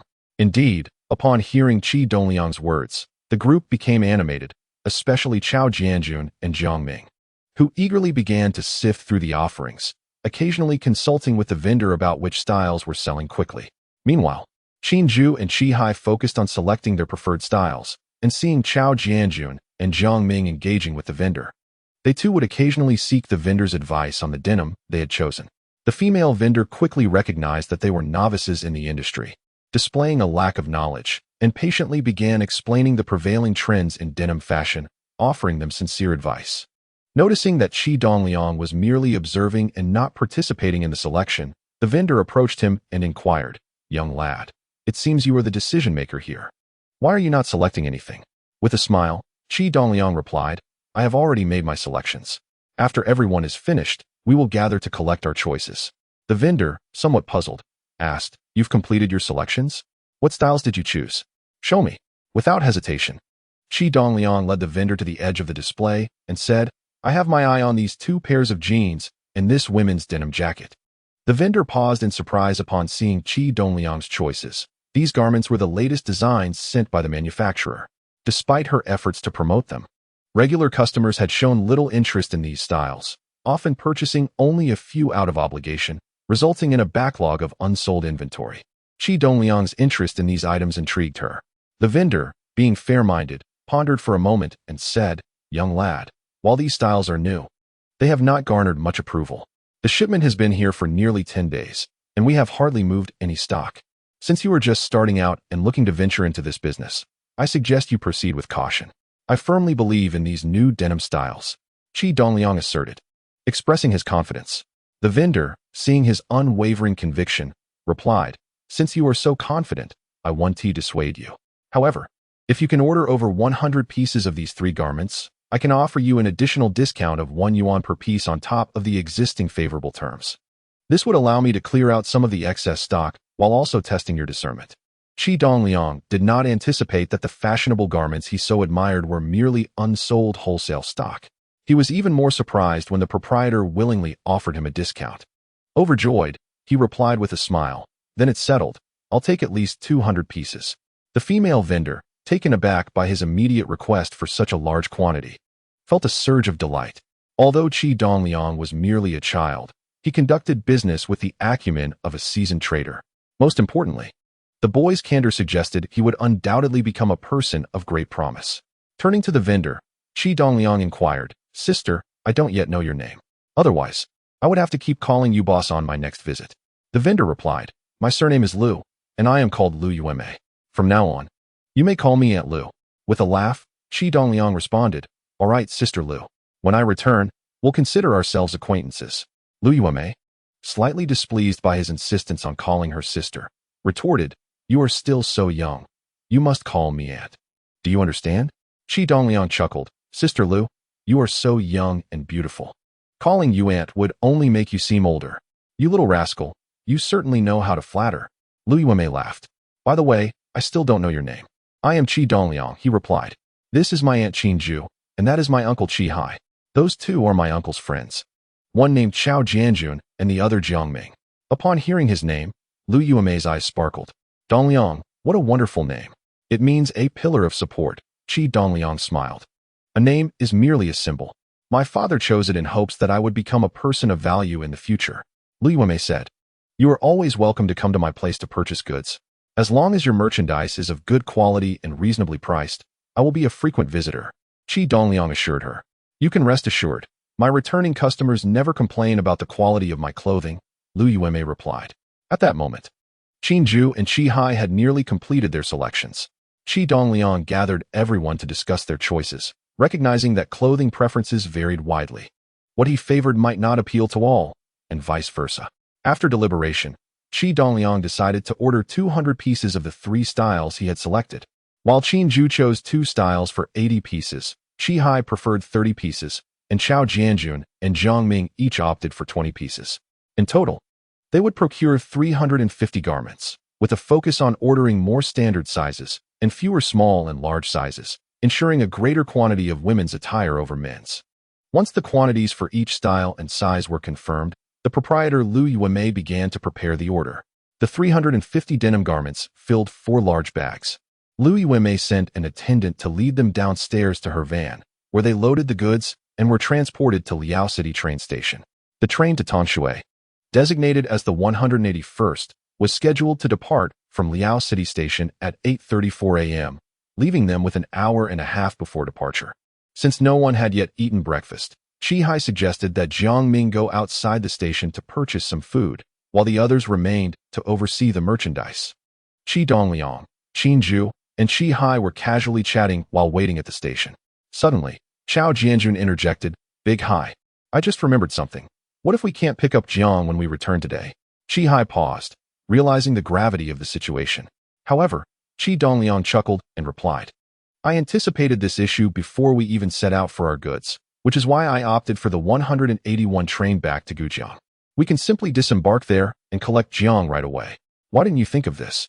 Chao Jianjun immediately grasped the solution, exclaiming, "Yes, yes. We should take the 181 train back. I can't believe I didn't connect the dots." Qi Hai added, "When Erlangzi mentioned it, I was momentarily confused too. It was only upon hearing Tiniu that I realized. We'll take the 181 train back and receive the goods while on board." Jiangming had brought back some food, and while they dined, they discussed fashion. Qi Dongliang said, "Annie, when you sell clothes tomorrow, wear that denim outfit I picked out for you. With your figure, it'll certainly catch attention." Qinju replied, "But I haven't sold anything yet. Is it appropriate to wear new clothes?" Qi Dongliang clarified, "Auntie, you misunderstand. I want you to wear the denim to serve as a walking advertisement. Haven't you seen fashion models on TV? With your physique, you'd look stunning. Essentially promoting the clothes you're selling. Once customers see how good you look in them, they'll be more inclined to buy." Qinju responded, "Tiniu. Now I understand your point." Jiangming added, "Exactly, whatever outfit Qinju wears will surely sell well." As they conversed, the station announcement echoed, indicating that the 181 train was about to begin ticket checks. Qi Dongliang called to his companions, who were shouldering heavy bags, to approach the ticket gate. Naturally, Qi Dongliang, being smaller in stature, could not manage the large bags, so the 4 of them each carried one, while Qinju bore a comparatively smaller load. A multitude of travelers were already lined up. At this juncture, the train did not operate on a strict seating arrangement. Aside from the originating station and a few others with sufficient ticket allocations, the rest sold standing tickets. Once on board, any available seats were up for grabs. Hence the rush to board the train to secure a seat, especially for those at the front of the line. Qi Dongliang remained unperturbed, fully aware that a significant portion of the passengers in sleeper cars would disembark at Liaoqing, and the distance from Liaoqing to Tangshui was minimal. Few would purchase tickets for such a short sleeper journey, ensuring an abundance of vacant berths. The train's attendant for this journey was Gong Xiuli. and a brief conversation with her would allow them to sit in the sleeper without competing for seats with other passengers. As ticket checks commenced, the atmosphere was relaxed. As long as one possessed a ticket, there was no obstruction. Indeed, upon glancing at the tickets held by Qi Dongliang and his companions, the ticket inspector waved them through. Upon reaching the platform, the 181 train had already arrived, and passengers were disembarking. Qi Dongliang located the window of the train manager's office and called out to Gong Xiuli, who was seated inside. Gong Xiuli, during this period of collaboration with Qi Dongliang in the ginger trade, has indeed accrued a significant fortune, earning 2 to 3 times her monthly salary. Upon encountering Qi Dongliang, she greeted him with great enthusiasm. As soon as she learned that Qi Dongliang and his companions were returning to Gujang after procuring goods in Liaoqing, she promptly instructed them to wait at the entrance of the 6th sleeper carriage. At the door of the 6th sleeper compartment, Gong Xiuli ushered Qi Dongliang and his group of 5 onto the train, guiding them to 5 vacant lower berths where they could comfortably sit. After expressing his gratitude, Qi Dongliang informed her that they would disembark together at Gujang station to retrieve the ginger. Shortly after the train departed, Gong Xiuli brought 5 bottles of soda, distributing one to each member of Qi Dongliang's party. After a brief slumber on the train, they arrived at Gujang, where they unloaded their large bags of clothing and 2 sacks of ginger. Qi Hai, Chao Jianjun, and Jiang Ming carried the ginger out of the station, while Qi Dongliang and Qin Zhu remained on the platform to watch over their bags. After selling the ginger to Hu Daong, Qi Hai and the others re-entered the station to collect the clothing, by which time the 181 train had already left Gujang station. Upon exiting the station, Qi Dongliang hired 2 tricycles to transport both the goods and people home. Upon returning, he discovered that his father, Qi Jun, had not yet arrived, which alleviated his concerns. Had his father been home, he would have had much to explain, but with his aunt officially selling clothing the next day, everything would be easier to manage. After moving the clothing into the house, Qi Dongliang briefed Qi Hai on several matters to be addressed, agreeing to meet the next morning at 7:30 to accompany Qin Zhu to Clothing Street. Afterward, Chao Jianjun and Jiang Ming departed, while Qi Hai returned upstairs. Earlier, while moving the clothing, Qi Shiguo and his wife had emerged with numerous inquiries, and he needed to return home to help Qi Dongliang maintain the fade before their parents. The following morning, Qi Dongliang and Qi Hai, along with others, escorted Qin Zhu to Clothing Street. Ma Jinlong, seeing them arrive as scheduled, handed over the keys to the cabinet beneath the counter. After tidying up the counter, they began to set up their merchandise. Qi Dongliang did not bring all 350 items at once, as it was unlikely they would sell out immediately. Instead, he only brought over 180 pieces, as there was insufficient space for more. Qin Zhu, wearing a new set of fashionable denim attire, appeared particularly striking. Chapter 56. A promising start. As the hour was early, Clothing Street was largely devoid of customers, with most vendors preoccupied with arranging their garments and preparing their stalls. Many vendors had yet to arrive, leaving several stalls empty. Ma Jinlong had come early specifically to provide Qin Zhu with the keys to the cabinet beneath her stall. The items Qi Dongliang had instructed his uncle Qi Hai to procure the previous day had not yet been fully acquired. 2 stools, a large sunshade, a mirror, and clothing hangers had all been purchased, but the mobile fitting room for customers had yet to be retrieved. This fitting room was not a finished product. It was designed by Qi Dongliang himself and required the northern market for the necessary processing. Given the time constraints of the previous day, it was clear that it could not be completed in time and needed to be taken home for overnight processing, with a guarantee that it would be ready by 8 o'clock when the market opened. After displaying the denim outfits on the stall, hanging everything appropriately, Qi Hai noticed that it was nearly 8 o'clock and hurried off to the northern market to collect the mobile fitting room. The clothing vendor on the street has certainly made a significant contribution by providing such items, and although Qi Dongliang's designs differ from others, he is adept at conveying his ideas. Indeed, when Qi Hai arrived at the northern market, he successfully retrieved the mobile fitting room. In essence, the mobile fitting room is quite simple. Qi Dongliang designed it based on the principle of a mosquito net. A small steel rod forms a large circular ring, with an opaque fabric creating a conical shape, sewn at the narrow end to the ring. It is suspended in a corner of the stall's canopy, and when not in use, the fabric can be gathered and tied up. When needed, it can be unfurled, allowing a person to step inside and try on clothes, subsequently emerging to check their appearance in the mirror. Ma Jinlong was astounded by Qi Dongliang's mobile fitting room.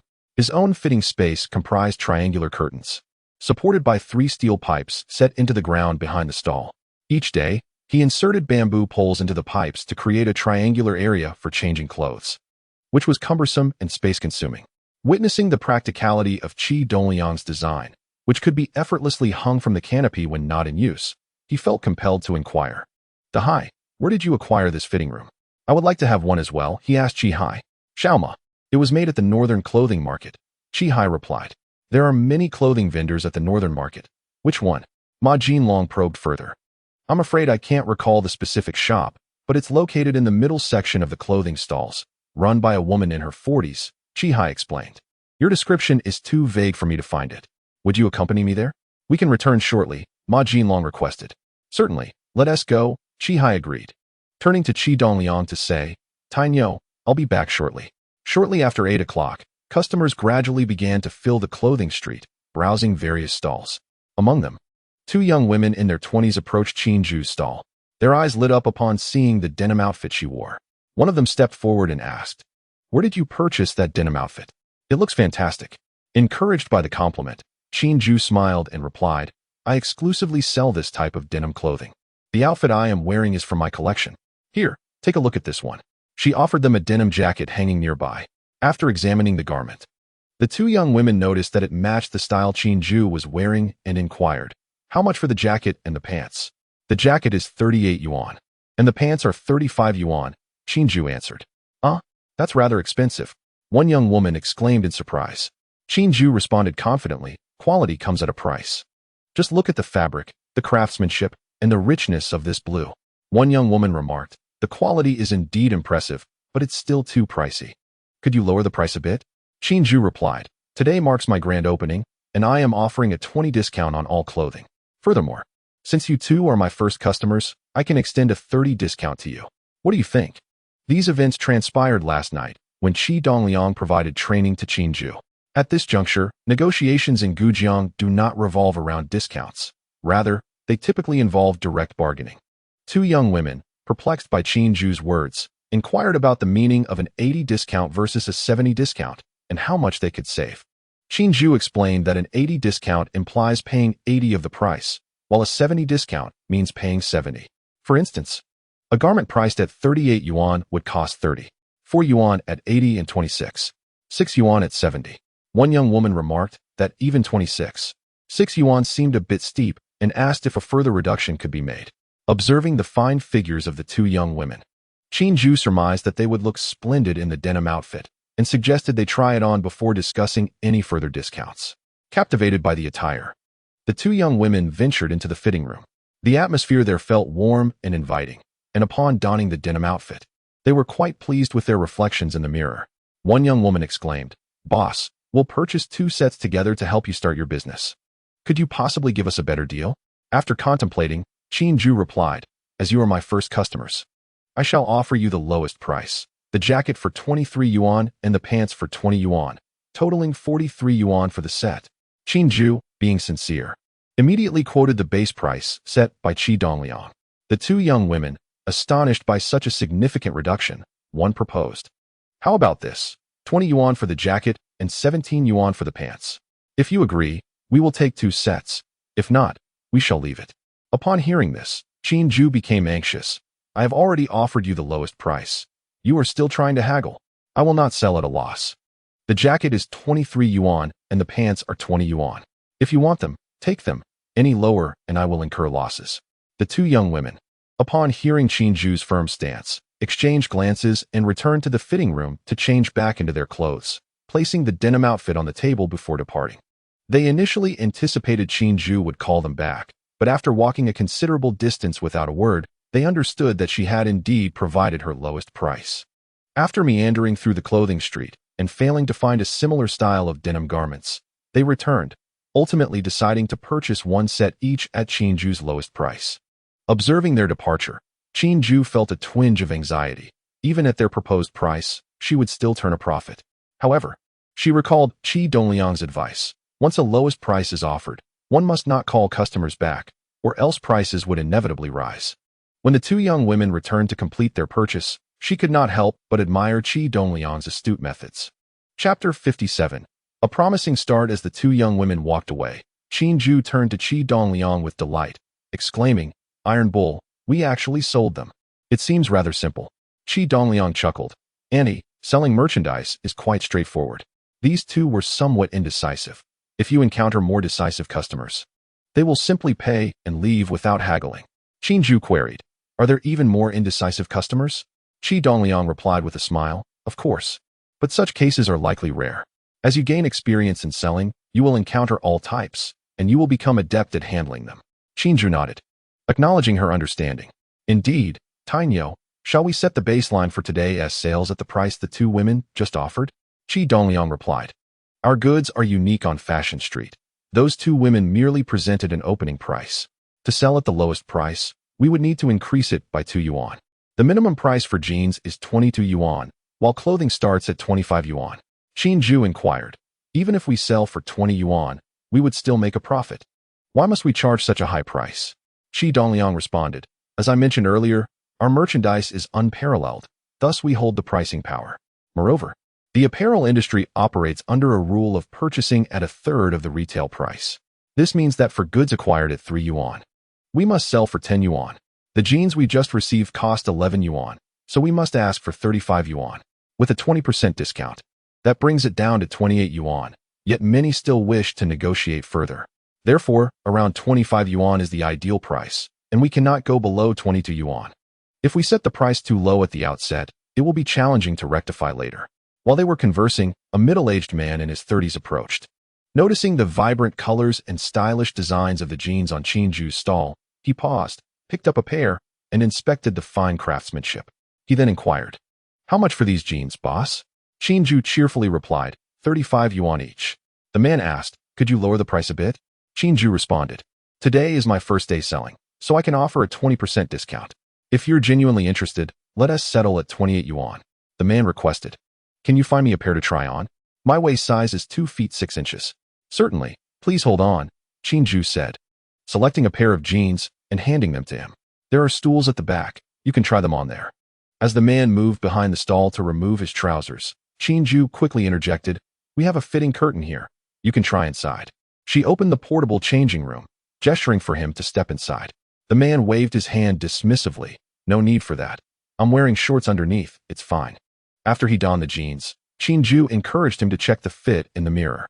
The jeans fit him perfectly, as if tailor-made, and he was thoroughly satisfied. After removing the jeans, he asked Qinju to fold them neatly, then handed her 30 yuan. She gleefully accepted the money and returned 2 yuan in change, smiling. "Here is your change, brother." The middle-aged man took the change and left with the jeans. Qi Dongliang, observing the man walk away, chuckled and said to Qinju, "Annie, did you see that?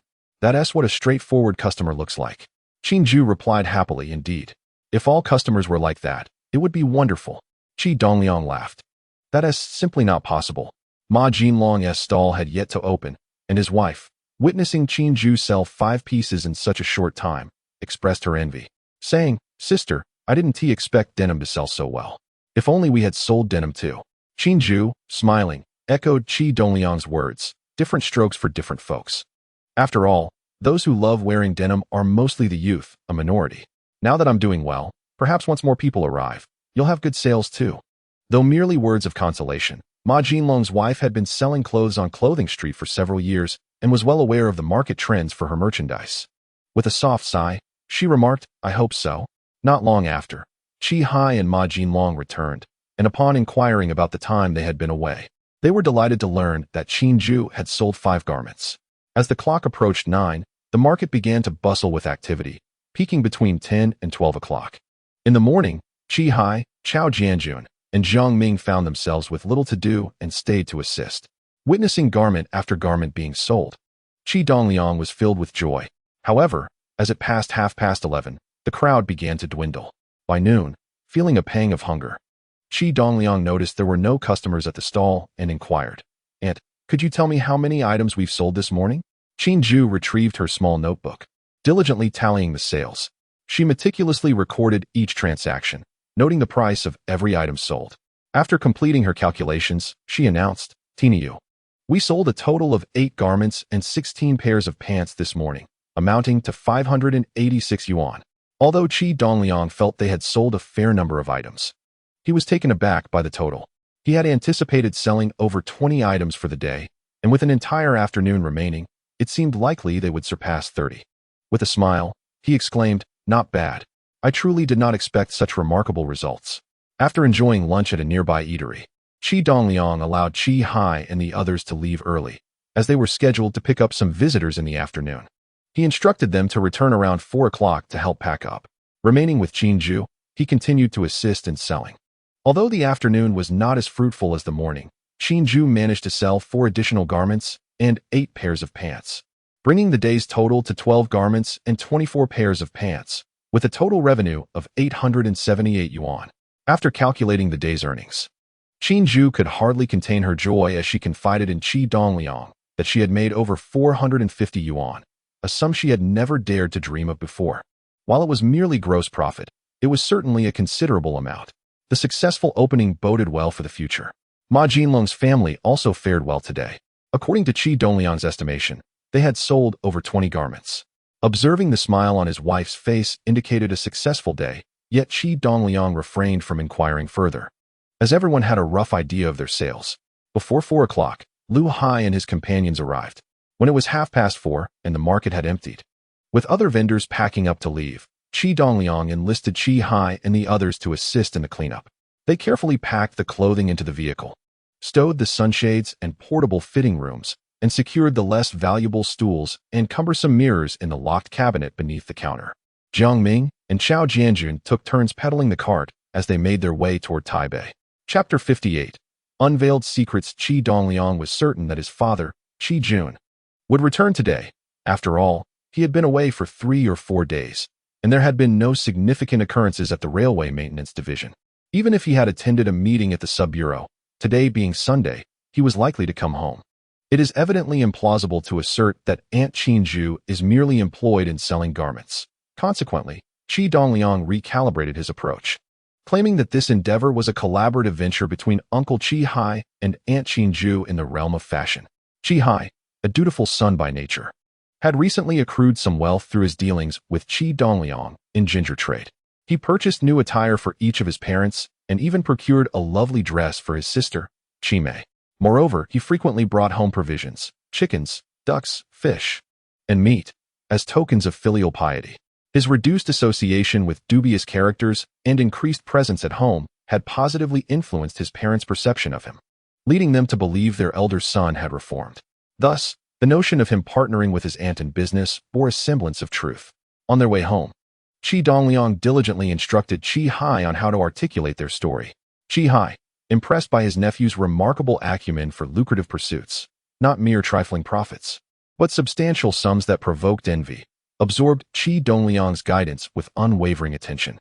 Simultaneously, Qi Dongliang communicated with Qi Hai, Chao Jianjun, and Jiang Ming, urging them to keep a vigilant eye on Qinju's business during their leisure moments to safeguard her from potential exploitation. Furthermore, when restocking was necessary, they would venture to Liaoqing, and their efforts would not go unrewarded. They would receive a certain remuneration at the end of each month. Although the exact amount was not specified, they had already profited handsomely from their previous collaborations with Qi Dongliang and were confident he would treat them fairly. Thus they readily acquiesced. Upon returning home, Qi Jun was indeed present, busily preparing a meal in the kitchen. Upon seeing Qi Dongliang, Qinju, and Qi Hai enter the courtyard with a tricycle, he inquired, "Dongliang, what have you all been up to?" Qi Dongliang replied, "Father, when did you return?" Qi Jun responded, "I came back at noon. Neither you nor Qinju was at home. I asked your grandfather, and he mentioned that you both had left early this morning on the tricycle to sell garments, but he was unaware of the details. I would have come to find you had I known where you were selling." Qi Dongliang explained, "Father, my uncle and aunt have teamed up to rent a stall on Garment Street to sell denim apparel, hoping to earn some money. Today is Sunday, and as I have no school, I decided to accompany them." As Qi Hai directed Chao Jianjun and Jiang Ming in unloading garments from the house, Qi Jun beckoned him over and asked, "Xiao Hai, selling garments requires a considerable investment. Where did you procure such funds?" "Brother," Qi Hai replied, "you are aware that I have earned a fair amount recently from my work at the station, attending to Ji and Song Shuzi. and I wish to pursue a business venture. I observed that the clothing business appeared promising, and since Qinju has little else to occupy her time, I proposed we partner in this endeavor. She handles sales while I manage inventory. My other commitments will not hinder this venture. Although substantial funds are necessary for stock, my savings were insufficient, so I borrowed some from friends. Today marks our opening day, and we are all here to assist. Qi Dongliang had anticipated these inquiries and had coached Qi Hai on the appropriate responses, enabling him to reply with ease, leaving Qi Jun none the wiser. Qi Jun pondered for a moment and remarked, "Since we are partners in this venture, it would be unfair for you to bear the financial burden alone. How much have you borrowed from your friends?" Qi Hai replied, "I have borrowed a total of 2,000.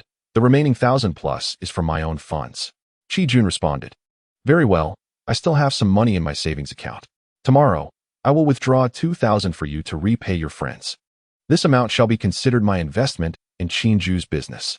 Qi Hai hesitated and said, "Brother, there's no need. My friends are not in a hurry for their money back." This was something that Qi Dongliang had not provided him, prompting him to say so. Qi Jun insisted, "What do you mean no need? It is settled." Qi Hai wished to say more, but upon receiving a glance from Qi Dongliang, he relented and replied, "All right, brother." After moving the garments into the house, Chao Jianjun and Jiang Ming returned home. Qi Hai greeted his parents briefly before heading out, following Qi Dongliang's instructions to purchase goods at the market. Upon Qinju's return, Qi Jun took over her tasks in the kitchen and inquired, "Qinju, how was your day? Did the denim outfits sell well?" Hearing Qi Jun's question about the sales, Qinju's excitement surged. She had earned a considerable amount today, but had no one to share her joy with, and with Qi Jun's timely inquiry, she beamed, "Brother-in-law, you wouldn't believe it. The clothing business is indeed lucrative. I sold over 30 pieces today, earning a gross profit of more than 450. Qi Jun was taken aback, gazing at Qinju in disbelief. When he worked as a driver, his monthly salary barely reached 150 to 160 yuan. After assuming a leadership role, he lost his coal allowance and other benefits, earning only about 140. The fact that Qinju could earn in a single day what he made in 3 months left him astounded. "Is that true? You earn that much in a day?" Qi Jun could not help but inquire further. Qinju replied, "Of course. Although today is Sunday and many from the surrounding towns came to Gujang to shop, which boosted sales, even on a regular day, I could sell 10 to 20 pieces. Conservatively speaking, that would still yield over 100 yuan. Qi Jun calculated, thinking that even at 100 yuan a day, that would total 3,000 a month. Reflecting on how he had accumulated a mere 3,000 over the years, he felt a deep sense of admiration. So, selling clothes is indeed so profitable. Qinju cautioned, "Brother-in-law, it's not that simple. Not everyone can earn such a sum. It depends on one's vision and the quality of the goods. For instance, the items I sold today were all ones that Tiniu had recommended, while the styles that Qi Hai and I favored hardly sold at all." Inadvertently, Qinju let slip some information about Qi Dongliang. Upon hearing this, Qi Jun asked, "What? Dongliang accompanied you to Liaoqing for the purchases?" Realizing her slip, Qinju responded, "Yes, Tiniu has a keener eye than we do." Qi Jun then inquired, "Did Dongliang not attend school yesterday?" Qi Dongliang overheard a conversation between his father and aunt in the house. Fearing that his aunt might inadvertently reveal something, he felt compelled to intervene, saying, "Dad, yes, I asked Li Chong to help me take a leave yesterday." Chapter 59, Zhongxing's Olive Branch. Qi Jun, somewhat irritated, remarked, "I am not concerned about your leave, but rather about your casual approach to skipping school. What will you do if you fall behind in your studies?" Qi Dongliang, with a grin, reassured, "Dad, you need not worry. After all, look at whose son I am. My academic performance is bound to be exceptional. If I do not score a perfect 100 in this semester's exams, you may deal with me as you see fit." Hearing this, Qi Jun recalled how well his son had performed in school since he began attending, achieving perfect scores in both Chinese and math on 2 tests, and receiving high praise from his teacher, which eased his irritation somewhat. Nonetheless, he cautioned, "Dongliang, this is a one-time allowance. It shall not happen again." Qi Dongliang chuckled and replied, "Rest assured, Dad, your son will not disappoint." His clever response artfully sidestepped his father's warning. He knew there would be many more instances of truancy, and the elementary school curriculum posed no challenge for him. At that moment, Qi Hai entered, presenting a convenience bag to Qi Jun, saying, "Elder brother, today marks a grand opening, and I made quite a profit. Let us celebrate with this for you." Upon opening the bag, Qi Jun discovered a roasted chicken and a pork knuckle. He remarked, "Xiao, why did you purchase so much? You should take it back and enjoy it with your own family." Qi raised the convenience bag, declaring, "There is more. I bought 2 portions. This one is specifically for you." Qi Jun responded, "Xiao, I am not criticizing you, but you ought to be prudent with your earnings and save a little." Qi chuckled, "Elder brother, today is our first day of business, and we have had a splendid opening. It is auspicious to celebrate. If I bought this every day, I could hardly afford it." These items were, in fact, procured at Qi Dongliang's request, with him footing the bill, as it was essential to commemorate the successful opening day, especially after earning such a considerable sum. However, having either he or his aunt handle the arrangements would not have been appropriate. Thus, it was fitting for his uncle Qi to take charge. Seeing that his sister-in-law and younger brother had managed to earn such a substantial profit made Qi Jun quite pleased.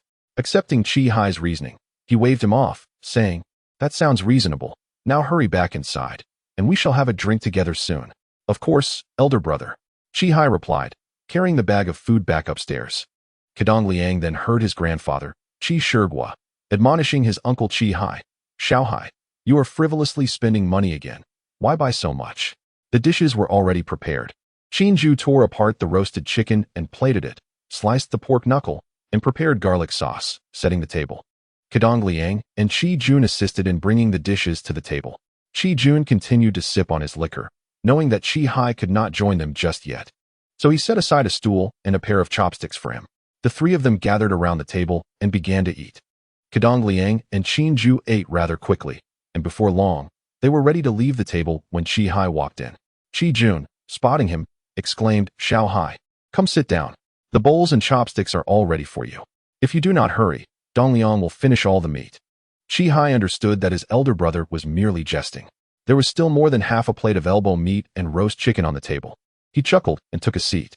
Qinju poured a glass of liquor for Qi, smiling as she said, "Brother-in-law, you two take your time drinking. Tai Nyo and I will watch television. Just call me if you need anything." Qi Jun waved his hand and replied, "You two enjoy your show. Xiao and I have not had the chance to chat like this for quite some time. We ought to have a good talk." Qi Jun had noticed the changes in his younger brother recently, and it filled him with joy.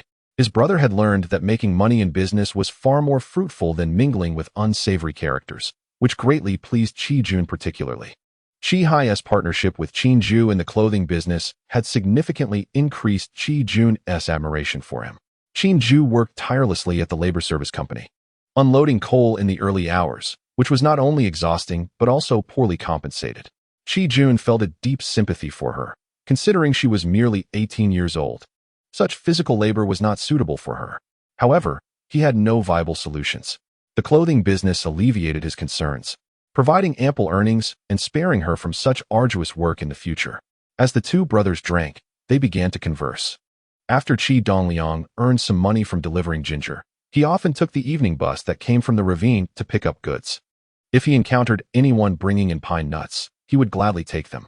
However, since there was no fixed buyer for the pine nuts, he would store them at Chao Jianjun's home until he found a buyer. Though the process was short, it typically required 2 to 3 days. The profit margin for pine nuts was quite substantial, earning around 1 yuan per pound. Engaging in this business every few days yielded a modest income of 1 or 200 yuan.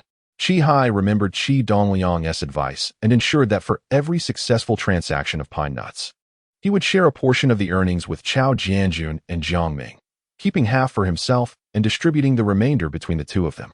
During this time, he had successfully completed a few transactions, which could be considered a small harvest. Around 7 o'clock, Chao Jianjun and Zhongxing arrived to find Qi, asking him to accompany them to the station to see if they could procure any pine nuts.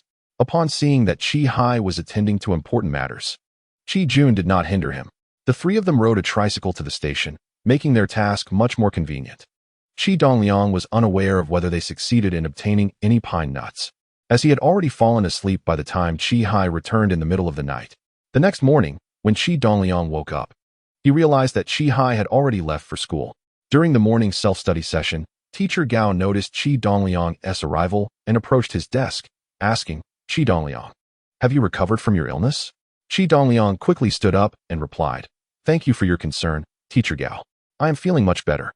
Observing Qi Dongliang's politeness, Teacher Gao smiled and waved his hand, saying, "Please sit down. Be cautious with your diet in the future. Do not upset your stomach again." Qi Dongliang responded, "I understand." Teacher Gao, his deskmate and class monitor, Zhongxing, noticed that Teacher Gao had left after his round and quietly said to Qi Dongliang, "Please come to my house this afternoon. I will help you catch up on the lesson you missed the other day." Qi Dongliang was puzzled as to why Zhongxing would offer such assistance, yet he recognized the goodwill behind it and felt it inappropriate to dismiss her. He replied, "I have already asked Li Chang about the lesson I missed 2 days ago, and he has helped me catch up." Zhongxing, with a hint of disdain, remarked, "With his academic performance? He hasn't even mastered it himself. What can he teach you? I will explain it to you properly this afternoon." Indeed, Li Chang's academic results were quite lackluster. He barely passed the 2 recent tests. Class monitor Zhongxing was well aware of everyone's grades. Qi Dongliang not only had excellent handwriting, but also achieved perfect scores in both tests. He was notably quiet in class, showing no mischievousness, which endeared him to Zhongxing. Given that Zhongxing's intentions were well-meaning, her words left Qi Dongliang with no choice but to acquiesce, responding, "All right, Zhongxing, thank you." Chapter 60. Funding. Upon the conclusion of school at noon, Qi Dongliang and Zhongxing exited together. Zhongxing lived nearby, and upon reaching her doorstep, she pointed and said, "Qi Dongliang, this is my home. Make sure to arrive punctually at 1:30 this afternoon." With a smile, Qi Dongliang replied, "Of course, I will definitely come. I truly appreciate your help." Zhongxing responded, "You say that as if it's a burden. We are classmates, and helping each other is only natural." Indeed. Mutual assistance is key." Qi Dongliang waved goodbye, grinning. "See you this afternoon, Zhongxing." When Qi Dongliang returned home, his father, Qi Jun, had just entered the house moments before him. Qi Ju had gone out to sell clothing, leaving the 2 of them without a meal. Qi Jun had to devise a solution on his own. The mechanical section provided a communal rice steamer, and he had prepared rice and vegetables early that morning before work, filling 2 large containers, one with rice and the other with vegetables. Upon lifting the lid, steam wafted invitingly into the air. Seeing Qi Dongliang enter with his backpack, Qi Jun called out, "Dongliang, hurry and wash your hands. Then we can eat together. Look, I've steamed some pork knuckle for you." Qi Dongliang peered inside the container, revealing slices of pork knuckle garnished with scallions and soy sauce, the vegetables steamed to perfection. Memories flooded back of his childhood, often enjoying the meals his father prepared in the steamer, especially the pork knuckle and pig's head meat, which, when steamed with scallions and soy sauce, were exquisitely tender and delectable. He eagerly reached in and grabbed a piece, only to find it scalding hot, prompting him to smack his lips in surprise. "Hey, how can you grab food without washing your hands first?" Qi Jun thought to intervene, but Qi Dongliang had already placed the pork knuckle in his mouth, leaving him to comment instead. Qi Dongliang nodded enthusiastically while chewing, placing his backpack on the edge of the heated Kong and darting off to wash his hands in the kitchen. The pork knuckle was leftover from the previous night, combined with some chicken, making for a delightful stew. Qi Dongliang found the chicken equally delicious. After finishing their meal, Qi Jun tidied the table and washed the dishes and containers. Then he said, "Dongliang, let us go see how your aunt is faring in her sales today." Qi Dongliang nodded in agreement. "All right, Dad." Qi Jun added, "Wait a moment, Dongliang, let me count this money." He pulled out a bundle of 10 yuan notes from his inner pocket and began to tally them. Qi Dongliang inquired, "Dad, why do you have so much money?" Qi Jun counted the money carefully and remarked, "Your aunt and uncle are collaborating on a business venture. I cannot allow your uncle to bear the financial burden alone, as he has worked hard for his earnings. Just yesterday, I informed him that I withdrew 2,000 yuan from the savings bank near the machine shop this morning. If your uncle is present when we arrive, hand the money directly to him. If he is not, give it to your aunt for her to pass along."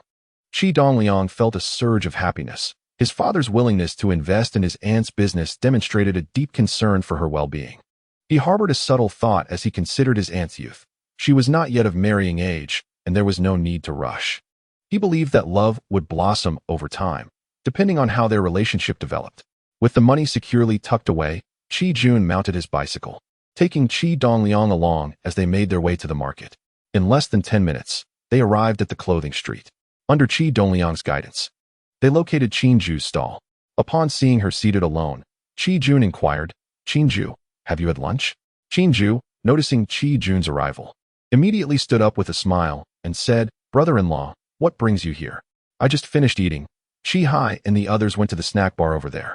Relieved to hear that Qin Ju had already eaten, Qi Jun replied, "I thought I would come by and see how your sales are going today since I had some free time." With a grin, Qin Ju responded, "Sales have been quite good today. I checked earlier, and I sold 3 pieces of clothing and 8 pairs of pants this morning. With the afternoon still ahead, I should be able to reach my goal of 20 items." During their conversation the previous day, Qin Ju had mentioned that selling 10 pieces in a day would yield over 100 yuan.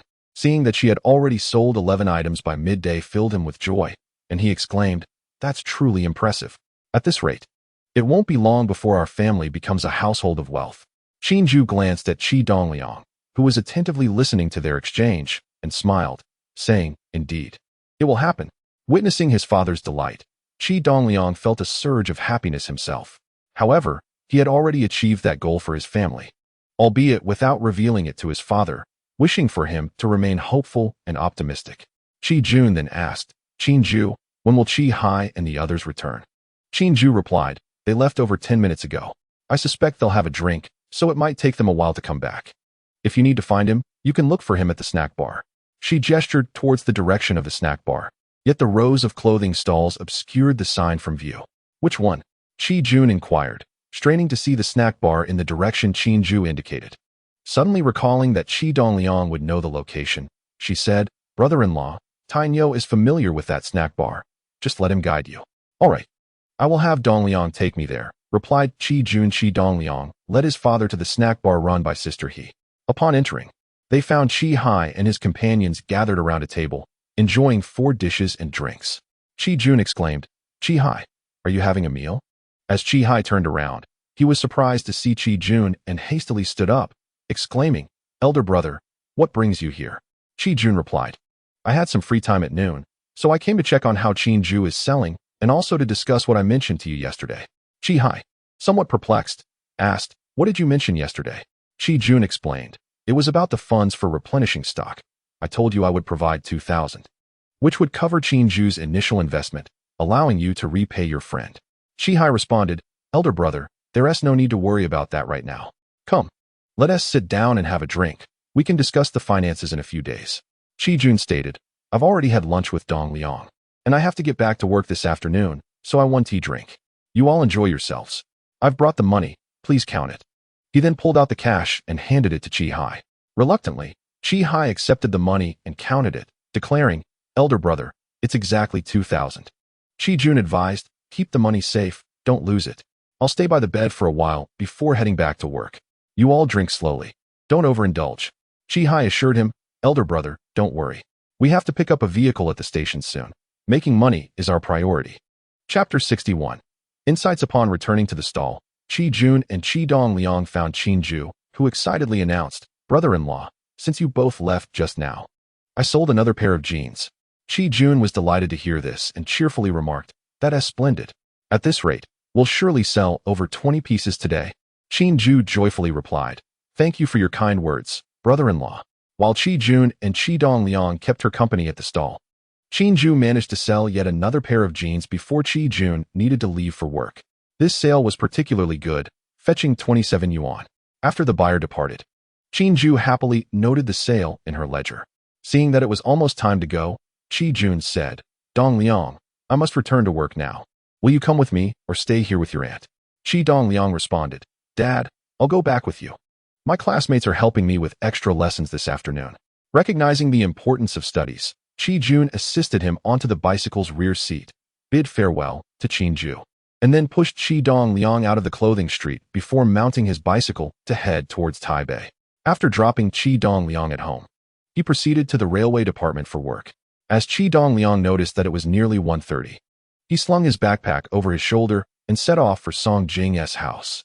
Upon arriving at her doorstep, he knocked on the door. Zhongxing, aware that the time was approaching 1:30, had been listening intently for any sounds outside. Hearing the knock, she recognized it was Qi Dongliang and felt delighted by his punctuality. She hurriedly emerged from her room and opened the door. "Qi Dongliang, you're here." She greeted him with a smile. Qi Dongliang, equally cheerful, replied, "Yes, I hope I'm not late." She reassured him, "Not at all. Please, come in. As she ushered him inside, she closed and securely locked the door, guiding him into her home. Zhongxing's residence was a modest railway bungalow, constructed in the post-1970s style. In stark contrast to Qi Dongliang's grandfather's much older and smaller house from the Japanese occupation era, the residence of Zhongxing spans approximately 30 square meters. Upon entering, one is greeted by the kitchen. Just beyond the kitchen door to the south lies a sunlit kong, vast in size, stretching several square meters all the way to the northern window. To the north of the kitchen, there is a smaller kong, which also features a window facing north, while a modest window on the southern side provides a glimpse into the entire kitchen. Zhongxing's home is remarkably tidy and impeccably clean. On the floor in front of the smaller kong rests a square table, adorned with textbooks and notebooks. Pointing to the chair at the table, Zhongxing invites, Qi Dongliang. Please have a seat.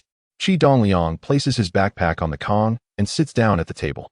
Glancing at the notebooks, he realizes they contain Zhongxing's homework and inquires, "Is it just you at home?" "Indeed," replies Zhongxing. "My parents are both at work in the afternoon, so I'm home alone." "Do you have any siblings?" Qi Dongliang asks. "No, I'm an only child." "What about you?" "Same here. I'm an only child as well." Zhongxing then produces a square tin box, opens it, and offers it to Qi Dongliang, saying, "Here, have a piece of candy." Upon seeing the box filled with a variety of sweets, fruit candies, sorghum syrup, milk candies, and shrimp-flavored treats, Qi Dongliang instinctively shakes his head, saying, "Thank you, but I don't eat sweets." Believing Qi Dongliang to be shy, Zhongxing smiles and insists, "Don't be polite. Just have a piece of candy, and then I'll help you with your studies." With that, she grabs a handful of sweets and places them on the table. Just as Qi Dongliang was about to explain his aversion to sugar due to elevated blood sugar levels from his previous life, he suddenly remembers that he has been reborn into a time when indulging in sweets is a delight for children. He exclaims, "Thank you," and selects a shrimp-flavored candy, unwrapping it and placing it in his mouth. "Why are you always so polite?" Zhongxing observes Qi Dongliang enjoying the candy with delight and decides to take a piece of milk candy for herself. It must be noted that Zhongxing approaches her tutoring with utmost seriousness, thoroughly explaining the lessons Qi Dongliang missed on Saturday. Although the material poses no challenge for him, he feigns ignorance, sincerely seeking her guidance, feeling that such humility is essential to honor Zhongxing's goodwill. Noticing Qi Dongliang's understanding, Zhongxing beams with satisfaction and asks, "Qi Dongliang, how do you write so beautifully? I struggle with it, no matter how much I practice." Qi Dongliang, resorting to a fabricated tale, replies, "My aunt practiced calligraphy. She taught me to recognize characters and practice writing before I started school, overseeing my practice daily. There are small calligraphy practice books available at Xinhua bookstore. You should buy one and practice. Your writing will surely improve." Zhongxing responds, "I have a small calligraphy practice book at home, but my mother won't let me practice yet. She says since I'm only in the first grade, as long as my strokes are straight, it's sufficient. I can practice according to the book when I reach the third grade." Qi Dongliang understood that mastering calligraphy requires a solid foundation. A first-grade student, lacking basic skills, could hardly produce any meaningful characters. Zhongxing's mother, being a teacher, offered sound advice. It wasn't until Qi Dongliang was in the third grade that he began practicing his handwriting. Thus, he chose to change the subject and discuss other matters. After completing the assigned homework at Zhongxing's home, he bid her farewell and made his way back. As he departed, he noticed the wall clock in her house indicated it was already past 3 o'clock. Passing by the bustling market, he purchased some vegetables. Upon returning home, he rinsed the rice and placed it in the rice cooker, ready to plug it in when the time was right. He prepared the vegetables, chopping them on the cutting board, also waiting for the appropriate moment to begin cooking. Aunt Chinju's business was established for the long haul, while Uncle Chihai's venture was merely a short-term endeavor. By November, once the season had passed, ginger would no longer be available in Ludo, prompting Qi Dongliang to contemplate what business Chihai should pursue next. After all, the ginger trade was a temporary measure aimed at generating initial capital for business. In fact, engaging in the pine nut trade presented a viable option. Gujang was the largest processing and export base for pine nuts in the country, and many individuals had prospered in this business. However, the substantial profits were predominantly reaped by those at the top of the pyramid, those who controlled the export channels. Chihai and his associates could only operate at the lower levels, trading small quantities of pine nuts to earn a modest income for the upper echelons. After reflection, Qi Dongliang dismissed this route, as his memories of a past life provided him with foresight that guaranteed better financial prospects in other endeavors. Chapter 62.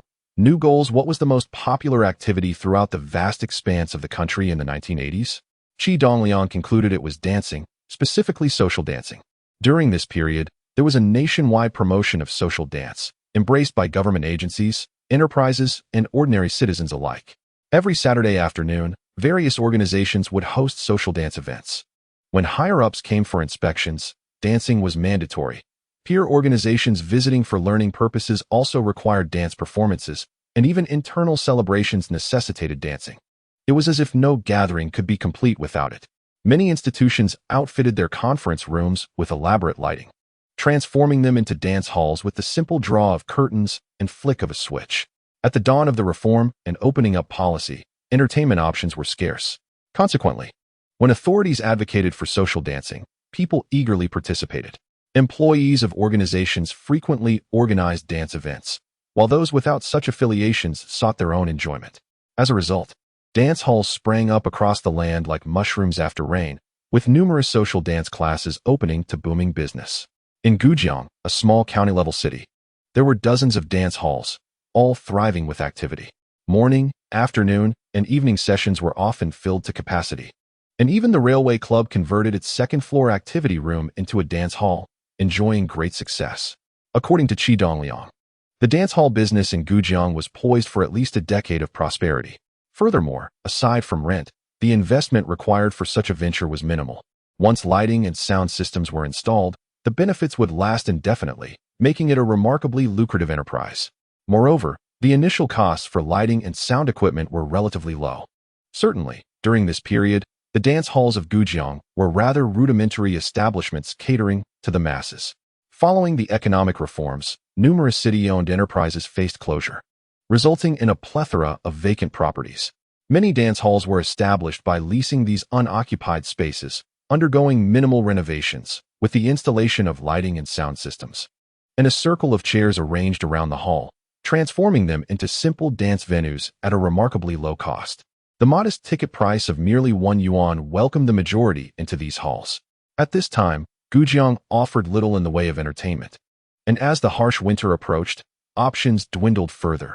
Thus, the dance hall emerged as the quintessential locale for leisure and amusement, making winter its peak season. Now, in late September, with just over a month until winter's arrival, the ginger trade had also concluded, making it an opportune moment for my uncle Qi Hai to open a dance hall. As the clock struck 4:20 p.m., Qi Dongliang noticed that Qin Zhu had yet to return to close up shop. He plugged in the rice cooker, intending to begin cooking at 4:40 p.m., ensuring that dinner would be ready upon his father's return from work. At 4:30 p.m., hearing some commotion outside, Qi Dongliang stepped out to find Qi Hai and his small aunt Qin Zhu returning on a tricycle. Upon entering the courtyard, Chao Jianjun and Zhang Ming helped unload the various bags from the tricycle into the house, and after arranging to meet at the bus station at 7:30 p.m., they departed. Spotting the plugged-in rice cooker and the prepped vegetables on the cutting board, Qin Zhu inquired, "Tainyo, did you prepare the rice and vegetables?" Qi Dongliang replied, "Indeed, I had already washed the rice. Seeing you hadn't returned, I decided to start the rice cooker, planning to cook the dishes closer to 5 p.m. so that we could eat as soon as my father arrives."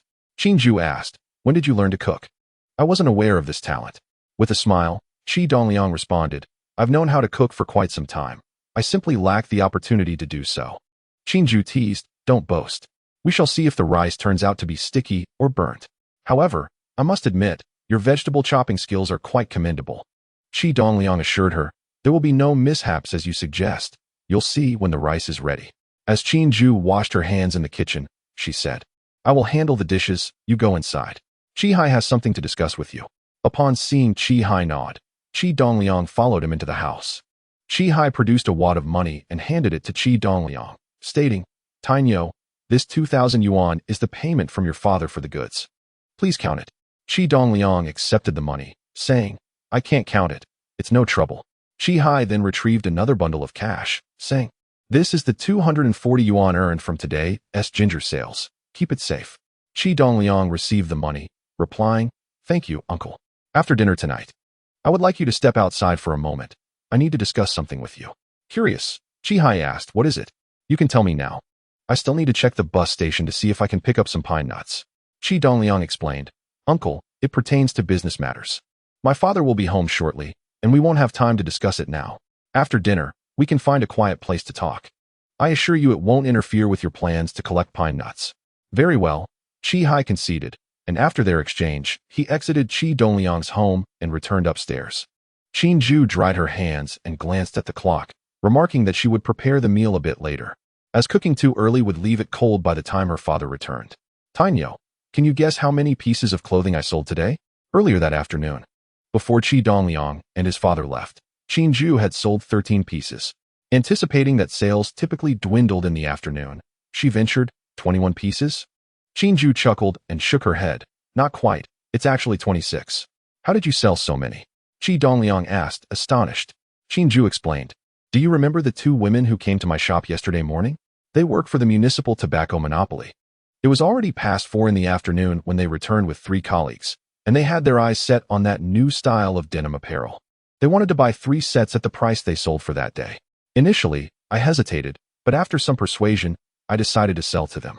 I figured even at that price, we would still make a good profit, and besides, it could establish a connection with their department. That accounted for 6 pieces sold. With a smile, Qi Dongliang replied, Aunt, your thinking is spot on. In business, flexibility is key. The tobacco monopoly is a wealthy organization. By establishing a rapport with them, they might come back to purchase more items, allowing us to recoup our costs.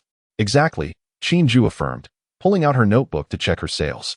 Today, I sold a total of 26 items, earning 618 yuan. Here, take this money and confirm if it amounts to 618. She handed over the prepared cash to Qi Dongliang. After yesterday's sales, Qin Zhu had kept a small amount for change and given the rest to Qi Dongliang. He had intended for her to manage it, but she refused resolutely. Understanding her perspective, he regularly kept the accounts meticulously, ultimately accepting the money. He counted it and confirmed it was indeed 618 yuan, then combined it with the money Qi Hai had given him, unlocking the drawer beneath the clothing cabinet to store it securely. Chapter 63. Enlightenment. As the time approached, Qin Zhu headed to the kitchen to prepare the meal. Qi Dongliang had planned 2 dishes, stir-fried meat with melon slices and stir-fried meat with shredded green beans, with both meat and vegetables neatly cut and placed on the chopping board. Qin Zhu lit the gas and began to stir-fry, and once the dishes were ready, Qi Jun walked through the door. Noticing that dinner was prepared, Qi Jun smiled and remarked, Qin Zhu, the meal is all set. Why did you close up shop so early today? Qin Zhu, unwilling to overshadow Qi Dongliang's effort, replied with a grin, Brother-in-law, it's not early. It's actually later than yesterday. When I returned, Tainyo had already started cooking and had cut all the vegetables. I merely did the stir-frying. Delighted to hear that Qi Dongliang had taken the initiative, Qi Jun asked, Dongliang, when did you learn to cook and chop vegetables? I had no idea. Qi Dongliang replied. Dad, did I need to learn? I've been watching you both cook every day. It was bound to stick. Happily, Qi Jun exclaimed, my son is quite clever. Qin Zhu interjected, Brother-in-law, the meal is ready. Hurry and wash your hands so we can eat. Qi Jun knew that Qin Zhu had been busy all day and must be quite hungry. After washing his hands in the kitchen, he entered the dining room to find that his bowl was empty, replaced instead by a wine glass brimming with wine. A smile crept onto his face. Recognizing the kindness of his sister-in-law, who had thoughtfully poured him a drink without him having to ask after preparing the new dishes. Although Qi Jun felt a warmth in his heart, he playfully remarked, Qin Zhu, why have you filled my glass again? With a smile, Qin Zhu replied, Brother-in-law, since you have no pressing matters today, and I've cooked a couple of new dishes, why not enjoy a bit of wine to ease your fatigue? Qi Jun chuckled. Very well, I shall heed your advice and drink moderately tonight. He lifted the glass and took a sip. After savoring a few bites of the dishes, Qi Jun inquired, by the way, Qin Zhu, how was business today? With delight, Qin Zhu responded, not bad at all. We exceeded our projected plan. Qi Jun exclaimed, exceeded the plan? That means you sold more than 20 items. How many in total? Qin Zhu beamed. Today, we sold 26 items and earned 335 yuan. A gasp escaped Qi Jun's lips. That amount was equivalent to over 2 months of his salary, leaving him utterly astonished. Jokingly, he remarked, I earn less in a month than you do in a single day. Perhaps I should consider a career in fashion sales. Qin Zhu cautioned, Brother-in-law, that is not quite fair. Business can be unpredictable. During prosperous times, one can indeed earn a significant amount, but during downturns, it's possible to incur losses. Otherwise, everyone would be in the clothing trade. Qi Jun chuckled heartily. You make a valid point. Not everyone can succeed in business. And some are simply destined for a traditional job. That may very well be my lot. After finishing his meal, Qi Dongliang set down his bowl and stood up to leave. Noticing this, Qi Jun asked, Dongliang, where are you off to? Qi Dongliang replied, Dad, I'm going out to play for a bit. Qi Jun further inquired, have you finished your homework? Long ago, replied Qi Dongliang. I completed it with a classmate while getting some tutoring at their house this afternoon. Then off you go, but return early, Qi Jun instructed. Okay, Dad. Qi Dongliang responded as he exited the house and headed upstairs. Upon reaching, he saw his grandparents and younger uncle, Qi Hai, gathered around the table enjoying their meal. He greeted them with a cheerful, Grandpa, Grandma. Qi Shihua asked, Tainyo, have you eaten? Come join us. Qi Dongliang replied, Grandpa, I've already eaten. You all enjoy. Seeing Qi Dongliang arrive, Qi Hai quickly finished his meal, took one more bite of vegetables, then set down his chopsticks, saying, Mom, Dad, I'm done. I'm heading out. You can take your time. Come back early, urged Qi Dongliang's grandmother, Qiu Shuyun, unable to restrain her concern for her younger son. Got it. Qi Hai assured her as he and Qi Dongliang stepped outside, sitting on a brick pile by the dirt road in front of the house. Lighting a cigarette, Qi Hai took a puff and asked, Tainyo, what business do you want to discuss with me? Qi Dongliang said, Uncle, while our ginger business appears to be thriving for now, it is inherently seasonal. By November, ginger will be out of season. And the same goes for the pine nuts you are handling.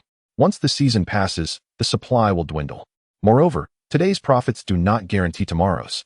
So we must prepare in advance and seek a more stable business opportunity. Qi Hai had been reveling in the profits from ginger and pine nuts, oblivious to the seasonal nature of these trades. However, upon hearing Qi Dongliang's words, he began to perceive the gravity of the situation. With money flowing in and life treating him well, he was reluctant to face a future devoid of funds, especially since Qi Dongliang had promised to buy him a motorcycle next year. Without a business to sustain him, that dream would surely vanish. After pondering his options, he realized that apart from the station work, he had few alternatives. Suddenly, a spark of inspiration struck him regarding Qin Zhu's clothing business, and he exclaimed, Tiniu, Qin Zhu's clothing venture is quite lucrative. Perhaps I should rent another stall and join her in selling garments. Qi Dongliang, nearly bursting with laughter at his uncle's suggestion, scolded him. Uncle, can you not aspire for greater things? Selling clothes is a woman's domain. What place do you have in it? Accustomed to heeding his nephew's counsel, Qi Hai accepted the reprimand without objection, frowning as he replied, Tiniu, then what do you propose I do? Qi Dongliang suggested. Why not visit a dance hall for some leisure? Qi Hai responded, I used to frequent dance halls often, but lately, I've been busy running errands in the evenings and haven't gone much. Do you believe a dance hall could be profitable? Qi Dongliang inquired. Qi Hai, with a defiant tone, retorted, of course. The dance hall is always bustling. It generates substantial income. With a smile, Qi Dongliang proposed, what do you think about us opening a dance hall? Open a dance hall? Are you jesting? Qi Hai found the idea utterly impractical and questioned him. I am serious, uncle. This is not a jest, Qi Dongliang insisted. Do you think an ordinary person like us can run a dance hall? We lack the funds, the connections, and the influence to make it happen, Qi Hai replied. Qi Dongliang chuckled. Everyone with 2 legs and a belly can succeed. If they can do it, why can't we? If we lack money, we can devise strategies. If we lack connections, we can forge them. Influence can be cultivated over time. There is no challenge insurmountable. It merely depends on our determination. Qi Hai exaggeratedly reached out to touch Qi Dongliang's forehead, saying, Tiniu, you aren't feverish, are you? Do I look feverish to you? Uncle, why do you lack faith in yourself? Consider this. Before I guided you into the ginger business, did you ever envision it could be so profitable? Before I helped your sister set up her clothing stall, did you ever think selling denim could yield such returns? Chapter 64. Restocking. In response to Qi Dongliang's barrage of questions, Qi Hai found himself at a loss for words, ultimately conceding, yes, I had never considered that. Qi Dongliang continued, Uncle, you see, I have accomplished things you never thought possible. Therefore, the matter at hand is not merely about your thoughts, but rather about your willingness to take action. Daring to act may lead to failure, but it also opens the door to success. As the saying goes, when the cart reaches the mountain, a way will be found. when the boat arrives at the bridge. It will naturally straighten out. There are always more solutions than difficulties. As long as we strive to find a way, no problem is insurmountable. Qi felt that Qi Dongliang's words were profoundly insightful, yet he could not fathom how an 8-year-old child could possess such wisdom. Instinctively, he inquired, Tainyo, what do you suggest we should do? To be honest, Qi Dongliang himself was uncertain about the operation of a dance hall. Although he had been reborn, he was not omniscient. In his view, the regulatory bodies governing dance halls included the Industry and Commerce Bureau, tax authorities, the Cultural Market Management Office, the Cultural Police Station, local police precincts, and the Health and Epidemic Prevention Department, along with the Public Security and Fire Departments. As long as these entities were managed effectively, the operational aspects would be straightforward. Despite his inner uncertainty, he could not afford to show any doubt in front of his younger uncle. So he pondered for a moment and said, Uncle, from now on, whenever you have free time, visit various dance halls. Your purpose should not be mere amusement. Rather, you should observe the attendance rates at different sessions. Additionally, gain insight into the management practices of these establishments and inquire whether any dance halls are available for lease. Furthermore, check if there are any spacious venues in the city that could be converted into dance halls for rent. Let us undertake preliminary preparations, and then we shall decide how to proceed based on the circumstances. Qi responded, Understood, I am well versed in this. Qi Dongliang added, By the way, uncle, during your time at the dance halls, have you encountered any owners? Qi thought for a moment and replied, I know a few owners by name, but we are not acquainted. Occasionally, we merely nod and exchange greetings. However, I am quite familiar with several staff members, such as the doormen, ticket sellers, bartenders, and music players. Qi Dongliang asserted, That is sufficient. We can glean accurate information from the internal staff. A small gift or a pack of cigarettes can facilitate casual conversations that reveal valuable insights. Qi, puzzled, asked Tainyo, Does it really require spending money to gather this information? Qi Dongliang smiled and explained, Uncle, this is an instance of spending a little to achieve a great deal. Such expenses are indispensable. Let me cover the costs. You simply need to gather the necessary information. Qi agreed. All right, when Lungzi and Lao Wu arrive, I will take them to the dance hall and handle this matter for you. Qi Dongliang inquired. So, will we not be picking up Song Shizi tonight? Qi replied. It is not a good time to pick up Song Shizi now. Typically, one only brings them along when a buyer has been arranged. There are not many who are willing to take risks, and the forestry authorities are tightening their grip. Many are hesitant to come this way. We have not managed to pick up Song Shizi for the past 4 or 5 days, and even if we go today, the chances of success are over 80% against us. Qi Dongliang said, Then you may proceed as you see fit. 5 continuous days passed, during which Qi gradually gathered some information. The 10 or so dance halls in the city were thriving, with early sessions nearly at full capacity. However, the early crowds predominantly consisted of middle-aged and elderly individuals, mainly there for physical exercise, and they danced exceptionally well, with very few distractions. The morning and afternoon sessions were primarily attended by idle individuals from society, with attendance rates also reaching around 80 to 90%. In the evening, nearly every dance hall is either at full capacity or overcrowded, attracting a diverse crowd, predominantly composed of office workers who, after a day of toil, seek entertainment and leisure in these venues. Among them are individuals with various ulterior motives. While the several dance halls in the city are thriving, there exists a distinction between those that are exceptionally popular and those that enjoy a more modest level of success. The 3 dance halls located in the city center are the most bustling, consistently filled to capacity regardless of the time of day, and during weekends, they are particularly packed. The farther one moves from the city center, the less favorable the conditions become, though this is relative to the thriving establishments in the central area. Even the dance hall operated by the Railway Club in Taipei, which only hosts 1 session each evening, is exceedingly popular. From casual conversations with staff at various dance halls, Qi learned that the regulatory bodies overseeing these establishments are numerous, yet only a few are truly significant, such as the Industry and Commerce Bureau and the Tax Authority. As long as fees are paid on time, they generally do not cause trouble. The Health and Epidemic Prevention Department and the Public Security Fire Department typically refrain from inspections unless prompted by an event. Provided that all necessary permits are obtained and fire safety measures are in place, minor issues can often be resolved with a small gesture. The most troublesome entities are the Cultural Market Management Office and the local police station, which conduct inspections with frustrating regularity. If one can establish connections with their leaders, matters may improve. Otherwise, they tend to be a source of constant annoyance. Most crucially, Qi discovered that none of the dance halls he inquired about are looking to transfer their operations and within the vicinity of the city center. There are no large spaces available for conversion into dance halls, which causes him considerable anxiety. When Qi Dongliang broached the subject of opening a dance hall, Qi was eager to commence the venture immediately. Qi Dongliang reassured him, saying, "Uncle, there is no need to rush. Good things come to those who wait. Let us take our time to research and seek opportunities. They will surely arise. Besides, even if we find a place now, my funds are insufficient. In a month's time, however, financial concerns will be alleviated. For now, keep an eye on developments in this area. You never know when an opportunity may present itself."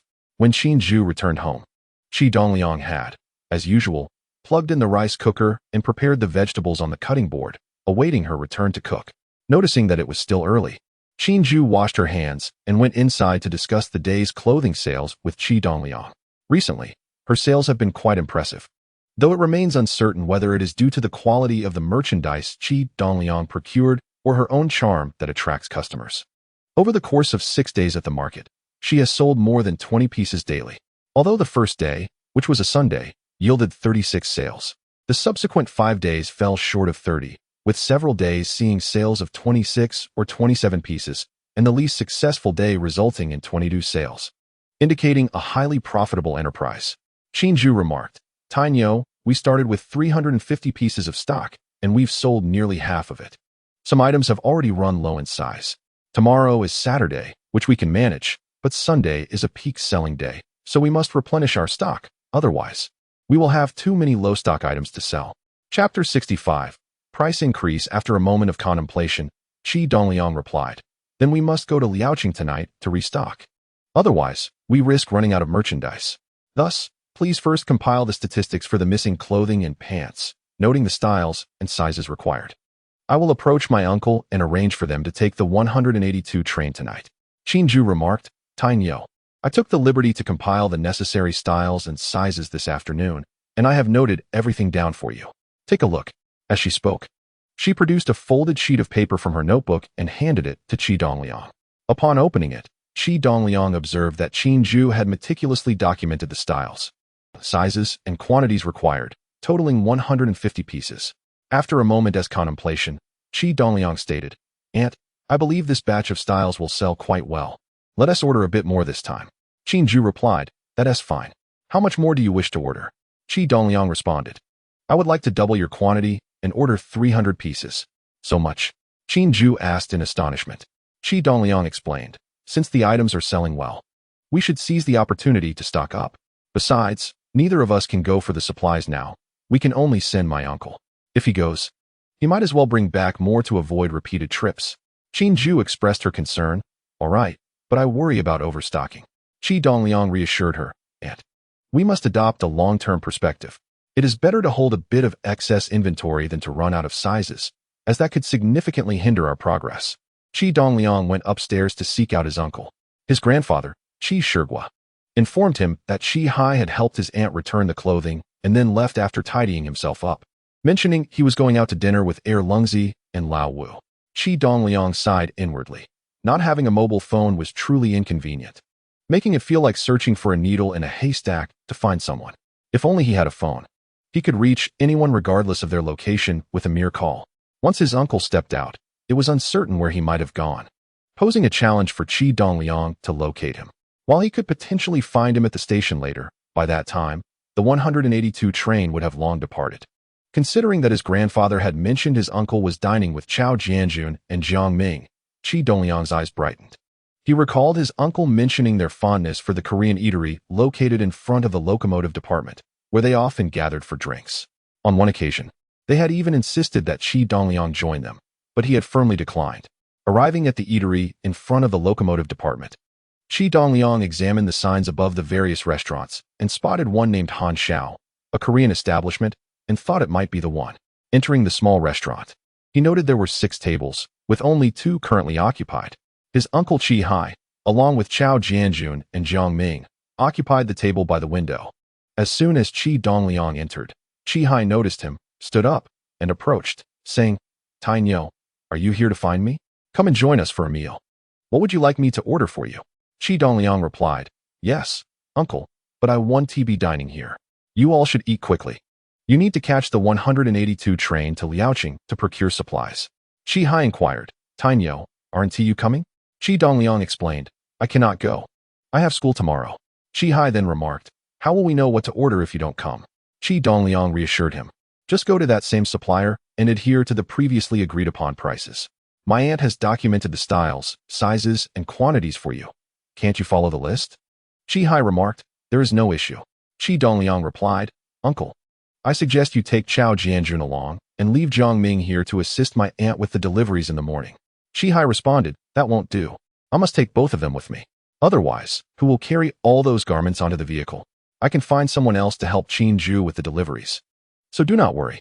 Qi Dongliang agreed. All right, uncle. Please drink sparingly. We still need to head out shortly. And be careful not to misplace the substantial amount of money for the inventory. Qi Hai replied, understood. The three of us will share a single bottle. Finish our task promptly, and then we will return to collect the money and supplies. Upon returning home, Qi Dongliang found Qin Ju preparing dinner. He glanced at the clock and noted that it was nearly 5 p.m., the time when his father would typically return from work. He opened the drawer beneath the bedding cabinet, counted out 4,000 yuan, wrapped it in newspaper, and placed 3 large travel bags nearby, ready for when Uncle Qi Hai and the others returned. Once Qin Ju finished cooking, she set the table with the meal and brought out the utensils. However, as the clock struck 5:10 p.m., there was still no sign of Qi Jun.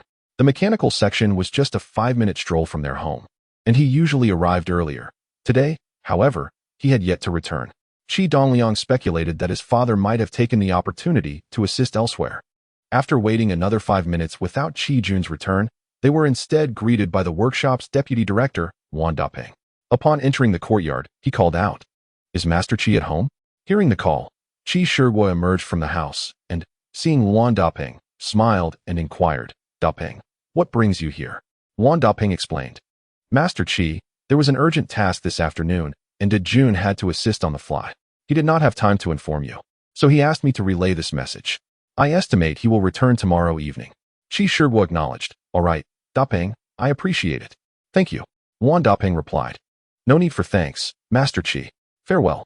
With that, he turned and exited the courtyard. Inside, Qin Ju and Qi Dongliang had overheard the conversation between Qi Shiguo and Wan Dapeng. However, Qi Shiguo entered the house and, noticing that Qin Ju and Qi Dongliang were seated at the dining table without touching their chopsticks, understood they were waiting for Qi Jun to return. He said, Tiniu, you two need not wait any longer. Your father has gone to assist and will likely return tomorrow evening. Please, go ahead and eat. Qi Dongliang acknowledged and began dining with Qin Ju. After finishing their meal and clearing the table, they settled on the Kong to watch television. As the clock approached 6 p.m., Qi Hai, Chao Jianjun, and Zhongxing returned, having collected the money and travel bags. Qi Hai said, Qin Ju, I have arranged for someone to help you with the deliveries at 7:30 a.m. tomorrow. His surname is Wang, and we all call him Xiaoyang. In the afternoon, he will come by your place to take us back on the tricycle. Qin Ju responded, all right, Qi Hai, I understand. Thank you. Qi Hai smiled and said, why the formality? Tiniu has promised to ensure we receive our wages. It is the least I can do. The journey of this cargo proceeded remarkably smoothly. Once again, Qi Hai took the 182 train to return on the 181. As the sales representatives from various teams were well acquainted, both journeys were spent in sleeper cars. Upon arriving in Gujang, he promptly sold the ginger to Hu Daong and transported the newly acquired goods back home using a tricycle. Upon entering the house, Qi Hai noticed Qi Dongliang was home and hurriedly exclaimed, Tiniu, the price of ginger in Lanzhuang has surged by 2 dimes. Chapter 66. Unexpected Delight. Qi Dongliang, aware that ginger was nearing the end of its season, deemed the increase in price to be reasonable, as fluctuations typically hovered around a dime. However, this sudden rise suggested a tightening of supply. He replied, let it rise. It is only natural at this time of the year. But, Qi Hai interjected, if the purchase price has increased, mustn't our selling price rise as well? Qi Dongliang inquired, little uncle, what price did you offer Hu Daong today? Qi Hai explained, I informed him that the purchase price of ginger has risen by 2 dimes and that he could no longer obtain it at the previous rate. I told him I would consult with you before confirming the price tomorrow, and he agreed to compensate us for the difference then. Qi Dongliang advised, tomorrow. Tell him that ginger is nearing the end of its season and that supply is becoming limited, which could lead to further price increases at any moment.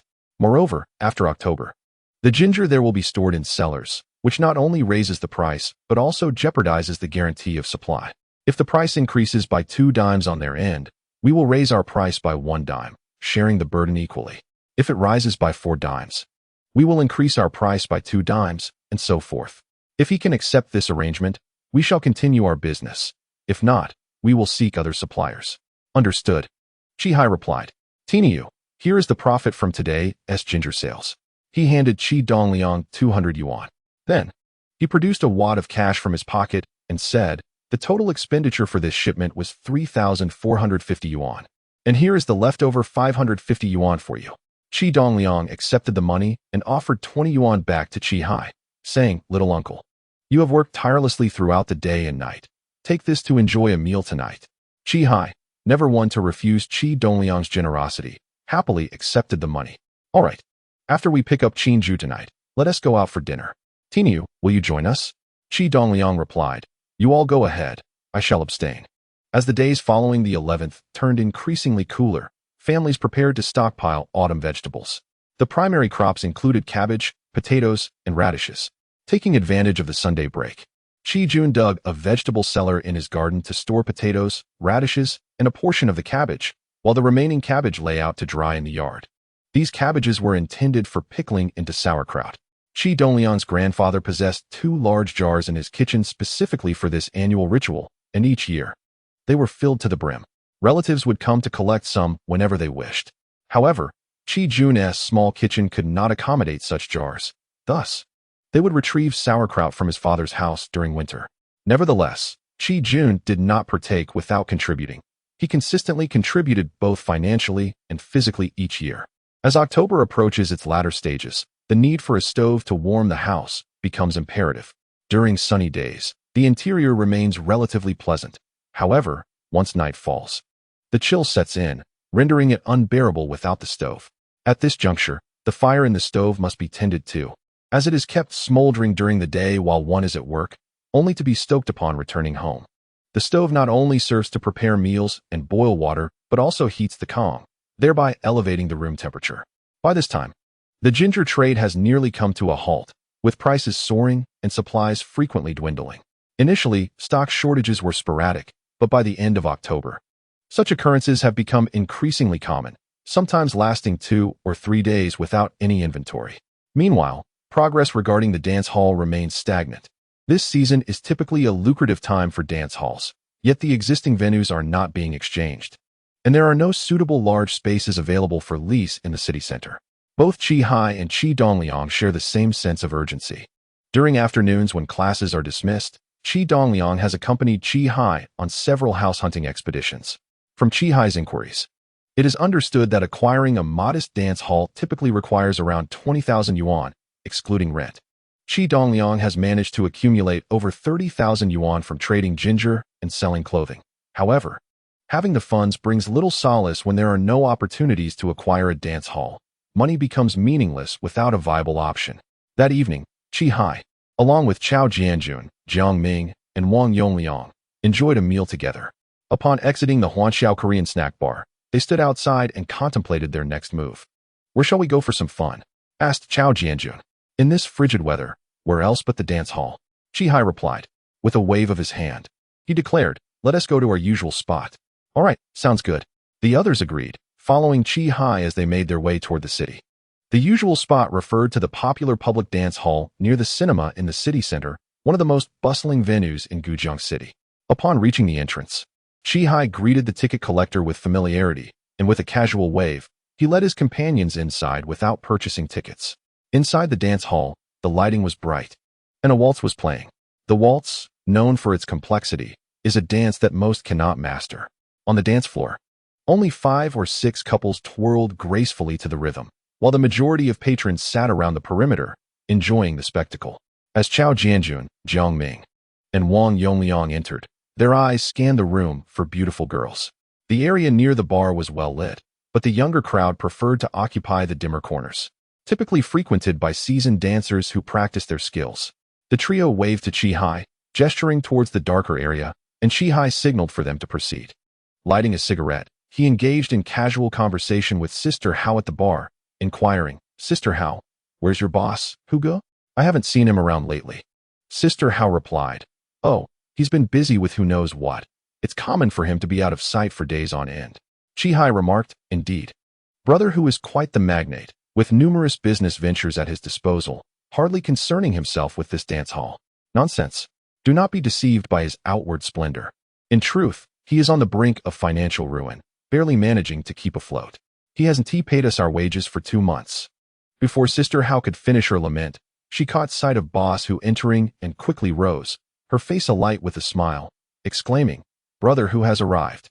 Song Yuhu appeared haggard, his eyes reddened, as he approached the bar and tapped the surface, requesting, "A can of cola, please." Upon noticing Qi Hai standing at the bar, Song Yuhu's eyes brightened, and he addressed Qi Hai. "Dahai, have you not long sought to take over my dance hall? If you can procure 30,000 yuan by midnight tonight, I shall transfer it to you."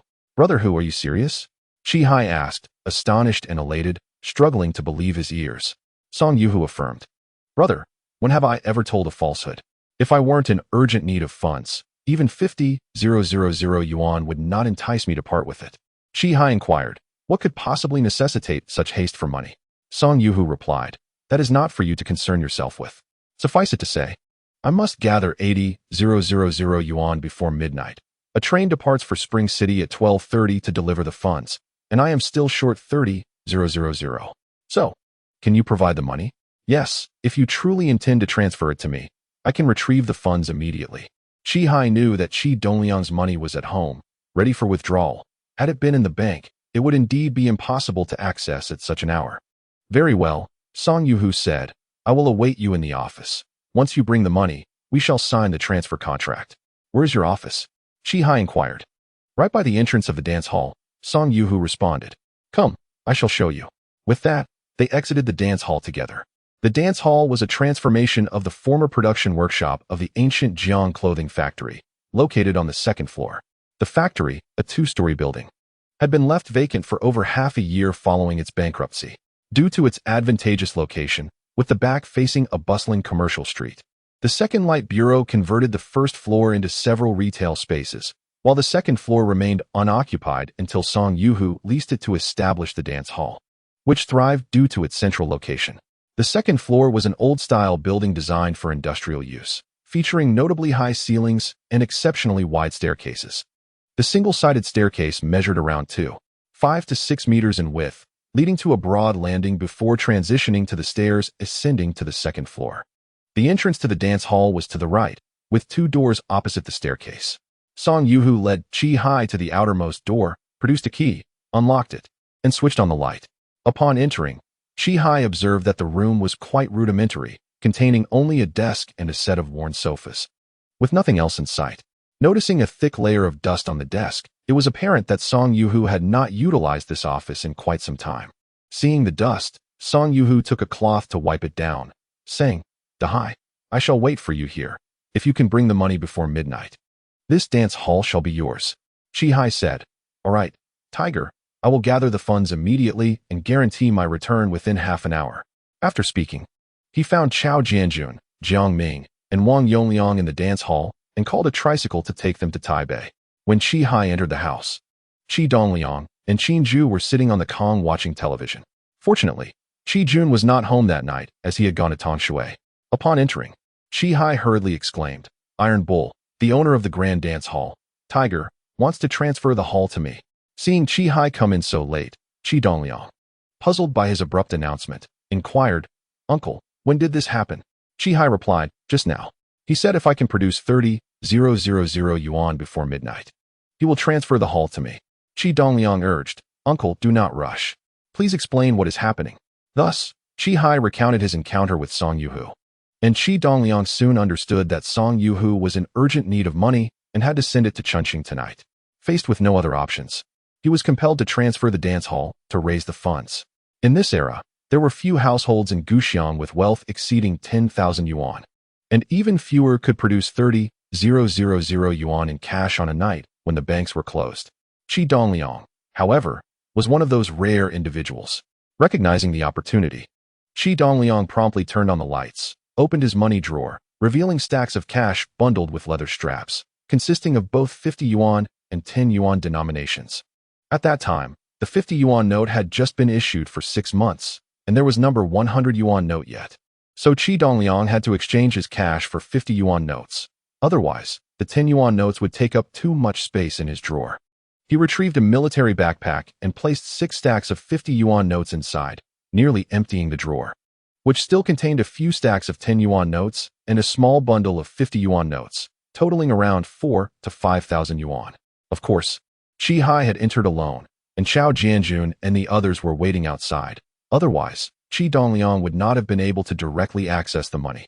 Once the money was secured, Qi Dongliang said, "Uncle, let's go." Seeing this, Qinju also put on her shoes and declared, "Iron Bull, I will accompany you." Upon exiting the house, Qi Dongliang noticed Chao Jianjun and the others standing outside and instructed, "Uncle, you take my father's bicycle and go ahead. Chao uncle, you all take the tricycle with my aunt."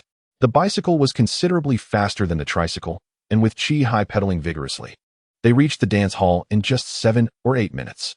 After locking the bicycle, Qi Hai and Qi Dongliang ascended to the 2nd floor, knocked on the door, and entered Song Yuhu's office.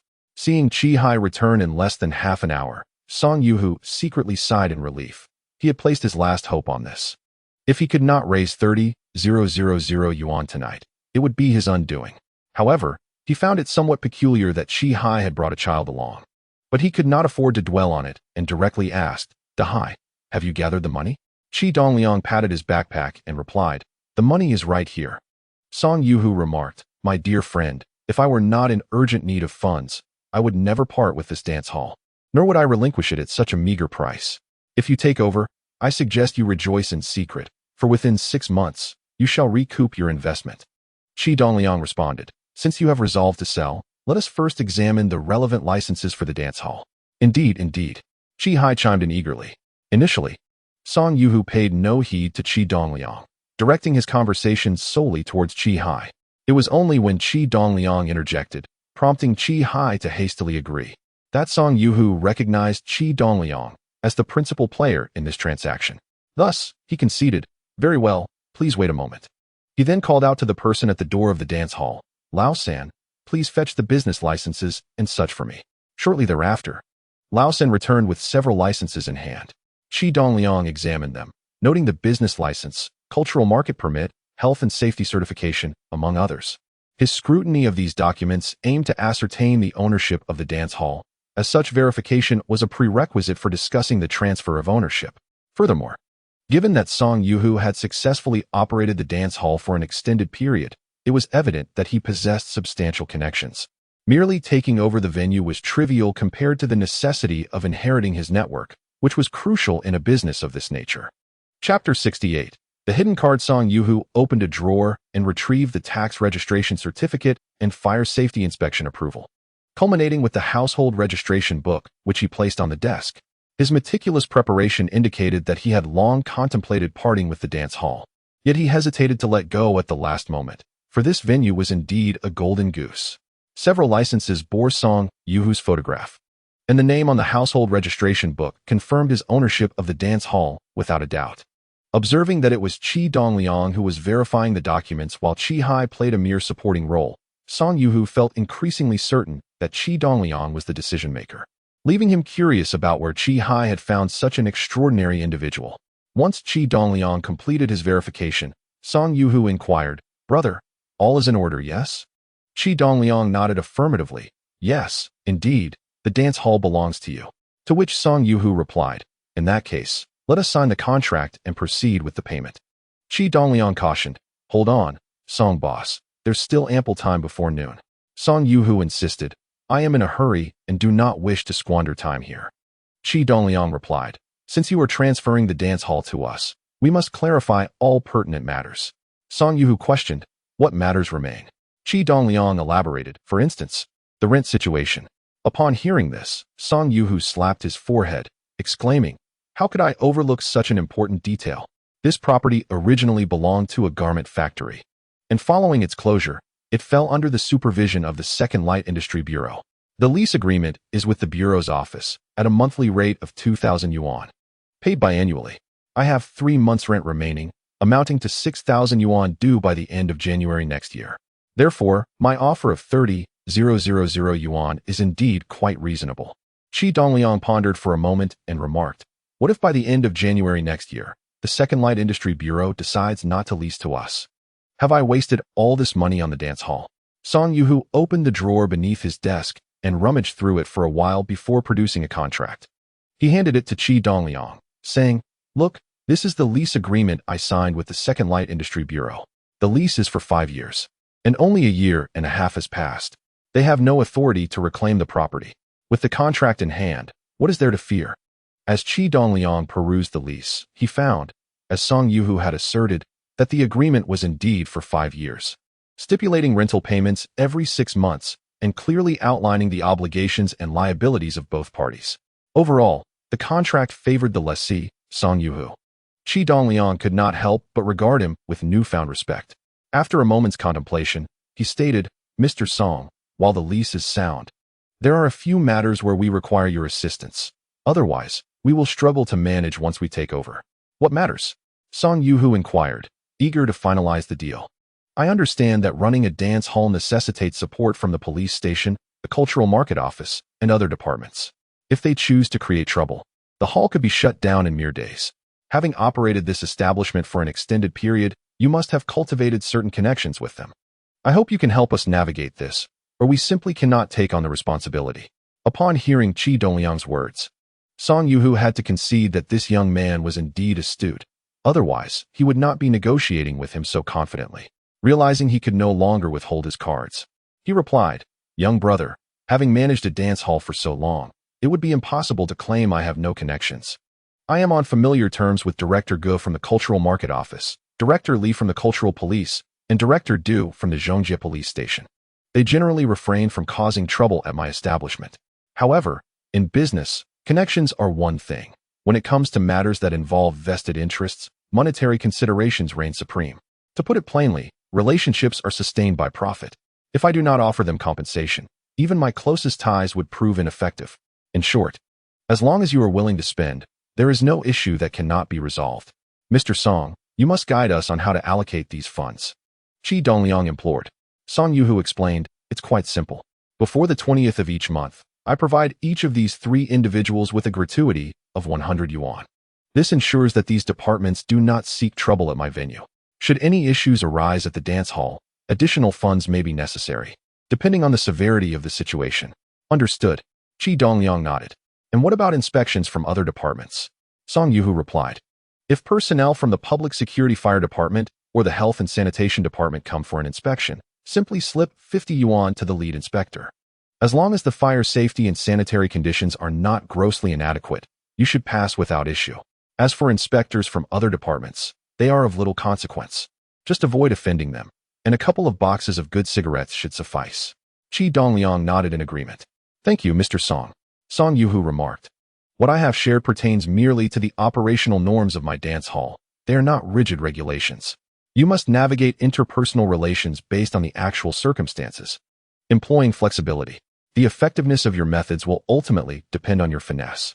Understanding this, Qi Dongliang recalled that in his previous life, he had managed a large real estate company, adeptly engaging with individuals from various sectors and strata, skillfully maneuvering through unspoken rules.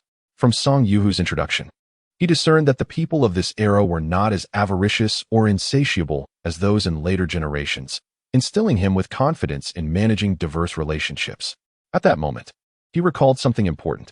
Song Yuhu gestured towards the adjacent room, stating, that is our dance hall storage, filled with items for sale, beer, red wine, soft drinks, glass bottles, cans, various nuts, and snacks. Currently, there is over 1,000 yuan worth of inventory, which is now yours.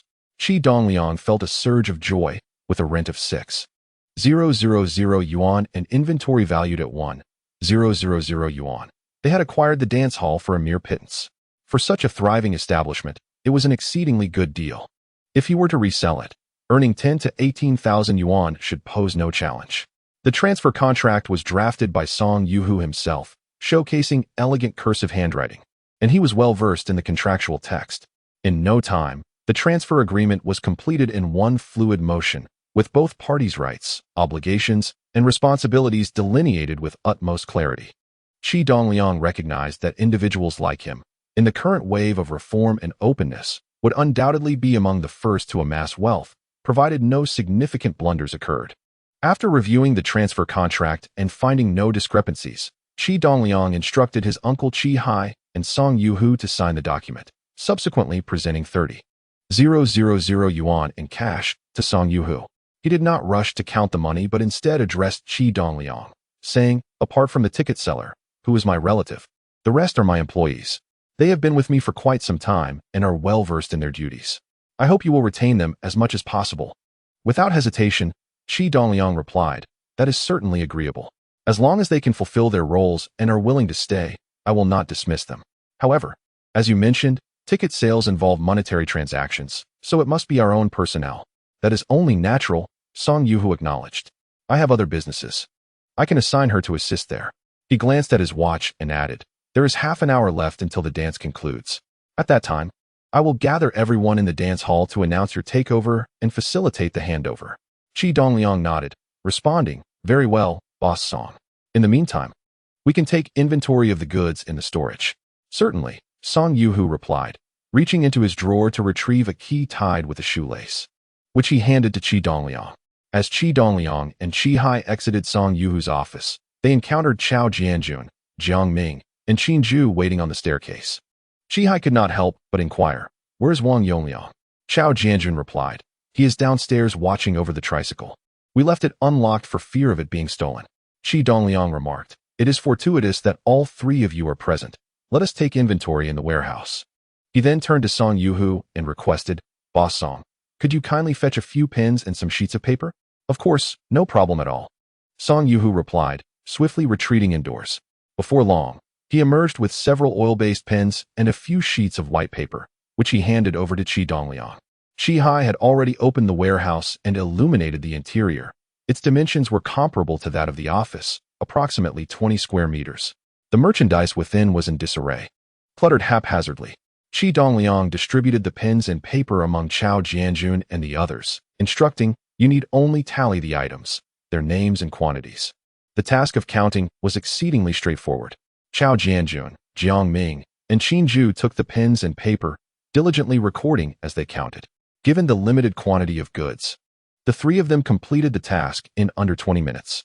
Qi Dongliang then directed Qin Zhu to compile the summary in the office. At that moment, the dance hall was reaching its conclusion, with the final performance being Blackout Melody. The lights in the hall dimmed, leaving only the faint glow of the bar lights. The lengthy melody lasted for several minutes, gradually coming to a close, and amidst the darkness, couples engaged in various discreet gestures quickly dispersed as the lights began to flicker back to life, ultimately illuminating the entire hall. The patrons exited, their expressions brimming with excitement. Once the hall was clear, Song Yuhu and Qi Dongliang entered together. Song Yuhu clapped his hands, summoning all the staff, and proclaimed, "You are to clean the dance hall immediately. It must be spotless. Afterwards, I have an important announcement to make." The staff was limited in number: 1 ticket seller, 2 doormen, 1 technician for lights and music, 1 bartender, and 1 janitor, totaling 6 individuals. Though the other 5 were not primarily responsible for cleaning, none dared to dissent as they took up brooms and mops to commence their task. While they cleaned, Qi Dongliang surveyed the expansive hall, which spanned nearly 800 square meters within an old 2-story building. The high ceilings and traditional wooden framework created a spacious ambience, devoid of any supporting columns. The hall featured rows of folding chairs on either side, and Qi Dongliang estimated there could be around 250 to 6 seats. If the hall were to reach full capacity, it could likely accommodate 300 to 400 individuals. The more he observed, the more satisfied he became, realizing the profitability of the venture. After half an hour, the 6 staff members had thoroughly cleaned the entire dance hall and mopped the floors before returning to the bar area. Song Yuhu instructed, "Song Yunjing and Hao Lianming, please settle the accounts for the past few days." Song Yunjing was the child of Song Yuhu's elder cousin, a close relative entrusted with the oversight of ticket sales. As Song Yuhu had not visited the dance hall for 3 days, all the ticket revenue from this period was in her possession. However, after each performance, Song Yunjing meticulously calculated the accounts. By the time the evening show concluded, she had already tallied the figures for the day. As soon as Song Yuhu spoke, she produced a ledger, stating, "Uncle, here is the ticket revenue for the past 3 days. The morning show 2 days ago earned 80 yuan. The midday show garnered 102 yuan. The afternoon show collected 187 yuan, and the evening show brought in 245 yuan. Yesterday's total was 586 yuan. And today it reached 613 yuan, making a grand total of 1,823 yuan. The money is all here. Please count it." As she spoke, she retrieved the cash from her handbag and handed it to Song Yuhu. Song Yuhu accepted the ledger and the money, glancing at them but not counting the cash. Instead, he turned to Hao Lianmin, saying, "What about you?" Hao Lianmin, the bar's manager responsible for storing clothing and selling cigarettes, beer, feed, and snacks, took out her neatly organized account sheet and replied, "Brother Hu, we sold a total of 321 yuan over the past 3 days. I haven't yet tallied the specifics of what was sold." As she spoke, she handed the money to Song Yuhu. Song Yuhu took the cash and instructed, "Please tally the inventory now and provide me with the list." "Certainly," Hao Lianmin replied, promptly returning to the bar for the task. With limited stock, she completed the inventory in under 20 minutes. After counting the quantities of various items sold, she presented the list to Song Yuhu. By this time, Song Yuhu had already counted the cash, placing the list on the bar without even glancing at it. He then announced, "I have an important announcement for everyone. Just now, I transferred the ownership of this dance hall. Starting tomorrow, it will belong to Qi Dongliang." However, at that moment, he realized he did not know Qi Dongliang's name and momentarily faltered. Upon noticing that Song Yuhu had pointed at him, Qi Dongliang hurriedly pushed his uncle, Qi Hai, to the forefront. Song Yuhu quickly regained his composure, directing his finger at Qi Hai. "From tomorrow onwards, the dance hall will belong to Da Hai. I have already spoken with him, and anyone who wishes to stay on will be welcomed by Da Hai. Yunjing, please assist your second aunt at the inn." Finding a more relaxed job was not easy at this time, and given that these individuals had worked in the dance hall for an extended period, they had grown accustomed to it and were reluctant to leave, eagerly expressing their desire to stay with Qi Hai. Of course, this did not apply to Song Yunjing. Even if she wished to remain, Qi Dongliang would not allow her to continue selling tickets. Song Yuhu continued, "Due to some recent challenges I've faced, my finances have been tight, and I have not been able to pay everyone for 2 months. With the dance hall's transfer, I will ensure that everyone's wages are settled. Since the end of the month is just a few days away, I will consider this month as a full month for all of you who have been with me for such a time, and your salaries will be paid in full." Upon hearing this, Hao Lianmin and the others erupted in cheers, expressing their heartfelt gratitude to Song Yuhu. Song Yuhu readily distributed the salaries to everyone. The two doormen, who faced a myriad of individuals daily and often contended with unruly troublemakers, found their tasks rather arduous. Each of them received a monthly wage of 120 yuan, while those responsible for playing music and controlling the lighting, whose roles demanded a degree of professionalism, also earned 120 yuan per month. Hao Lianmin received 100 yuan monthly, and the individual tasked with cleaning and miscellaneous duties earned 80 yuan. After counting carefully, he handed out 3 months' worth of salaries, totaling 620 yuan for the 5 of them. He did not distribute Song Yunjing's salary on the spot, and Qi Dongliang did not inquire. He intended to ask Sister Hao later. After distributing the wages, Song Yuhu reassured everyone before departing with Song Yunjing. The remaining 5 looked to Qi Hai, awaiting his directions. Qi Hai glanced at Qi Dongliang, hoping for guidance. Qi Dongliang offered him an encouraging look, prompting Qi Hai to announce, "You 5 will continue with your original duties, and for now, your salaries will remain the same as those provided by Brother Hu. Should our business flourish in the future, I will consider a raise." Seeing his uncle's commendable approach, Qi Dongliang led the applause. The 5, initially anxious about the change in management, aware that new bosses often meant new personnel, felt a weight lift from their hearts upon hearing Qi Hai's words. As Qi Dongliang applauded, they joined in. "Hai Go, will our dance hall be open tomorrow as usual?" asked Hao Lianmin, who was quite familiar with Qi Hai, speaking informally. However, she addressed him as Hai Go, a term of respect, despite being over a decade his senior. Qi Hai waved his hand decisively, "Of course. We will open as scheduled tomorrow. Hao Lianmin remarked. Hi Go, it's nearly 11 p.m. now. We need to be ready for the morning session before 5 a.m. Since there's nothing more to do, can we head home? Certainly, replied Qi Hai. Just make sure to turn off the lights, cut the power, lock the dance hall door, and bring me the padlock for the main entrance on the first floor. After Qi Hai and Qi Dongliang exited the dance hall and entered the office, it wasn't long before Hao Lianmin and the others had turned off the lights, cut the power, locked the doors, and delivered the padlock for the main entrance before departing. At that moment, Qi Dongliang spoke up. Uncle, tomorrow morning, I need you to come early to sell tickets. The dance hall will be closed for 3 days after the morning session. What? Qi Hai exclaimed in astonishment, quickly asking. Tainyo, why is that? You saw how much revenue the ticket sales brought in earlier, 500 to 600 yuan a day? Closing for 3 days would lead to significant losses. Qi Dongliang explained. Uncle, since we have taken over the dance hall, we must reopen it with a fresh and vibrant look to secure a good fortune. This is crucial, hence a brief renovation is necessary. I estimate that 3 days should suffice, and I also have several new ideas to implement. That shouldn't take 3 days, though. We can't afford to lose out on earnings. Qi Hai protested. Uncle, this will indeed require at least 3 days, Qi Dongliang reiterated. Moreover, do not merely focus on the trifling sum at hand. Once the dance hall is successfully managed, this petty amount will be of little consequence. Let us proceed as I have suggested. Very well, I shall heed your advice. Qi Hai responded affirmatively and then inquired, what shall I do after the morning session tomorrow? Qi Dongliang replied, after the morning session concludes, you are to affix a notice on the main entrance of the first floor, indicating that the establishment is temporarily closed for renovations and will reopen in 3 days. This morning, along with the staff at the dance hall, you shall remove the curtains. There is a laundry facility at the train depot. Find an acquaintance there and offer them some money to assist in cleaning the curtains.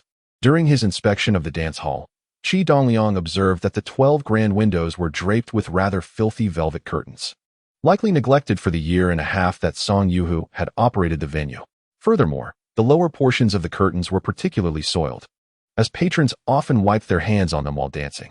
Since we are taking over the dance hall, it is imperative to have them cleaned, ensuring we present a pristine facade to our customers. The laundry at the train depot is equipped with large washing machines and ironing machines, which will not only cleanse the curtains thoroughly but also press them. Spending a little money on this is certainly worthwhile. Qi Hai replied, all right. I can indeed find someone at the train depot laundry. A few packs of cigarettes will suffice, and it will hardly cost us anything. Qi Dongliang continued, tomorrow morning, you shall seek out those who paint and have the entire dance hall repainted. This time, we shall forego white in favor of a soft blue hue. Focus on these 2 tasks in the morning, and we shall discuss the rest after my classes in the afternoon. Qi Hai nodded in agreement. Qi Dongliang added, it is getting late. We should return home, for tomorrow holds many tasks in store. While inspecting the dance hall, Qi Dongliang had conceived several ideas, though they were still inchoate. The following day, during class, he organized these thoughts into a coherent plan. After school, he returned home for lunch with his grandfather, then made his way directly to the dance hall. Qi Hai, along with Chao Jianjun, Jiang Ming, and Wang Yongliang, were seated in the office smoking. Upon seeing Qi Dongliang, Qi Hai promptly rose and exclaimed, Tainyo, you have arrived. The curtains have already been sent to the train depot laundry for cleaning and will be ready for collection tomorrow. The paint was applied this morning, and it will be dry enough for a second coat by around 4 o'clock this afternoon. Come, let us take a look. Qi Dongliang accompanied Qi Hai and the others into the dance hall for an inspection and felt that the soft blue color was far superior to plain white. Pointing to the gable wall at the end of the hall, he said, Uncle, in the afternoon, you should contact someone skilled in mural painting to come tomorrow and adorn this wall. Otherwise, it appears rather bare and unsightly. Qi Hai responded, Tainyo, where am I to find such a person? Qi Dongliang remarked, is there not an art gallery in the city? As long as one is willing to pay, there are many who would be eager to paint. Here is the design, just have them replicate it. He then produced a sketch he had drawn earlier that day, depicting a deep blue night sky with a full moon, beneath which 2 magpies perched on a plum blossom branch, symbolizing prosperity and harmony. Very well. Qi Hai accepted the sketch. Qi Dongliang insisted, Uncle, this mural must be completed within 2 days starting tomorrow. Otherwise, it will delay our opening. Understood. Qi Hai acknowledged. Approaching the bar, Qi Dongliang gestured towards the seats beside it and said, Uncle, Please have someone dismantle these 2 rows of seats and procure 12 single sofas and 3 coffee tables from the furniture market. Each coffee table should be flanked by 2 sofas, forming a total of 3 sets. Make sure to select sturdy and durable items. Upon hearing this, Qi curiously inquired, "What purpose does this serve?" Qi Dongliang replied, "I intend to establish a paid coffee lounge in this space." Qi responded, "Coffee? Where's the coffee? How will you charge for it? Besides, patrons have already purchased tickets to dance. Who would pay more?" Qi Dongliang retorted, "Uncle, could you please ask one question at a time? It's challenging to address so many inquiries simultaneously." Qi chuckled, "All right, Iron Bull, take your time to explain." At that moment, there were no coffee shops in Gujang, nor was coffee available for sale. People had only seen it in movies. To them, coffee was a luxurious and elusive drink shrouded in mystery. During a procurement trip to Liaoqing, Qi Dongliang discovered a wholesale area that sold coffee. While instant coffee was not yet available, brewing coffee was not a particularly complex skill, and he could teach it to others. This inspired his idea. Moreover, people are inherently concerned with their image and tend to compare themselves with others. If everyone pays 1 yuan to dance, there is little competition and peace prevails. However, by establishing this coffee lounge, patrons must meet a minimum spending requirement to occupy a seat, thereby subtly elevating the status of those who choose to partake. With a substantial number of dancers each day, many would likely spend money to secure a seat for the sake of their pride. Do not underestimate these 12 lounge seats. If the minimum expenditure is set at 8 yuan, each seat could yield a profit of 5 yuan. With 12 seats, that amounts to 60 yuan. If there are 4 dance sessions each day and all seats are filled, that totals to 240 yuan daily. What about over a month? Qi Dongliang smiled and said, "Uncle, we can source the coffee from the Wui market in Liaoqing. We will simply bring some back. I will teach you how to brew it later. We won't charge directly for these lounge seats, but will set a minimum spending requirement. For instance, if a patron spends 8 yuan or more in the dance hall, they will be entitled to 1 lounge seat for the entire event. Just think about it. Everyone else is sitting on hard chairs, while those in the lounge sipping coffee will undoubtedly feel superior, enhancing their appeal in front of women. Can you imagine the number of people willing to pay for a seat in the lounge? Absolutely. There will definitely be individuals eager to pay for that lounge seat." Qi exclaimed, visibly excited by Qi Dongliang's proposal, giving a thumbs up and saying, "Iron Bull, this idea is brilliant." Qi Dongliang smiled and said, "Since you also find this plan viable, let us act swiftly.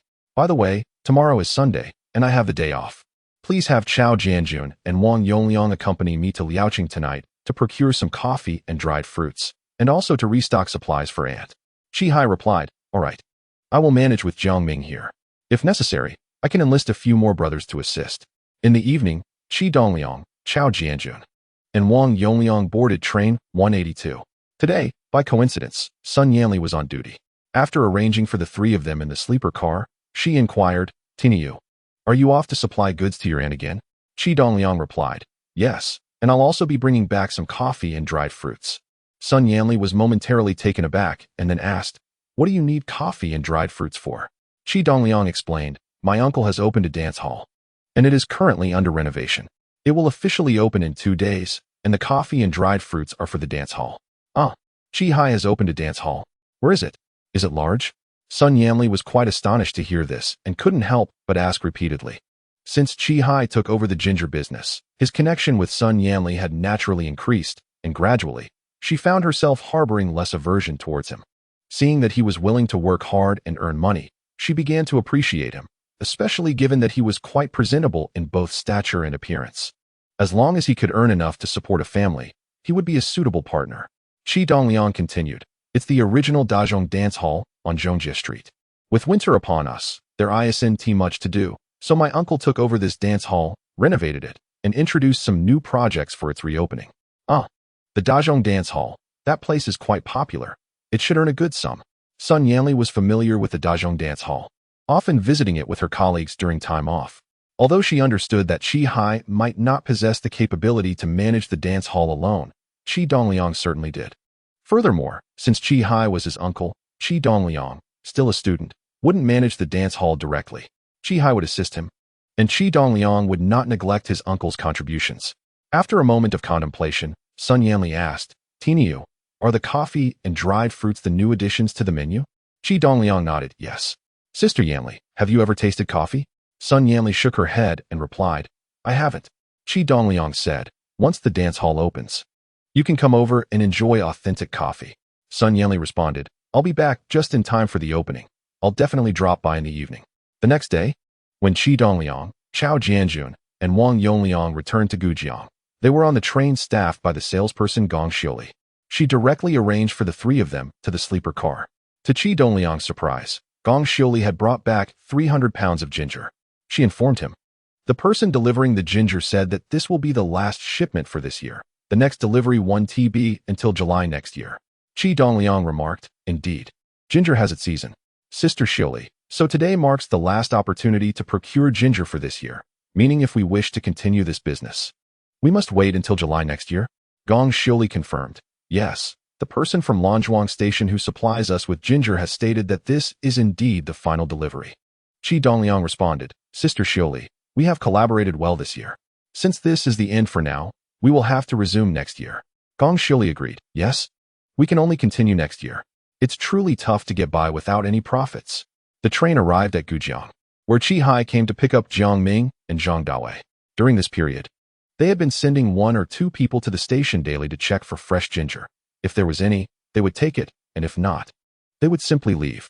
Today, Qi Dongliang and Chao Jianjun had come to Liaoqing to procure goods, so Qi Hai brought the two of them to receive Qi Dongliang. To his surprise, there were 300 jin of fresh ginger available today, a delightful unexpected gain.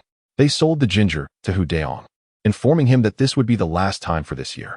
From tomorrow onwards, he need not come again. If he wished to engage in this business again, he would have to wait until July of the following year. Subsequently, they hired a tricycle to transport the goods brought back by Qi Dongliang to the ballroom. Upon ascending the stairs, Qi Dongliang saw that the paint had all been completed and dried, the curtains washed, ironed, and hung, and the 3 sets of sofas along with coffee tables had been arranged. At the gable, a middle-aged man in his 40s, wearing glasses, was painting a mural alongside 2 young men in their 20s. The background had been completed, the full moon painted, and they were currently working on the plum blossoms below. Chapter 72. All set. Qi Hai remarked, yesterday, I inquired at the City Art Museum about who could paint murals and happened upon Teacher Fei, who is currently painting. He asked me what I needed, and I mentioned that I wanted someone to paint a mural for our ballroom.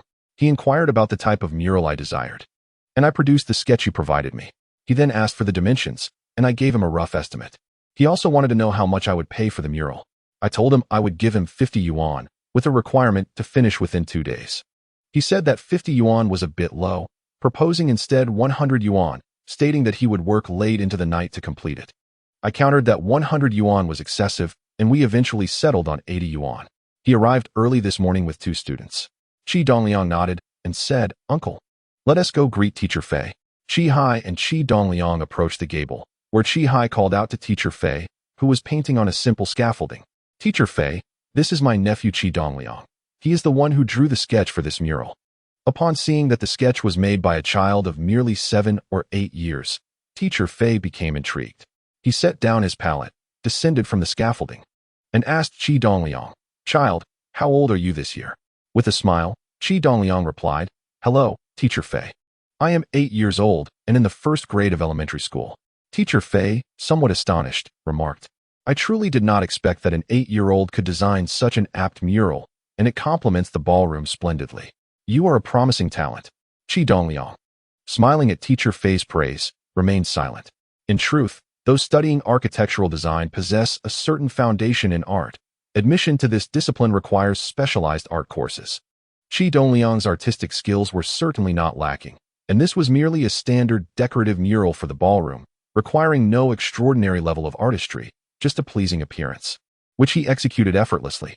After a moment of contemplation, Teacher Fei asked, Qi Dongliang, would you like to learn to paint with me? If you wish to learn, I will not charge you a single penny for tuition. Upon hearing this, Qi Dongliang felt quite touched. Teacher Fei's eagerness for talent and his genuine character were truly commendable. However, Qi Dongliang was not inclined to pursue this path and could not outright decline Teacher Fei's goodwill. With a smile, he responded, Teacher Fei, I am very eager to learn, but I must first discuss this with my father. As long as he consents, I have no objections. Very well, very well. Be sure to talk to your father about this tonight. Teacher Fei thought to himself that no parent would wish to hinder their child's success. Once Qi Dongliang mentioned it to his father, especially given that it was free of charge, he was certain his father would agree. Little did he know that this was merely a pretext from Qi Dongliang, who had no intention of pursuing this endeavor. With a grin, Qi Dongliang expressed his gratitude. First, I would like to thank you, Teacher Fei. At that moment, Qi Hai inquired, Teacher Fei, when will this mural be completed? Teacher Fei replied, with the assistance of my 2 students, the progress has significantly accelerated. I assure you it will be finished before 8 p.m. Qi Hai exclaimed, that's wonderful. After you finish this evening, I will treat you both to drinks. Teacher Fei chuckled, then I shall extend my thanks to you, Boss Qi. Arriving at the coffee lounge adorned with a sofa and tea table, Qi Dongliang patted the sofa and then the table, both made of solid wood and exceptionally sturdy. After pondering, he said, Uncle, please purchase 2 more sets of such sofas and tables to store in the warehouse. Qi Hai questioned, Tiniu, do we really need to buy more? I think 3 sets are sufficient. These items are not inexpensive, and we don't need 2 sets as spares. Qi Dongliang waved his hand and replied, Uncle, it's not as straightforward as you think. I want you to buy 2 more sets as backups. But my concept of backup differs from yours. Your idea of backup is to replace items that sustain wear and tear, whereas my notion is that if these 3 sets do not suffice, we can dismantle the 2 rows of chairs next to them and incorporate the additional 2 sets. Now understanding, Qi Hai asked, Tiniu, do you really believe the coffee lounge will be as popular as you suggest? I reckon the evening crowd might be better. But the morning session could leave us with unsold items. We hardly need to add 2 more sets. Seeing his uncle Qi Hai begin to contemplate the matter seriously delighted Qi Dongliang immensely. With a smile, he said, Uncle, you can trust my judgment. After working together for so long, have I ever steered you wrong? Hurry and make the purchase. Qi Hai reflected on this, recognizing the remarkable intuition of his nephew, who had proven successful in various ventures, from the ginger business to Qinju's clothing sales. Thus, he agreed, all right, I will go buy them right away. Qi Hai acted swiftly, having already purchased 3 sets yesterday. Today's transactions were seamless, and the price was already established. After paying, the merchant promptly delivered the sofas and tables to the ballroom, storing them in the warehouse. Noticing the time was already past 4, Qi Hai instructed Wang Yongliang to assist Qinju in closing her stall on Clothing Street. Qi Hai remarked, Tiniu, given our current pace, we can open for business tomorrow. The sooner we launch, the sooner we can start earning. Qi Dongliang replied, Uncle, we have already posted a notice of closure stating we will open the day after tomorrow. Opening tomorrow may not guarantee any customers. After completing the painting, remnants of the paint were still scattered around, yet to be completely cleared away. Tomorrow, arrangements must be made for a thorough cleanup, and the sanitation of the dance hall should be addressed comprehensively as well. We shall proceed with the opening as originally planned the day after tomorrow. Qi Hai responded affirmatively. All right, we shall do as you propose. Qi Dongliang added, furthermore, the ticket sales must be handled by our own people. I have considered having my 2nd and 3rd aunts manage the ticketing. They earn very little from coal unloading. So if they could take on this task for a day, it would provide them with some work while allowing them to tend to their households. I can offer them a monthly salary of 100 yuan each. Qi Dongliang's 2nd and 3rd aunts are also Qi Hai's 2nd and 3rd sisters. When he contemplated the ticket sellers, he took into account their circumstances as well, knowing their families were not well off. However, Qi Hai was somewhat troubled about whom to choose between the 2, fearing that one might object to the other being selected. Qi Dongliang's suggestion promptly resolved this dilemma, and he eagerly agreed. Very well, let's proceed with this plan. Qi Dongliang continued. In addition, a separate server must be employed for the coffee lounge, preferably a young individual with an appealing appearance, dedicated to serving the customers in that area. Please see if Uncle Chow or anyone else has a sister or niece who meets this criterion and is currently unemployed at home. We can offer her a salary of 100 yuan a month. The group, including Chao Jianjun, exchanged glances upon hearing this. Zhang Ming spoke up. My sister graduated from junior high last year and didn't get into high school. She's been at home since. She's quite tall and good-looking. Let's have her come. Qi Hai replied, I've seen the 5th sister. She's tall and beautiful. She will certainly do well. Qi Dongliang nodded, affirming, all right, it's settled then. Uncle Jiang, please have your sister come over tomorrow afternoon. I will teach her how to brew coffee. Chapter 73. Experiment this time. Qi Dongliang went to Liaoqing to purchase only canned ground coffee. He could not find a coffee machine or filter paper, so he had to resort to the simplest method of brewing coffee. He asked his younger uncle Qi Hai to buy 2 small electric kettles, as the smaller kettles boil water quickly. Using both would suffice for their needs. Additionally, he acquired 3 graduated glass pitchers and some fine gauze for filtering. In his previous life, Qi Dongliang had limited experience with coffee machines and only retained a vague memory of the proportions of coffee grounds and water. Thus, he needed to conduct some experiments with this primitive method of brewing coffee. Otherwise, it could turn out either too strong or too weak, which would be unpalatable. The coffee must be brewed to a flavor that the general populace finds acceptable. As he noticed it was nearly 5 o'clock, he instructed his uncle Qi Hai to bring home 1 electric kettle, 2 glass pitchers, a canister of coffee grounds, a box of sugar cubes, and some gauze, as he planned to conduct his experiment at home that evening. Upon returning home, he found his Aunt Qin Ju cooking in the kitchen. Qi Dongliang inquired, "Aunt, has my father returned?" Qin Ju replied, "I didn't see him when I came back. Just now, Uncle Qi informed me that your father returned home this morning, but didn't stay long. Someone from the section sent for him, saying there was an issue over in Tongshui that required his attention. He is expected back tomorrow night." Hearing this, Qi Dongliang felt a wave of relief. It was indeed ideal for him to conduct his coffee brewing experiment without his father at home. If his father had been present, he would have had to think of how to explain himself. Should his father question him about coffee, a substance he had never seen before, how could he respond? Having retrieved the items, Qi Dongliang said, "Uncle, please find a number 8 wire to help me create a circular ring slightly larger than the mouth of that glass kettle. I intend to make a filter." Qi Hai replied, "All right, it will be ready shortly." Exiting the room and returning upstairs, he fetched a pair of pliers and procured a number 8 thick iron wire from the storeroom. After measuring the size of the kettle's opening, he shaped the wire into a ring that was slightly larger than the kettle's mouth. He then trimmed the excess wire, and since the joint could not be welded, he bound it together with fine wire, thus completing a rudimentary circular ring. Qi Dongliang took it and measured it against the kettle's opening. It was indeed a perfect fit. Slightly larger. He placed the ring down and said, "All right, all preparatory work is complete. After dinner tonight, I shall commence the experiment." Chao Jianjun and the others hovered around, eager to taste the coffee Qi Dongliang was to brew, having only heard of its delightful flavor. With the dance hall planning to introduce coffee, they were keen to be the first to sample it. Upon hearing Qi Dongliang mention that the experiment would take place after dinner, disappointment flickered across their faces. Understanding their unspoken thoughts, Qi Dongliang chuckled, "Uncle Chao, you may go about your business for now. If you wish to savor the coffee, come back at 8. I assure you, it will be a delightful experience." 8 o'clock? Chao Jianjun sighed dramatically. Qi Dongliang inquired, "Is there a problem?" Chao Jianjun explained, "Teacher Fei will finish the mural around 8, and Brother Hai is inviting them for drinks. We need to accompany them. Can we do it a bit earlier?" Qi Hai had mentioned this earlier, but Qi Dongliang had forgotten. Smacking his forehead, he exclaimed, "How could I have overlooked that? Let us do this. Come at 7, and you can enjoy the coffee before heading out for drinks." That works, that works." Chao Jianjun and Zhang Ming nodded in agreement before bidding farewell to Qi Hai. Qi Hai also waved goodbye to Qi Dongliang, heading off to speak with his sisters about selling tickets at the dance hall, a matter that needed to be settled that evening, as there were many other tasks awaiting him the next day. After dinner with his Aunt Qin Ju, Qi Dongliang presented the circular ring and fine gauze, asking her to sew the double layers of gauze onto the ring to create a filter. Skilled in such tasks, Qin Ju measured the size, cut a piece of gauze, folded it into double layers, and stitched it onto the ring. Qi Dongliang then held the filter over the kettle's mouth, finding it fit perfectly, enabling him to directly filter the brewed coffee into the kettle.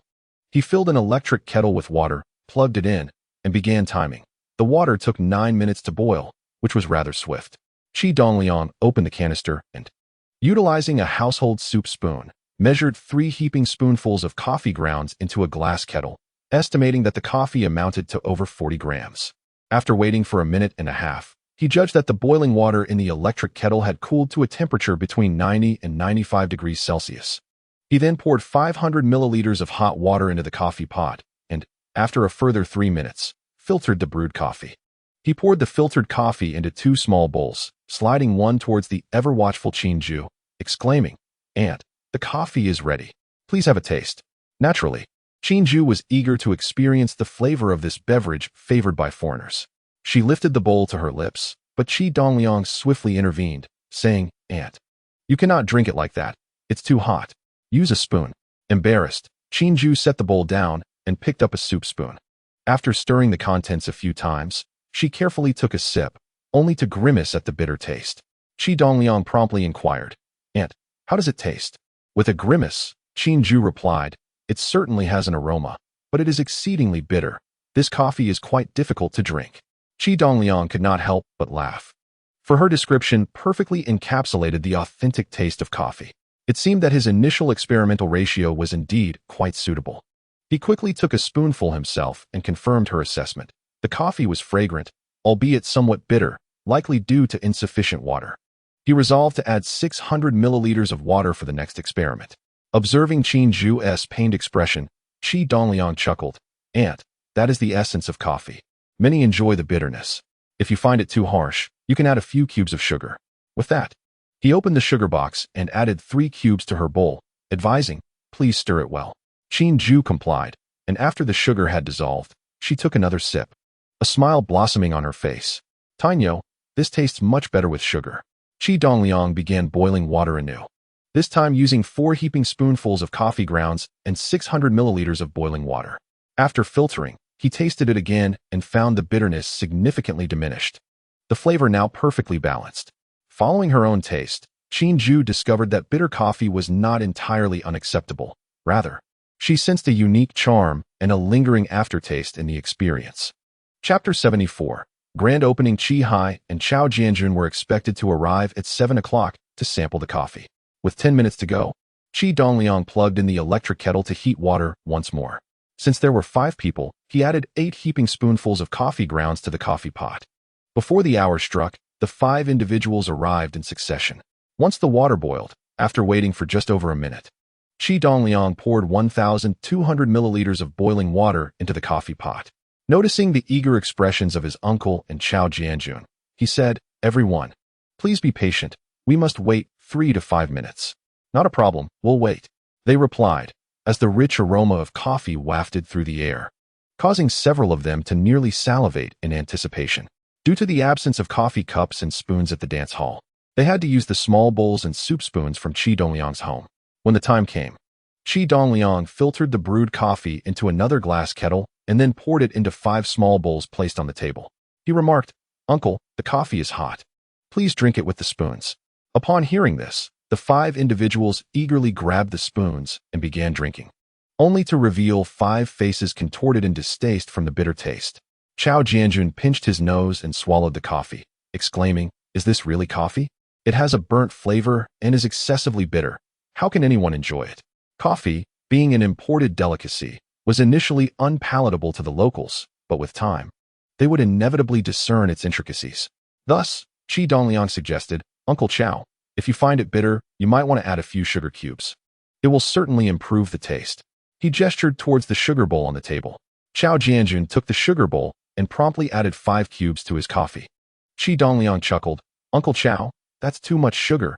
It won't taste good." Chao Jianjun replied, "No worries, I prefer it sweet."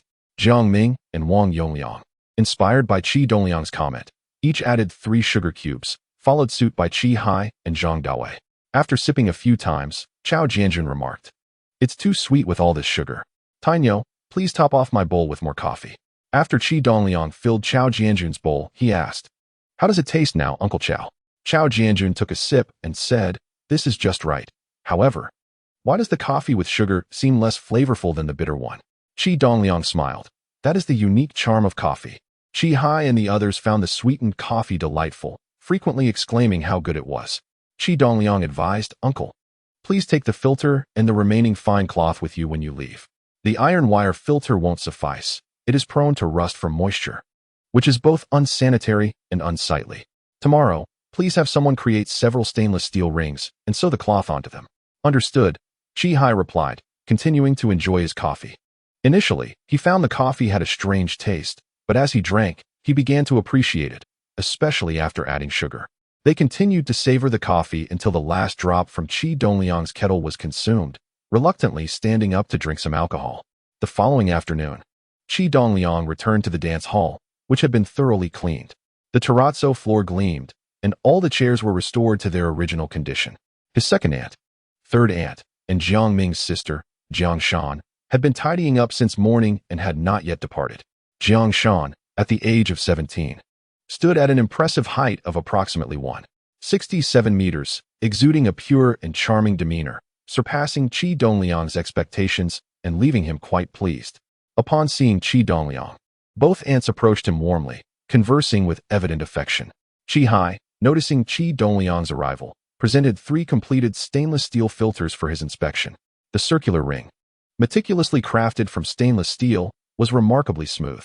After being adorned with fine gauze, it surpassed the rudimentary filter made the previous day in terms of elegance. Upon observing this, Qi Dongliang expressed his approval, which instantly delighted Qi highly. Noticing that everything in the ballroom was in order and ready for the grand opening the next day, Qi Dongliang instructed his second and third aunts, along with the ballroom staff, to return home and rest, ensuring they would report to work punctually the following day. He retained Jiang Shan to teach her the art of brewing coffee. Jiang Shan, being astute and quick-witted, grasped the techniques effortlessly, jotting down the proportions and essential tips imparted by Qi Dongliang in her notebook. He allowed her to perform the task independently and, after tasting her brew, deemed it satisfactory before permitting her to go home. The following day, Qi Dongliang attended school in the morning, unable to visit during the early and morning sessions. Although the early sessions' turnout seemed comparable to what Qi Hai had anticipated, the coffee lounge opened as planned. The early session attracted 2 pairs of middle-aged couples who, driven by curiosity, sampled the legendary coffee. Under the watchful gaze of the ballroom patrons, they sat in the lounge, relishing their drinks and making quite an impression.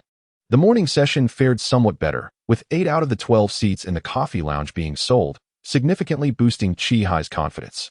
With only 3 groups of 12 seats available, selling 8 in the morning suggested a full house for the evening session, affirming Qi Dongliang's prudent decision to set aside 2 additional groups. To Qi Dongliang's astonishment, within 10 minutes of the afternoon opening, the coffee lounge was at full capacity. He instructed Jiang Shan to discreetly inquire while serving, discovering that 5 or 6 individuals had come specifically to sample the coffee, having heard of its availability at the ballroom. By the time later arrivals sought seats in the coffee lounge, it was already completely booked. As the afternoon session concluded at 4 o'clock, Qi Dongliang directed Qi Hai to promptly arrange for the removal of 2 rows of chairs adjacent to the coffee lounge, positioning the 2 spare groups of sofas and tables in their place.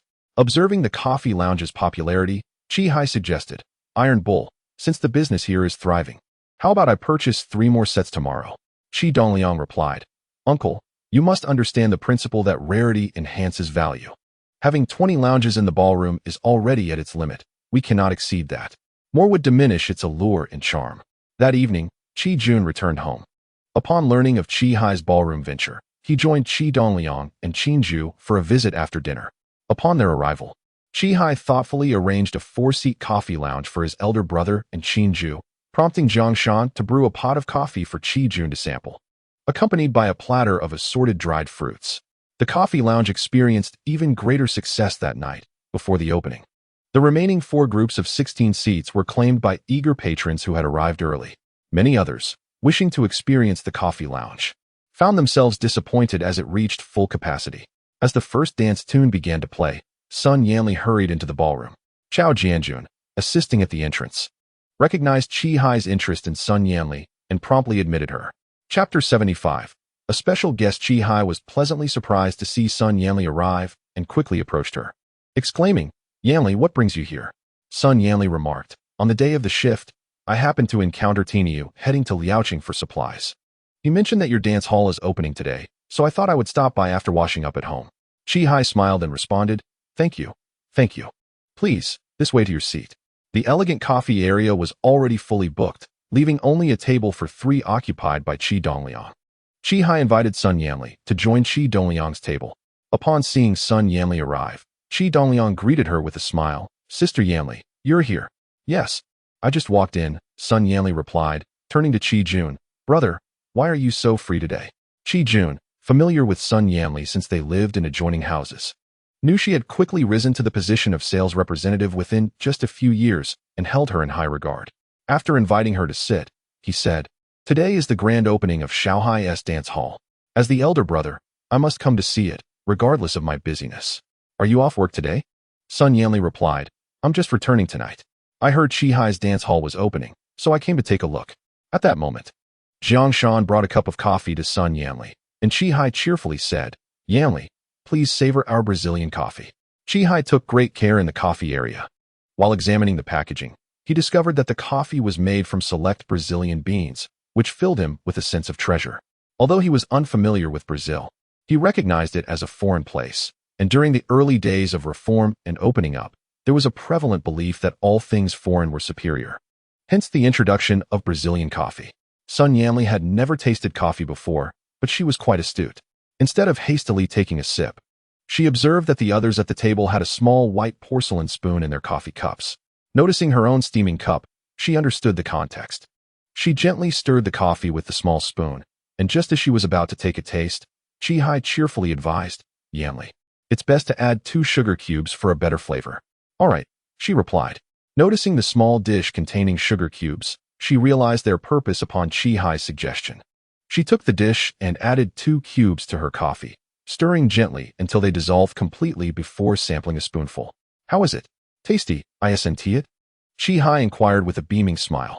Sun Yanli savored the coffee, experiencing a novel taste unlike any she had encountered before.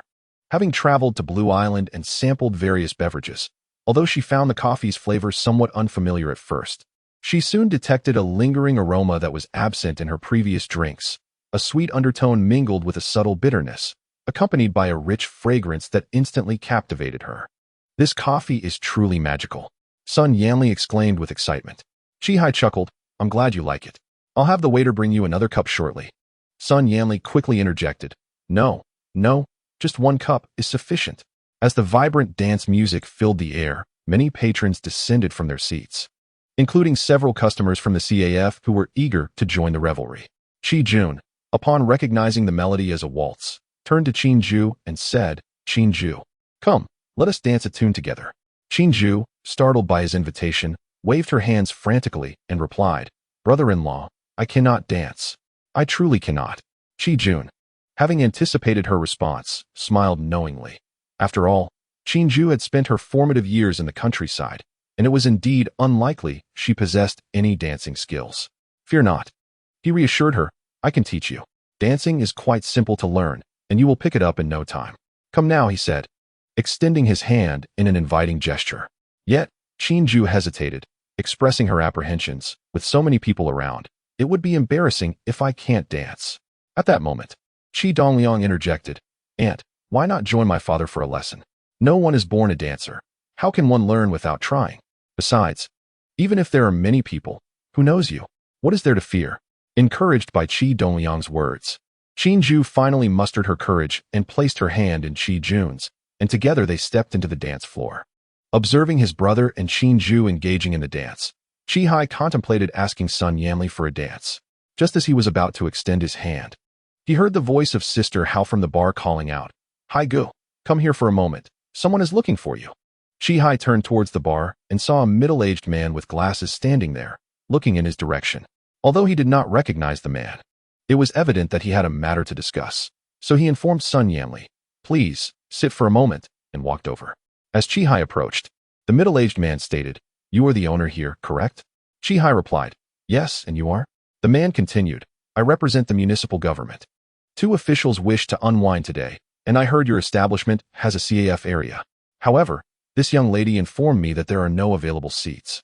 So I came to see if you could arrange for one. I am willing to pay extra. The man only mentioned being from the municipal government, without specifying the department. But Qihai sensed an authoritative presence about him. Although he might not have direct influence over the dance hall, offending him could lead to repercussions, potentially jeopardizing the establishment's future. It was imperative to treat such individuals with utmost respect. After considering the situation, Qihai realized it was impossible to displace the other 4 groups occupying tables, even with a refund. The only feasible option was to free up the space occupied by Qi Dongliang and his friends. With a somewhat pained expression, Qihai said, Sir, today marks our grand opening, and the CAF area is fully booked. I cannot ask anyone to leave. However, I shall speak with them. I will even offer compensation if necessary to secure a seat for you. Seeing that Qihai was perceptive and eager to accommodate, The middle-aged man waved his hand generously and said, "Go ahead. Any losses incurred will be on my account." Qi Hai hurried back to Qi Dongliang and explained the situation. Upon learning that the individual was from the municipal government, Qi Dongliang considered the implications. Although the specific department was not disclosed, he surmised that anyone who could claim to represent the municipal government was likely affiliated with the government office or another significant department within the municipal building. Such individuals were not only to be respected but also cultivated, as they could yield unforeseen advantages. Qi Dongliang pondered for a moment and said, "Uncle, please hold on for a moment. We cannot hastily vacate the seat for him. Otherwise, he may find it too easy and fail to appreciate your kindness. Once this peace concludes and my father returns, we shall feign a discussion before offering him the seat." Chapter 76. Reservations. Qi Hai nodded in agreement and returned to the bar, addressing the middle-aged man. "Sir, please wait a moment. I just spoke with that lad, and he mentioned that he would like to discuss it with his father when he returns after this song." The middle-aged man inquired, "How long until this song ends?" Qi Hai replied, "It should conclude in about 2 to 3 minutes. Would you like to wait in my office instead?" The middle-aged man responded, "No need. I will wait here for a while." The dance piece swiftly came to a close, and Qi Jun returned to the private booth with the blushing Qin Ju. Qi Dongliang informed him about the seating arrangement, and at that moment, Qi Hai also approached, feigning a casual conversation with Qi Jun. Given that a superior required the position, Qi Jun naturally had no objections. Qi Hai, as the owner of the dance hall, had to maintain order and ensure no family member occupied a seat that would hinder Qi Hai's profits. Thus, he, along with Qi Dongliang and the others, stood up to relinquish the seat. The dance hall was overflowing that evening. As one song concluded, many dancers returning found no available seats and stood around the dance floor, awaiting the next performance.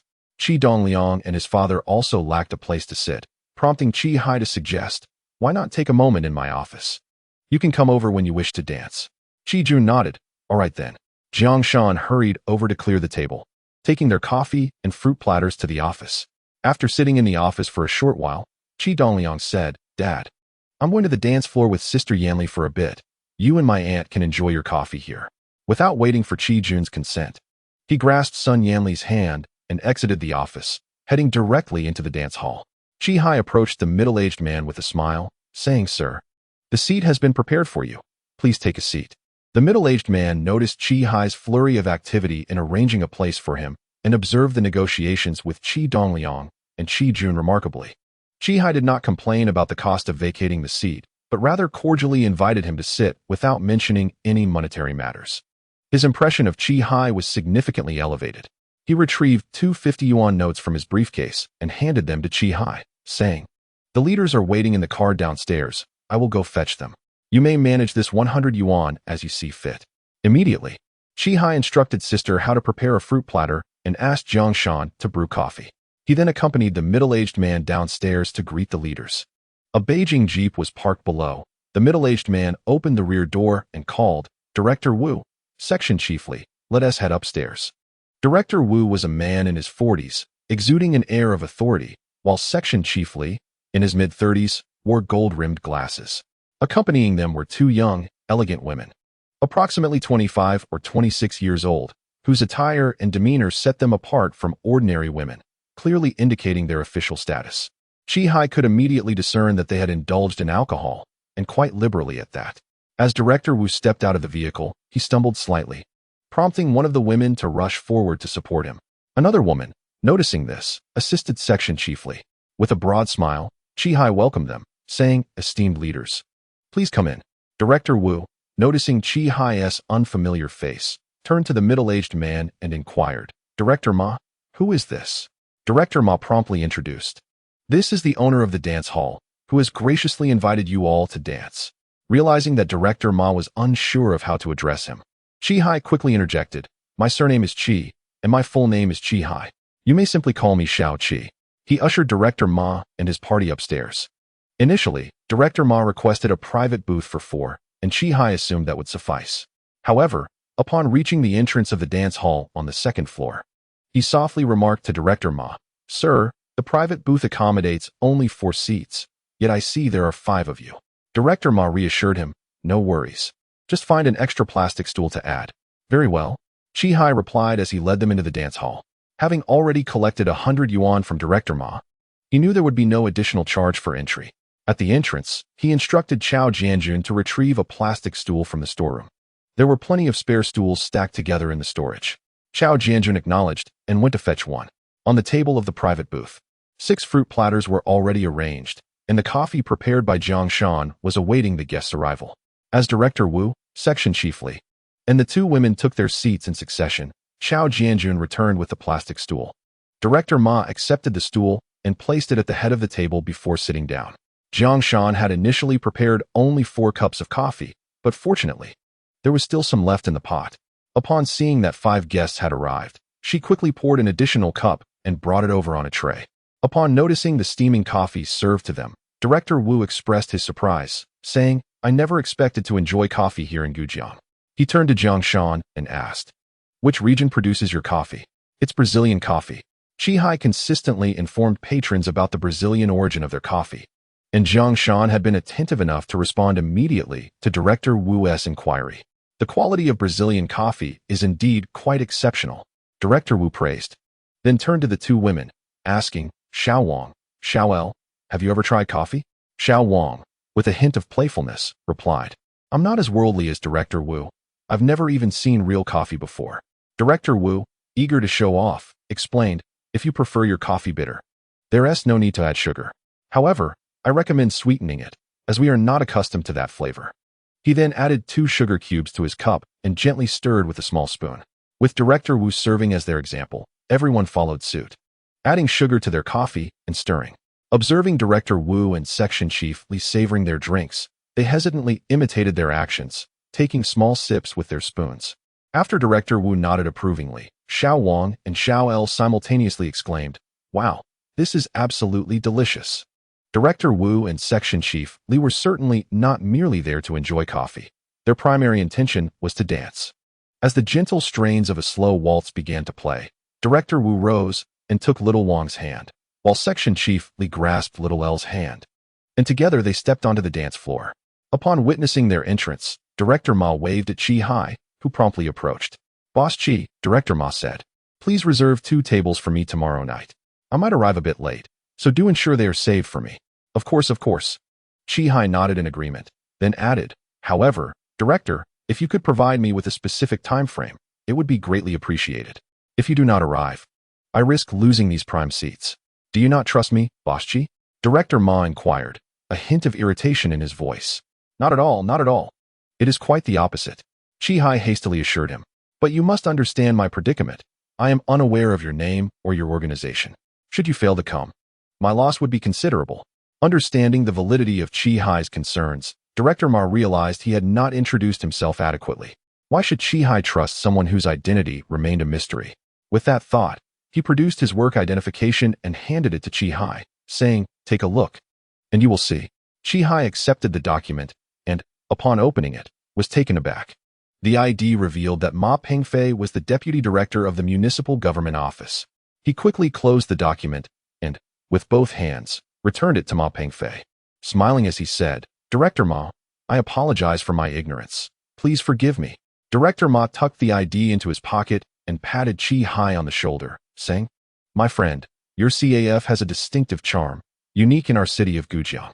I am primarily responsible for reception duties, and I shall undoubtedly frequent your establishment. As long as you keep the leaders satisfied, you will surely reap significant rewards." Yes, I look forward to serving you, Director," Qi replied eagerly. As Qi Dongliang and Sun Yanli entered the ballroom, the slow waltz was already playing.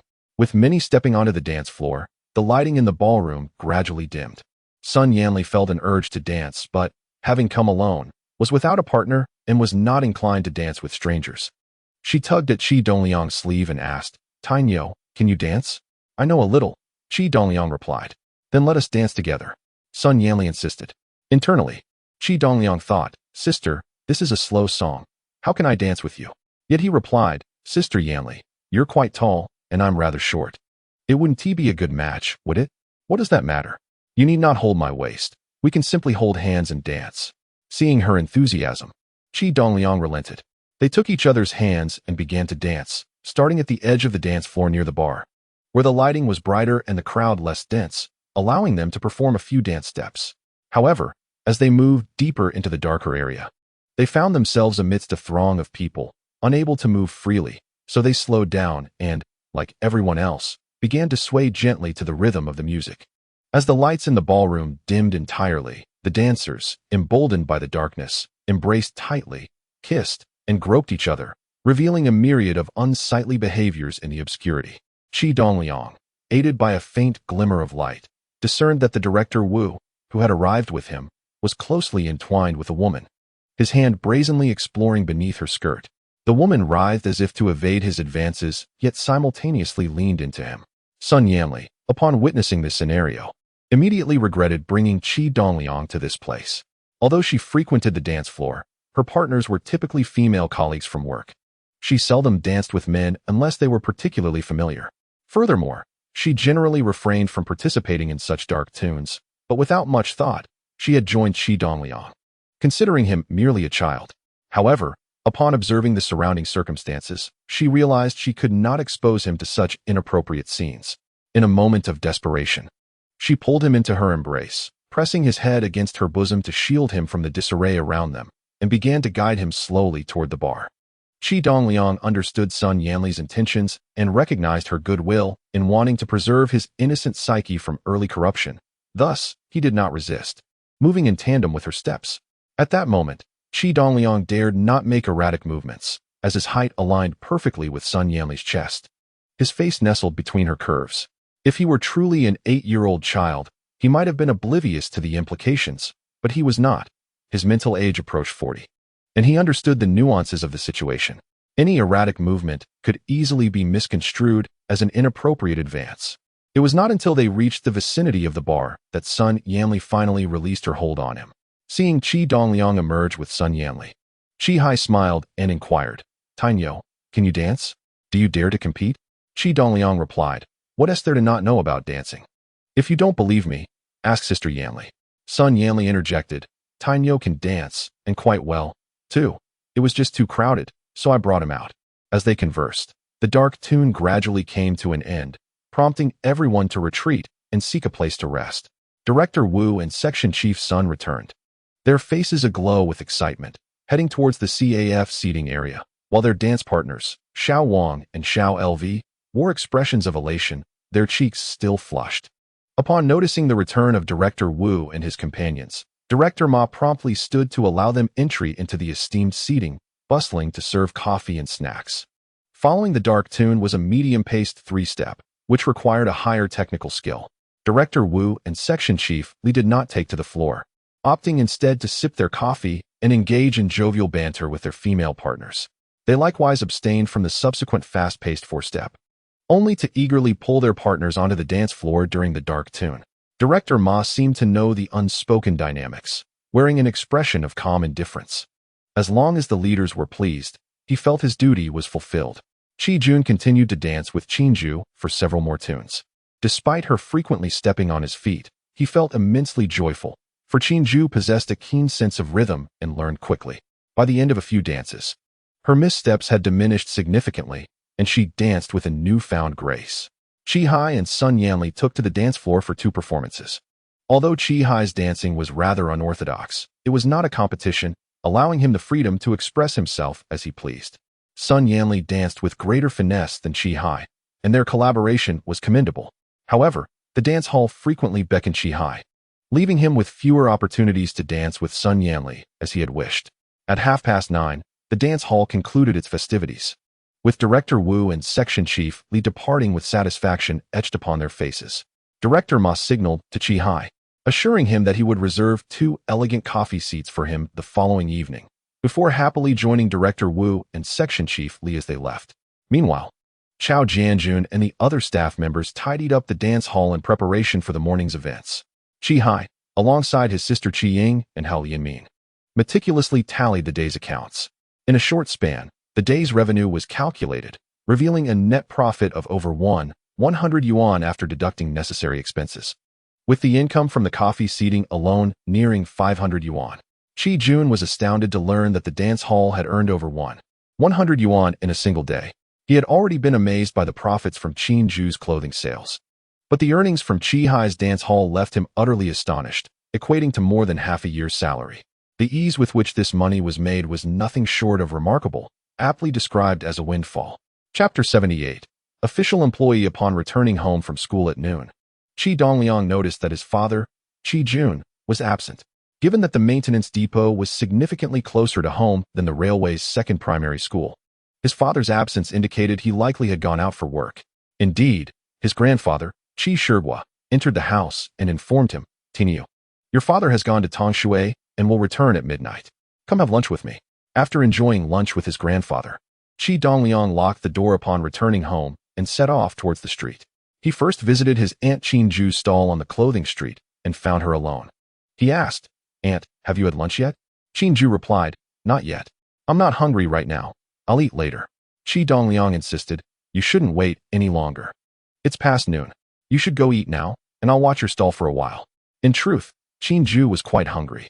But her companion Wang Yongliang had not shown up, and she suspected he might be tied up with matters at the dance hall. Fearing that Qi Dongliang would be upset if he found out, she kept it to herself. "All right, Tinyu, I'll be back shortly," she said. Qinju returned in just 15 minutes. The cold weather deterred many from venturing out, and during her brief absence, not a single customer had approached, let alone made a purchase. Upon her return, Qi Dongliang inquired, "Aunt, how was today?" Qinju sighed. "Business has been rather slow lately. The cold weather has made it difficult to sell much in the morning. I hope it'll pick up in the afternoon." Qi Dongliang asked, "How many items did you sell this morning?" "Only 6 items, 2 garments and 4 pairs of trousers." "We'll see how the afternoon goes," she replied. Qi Dongliang reassured her. "That's how sales work. There are both off-seasons and peak seasons. Sometimes sales are strong, and at other times, they falter. There's no need to rush. It will all come together. Next year, we can buy a stall in the light industry market, where we won't be affected by the weather." As the conversation unfolded, Wang Yongliang and Zhang Dawei approached, their faces flushed, revealing that they had indulged in alcohol during lunch. From a distance, Wang Yongliang called out, "Qinju, you must be hungry. We've come to treat you to a meal." Qinju replied, "Xiaoliang, I've already eaten. Tainyo just came by to bring me food." Upon hearing this, Wang Yongliang and Zhang Dawei noticed Qi Dongliang and approached him with smiles, inquiring, "Tainyo, when did you arrive?" Qi Dongliang replied, "Uncle Wang, I just got here not long ago."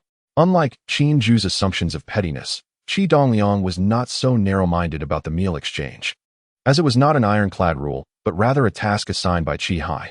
Moreover, Wang Yongliang and Zhang Dawei had been assisting without receiving any payment, unlike Chao Jianjun and Jiang Ming, who, having helped Qinju manage the clothing business for a month, were given a monthly salary of 50 yuan by Qi Dongliang, alongside profits from their own ventures. Curious, Qi Dongliang asked, "Uncle Wang, why did you arrive so late today?" Wang Yongliang explained, "After the dance hall closed for lunch, Brother Hai invited us for drinks, so we all went together. I was eager to come and bring your aunt her lunch, but after a few drinks, I brought Dawei along." Qi Dongliang inquired, "Are my uncles still drinking?" Wang Yongliang confirmed, "Yes, but they are nearing the end.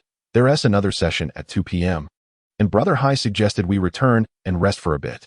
Qi Dongliang advised, "Uncle Wang, there's nothing much to do here now. You should head back and catch some rest before the afternoon dance." Wang Yongliang asked, "Tainyo, aren't you coming with us?" Qi Dongliang replied, "I'll stay here with my aunt for a while longer, and we'll head over around 2 p.m. You go ahead."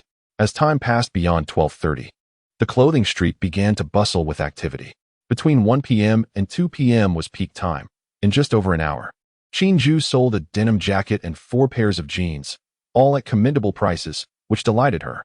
She had set a personal goal of selling at least 10 items daily, and having already surpassed that target with 2 hours left until closing at 4 p.m., she was confident of selling 2 or 3 more pieces. Noticing it was already 2 p.m., Qi Dongliang bid farewell to his aunt and made his way to the dance hall. Upon arrival, the afternoon session had just begun. He entered the hall and noted that 4 of the coffee lounge seats were already occupied, and soon the remaining ones would be filled. Spotting Qi Dongliang, Qi Hai approached him and asked, "Tainyo, why did you arrive so late?" Qi Dongliang responded, "I knew you all were drinking and resting during lunch. I waited at my aunt's until now." Qi Hai then asked, "Would you like something to drink?" Qi Dongliang replied, "Please bring me a cup of coffee to the office. I'll wait for you there as I have some matters to discuss."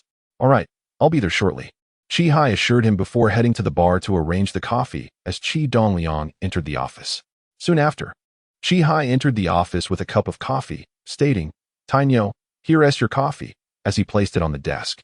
Qi Dongliang did not sip his coffee first. Instead, he said, "Uncle, I have come primarily to discuss the matter of salaries for Chao Jianjun and his team." Qi Hai responded in mild astonishment. "They merely assist here for a day, and I provide their meals and drinks. Why should I pay them a salary?" Qi Dongliang replied, "Uncle, you mustn't view it that way. In the past, when we were in the ginger business, there was daily income, amounting to around 150 yuan each month. Now that the ginger business has ceased, they have no earnings. If you expect them to assist at the dance hall and also help Annie with supplies, it would be unreasonable not to compensate them." Qi Hai remarked, "We already employ numerous people at the dance hall, and our monthly expenses are significant. Adding salaries for them would only increase our financial burden." Qi Dongliang asserted, "Uncle, you cannot solely focus on your own interests. Necessary expenditures must be made. Otherwise, how can you expect them to wholeheartedly dedicate themselves to your cause? Operating the dance hall is just the first step. As our business expands, we will require loyal supporters. Those who joined you first are your steadfast core team. If you do not provide them with certain benefits, how can you expect to win their allegiance?" After Qi Dongliang's persuasive reasoning, Qi Hai finally comprehended the underlying truth. Assistance is often given based on goodwill and relationships, and when they are compensated, they become official employees of the dance hall, expected to adhere to a schedule and fulfill assigned duties, which they would gladly undertake. Contemplating this, Qi Hai inquired, "Tinyu, how much do you propose we pay them each month?" Chapter 79. Brother Nyo. Qi Dongliang replied, "Uncle, I have already deliberated on this matter. Since Chao Jianjun and Zhongxing have been with you the longest, I suggest we pay each of them 150 yuan per month, which includes the 50 yuan for supplies to Annie. As for Wang Yongliang and Zhang Daowei, who joined later, we must differentiate their salaries. So I propose 120 yuan per month for each." Qi Hai instinctively thought this was too generous, but recalling that Qi Dongliang had thoroughly considered the matter, he refrained from voicing his objection. After some thought, he acquiesced, "Very well, let them assist at the dance hall and with Qinju. If the dance hall is short-staffed, they can step in." Qi Dongliang stated, "Uncle, you will decide their specific duties. I will not intervene." Qi Hai then mentioned, "By the way, Tinyu, the 300 yuan earned from the dance hall yesterday, along with the 400 yuan from this morning's sales, is with me. Your father was here last night, and I didn't have the chance to give it to you. I'll fetch it now." He reached for his keys to open the drawer. Qi Dongliang stopped him, saying, "Uncle, there is no need. The daily revenue from the dance hall is substantial, and we cannot keep that much cash at home. Instead, please open a savings account at the bank and deposit the daily earnings there. Keep meticulous records, and we will reconcile the accounts at the end of each month." Qi Hai replied, "All right, Tinyu, I will go to the bank shortly to open an account and deposit the money." Qi Dongliang continued, "Uncle, now we must discuss your salary. I am entrusting the complete management of the dance hall to you. What do you think would be a suitable monthly salary?" Qi Hai was quite concerned about the salary Qi Dongliang would offer him for the month. However, since the dance hall had only just opened, he felt somewhat hesitant to broach the subject. Now that he had taken the initiative, he chuckled and said, "Tainyo, of course, the more, the better." Qi Dongliang replied, "Uncle, what exactly do you mean by the more, the better? You must provide me with a figure that reflects your expectations." With a beaming smile, Qi Hai analyzed, "Tainyo, consider this. When delivering ginger, Chao Jianjun and his partner earned 5 yuan each per day, totaling 150 yuan a month. As for me, I receive 20 yuan daily, which amounts to 600 yuan monthly, precisely double their combined wages. Subsequently, due to my responsibility for sourcing clothing for Qinju and the daily transport, you increased their monthly pay by 50 yuan each, which brought my earnings below theirs. Now, with you providing them each with 150 yuan monthly, that effectively reduces their pay by 50 yuan. Therefore, I would request a salary of 500 yuan for myself." In truth, Qi Hai had more to say. He was aware that Qi Dongliang paid Qinju a monthly salary of 500 yuan, and he believed that by proposing an equal salary, Qi Dongliang would likely acquiesce. Lately, his expenditures had increased, and a meager salary would not suffice for his needs. After expressing his thoughts, he gazed at Qi Dongliang with a mix of anticipation and trepidation. Contrary to Qi Hai's fears, Qi Dongliang had no intention of underpaying him. After all, his uncle was family, and the money he earned now was merely to accumulate funds for future endeavors. He had no need for excessive wealth, and even so, he could not shortchange his family member who was serving him. With a smile, he said, "Uncle, managing the dance hall entails numerous responsibilities. This establishment will rely on you in the future, so do not reduce your request. I shall provide you with a monthly salary of 600 yuan, and I will also cover your expenses for smoking and dining." "How wonderful, Tainyo! You truly are my beloved nephew," Qi Hai exclaimed, nearly pulling Qi Dongliang in for a kiss out of sheer joy. His nephew's generosity was remarkable. Not only was he offering 600 yuan instead of the 500 Qi Hai initially requested, but he was also willing to reimburse his smoking and drinking expenses. Where else could one find such benevolence, if not among family? Observing Qi Hai's exuberance, Qi Dongliang remarked, "Go on, you were destined for this." "Indeed, indeed," Qi Hai eagerly affirmed. "Tainyo, why don't you sit down and enjoy a cup of coffee while I fetch your Lingzi and the others to share this wonderful news with them?" Qi Dongliang replied, "No need for that. You can announce it to them. Let them attribute this favor to you, as it will benefit future developments." Qi Hai countered, "Tainyo, they all know this business is yours. If I communicate the salary, it might not have the desired impact. How about this? I will present it as my proposal, which you subsequently agreed to, and this will yield a better outcome." Qi Dongliang recognized the wisdom in Qi Hai's reasoning and nodded in agreement. "Very well, uncle, we shall proceed as you suggest." Upon receiving Qi Dongliang's affirmation, Qi Hai felt a surge of happiness and exclaimed, "Excellent, I shall go fetch them now." He exited the office and made his way into the dance hall. Before long, Qi Hai entered the office accompanied by Chao Jianjun, Jiang Ming, Wang Yongliang, and Zhang Dawei.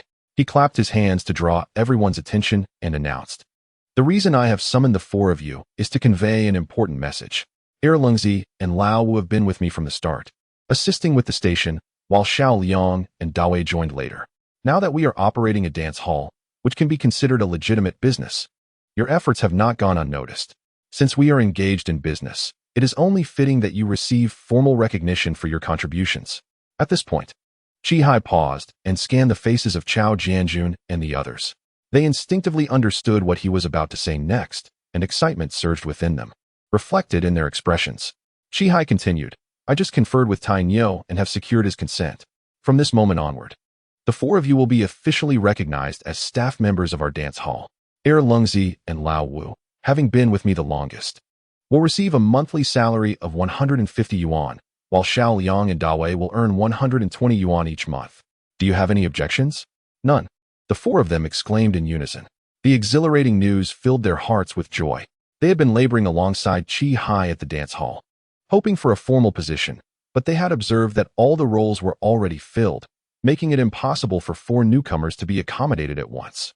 However, following Qi Hai had its perks, as he ensured they were well fed and provided for. They anticipated earning money again when the station business resumed next year. But they never expected to be employed all at once with such generous salaries, higher than those of many regular railway workers. "Why are you all standing there in silence? Hurry up and thank Tainyo," Qi Hai urged. "Thank you, Tainyo.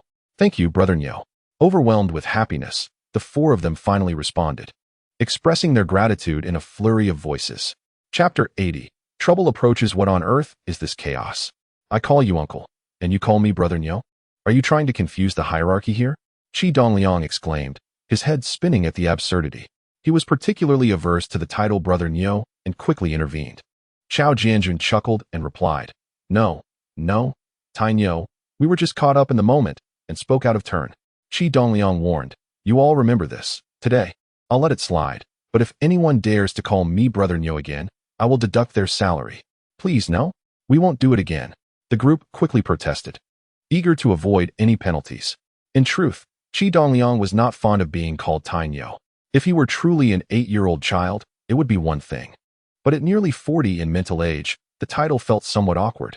However, those who called him this were family and elders, and he felt he could not correct them.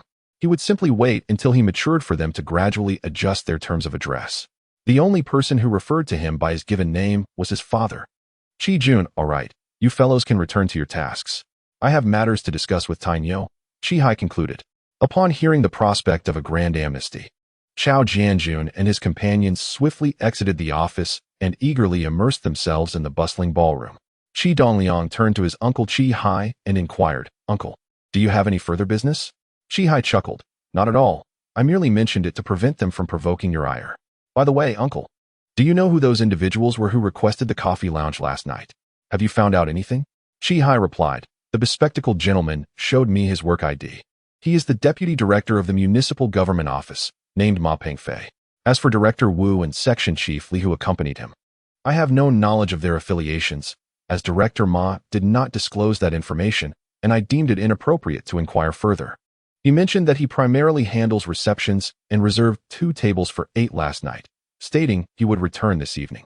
Qi Dongliang nodded in response. Although the position of deputy director may seem modest, being a mere subdepartmental rank, the influence it wields is substantial. Due to the nature of his work, he is well acquainted with various townships and bureau offices, capable of conversing directly with township heads and the principal figures of bureaus. Such individuals are to be befriended rather than offended. Furthermore, based on the insights gleaned from Qi Hai, it seems that Ma Pengfei, accompanied by Director Wu and section chief Li, must be cautious, as they are likely not mere directors or section chiefs from lower levels. It is probable that they are affiliated with the higher echelons of the government office, perhaps from the Tongshui municipal government office. Given that only the deputy director Ma Pengfei attended with them, it suggests that Director Wu is most likely a deputy director himself, while section chief Li is likely in charge of a specific division within the government office.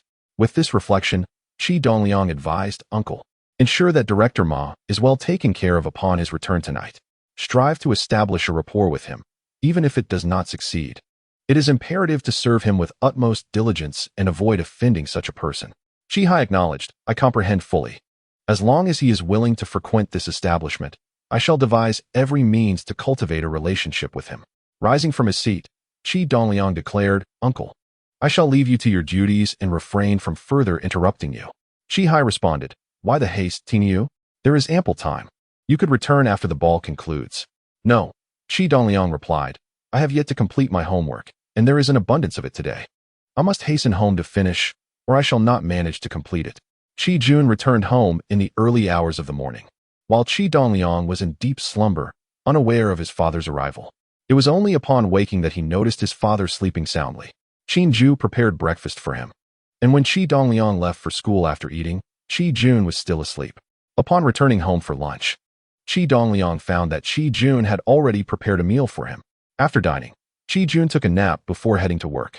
Once Qi Dongliang noticed his father had departed, he opened his drawer to organize the money inside. He had instructed his uncle to deposit the ballroom earnings at the bank daily, while the drawer contained the daily sales income from Qinju. Originally, there was over 35,000 yuan in the drawer. After spending 30,000 yuan on ballroom expenses and 3,000 yuan on renovations and supplies, only a little over 2,000 yuan remained. Adding Qinju's sales from the past few days, there was over 3,000 yuan in total. As he had no immediate need for money, he tidied it up, locked the drawer, and set out to join Wang Laojiu and the others for some leisure. After dinner that evening, Qi Jun deviated from his usual routine and opted to watch television with Qi Dongliang and Qinju. As the clock approached 7, Qi Jun remarked, "Qinju, this television is rather dull. Why don't we visit the dance hall instead?" Qinju, fully aware of Qi Jun's intentions and eager to practice her dancing, readily agreed, saying, "Sure, Tainyo, let's go together." Qi Dongliang, however, was reluctant to play the role of their third wheel. He vehemently shook his head, resembling a rattle drum, and declared, No, I refuse to go. I still have homework to complete at home." Once Qi Dongliang wielded this trump card of homework, Qi Jun and Qinju found themselves at a loss for words. Qi Jun said, "Dongliang, you focus on your homework at home. Your aunt and I will head to the dance hall. I am quite uneasy about Shanghai." Time swiftly passed, and over the course of more than half a month, the dance hall thrived as ever, maintaining its steady allure. Qi Dongliang managed to visit once or twice a week, typically in the afternoons, never in the evenings. Meanwhile, Qi Jun, whenever he was home at night, would almost invariably take Qinju to dance. Qi Dongliang observed this with delight in his heart. According to Qi Hai's reports, the dance hall's operations were flourishing, with daily net earnings exceeding 1,000 yuan. On good days, it could reach as high as 1,003 or 4, and it never dipped below 1,000. The dance hall was indeed a golden goose. If this continued for over a month, he would recoup his investment, after which it would merely be a venture for profit. Furthermore, when it came time to sell the dance hall, its value would undoubtedly exceed 30,000 yuan, at least double, if not more. One night, as the dance party was in full swing, Qi, having determined that there was little else to attend to, retreated to his office to smoke and savor coffee, a newfound pleasure he had recently developed. Before long, Zhongxing rushed in, flustered, and urgently exclaimed, "Hi Go! You must come see." Just now, 3 or 4 ruffians occupied the coffee lounge and refused to leave, nearly assaulting the dancers. Chao Jun and brother Wang intervened, or else it might have escalated further. Upon hearing of the disturbance, Qi sprang to his feet and, with swift strides, entered the dance hall. There, he witnessed a bald young man shoving Chao Jianjun and Wang Dongliang while hurling insults. The 2 companions behind him joined in the fray, but the loud music obscured Qi's understanding of the situation. Chapter 81. Collision. Qi strode forward and bellowed, "What are you doing? Release them." His imposing stature and commanding voice instilled fear in the 2 accomplices, who instinctively withdrew behind the bald man. The bald man, surprisingly composed, released his grip on Chao Jianjun's collar and, casting a disdainful glance at Qi, quipped, "I thought it was someone important. It's just a Hai. Your loud voice startled me." Upon closer inspection, Qi recognized the bald man as Sanpongzi, a somewhat notorious figure in the Zhongxing area. While not the most formidable of characters, he commanded a certain reputation and had a gang of followers, making him a person most would prefer to avoid provoking. 2 years ago, my elder brother Pan Yong had a confrontation with the notorious Sanpongzi, leading to a series of clashes that spanned 3 or 4 encounters. In each instance, Qi was at the forefront, thus forging a long-standing enmity with Sanpongzi. As tensions escalated, several individuals were severely injured, prompting law enforcement to intervene and quell the turmoil. Both factions saw 7 or 8 members apprehended, with some receiving prison sentences while others were subjected to re-education through labor. Qi was detained for 30 days before being released, and for the past 2 years, both parties had maintained an uneasy peace, avoiding further conflict. However, unexpectedly, after 2 years of silence, Sanpongzi resurfaced. "Ah, it's you, Sanpongzi. You've certainly made a name for yourself in these 2 years." Qi thought. Although he felt no fear, despite Sanpongzi being a local bully, Qi recalled their previous encounters, each of which had ended in favor of the Taipei gang, granting him a psychological advantage. Sanpongzi rolled his eyes and retorted, "My success is none of your concern. Are you looking for trouble today?" Qi nearly lost his composure, feeling infuriated. "This is my dance hall, and you dare to cause a ruckus and then accuse me of seeking trouble? One cannot be so shameless." Anger surged within Qi as he pointed at Sanpongzi. "I must say, Sanpongzi, how have you fallen so low? You once seemed like a man, and now you resemble a coward. Who are you calling a coward?" Sanpongzi spat, immediately launching a punch at Qi. Yet, Qi was no novice in street brawls. He was tall, strong, and experienced. With a swift motion, he seized Sanpongzi's right wrist with his left hand and locked his right arm around Sanpongzi's neck. Meanwhile, a few patrons who had been enjoying coffee in a nearby lounge, upon witnessing the brawl, hastily abandoned their seats, fearing they might be caught in the chaos. It dawned on Qi, in the heat of the moment, that as the proprietor, he could not afford such impulsiveness. If his dance hall gained a reputation for violence, it would spell disaster for his business. As he tightened his grip around Sanpongzi's neck, the latter struggled to breathe, coughing violently. Noticing a young man behind Sanpongzi preparing to intervene, Qi forcefully pushed Sanpongzi back into the arms of his companion, barking, "Stay where you are. Anyone who moves will face dire consequences." At that moment, Wang Dongliang and Zhang Dawei arrived on the scene, hands concealed within their jackets, ready to draw their knives at Qi's command. Sanpongzi had initially brought 4 men, and with the odds in their favor, they felt somewhat confident.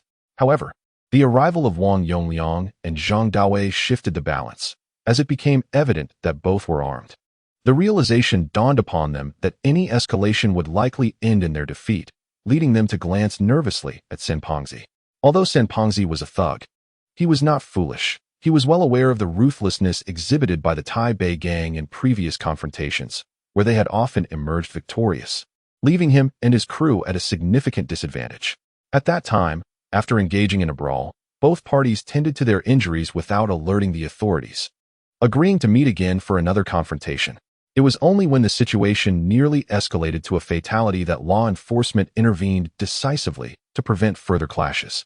Observing Qi Hai and his 5 companions, alongside a few others evidently armed, one could discern that engaging in conflict would yield no advantage. He understood the wisdom of avoiding immediate losses and thus raised his hand to halt his brothers behind him. The corpulent figure, known as Sanpongzi, looked at Qi Hai and proclaimed, "You, bold enough to operate a dance hall on my turf, dare to act so defiantly? Do you believe I will allow your establishment to thrive?" As long as Sanpongzi refrained from violence, Lu Hai would not retaliate. For he was in the business of hospitality, and the greatest threat to a dance hall was indeed the unruly elements seeking to disrupt. If violence were to erupt daily, the dance hall would cease to exist. It was a venue meant to attract patrons, thriving only in a climate of civility. However, Sanpongzi's threat ignited Qi Hai's temper. Fixing a fierce gaze on him, he retorted, "Sanpongzi, dare to threaten the existence of my dance hall, and I will end you. Test me if you wish." Sanpongzi scoffed, "Dahai, are you attempting to intimidate me? What grandiose claims! How many souls have perished in the crematorium daily that you could claim as your own doing?"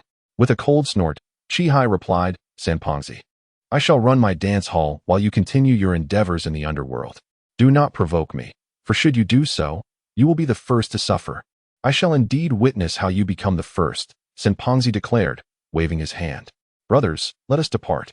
He stepped forward, pulling Qi Hai aside, and strode away with an air of arrogance. Qi Hai was certainly eager for Sanpongzi and his crew to leave. The longer they lingered, the more detrimental it would be for his dance hall. Sanpongzi had calculated this very factor, which emboldened him to confront Qi Hai. Consequently, Qi Hai had to endure the insult. He longed to rally his brothers and chase after them for a thorough reckoning, but he recognized that once a fight ensued, it would become an endless cycle of retaliation, ultimately harming his establishment. Noticing the haughty demeanor of Sanpongzi and his companions, Chao Jianjun approached Qi Hai and said, "Brother Hai, let us deal with those rascals. Let us see if they dare to be so brazen again." Qi Hai, brimming with frustration yet restrained for the sake of his dance hall, replied, "Lungzi, this is not a matter that can be resolved through a mere fight. Our primary goal in running a dance hall is to avoid such conflicts. I will contemplate a solution to this predicament." His companions understood this principle as well, with Zhongxing adding, "We operate a dance hall to avoid trouble. Otherwise, we would have dealt with him already." Qi Hai responded, "Very well, my friends. Continue with your affairs. Allow me some solitude to ponder." After requesting a cup of coffee from Zhongxing, Qi Hai returned to his office, seated at his desk, deep in thought. The area around Zhongxing was Sanpongzi's domain, and having faced a setback today, he would certainly seek retribution. Even if he did not confront Qi Hai directly, his subordinates would likely come to instigate trouble daily, which would indeed be a significant nuisance for Qi Hai. Chapter 82. The Hidden Hand. Qi Hai is not a man devoid of intellect. Having thrived in society, he possesses a keen mind. Although the dance hall belongs to his eldest nephew, Qi Dongliang, a mere first-grade student incapable of managing it, Qi Hai understands that familial ties have led him to treat the establishment as his own venture, dedicated to its prosperity. He is acutely aware of the character of Sanpongzi. Having faced humiliation today, he will undoubtedly seek retribution tomorrow. What tactics Sanpongzi may employ remain a mystery to Qi Hai. While he is untroubled by a direct confrontation, he fears the subtle, insidious methods that may disrupt his peace.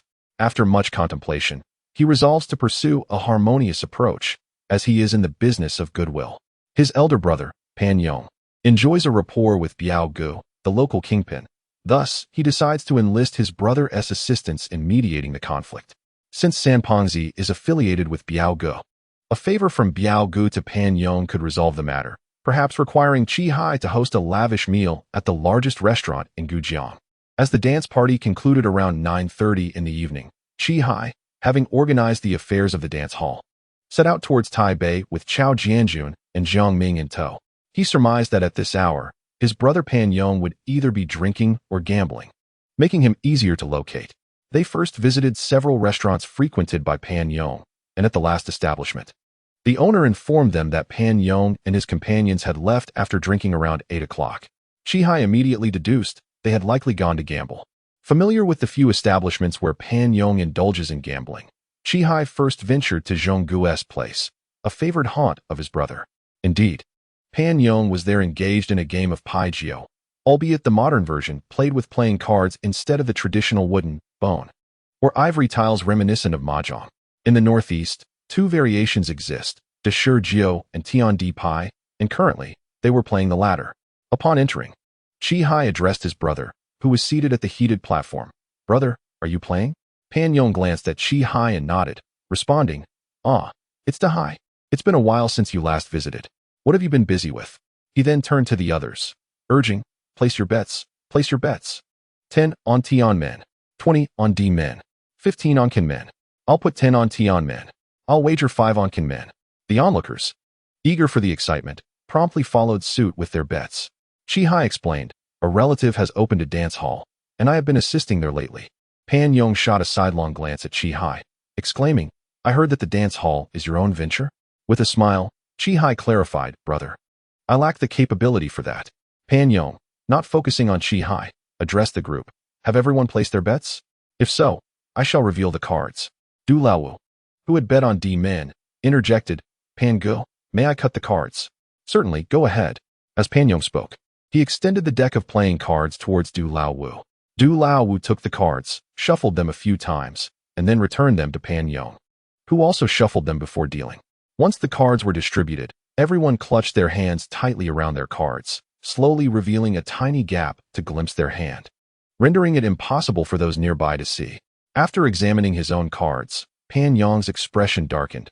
He drew in a few breaths, arranged his cards meticulously, and placed them on the Kong. He then asked the others, "Are you ready? If so, let us place our bets." Everyone arranged their cards and placed them on the Kong. Pan Yong was the first to reveal the Heavenly Door card, followed by an emotionless unveiling of the Earth and Pit Door cards. With a fierce gesture, he slammed his cards down, exclaiming, "You've all won." A chorus of cheers erupted, and everyone began collecting their winnings. Feeling particularly unlucky, Pan Yong slowed the pace and turned to Qi Hai, saying, "De Hai, why not try your luck?" Qi Hai replied, "No, brother, actually, I have a matter I wish to discuss with you." Pan Yong inquired, "What is it?" Qi Hai recounted the situation at the dance hall, hoping to enlist Pan Yong's help in addressing it with Biao Ge. Pan Yong responded, "I'm currently engaged in a game. Let us talk in detail tomorrow." All right. Qi Hai said, pulling out 2 boxes of Lianyu cigarettes, tossing one to Pan Yong and the other to the group, announcing, "Everyone, smoke up." He then took his leave. However, when Qi Hai arrived at Pan Yong's home the following morning, Pan Yong's wife informed him that her husband had left for Chongqing late the previous night due to an urgent matter. Qi Hai didn't dwell on it. It was common for his brother to have urgent business. The issue would have to wait until Pan Yong's return. Yet, the problem remained. What if San Pangzi showed up again to cause trouble that night? Lacking any better plan, Qi Hai promptly contacted Chao Jianjun, Jiang Ming, Wang Yongming, and Zhang Dawei, instructing them to rally their brothers at the dance hall that evening as a precaution. As the dance hall opened that night, San Pangzi entered with the same 3 companions from the previous day. Chao Jianjun, stationed at the entrance, attempted to bar their entry, but they casually tossed down $4 for 4 tickets, leaving him no choice but to let them in. Once inside, the 4 immediately claimed a vacant coffee lounge. "Isn't the minimum consumption for a coffee lounge $8? They quipped, handing over $32, one for each cup of coffee, with the remainder for the staff to manage. Upon learning of San Pangzi's arrival, Qi Hai went on high alert, ensuring that everyone was discreetly prepared should they dare to cause a ruckus. He would show no mercy. However, a dilemma arose. Today, San Pangzi and his crew behaved themselves. Unlike the previous day when they barged in without tickets, today they had purchased them and had indeed paid for their coffee lounge, adhering to all the rules, effectively silencing any objections. Qi Hai could only pray that they would not seek trouble today. Shortly after the first dance began, a commotion erupted in the dance floor as 2 individuals clashed while dancing. Words were exchanged, and soon a fight broke out, sending bystanders scrambling for safety. Suddenly, a companion joined in, and the 2 ganged up on one person, who, after taking a beating, turned and fled the hall, pursued closely by the 2 assailants. What began as a mere incident, a dance, perhaps, where one inadvertently brushed against another, stepping on a foot, such occurrences are commonplace, and a simple apology is generally sufficient to diffuse any tension. Occasionally, One might encounter individuals who resort to physical altercations, but these are rare anomalies. However, this evening, Qi sensed an unsettling atmosphere. Less than half an hour into the ball, there had already been 3 instances of brawls. He was acutely aware that these disturbances were orchestrated by the corpulent trio, who remained ensconced in their CAF booth, their expressions seemingly taunting him, as if to say, "I orchestrated this chaos. What will you do about it?" Chapter 83. Tai Chi push hands. By the time the ball concluded, there had been 9 altercations throughout the night. Qi, not being a member of the police force, could not arrest anyone. He could only intervene to mediate or separate the fighters. Yet, such efforts proved futile. The damage had been done. Typically, the event would attract over 200 attendees, but on this night, only a little over 100 remained, as many departed early. Fearing for their own safety amidst the fracas, Qi understood that the mischief was entirely the doing of the corpulent trio, his teeth ground in frustration. Yet he found himself powerless against their covert machinations. If this continued, the ballroom would inevitably face closure. With no other recourse, Qi sought out his elder brother, Pan Yong, but after 3 consecutive days of fruitless searching, he discovered only that his brother had gone to Spring City and had yet to return. Meanwhile, the corpulent trio arrived first each evening, occupying their CAF booth, and the violence within the ballroom escalated, resulting in a drastic reduction of patrons. What usually swelled to over 300 during peak hours dwindled to a mere 100 on this particular night, rendering the atmosphere notably desolate. On the 4th day, Qi once again sought Pan Yong, yet he remained elusive. It dawned on Qi that his brother was deliberately avoiding him. However, if this issue remained unresolved, the ballroom's future appeared grim. He felt a strong urge to confront the corpulent trio in a dark alley, to deliver a sound thrashing. Yet he knew that such an action would lead to dire consequences for the ballroom. Around 1 o'clock in the afternoon, Qi Dongliang arrived at the ballroom. Having not visited for nearly a week due to the establishment's recent success, he inquired about the situation from Qi. Reluctantly, Qi recounted the troubles with the corpulent trio in detail. After listening, Qi Dongliang fell silent for a moment. It was evident that Pan Yong was unwilling to assist Qi, yet the matter needed resolution. Otherwise, the ballroom would suffer significantly. Could a solution be found through brute force, as one might employ in the streets? Such an approach was the least desirable and not one Qi Dongliang would ever contemplate. Having navigated countless challenges in a real estate company in his past life, he possessed an array of strategies to resolve issues. His insights and methods far surpassed those of Qi. After a brief contemplation, a solution began to take shape in his mind. Qi Dongliang then asked, "Uncle, what is today's date?" Qi paused before replying, "Today is the 20th. It was evident that Qi Dongliang, a diligent student, was well aware of the date. His inquiry was intentional. Upon hearing Qi mention the date of the 20th without further elaboration, he remarked, "Uncle, today is the 20th. Have you forgotten something important?"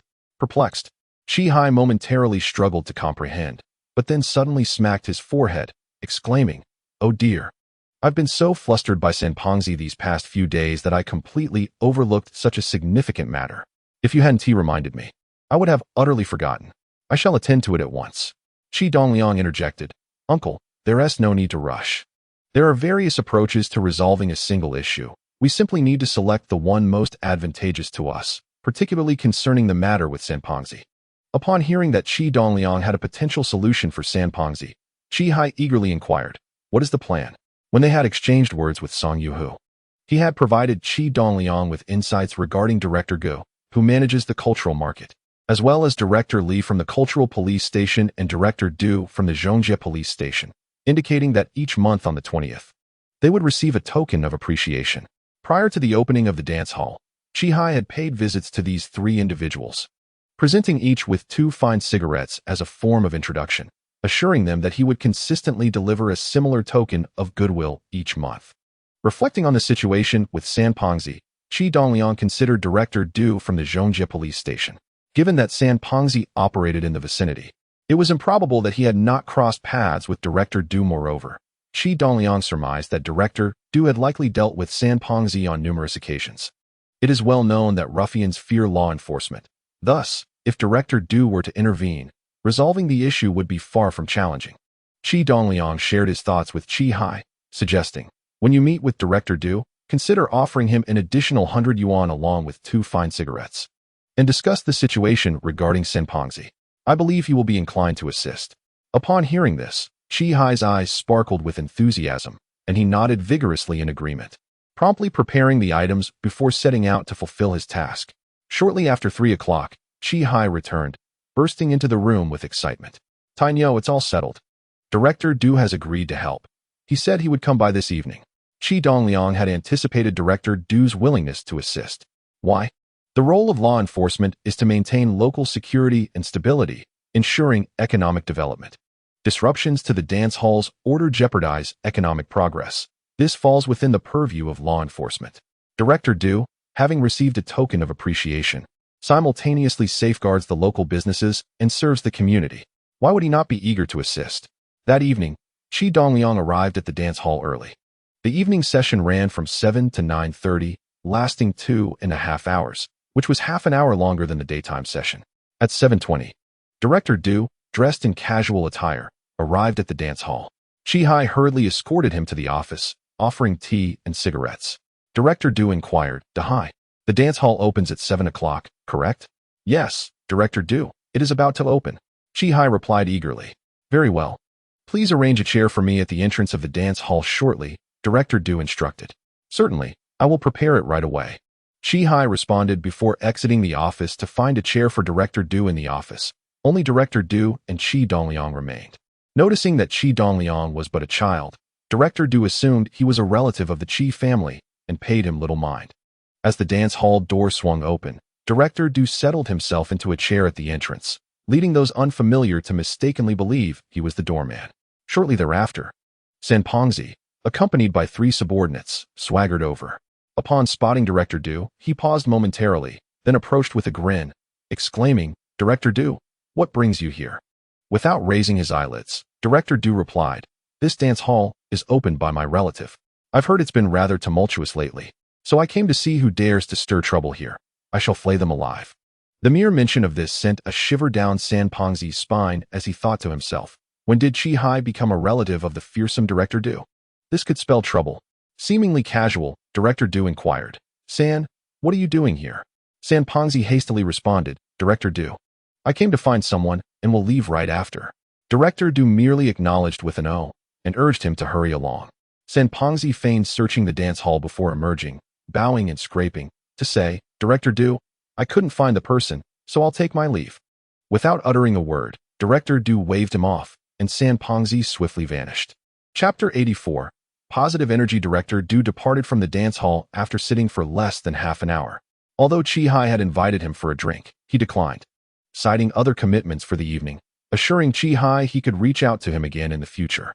Indeed, the order within the dance hall remained remarkably stable that night, with no unexpected incidents occurring until closing time. It appeared that Director Du's presence had been quite effective. Qi Hai observed that simply by having Director Du sit at the entrance, the issue had resolved itself. He felt immensely proud of his nephew, Qi Dongliang, for managing to eliminate the problem without resorting to violence or significant expenditure. For several consecutive days, the dance hall enjoyed tranquility, and its patronage returned to normal levels. It was evident that Director Du wielded considerable influence and authority. His warning had rendered Senpongzi hesitant to act, unless he wished to forfeit his standing in the area. With this, Qi Dongliang felt reassured and maintained a weekly visit to the dance hall. Iron Bull, what made you think to enlist Director Du to suppress Senpongzi? Qi Hai inquired during another visit to the dance hall that afternoon. Qi Dongliang replied, "Uncle, you are now engaged in legitimate business, not the underworld. Therefore, when issues arise, you cannot resort to the methods of the underworld. Such approaches are desperate measures that yield uncontrollable consequences. It is imperative to resolve matters through honorable means. Thugs do not dare to confront the government, thus ensuring a thorough resolution with minimal repercussions. Moreover, it shifts the burden of crisis onto the government. Who would dare oppose it?" Qi Hai nodded, acknowledging, "I must learn to leverage the government's strength in future matters." Qi Dongliang affirmed, "Uncle, you are on the right path. You conduct your business lawfully, protected by the law. When issues arise, you must not default to underworld tactics.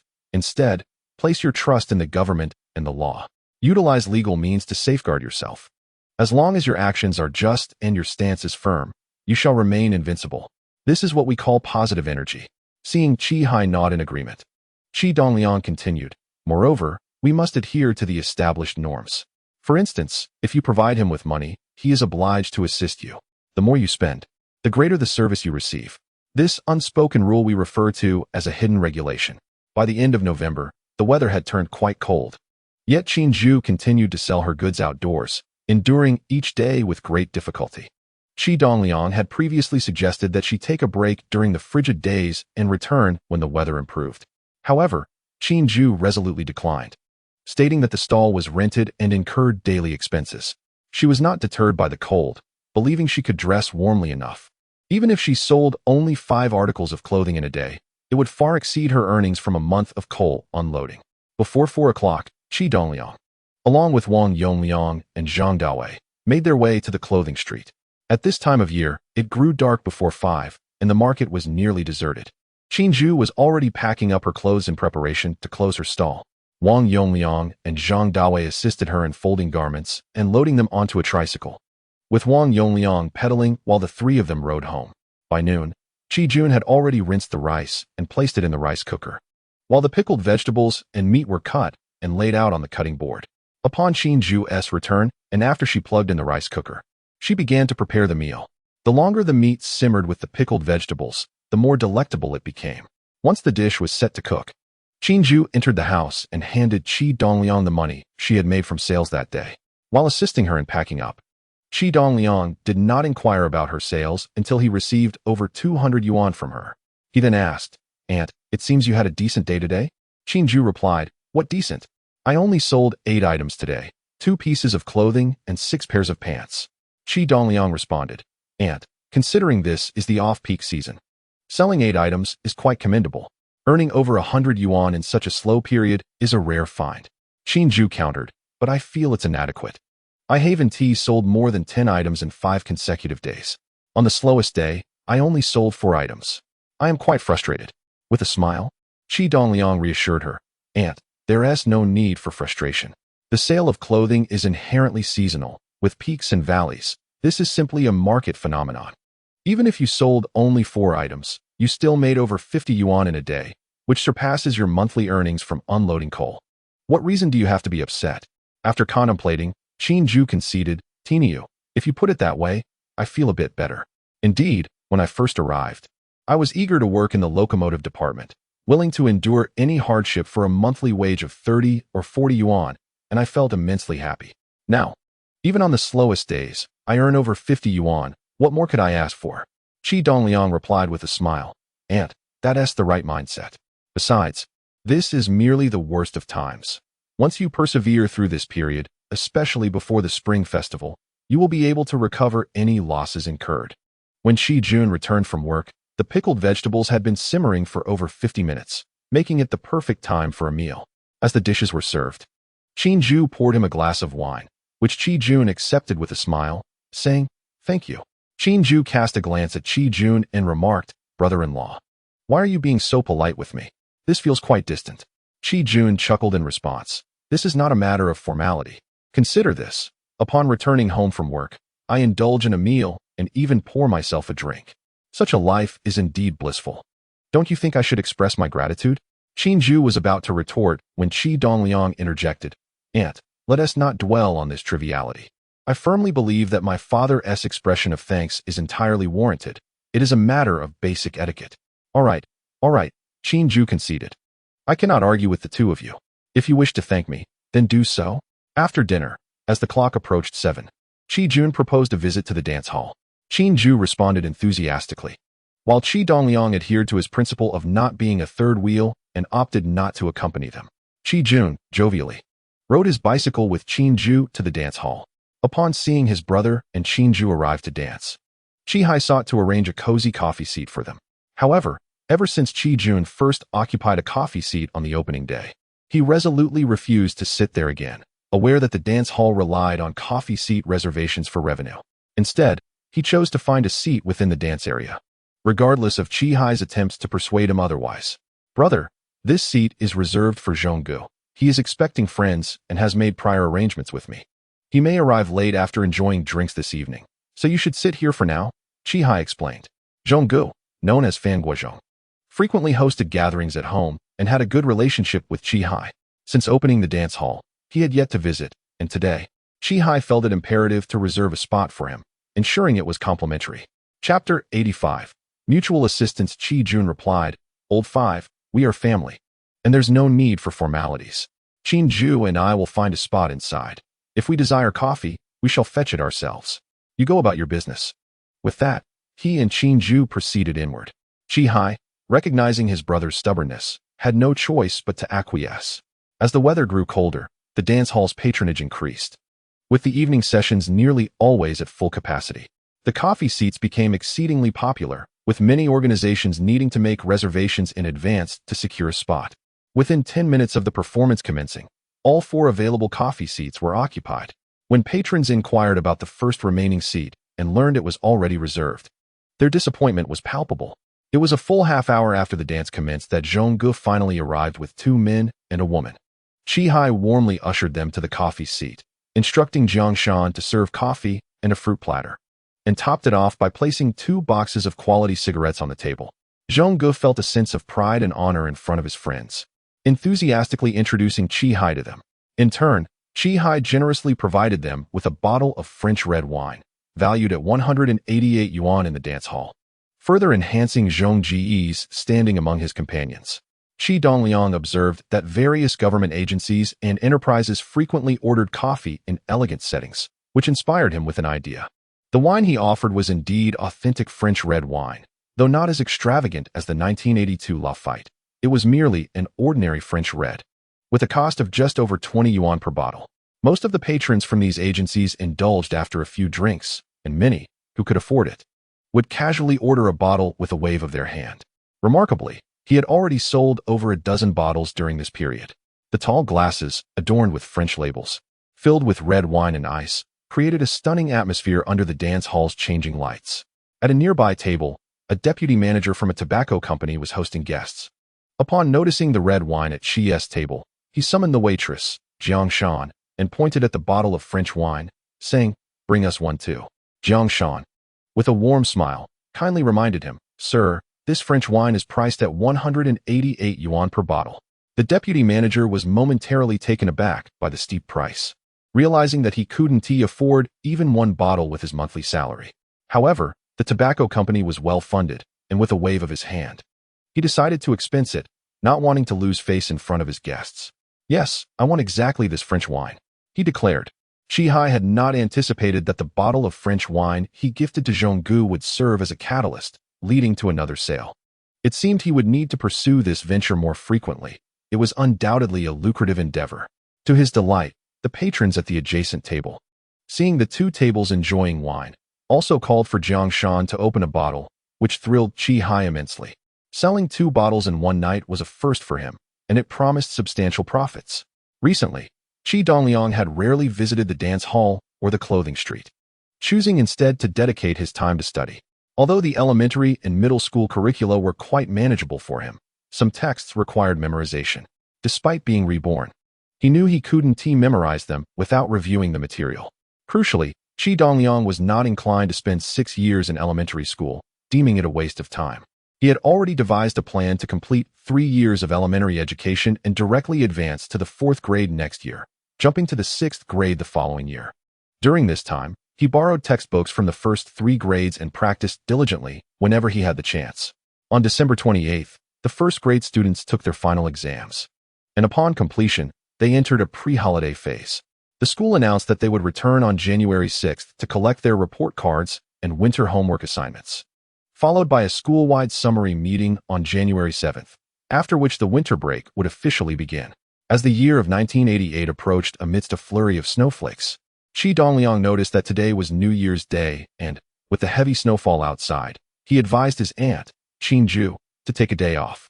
However, she insisted that with it being a holiday, many customers would come to buy clothes, and resolutely braved the snow to set up her stall on the clothing street.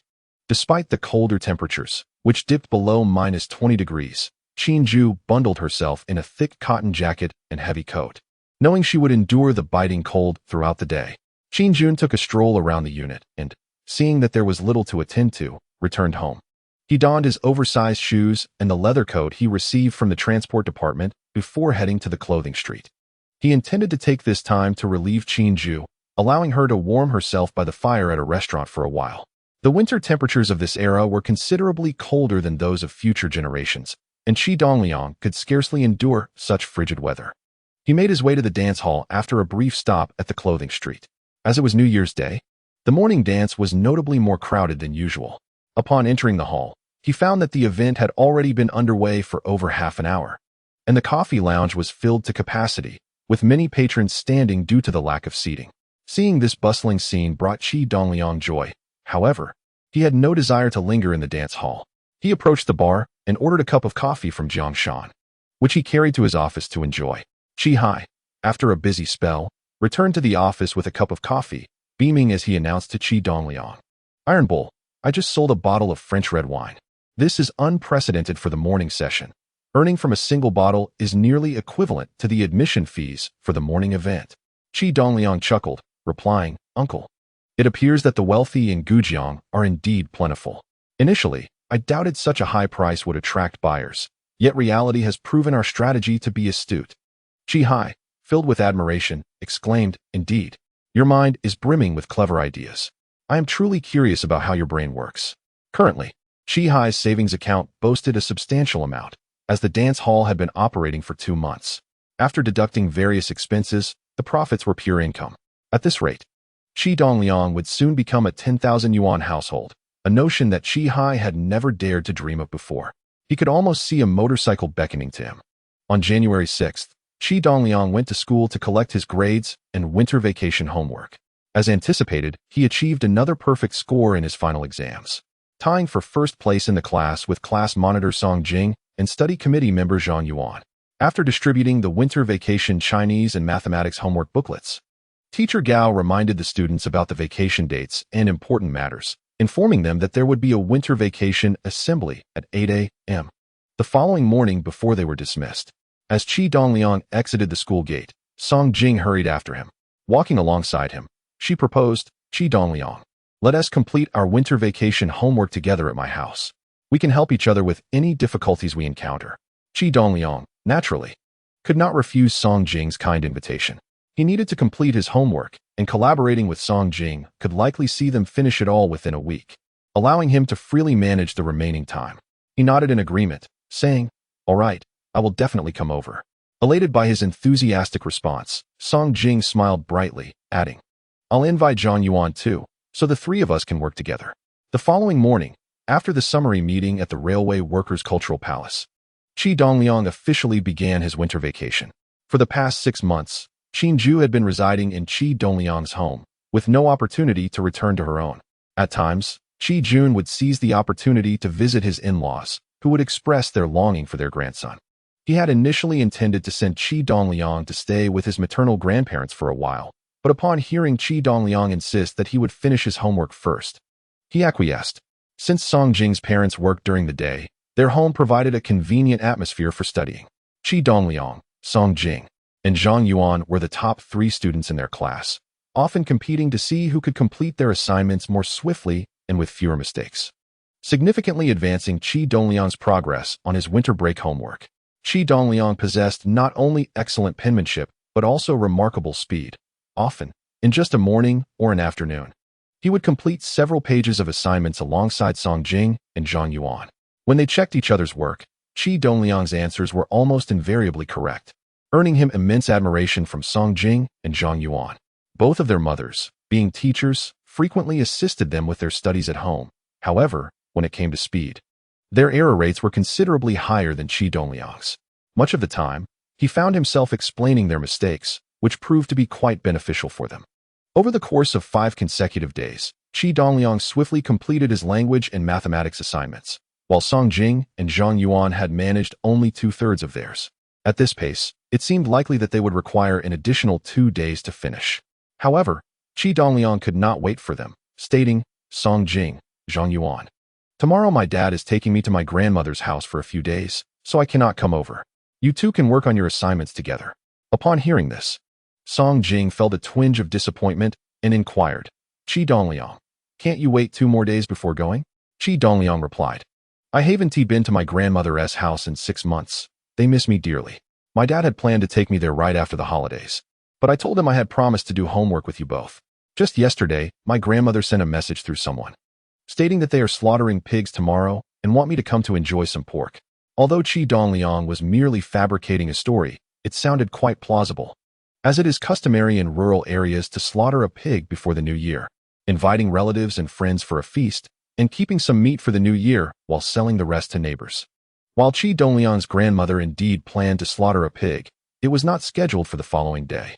When Zhongxing heard that Qi Dongliang's grandmother intended to slaughter a pig to prepare a feast, she could not object further. After a moment's thought, she said, "Qi Dongliang, come find Zhang Yuan and me to play during the new year. We can set off firecrackers together." Qi Dongliang chuckled and asked, "Are you two brave enough to set them off?" Zhongxing replied, "Why wouldn't I? I've been setting them off every year. Last New Year, I even lit a big firecracker and 2 smaller ones." Qi Dongliang then turned to Zhang Yuan, asking, "What about you? Are you brave enough to set off firecrackers?" Zhang Yuan replied, "I can manage the small ones, but I am afraid of the big firecrackers and rockets. I worry they might explode near me." Qi Dongliang assured them, "Very well, I will come to find you both during the new year to set off firecrackers together. This year's spring festival is relatively late, with New Year's Eve falling on February 16th and the first day of the new year on the 17th. As mid-January approaches, the festive spirit of the new year becomes palpable in the market, most notably within the clothing sector.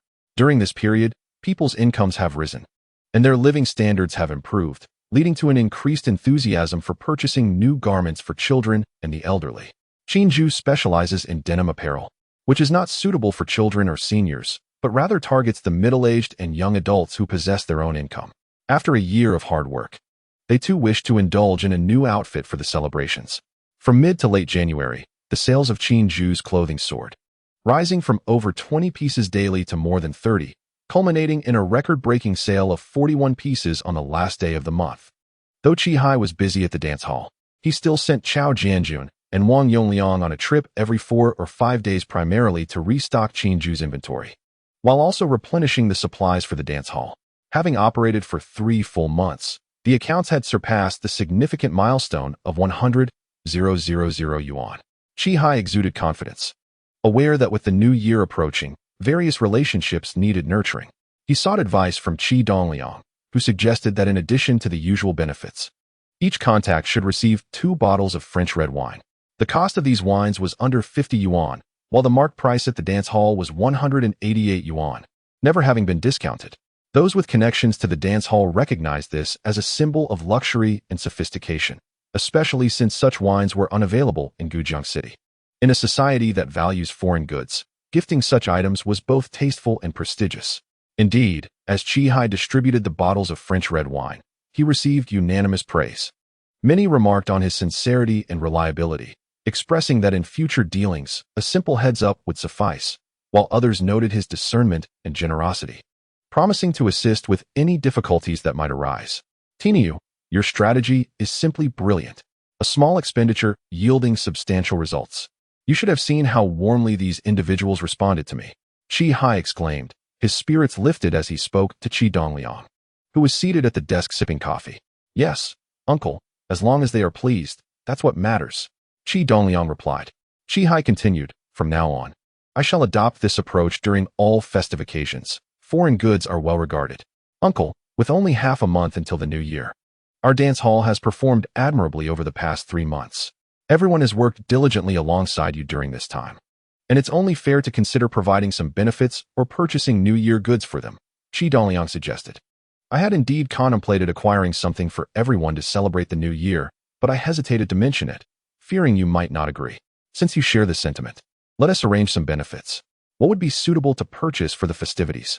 Qi Hai inquired. New Year goods typically include items such as chicken, duck, fish, and meat. Pork is a staple for every household during the new year, so we want to consider that. My proposal is to provide each person with 10 pounds of ribs, 10 pounds of knife fish, and a whole chicken, which should suffice, Qi Dongliang proposed. "Ah, you intend to buy that much for each individual?" Qi Hai exclaimed, his eyes widening in surprise. Qi Dongliang reassured him, "While it may seem considerable, it won't cost much at all. You are now the head of the business. Don't be stingy in your endeavors." Chapter 87. Tobacco and alcohol tickets. Qi Hai remarked, What do I have to be stingy about? After all, it's your money I'm spending. Whatever you want me to buy, I shall procure. Exactly, my dear uncle. I am footing the bill, so there's no need for you to feel any remorse. Qi Dongliang replied. The new year is fast approaching. It is better to act early than late. Hurry and make the purchases. Ensure everyone in the dance hall receives their share. Oh, and do remember to get one for my aunt as well. Once you have completed the shopping, distribute them to everyone. Understood. I will gather Lao Wu and the others and head to the market. If we find suitable items, we shall procure them today. Qi Hai affirmed. Very well, uncle. I shall accompany you, Qi Dongliang said. It was not that he lacked trust in Qi Hai.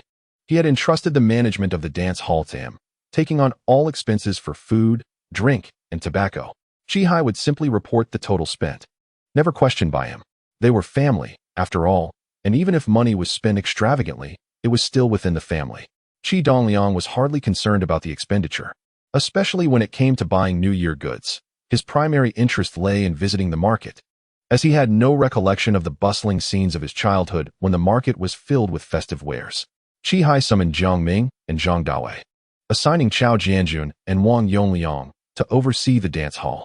Together with Qi Dongliang, they descended the stairs, first retrieving 500 yuan from the bank before collecting a tricycle from Qinju. With Jiang Ming pedaling, they set off to the Grand Market. The agricultural market in the city was a hive of activity. Even before reaching the entrance, the streets were lined with stalls selling firecrackers, auspicious couplets, live chickens, fish, and an array of other goods. The lively cacophony of vendors hawking their wares filled the air, interspersed with the occasional crack of firecrackers. During this season, selling firecrackers did not require a special permit, nor was there a need for a designated sales area. One could simply purchase firecrackers wholesale from local suppliers and set up a stall anywhere. Stalls selling firecrackers intermingled with those offering couplets, New Year paintings, and food, with vendors occasionally igniting a few firecrackers or setting off loud jiao firecrackers to attract customers, startling passers-by. Qi Dongliang displayed little interest in firecrackers or couplets, opting to bypass those stalls.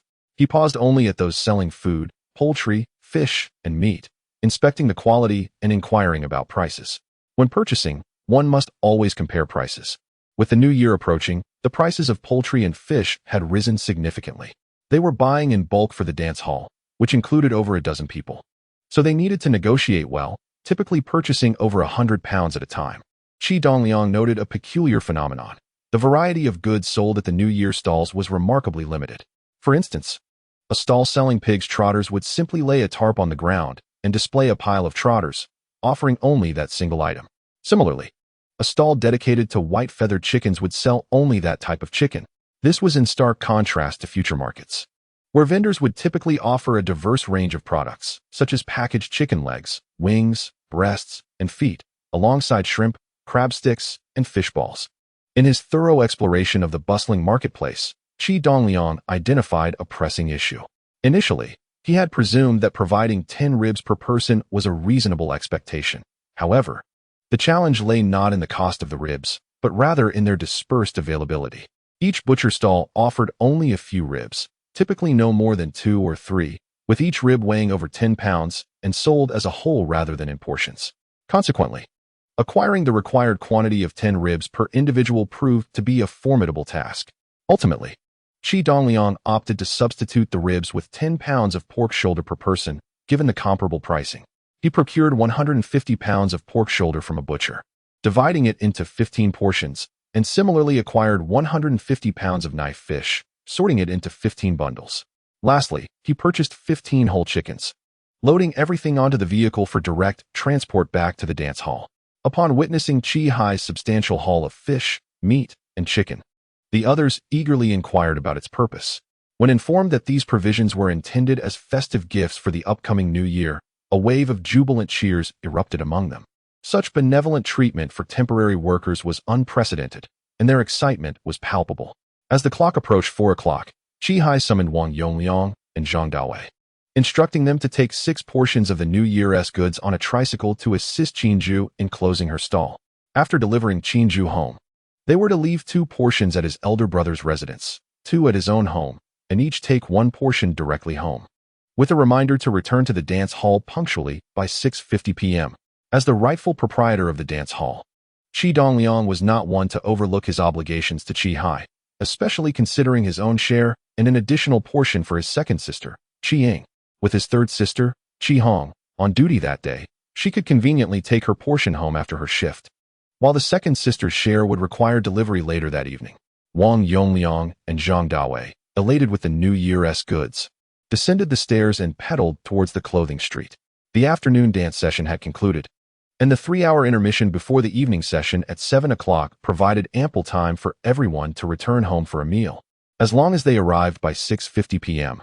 As the others began to wrap up their tasks, Qi Hai gathered everyone around and proclaimed loudly, "Having worked diligently alongside me for this time, I recognize your efforts.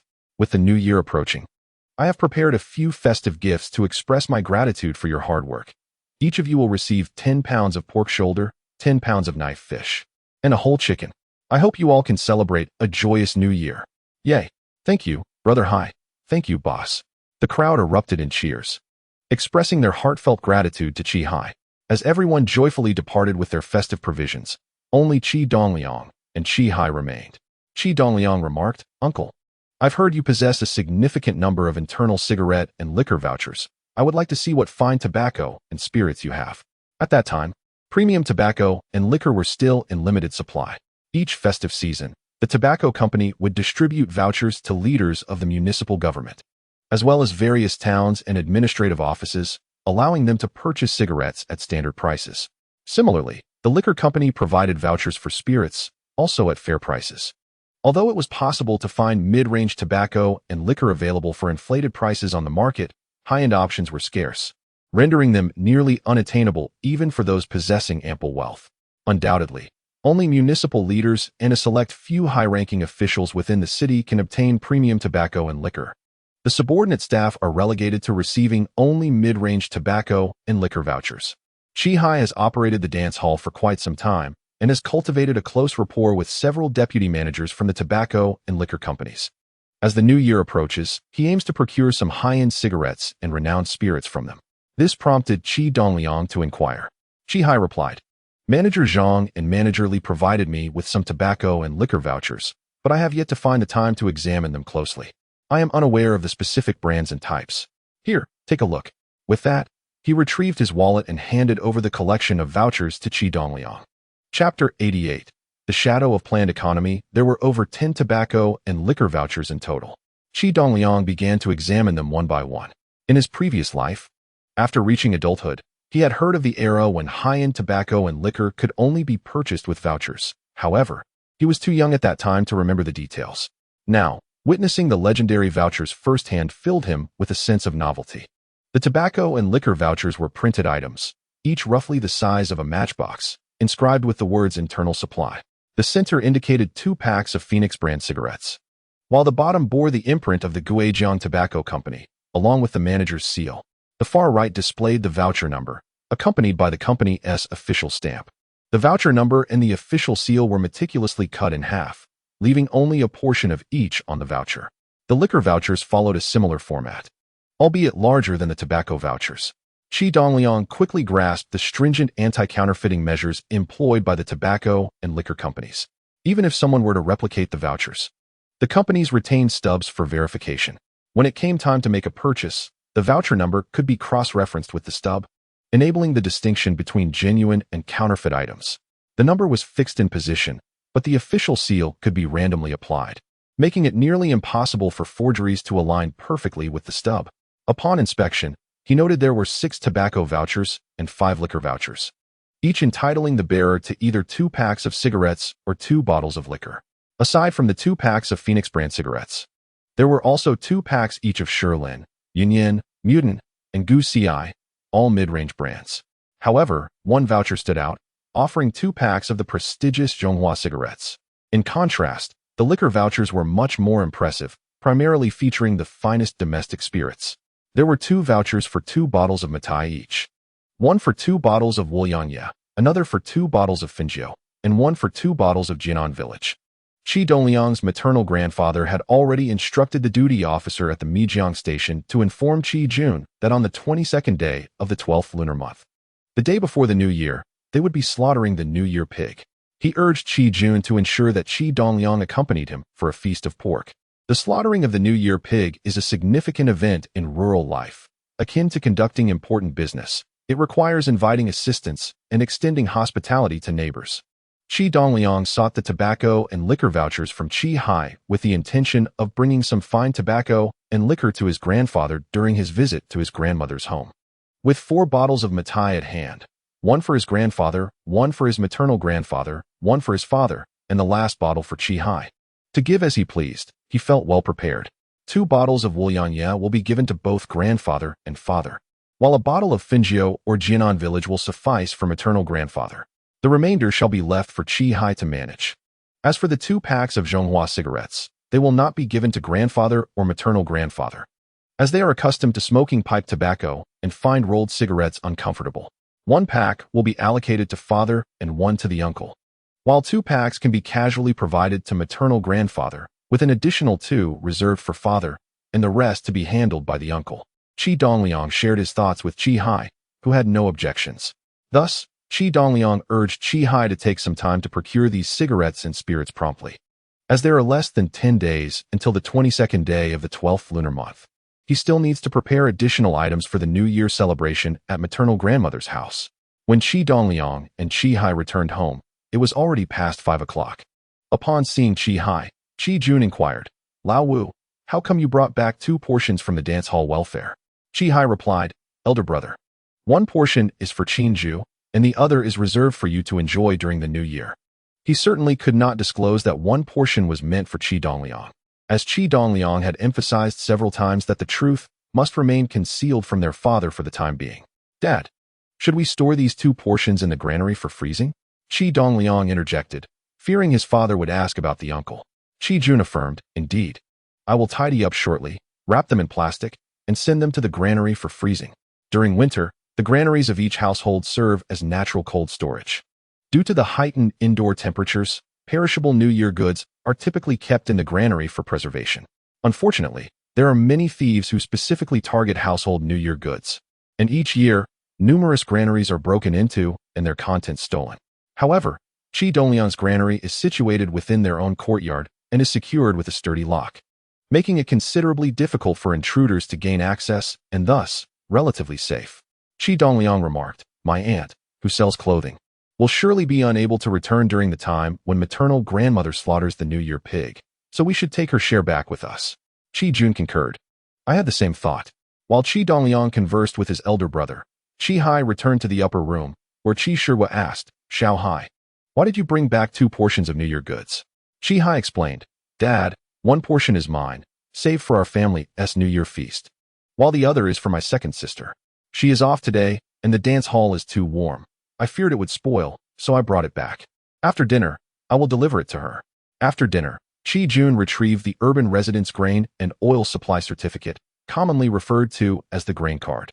Although market prices for grain and oil had emerged, government-operated grain stores had yet to fade into history, and residents still received a fixed monthly supply of these essentials.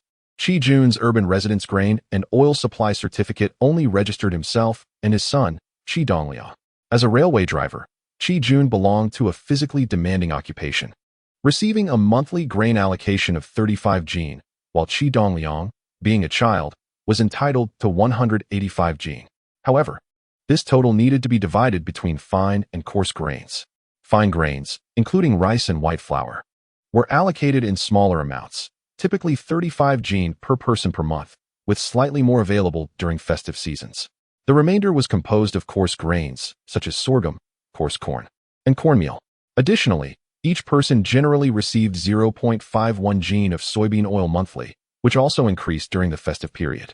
Certainly, if one cannot purchase such a large quantity of grain, the remaining quota can be exchanged for grain tickets, typically local ones. On fortunate occasions, one might even acquire national grain tickets. However, at this juncture, most regions have liberalized their grain and oil markets, leaving few places where grain tickets are still applicable. Nonetheless, railway attendants dining at staff accommodations in other locales still require grain tickets. Qi Jun retrieved his food card to ascertain how much white flour remained, intending to deliver some to his father-in-law's home during the annual pig slaughter for the new year, to be used for making dumplings. In the northern regions, Wheat is not cultivated, rendering it quite challenging for rural households to procure white flour. Thus, each year during the new year, Qi Jun ensures to send them some. Of course, there are advantages to planned supply, for instance, in the case of rice, where market prices range from 0.45 to 0.50 yuan per jin, while purchasing through the grain cart at the grain store costs merely 0.185 yuan per jin, resulting in substantial savings. The same applies to white flour, soybean oil, and coarse grains. Upon seeing the red grain and oil certificate in his father's hand, Qi Dongliang expressed his astonishment, exclaiming, "Dad, let me have a look." Qi Jun replied, "Hold on a moment, Dongliang. I need to check how much white flour is left on the card to bring some to your grandmother's house when we go for the pork." From last year's spring festival to this year's, Qi Jun had not purchased a single jin of white flour, accumulating over 80 jins. In previous years, he typically sent 10 or 20 jins. This time, he resolved to bring a whole bag, as the unsealed bags of white flour sold at the grain store weigh 50 jins. After reviewing the certificate, Qi Jun handed it to Qi Dongliang.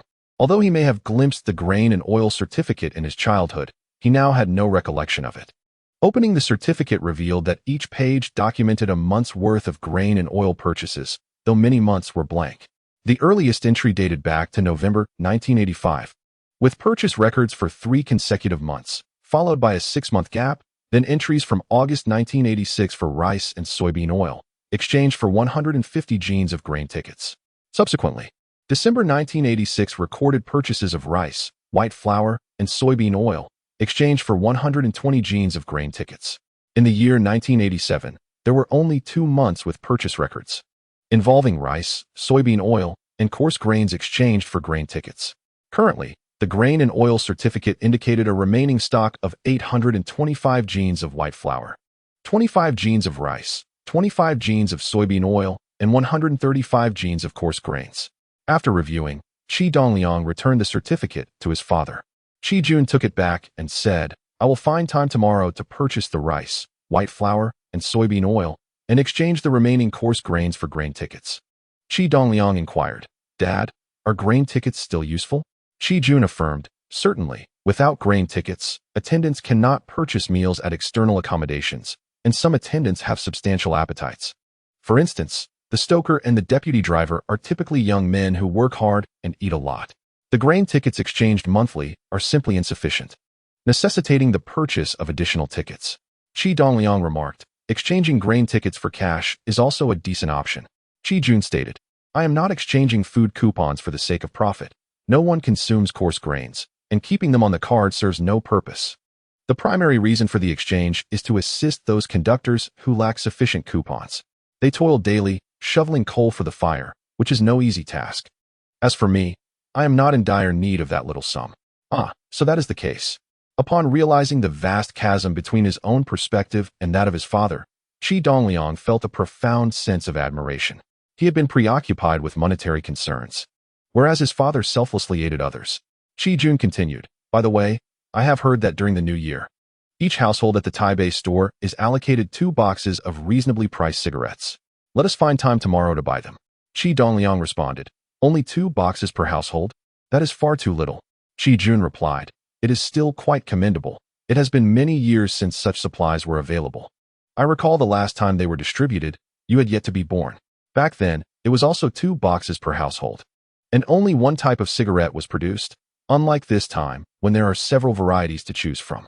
"What types of cigarettes are being offered this time?" Qi Dongliang inquired. Qi Jun answered, "There are reportedly 4 varieties available for selection: Hongtum Mountain, Ashima, Yinyan, and Peony. If each household were to receive 4 boxes, I would purchase one of each." Qi Dongliang remarked, "Some families have 7 or 8 members, while others have only 2 or 3. It is evidently unreasonable to allocate the same amount regardless of household size." Qi Jun replied, "Receiving anything at all is fortunate. Do not dwell on what is fair. There are numerous inequities in the world today, and complaining yields no resolution. Father, there is no need for concern. I have arranged for my uncle to bring you 2 fine cigarettes and 2 bottles of good wine for the new year. They will arrive in a couple of days." Qi Dongliang assured. Qi Jun questioned, "Where does your uncle procure such fine cigarettes and wine?" Qi Dongliang explained, "Leaders from tobacco and liquor companies frequently visit my uncle's dance hall. He treats them well, and over time, they have become acquainted. As the new year approaches, they have gifted him some tobacco and alcohol coupons. Qi Jun chuckled. That is splendid. I shall visit the dance hall shortly to request the coupons from him. Qi Dongliang chose not to elaborate further, knowing he would be unable to provide satisfactory answers should his father inquire. He had already entrusted the matter to his uncle and had faith in his ability to manage it well. On January 9th, the 22nd day of the 12th lunar month, Qi Dongliang's grandmother planned to slaughter the New Year pig. Qi Jun decided to take the train to Gujang on the afternoon of January 8th, bringing along 50 pounds of flour for his in-laws, as well as 2 large catfish, each weighing 4 to 5 pounds. Coupled with the benefits allocated to Qin Ju, they had far too many items to carry, prompting Qi Hai to enlist Wang Yongliang to assist with a 3-wheeled cart to help transport them to the station. Qi Hai and Wang Yongliang entered the station directly to assist Qi Jun in loading the items onto the train. Qi Jun chose an empty seat in the middle carriage.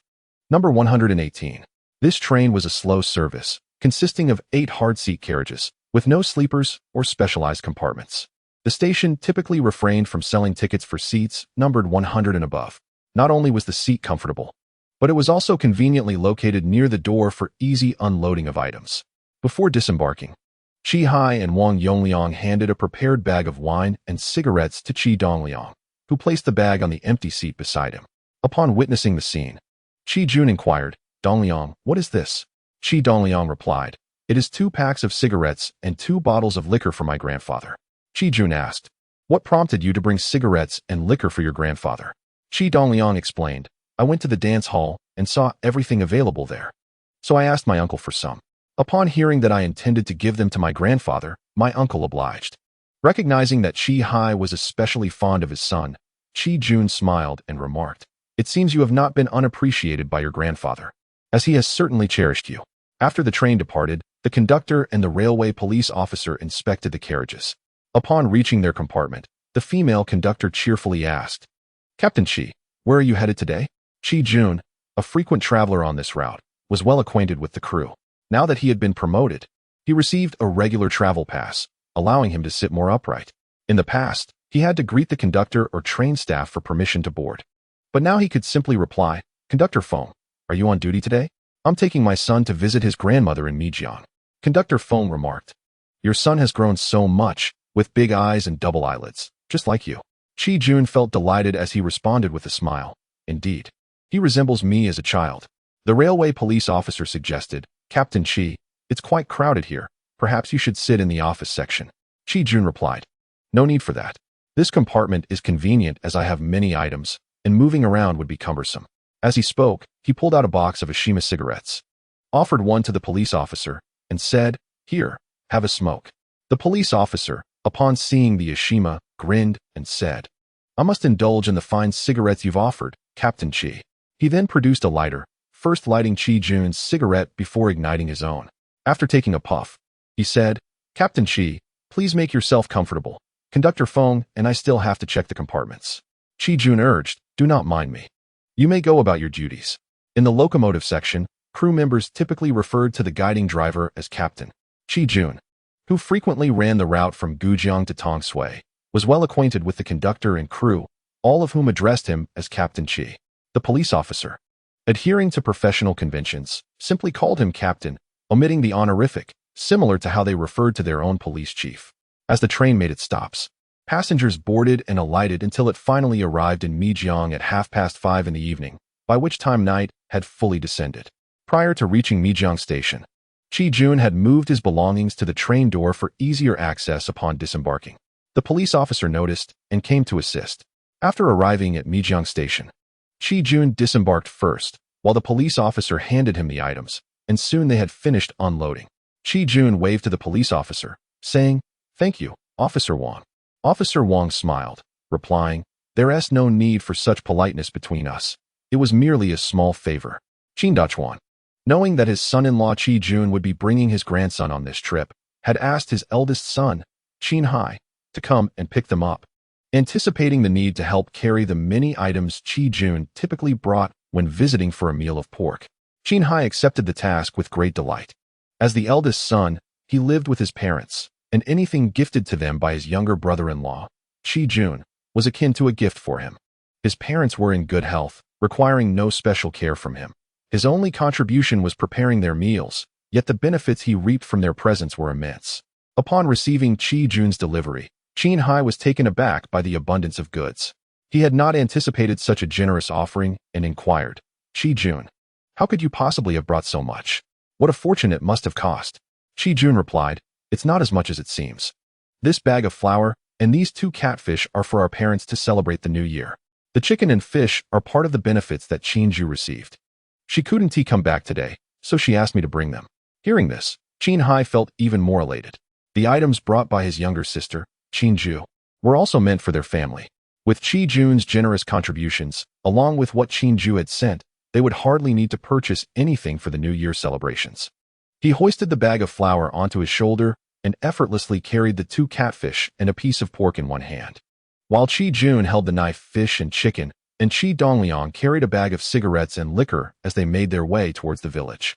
The bus station was a mere 100 meters from the village, and Qin Hai, a robust rural man, displayed boundless energy, carrying 50 pounds of flour and over 20 pounds of fish and meat without a hint of strain until he finally reached home. Qin Dachuan and Meng Shulan, hearing the commotion, came out to greet their eldest son and daughter-in-law, welcoming Qi Jun and Qi Dongliang into their abode. Qin Hai placed the items on the northern Kong in his parents' room, while Qi Jun set down his load alongside. Upon seeing the abundance of gifts Qi Jun had brought, Qin Dachuan exclaimed, "Qi Jun, why bring so much? You could have just come without all this." With a smile, Qi Jun responded, "Father, it's the new year. It's for you and mother to enjoy.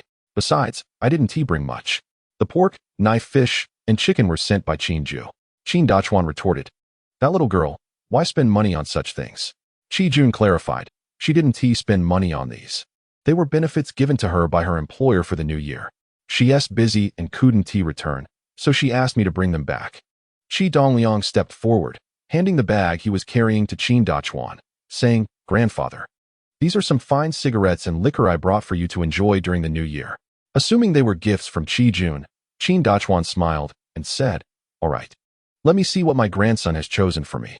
As he opened the plastic bag, the first item revealed was a bottle of Matai liquor. Initially doubting his eyes, he quickly picked up the box to examine it more closely. The packaging indeed bore the name Matai. Having only heard of Matai as the drink served at banquets for foreign dignitaries, he could hardly believe it and asked, "Iron Bull, is this truly Matai?" Qi Dongliang confirmed, "Yes, grandfather, this is the finest liquor in our country. I specifically asked my uncle to get you a bottle to taste." To Qi Jun's surprise, his son presented Matai liquor to his grandfather. When Qi Hai delivered it, he assumed it was merely ordinary tobacco and alcohol. Thus, he did not inspect the contents of the bag. Now that it was revealed, he found himself at a loss for words. Qin Dachuan remarked, "This liquor must cost a fortune per bottle, doesn't it?" Qi Dongliang replied, "I have no idea. I merely asked my uncle for some fine tobacco and liquor to celebrate the new year with grandfather, and he sent these." As Qin Dachuan rummaged through the bag, he extracted a bottle of Fingio and a pack of Yunyan cigarettes, followed by a pack of Sherlin cigarettes. Staring at these exquisite items, he felt somewhat bewildered, muttering, "Why purchase such expensive items? It must have cost a small fortune." Qi Dongliang reassured him, "It's all right, grandfather. My uncle is a big boss at a dance hall. He has plenty of money." Qin Dachuan lamented, "Such precious liquor would be wasted on me." Qi Dongliang responded, "Grandfather, my uncle specifically sent this for you to enjoy. It is by no means wasted, but rather an opportunity for you to savor the finest liquor in China." This sentiment delighted Qin Dachuan, who smiled and said, "Since my grandson insists, I shall indeed taste this Matai. However, I only smoke dry tobacco, so please take these 2 packs back to your uncle." Qi Dongliang countered, "No need for that. Tomorrow, we have many guests for the New Year pig slaughter. Let them enjoy it." Behind them, Qin Hai listened to his father's insistence on returning the cigarettes, feeling anxious and thinking, "Dad, you should save some for me." Upon hearing Qi Dongliang's intention to offer the cigarettes to the guests, he could no longer contain himself, rushing forward to seize the 2 packs, exclaiming, "No, no. It would be a waste to let them smoke it. Let us save them for when relatives visit during the new year." Seeing his son's eagerness, Qin Dachuan felt helpless and waved his hand, saying, "Dahai, hurry and tidy up. Dajuan and Tiniu have been on the road all afternoon without a meal. Quickly set the table for dinner." Qin Hai promptly replied, "All right, all right." He gathered the cigarettes and liquor, placed them in the cabinet on the floor, then walked to the doorway, calling to his wife, Xuanxiang, I'll set the table first. Come quickly to serve the dishes and rice. Dajuan and Tiniu haven't had dinner yet. Chapter 91. The New Year pig slaughter. Qin Hai's wife, Lu Xuanxiang, had already prepared dinner, keeping it warm in a large pot, awaiting the arrival of Qi Jun and his grandson to commence the meal. Upon hearing her husband call her, she responded and hurried to the stove, lifting the pot lid. A plume of steam billowed forth, and she fanned the warmth away before retrieving a small basin of stewed chicken, a special treat prepared for Qi Jun and his grandson. Qi Jun had found a job for Qin Ju, alleviating a significant burden for the Qin Dachuan family. After failing the college entrance examination for the second time, Qin Ju had been in a state of deep despondency. Qin Dachuan repeatedly approached the village committee secretary, pleading and negotiating, even offering liquor and tobacco, all in hopes of securing a position for Qin Ju as a substitute teacher at the village school. Ultimately, a distant relative of the committee secretary took the teaching role, leaving Qin Ju utterly despairing. Her mental state began to deteriorate, but Qi Jun had resolved a major issue for them, aside from this lingering source of worry. After Qi Jun had assumed his position as an official, he did not forget the elderly couple, often taking the opportunity to visit them, bringing along some food and clothing, and occasionally gifting them with money. Qi Jun seldom dined at his in-laws' home. He would simply deliver the goods, chat for a while, and then depart, never lingering for long. Therefore, upon hearing that Qi Jun and his son would be arriving that evening, Qin Dachuan deliberately slaughtered a large rooster, reserving the finest cuts of meat, the thighs, wings, and breast, for them. As the meal was served, alongside the stewed rooster, there was a dish of braised tofu, boiled potatoes, steamed egg sauce, homemade miso, and the steamed egg sauce, which had formed a delightful honeycomb texture, paired perfectly with the potatoes. After savoring a piece of chicken, Qi Dongliang became enamored with the potatoes, devouring several in succession. Qin Dachuan and his elder son Qin Hai kept Qi Jun company, toasting and engaging in casual conversation. Noticing Qi Dongliang's relentless appetite for the potato dish, Qin Hai placed a chicken thigh into Qi Dongliang's bowl, saying, Tiniu, don't just eat the potatoes. Have some chicken as well. The rooster is quite delicious. Qi Dongliang initially intended to decline, but found himself unable to refuse his uncle's kind gesture. As the chicken had already been served into his bowl, he nodded in appreciation, saying, Thank you, uncle.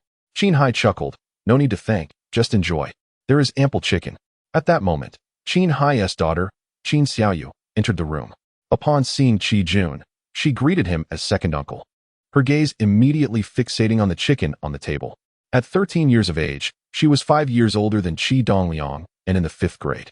Understanding her longing for the chicken, Qin Hai thoughtfully offered her a small piece, saying, Xiaoyu, have a piece of chicken. Upon receiving such a meager portion, Qin Xiaoyu felt a surge of dissatisfaction, yet the stern expression on her father's face silenced her complaints, leaving her feeling quite aggrieved.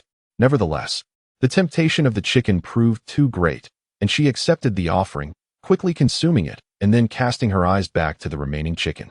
Observing this, Qi Jun promptly picked up a wing and said, Xiaoyu, here, have this. Qin Hai quickly intervened, stating, Dajuan, you needn't concern yourself with her. She already had plenty of chicken when it was stewing at noon. Children are neither starving nor full. He then gestured sternly toward Qin Xiaoyu, indicating that she should return to her own quarters. Pouting, she turned and dashed out, her eyes welling with tears. Qi Jun turned to Qin Hai, saying, Brother, look at you, she's just a child. If she wants to eat, let her enjoy it. There's more than enough. Qin Hai replied, Dajuan, do not interfere. This is the way things are. Qi Dongliang, having noticed the situation, rose from his seat, carrying his bowl as he made his way to his uncle's room. Qi Jun, seeing the chicken thigh in Qi Dongliang's bowl, smiled knowingly, having guessed his son's intentions. Instead of returning to her own room, Qin Xiaoyu hid in a dark corner of the kitchen, wiping away her tears. Qi Dongliang approached her, saying, Sister Xiaoyu, here, have this chicken thigh? Initially, she instinctively shook her head, insisting, No, you eat it. Qi Dongliang urged, I've had plenty at home. I saved this especially for you. Please eat it. Qin Xiaoyu ultimately succumbed to the allure of the chicken leg, taking it up and devouring it heartily. Qi Dongliang, observing her relish, could not help but smile with delight. The slaughtering of the pig was scheduled for early morning. Before dawn, Helpers had already arrived, igniting 2 large pots to boil water. While the courtyard was prepared for the task at hand, the Qin family rose early, with the eldest daughter, the third daughter, the second son, and the third son all returning with their families. Qi Dongliang found it impossible to return to sleep, so he donned his clothes and ventured into the courtyard to witness the pig slaughter. In his childhood, Qi Dongliang had witnessed such an event, and his memories were dominated by the chilling cries of the pig at the moment of its demise, leaving little else in his recollection. Today, he was determined to observe the entire process. The pig, raised by Qi Dongliang for nearly a year, had been confined to a separate pen the previous day. Qi Dongliang stood by the pen, gazing at the black pig, which appeared to weigh around 180 pounds. During this time, rural households typically fed their pigs with a mixture of distiller's grains, rice bran, cornmeal, wild vegetables, and spoiled greens. Achieving a weight of over 180 pounds in a year was commendable, especially as there were no fattening feeds available. Pigs were generally sold after only a few months. This pig could be regarded as a pure organic product. As the water in the 2 large pots reached a boil, the butcher called upon the helpers to enter the pen and capture the pig. The black pig, which had been leisurely enjoying its food moments earlier, seemed oblivious to its impending fate. Once its 4 hooves were tied, it sensed fear and began to squeal desperately. Its destiny was sealed. No matter how fiercely it struggled, it could not escape its fate. The onlookers lifted it onto the slaughtering table, with 2 individuals pressing down on either side, while others held its legs and ears, rendering it immobile. The butcher then produced a long knife, scraping along the pig's neck to locate the right spot, before plunging the blade in with precision. The pig immediately let out a harrowing scream and thrashed about, but the crowd held it firmly in place. A large basin was swiftly brought forth and positioned beneath the pig's neck to collect the blood. As the butcher withdrew the knife, the blood gushed forth from the incision, filling the basin in no time. As the pig's life ebbed away, its struggles gradually diminished until it lay still. Once the butcher confirmed the pig was lifeless, he directed the others to pour scalding water over its body, then took a stainless steel scraper to begin removing the hair. With each stroke of the scraper, tufts of hair fell away. In areas where the hair clung stubbornly, he would pour more boiling water to loosen it, ensuring the scraper could cleanly remove the hair. After the hair was thoroughly scraped off, the butcher made a small incision in the pig's hind leg, extending it inward about 5 to 6 centimeters. He then retrieved a steel rod, approximately 2 meters long and the thickness of a finger, and forcefully straightened the pig's hind leg, inserting the rod into the incision until it reached a depth of 1.5 meters. Slowly, he withdrew the rod and, at the opening, blew forcefully into the cavity. This act required considerable effort. After each breath, the butcher would seal the opening with his hand before taking a deep breath and blowing again, his face reddening with exertion. After a while of blowing air and feeling that the supply was insufficient, they switched to another person to continue the process, repeating this until the pig's belly was inflated. They then tied the opening at the back legs of the pig tightly with a rope to prevent the air from escaping. Subsequently, they began to strike the pig's body with a wooden stick. Qi Dongliang had witnessed the act of blowing air into a pig during a slaughter in his childhood, but back then, he merely found it amusing and never questioned its purpose. Now, having been reborn, he felt compelled to inquire about the unknown. Approaching the butcher who was vigorously beating the pig after blowing air into it, he asked, "Grandfather, what is the purpose of striking the pig after blowing air into it?" The butcher, aware that Qi Dongliang was the grandson of Qi Dongliang, explained while continuing his work, "This is done to facilitate skinning. Once the air is blown in, striking the body causes the skin and flesh to separate, allowing for a whole piece of skin to be removed." Intrigued, Qi Dongliang asked, "Why do we skin the pig during slaughter?" The butcher replied, "The leather factory purchases pig skins to make shoes and bags. An intact and unblemished pig skin fetches a high price." In that moment, Qi Dongliang comprehended that in later times, pigs were not skinned. Instead, they were sold with the skin and meat together. Shoes and bags were typically crafted from cowhide, while leather garments were often made from sheepskin. Pigskin, being less durable and resilient, had long ceased to be used for such products. As they removed the pig's head, skinned it, and opened its belly, Qi Dongliang was overwhelmed by the unpleasant odor emanating from the entrails and promptly distanced himself. He noticed Dikengzi and Xiaozizi engaging in a snowball fight outside in the yard. Had it not been for his rebirth, he would have eagerly joined them, but now he felt little interest and merely observed from the side. Qingzi spotted Qi Dongliang and called him over to join the snowball fight. Qi Dongliang shook his head to decline, leading Qingzi to believe that Qi was still upset over the matter with Ruoshui, so he refrained from inviting him again. Upon hearing Qingzi speak, Ziazuzi also noticed Qi Dongliang and shouted, "Today is Sunday. We're going up the mountain to gather vegetables to feed the pigs. The piglets grow quickly. When it's time to slaughter, we want to sell a single pound. The fat will be rendered into lard, and the lean will be stir-fried. We'll treat with the pig's tail, sell the hair, and give the pig manure to the school for the big competition." As Ziazuzi recited this nursery rhyme, several other children joined in, their voices blending into a resonant chorus. Qi Dongliang remembered the rhyme from his childhood, and as his peers chanted, the memory became vivid, prompting him to join in as well. Seeing Qi Dongliang rejoining their ranks, Ziazuzi rushed over and said, "Tainyo, shall we go set up the ice sled?" Qi Dongliang felt a surge of joy at the prospect of playing with the sled and replied with a smile, "Sure, but I don't have an ice sled." Ziazuzi assured him, "No worries, I'll lend you mine. Let us go?" Qi Dongliang asked, "Are we going now?" Ziazuzi confirmed, "Yes. The pig has just been slaughtered, and it will be a while before we can eat the pork. We can play first and then return just in time for the meal." Having lost interest in the fresh excitement of the slaughter, Qi Dongliang agreed, "All right then." Ziazuzi added, "Tainyo, just wait a moment. We'll go home to fetch the sled and come back to find you." "Okay," Qi Dongliang replied. Qi Dongliang acknowledged with a nod.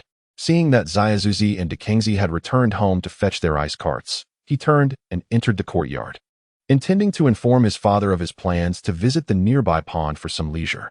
Upon entering his grandfather's kitchen, he observed two individuals busily preparing blood sausages.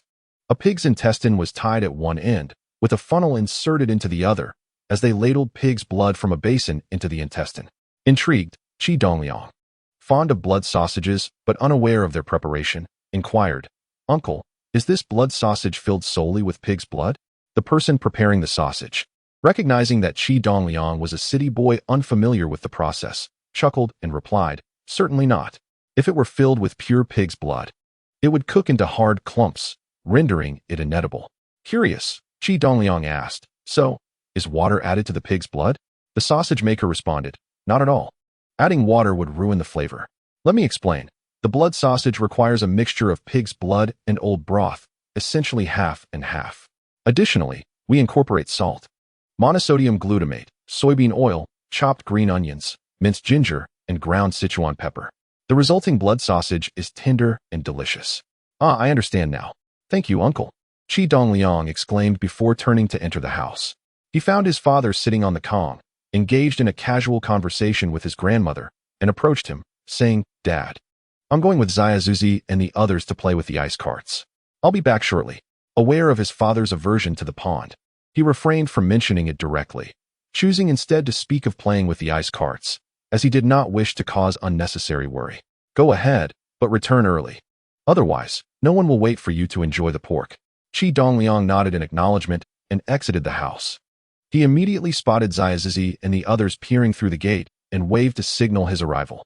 He then dashed out of the courtyard to join them as they headed toward the pond.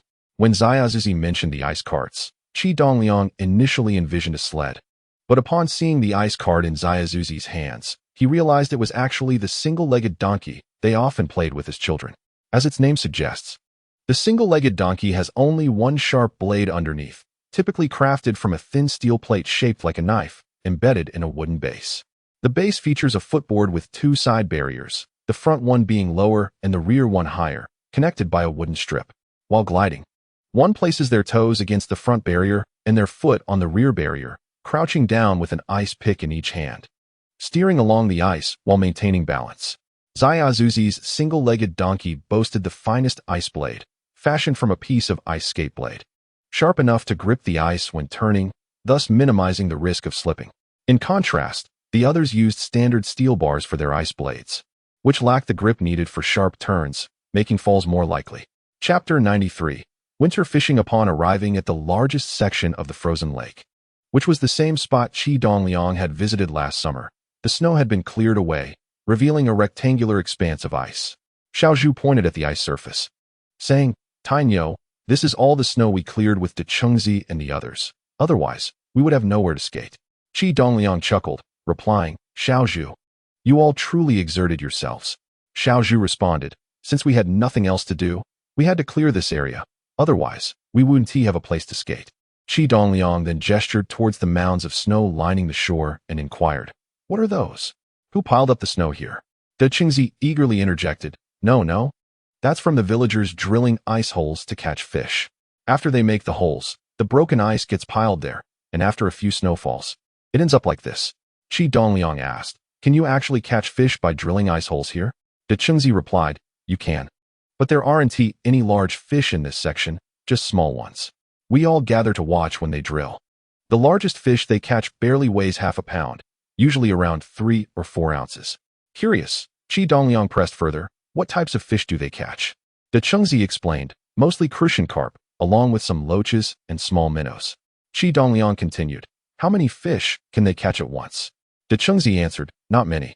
Maybe 10 or 20, weighing just 1 to 2 pounds. The most I've ever seen caught is about 2 to 3 pounds. Some people expend a great deal of effort drilling a hole, only to find no fish at all. Once they realize the fishing is poor, they stop coming. Just look at how thick those snow piles are over there." Initially intrigued by the idea of fishing through the ice, Qi Dongliang lost interest upon hearing that the catch was meager. He suggested, "Let us not talk about that anymore. Let us go skate." The friends placed the one-legged donkey on the ice and propped it up with ice poles. Xiao Zhu, eager to play, approached the ice surface but noticed Qi Dongliang standing nearby. He said, "Tainyo, why don't you play for a bit?" Observing Xiao Zhu's reluctance, Qi Dongliang waved his hand and replied, "Xiao Zhu, you go ahead. My shoes are not quite suitable for supporting the one-legged donkey. They might get damaged." Xiao Zhu glanced at Qi Dongliang's polished new leather shoes, knowing that using the one-legged donkey could wear them out quickly, leaving creases that could eventually lead to breaks. He said, "All right, I'll take a turn first. Just call me if you want to try." "Okay, you all enjoy yourselves," Qi Dongliang responded. Though Qi Dongliang had played with Wang Laoji and the others at home, he had been preoccupied since his rebirth, spending less time with them. Wang Laoji and his friends had sought him out several times, but he had declined their invitations, claiming he couldn't find the ice vehicle in the storeroom, which had left them quite displeased. In his previous life, he had occasionally visited the ice world during winter, where the plethora of snow and ice amusement activities far surpassed the simple enjoyment of a one-legged donkey. Of course, the ice world also featured nostalgic attractions, such as the two-legged ice sled and the one-legged donkey, which he had briefly indulged in, but found it tiring and lacking in amusement. After one try, he never returned to it, as the snowmobiles and snow vehicles were far more exhilarating, until Qin Xiaoyu rushed over to call Qi Dongliang and the others back for dinner. Qi Dongliang did not engage in any frivolous activities. The entire group made their way back to Qi Dongliang's grandmother's house. Upon reaching the entrance of the courtyard, Xiao Zhuji suggested, "Tainyo, you may enter the house first. We will return the ice cart and join you shortly." Qi Dongliang waved goodbye to Xiao Zhuji and the others and stepped into the courtyard, where several individuals were still occupied with various tasks. As he approached the door, he noticed a young man in his 20s, crouched in a sunlit spot by the entrance, holding a large bowl filled with soy sauce and several hefty pieces of fatty pork. The man, using chopsticks, delicately lifted the trembling pieces of fat, dipped them in the sauce, and savored each bite, relishing the rich flavors, his mouth glistening with grease. Upon witnessing the man's indulgence in pure fat with no lean meat in sight, Qi Dongliang felt a wave of nausea wash over him, prompting him to cover his mouth and rush indoors. He had always detested fatty meat. Even a single morsel would trigger an overwhelming sense of revulsion, compelling him to expel it immediately. In his grandmother's room, there were 2 tables in both the north and south corners, and 2 more in the kitchen, making a total of 6 tables laden with feast-worthy dishes: sauerkraut stewed with meat, blood sausage, bone-in meat, stir-fried pork intestines, and lung strips, accompanied by bulk liquor. Qinda provided the highest honor to the butcher, seating him at the head of the South Kong, with Qin Hai and Qi Jun accompanying him for drinks. As Qi Dongliang returned late, his aunt Lu Chuanxiang called him and Qin Xiaoyu to the table on the North Kong. Although the pork was sourced from his grandmother's own farm, ensuring its quality, Qi Dongliang could only manage a few pieces of bone-in meat and sauerkraut blood sausage with rice before feeling satiated. He set down his chopsticks and addressed Lu Chuanxiang, saying, "Aunt, I am full. Please enjoy your meal." Seeing his modest portion, Lu Chuanxiang quickly insisted, "How can you be satisfied with such a little meat? Come, Have some more. Qi Dongliang, putting on his shoes, replied, I truly am quite full. I cannot eat another bite. I think I will go out to play. With that, he dashed out of the room. Due to the large number of helpers and family friends, 6 tables were insufficient. After the first 6 tables were cleared, 3 more were added to accommodate everyone. Qi Jun, needing to return to Gujang for work after lunch, decided to leave Qi Dongliang at his father-in-law's home for a few extra days. As he departed, Qin Dachuan insisted on giving him a piece of meat. Despite Qi Dongliang's numerous protests that his household had enough meat, Qin Dachuan was adamant, and eventually, Qi Dongliang had no choice but to accept the pork as he boarded the train. The following day marked the celebration of the Little New Year, observed in the countryside with 2 meals. After finishing the morning meal, which extended past 9 o'clock, Qi Dongliang expressed his keen interest in ice fishing, urging his uncle to take him to the ice holes. Qin Hai, who had no pressing engagements, equipped himself with an ice auger, shovel, and net, and accompanied Qi Dongliang to the fishing site. Upon arrival, Qin Hai assessed the location and opted to drill a hole near the ice rink that Xiao Zhuji and the others had cleared. Qi Dongliang, curious, inquired, Uncle, why are you drilling here?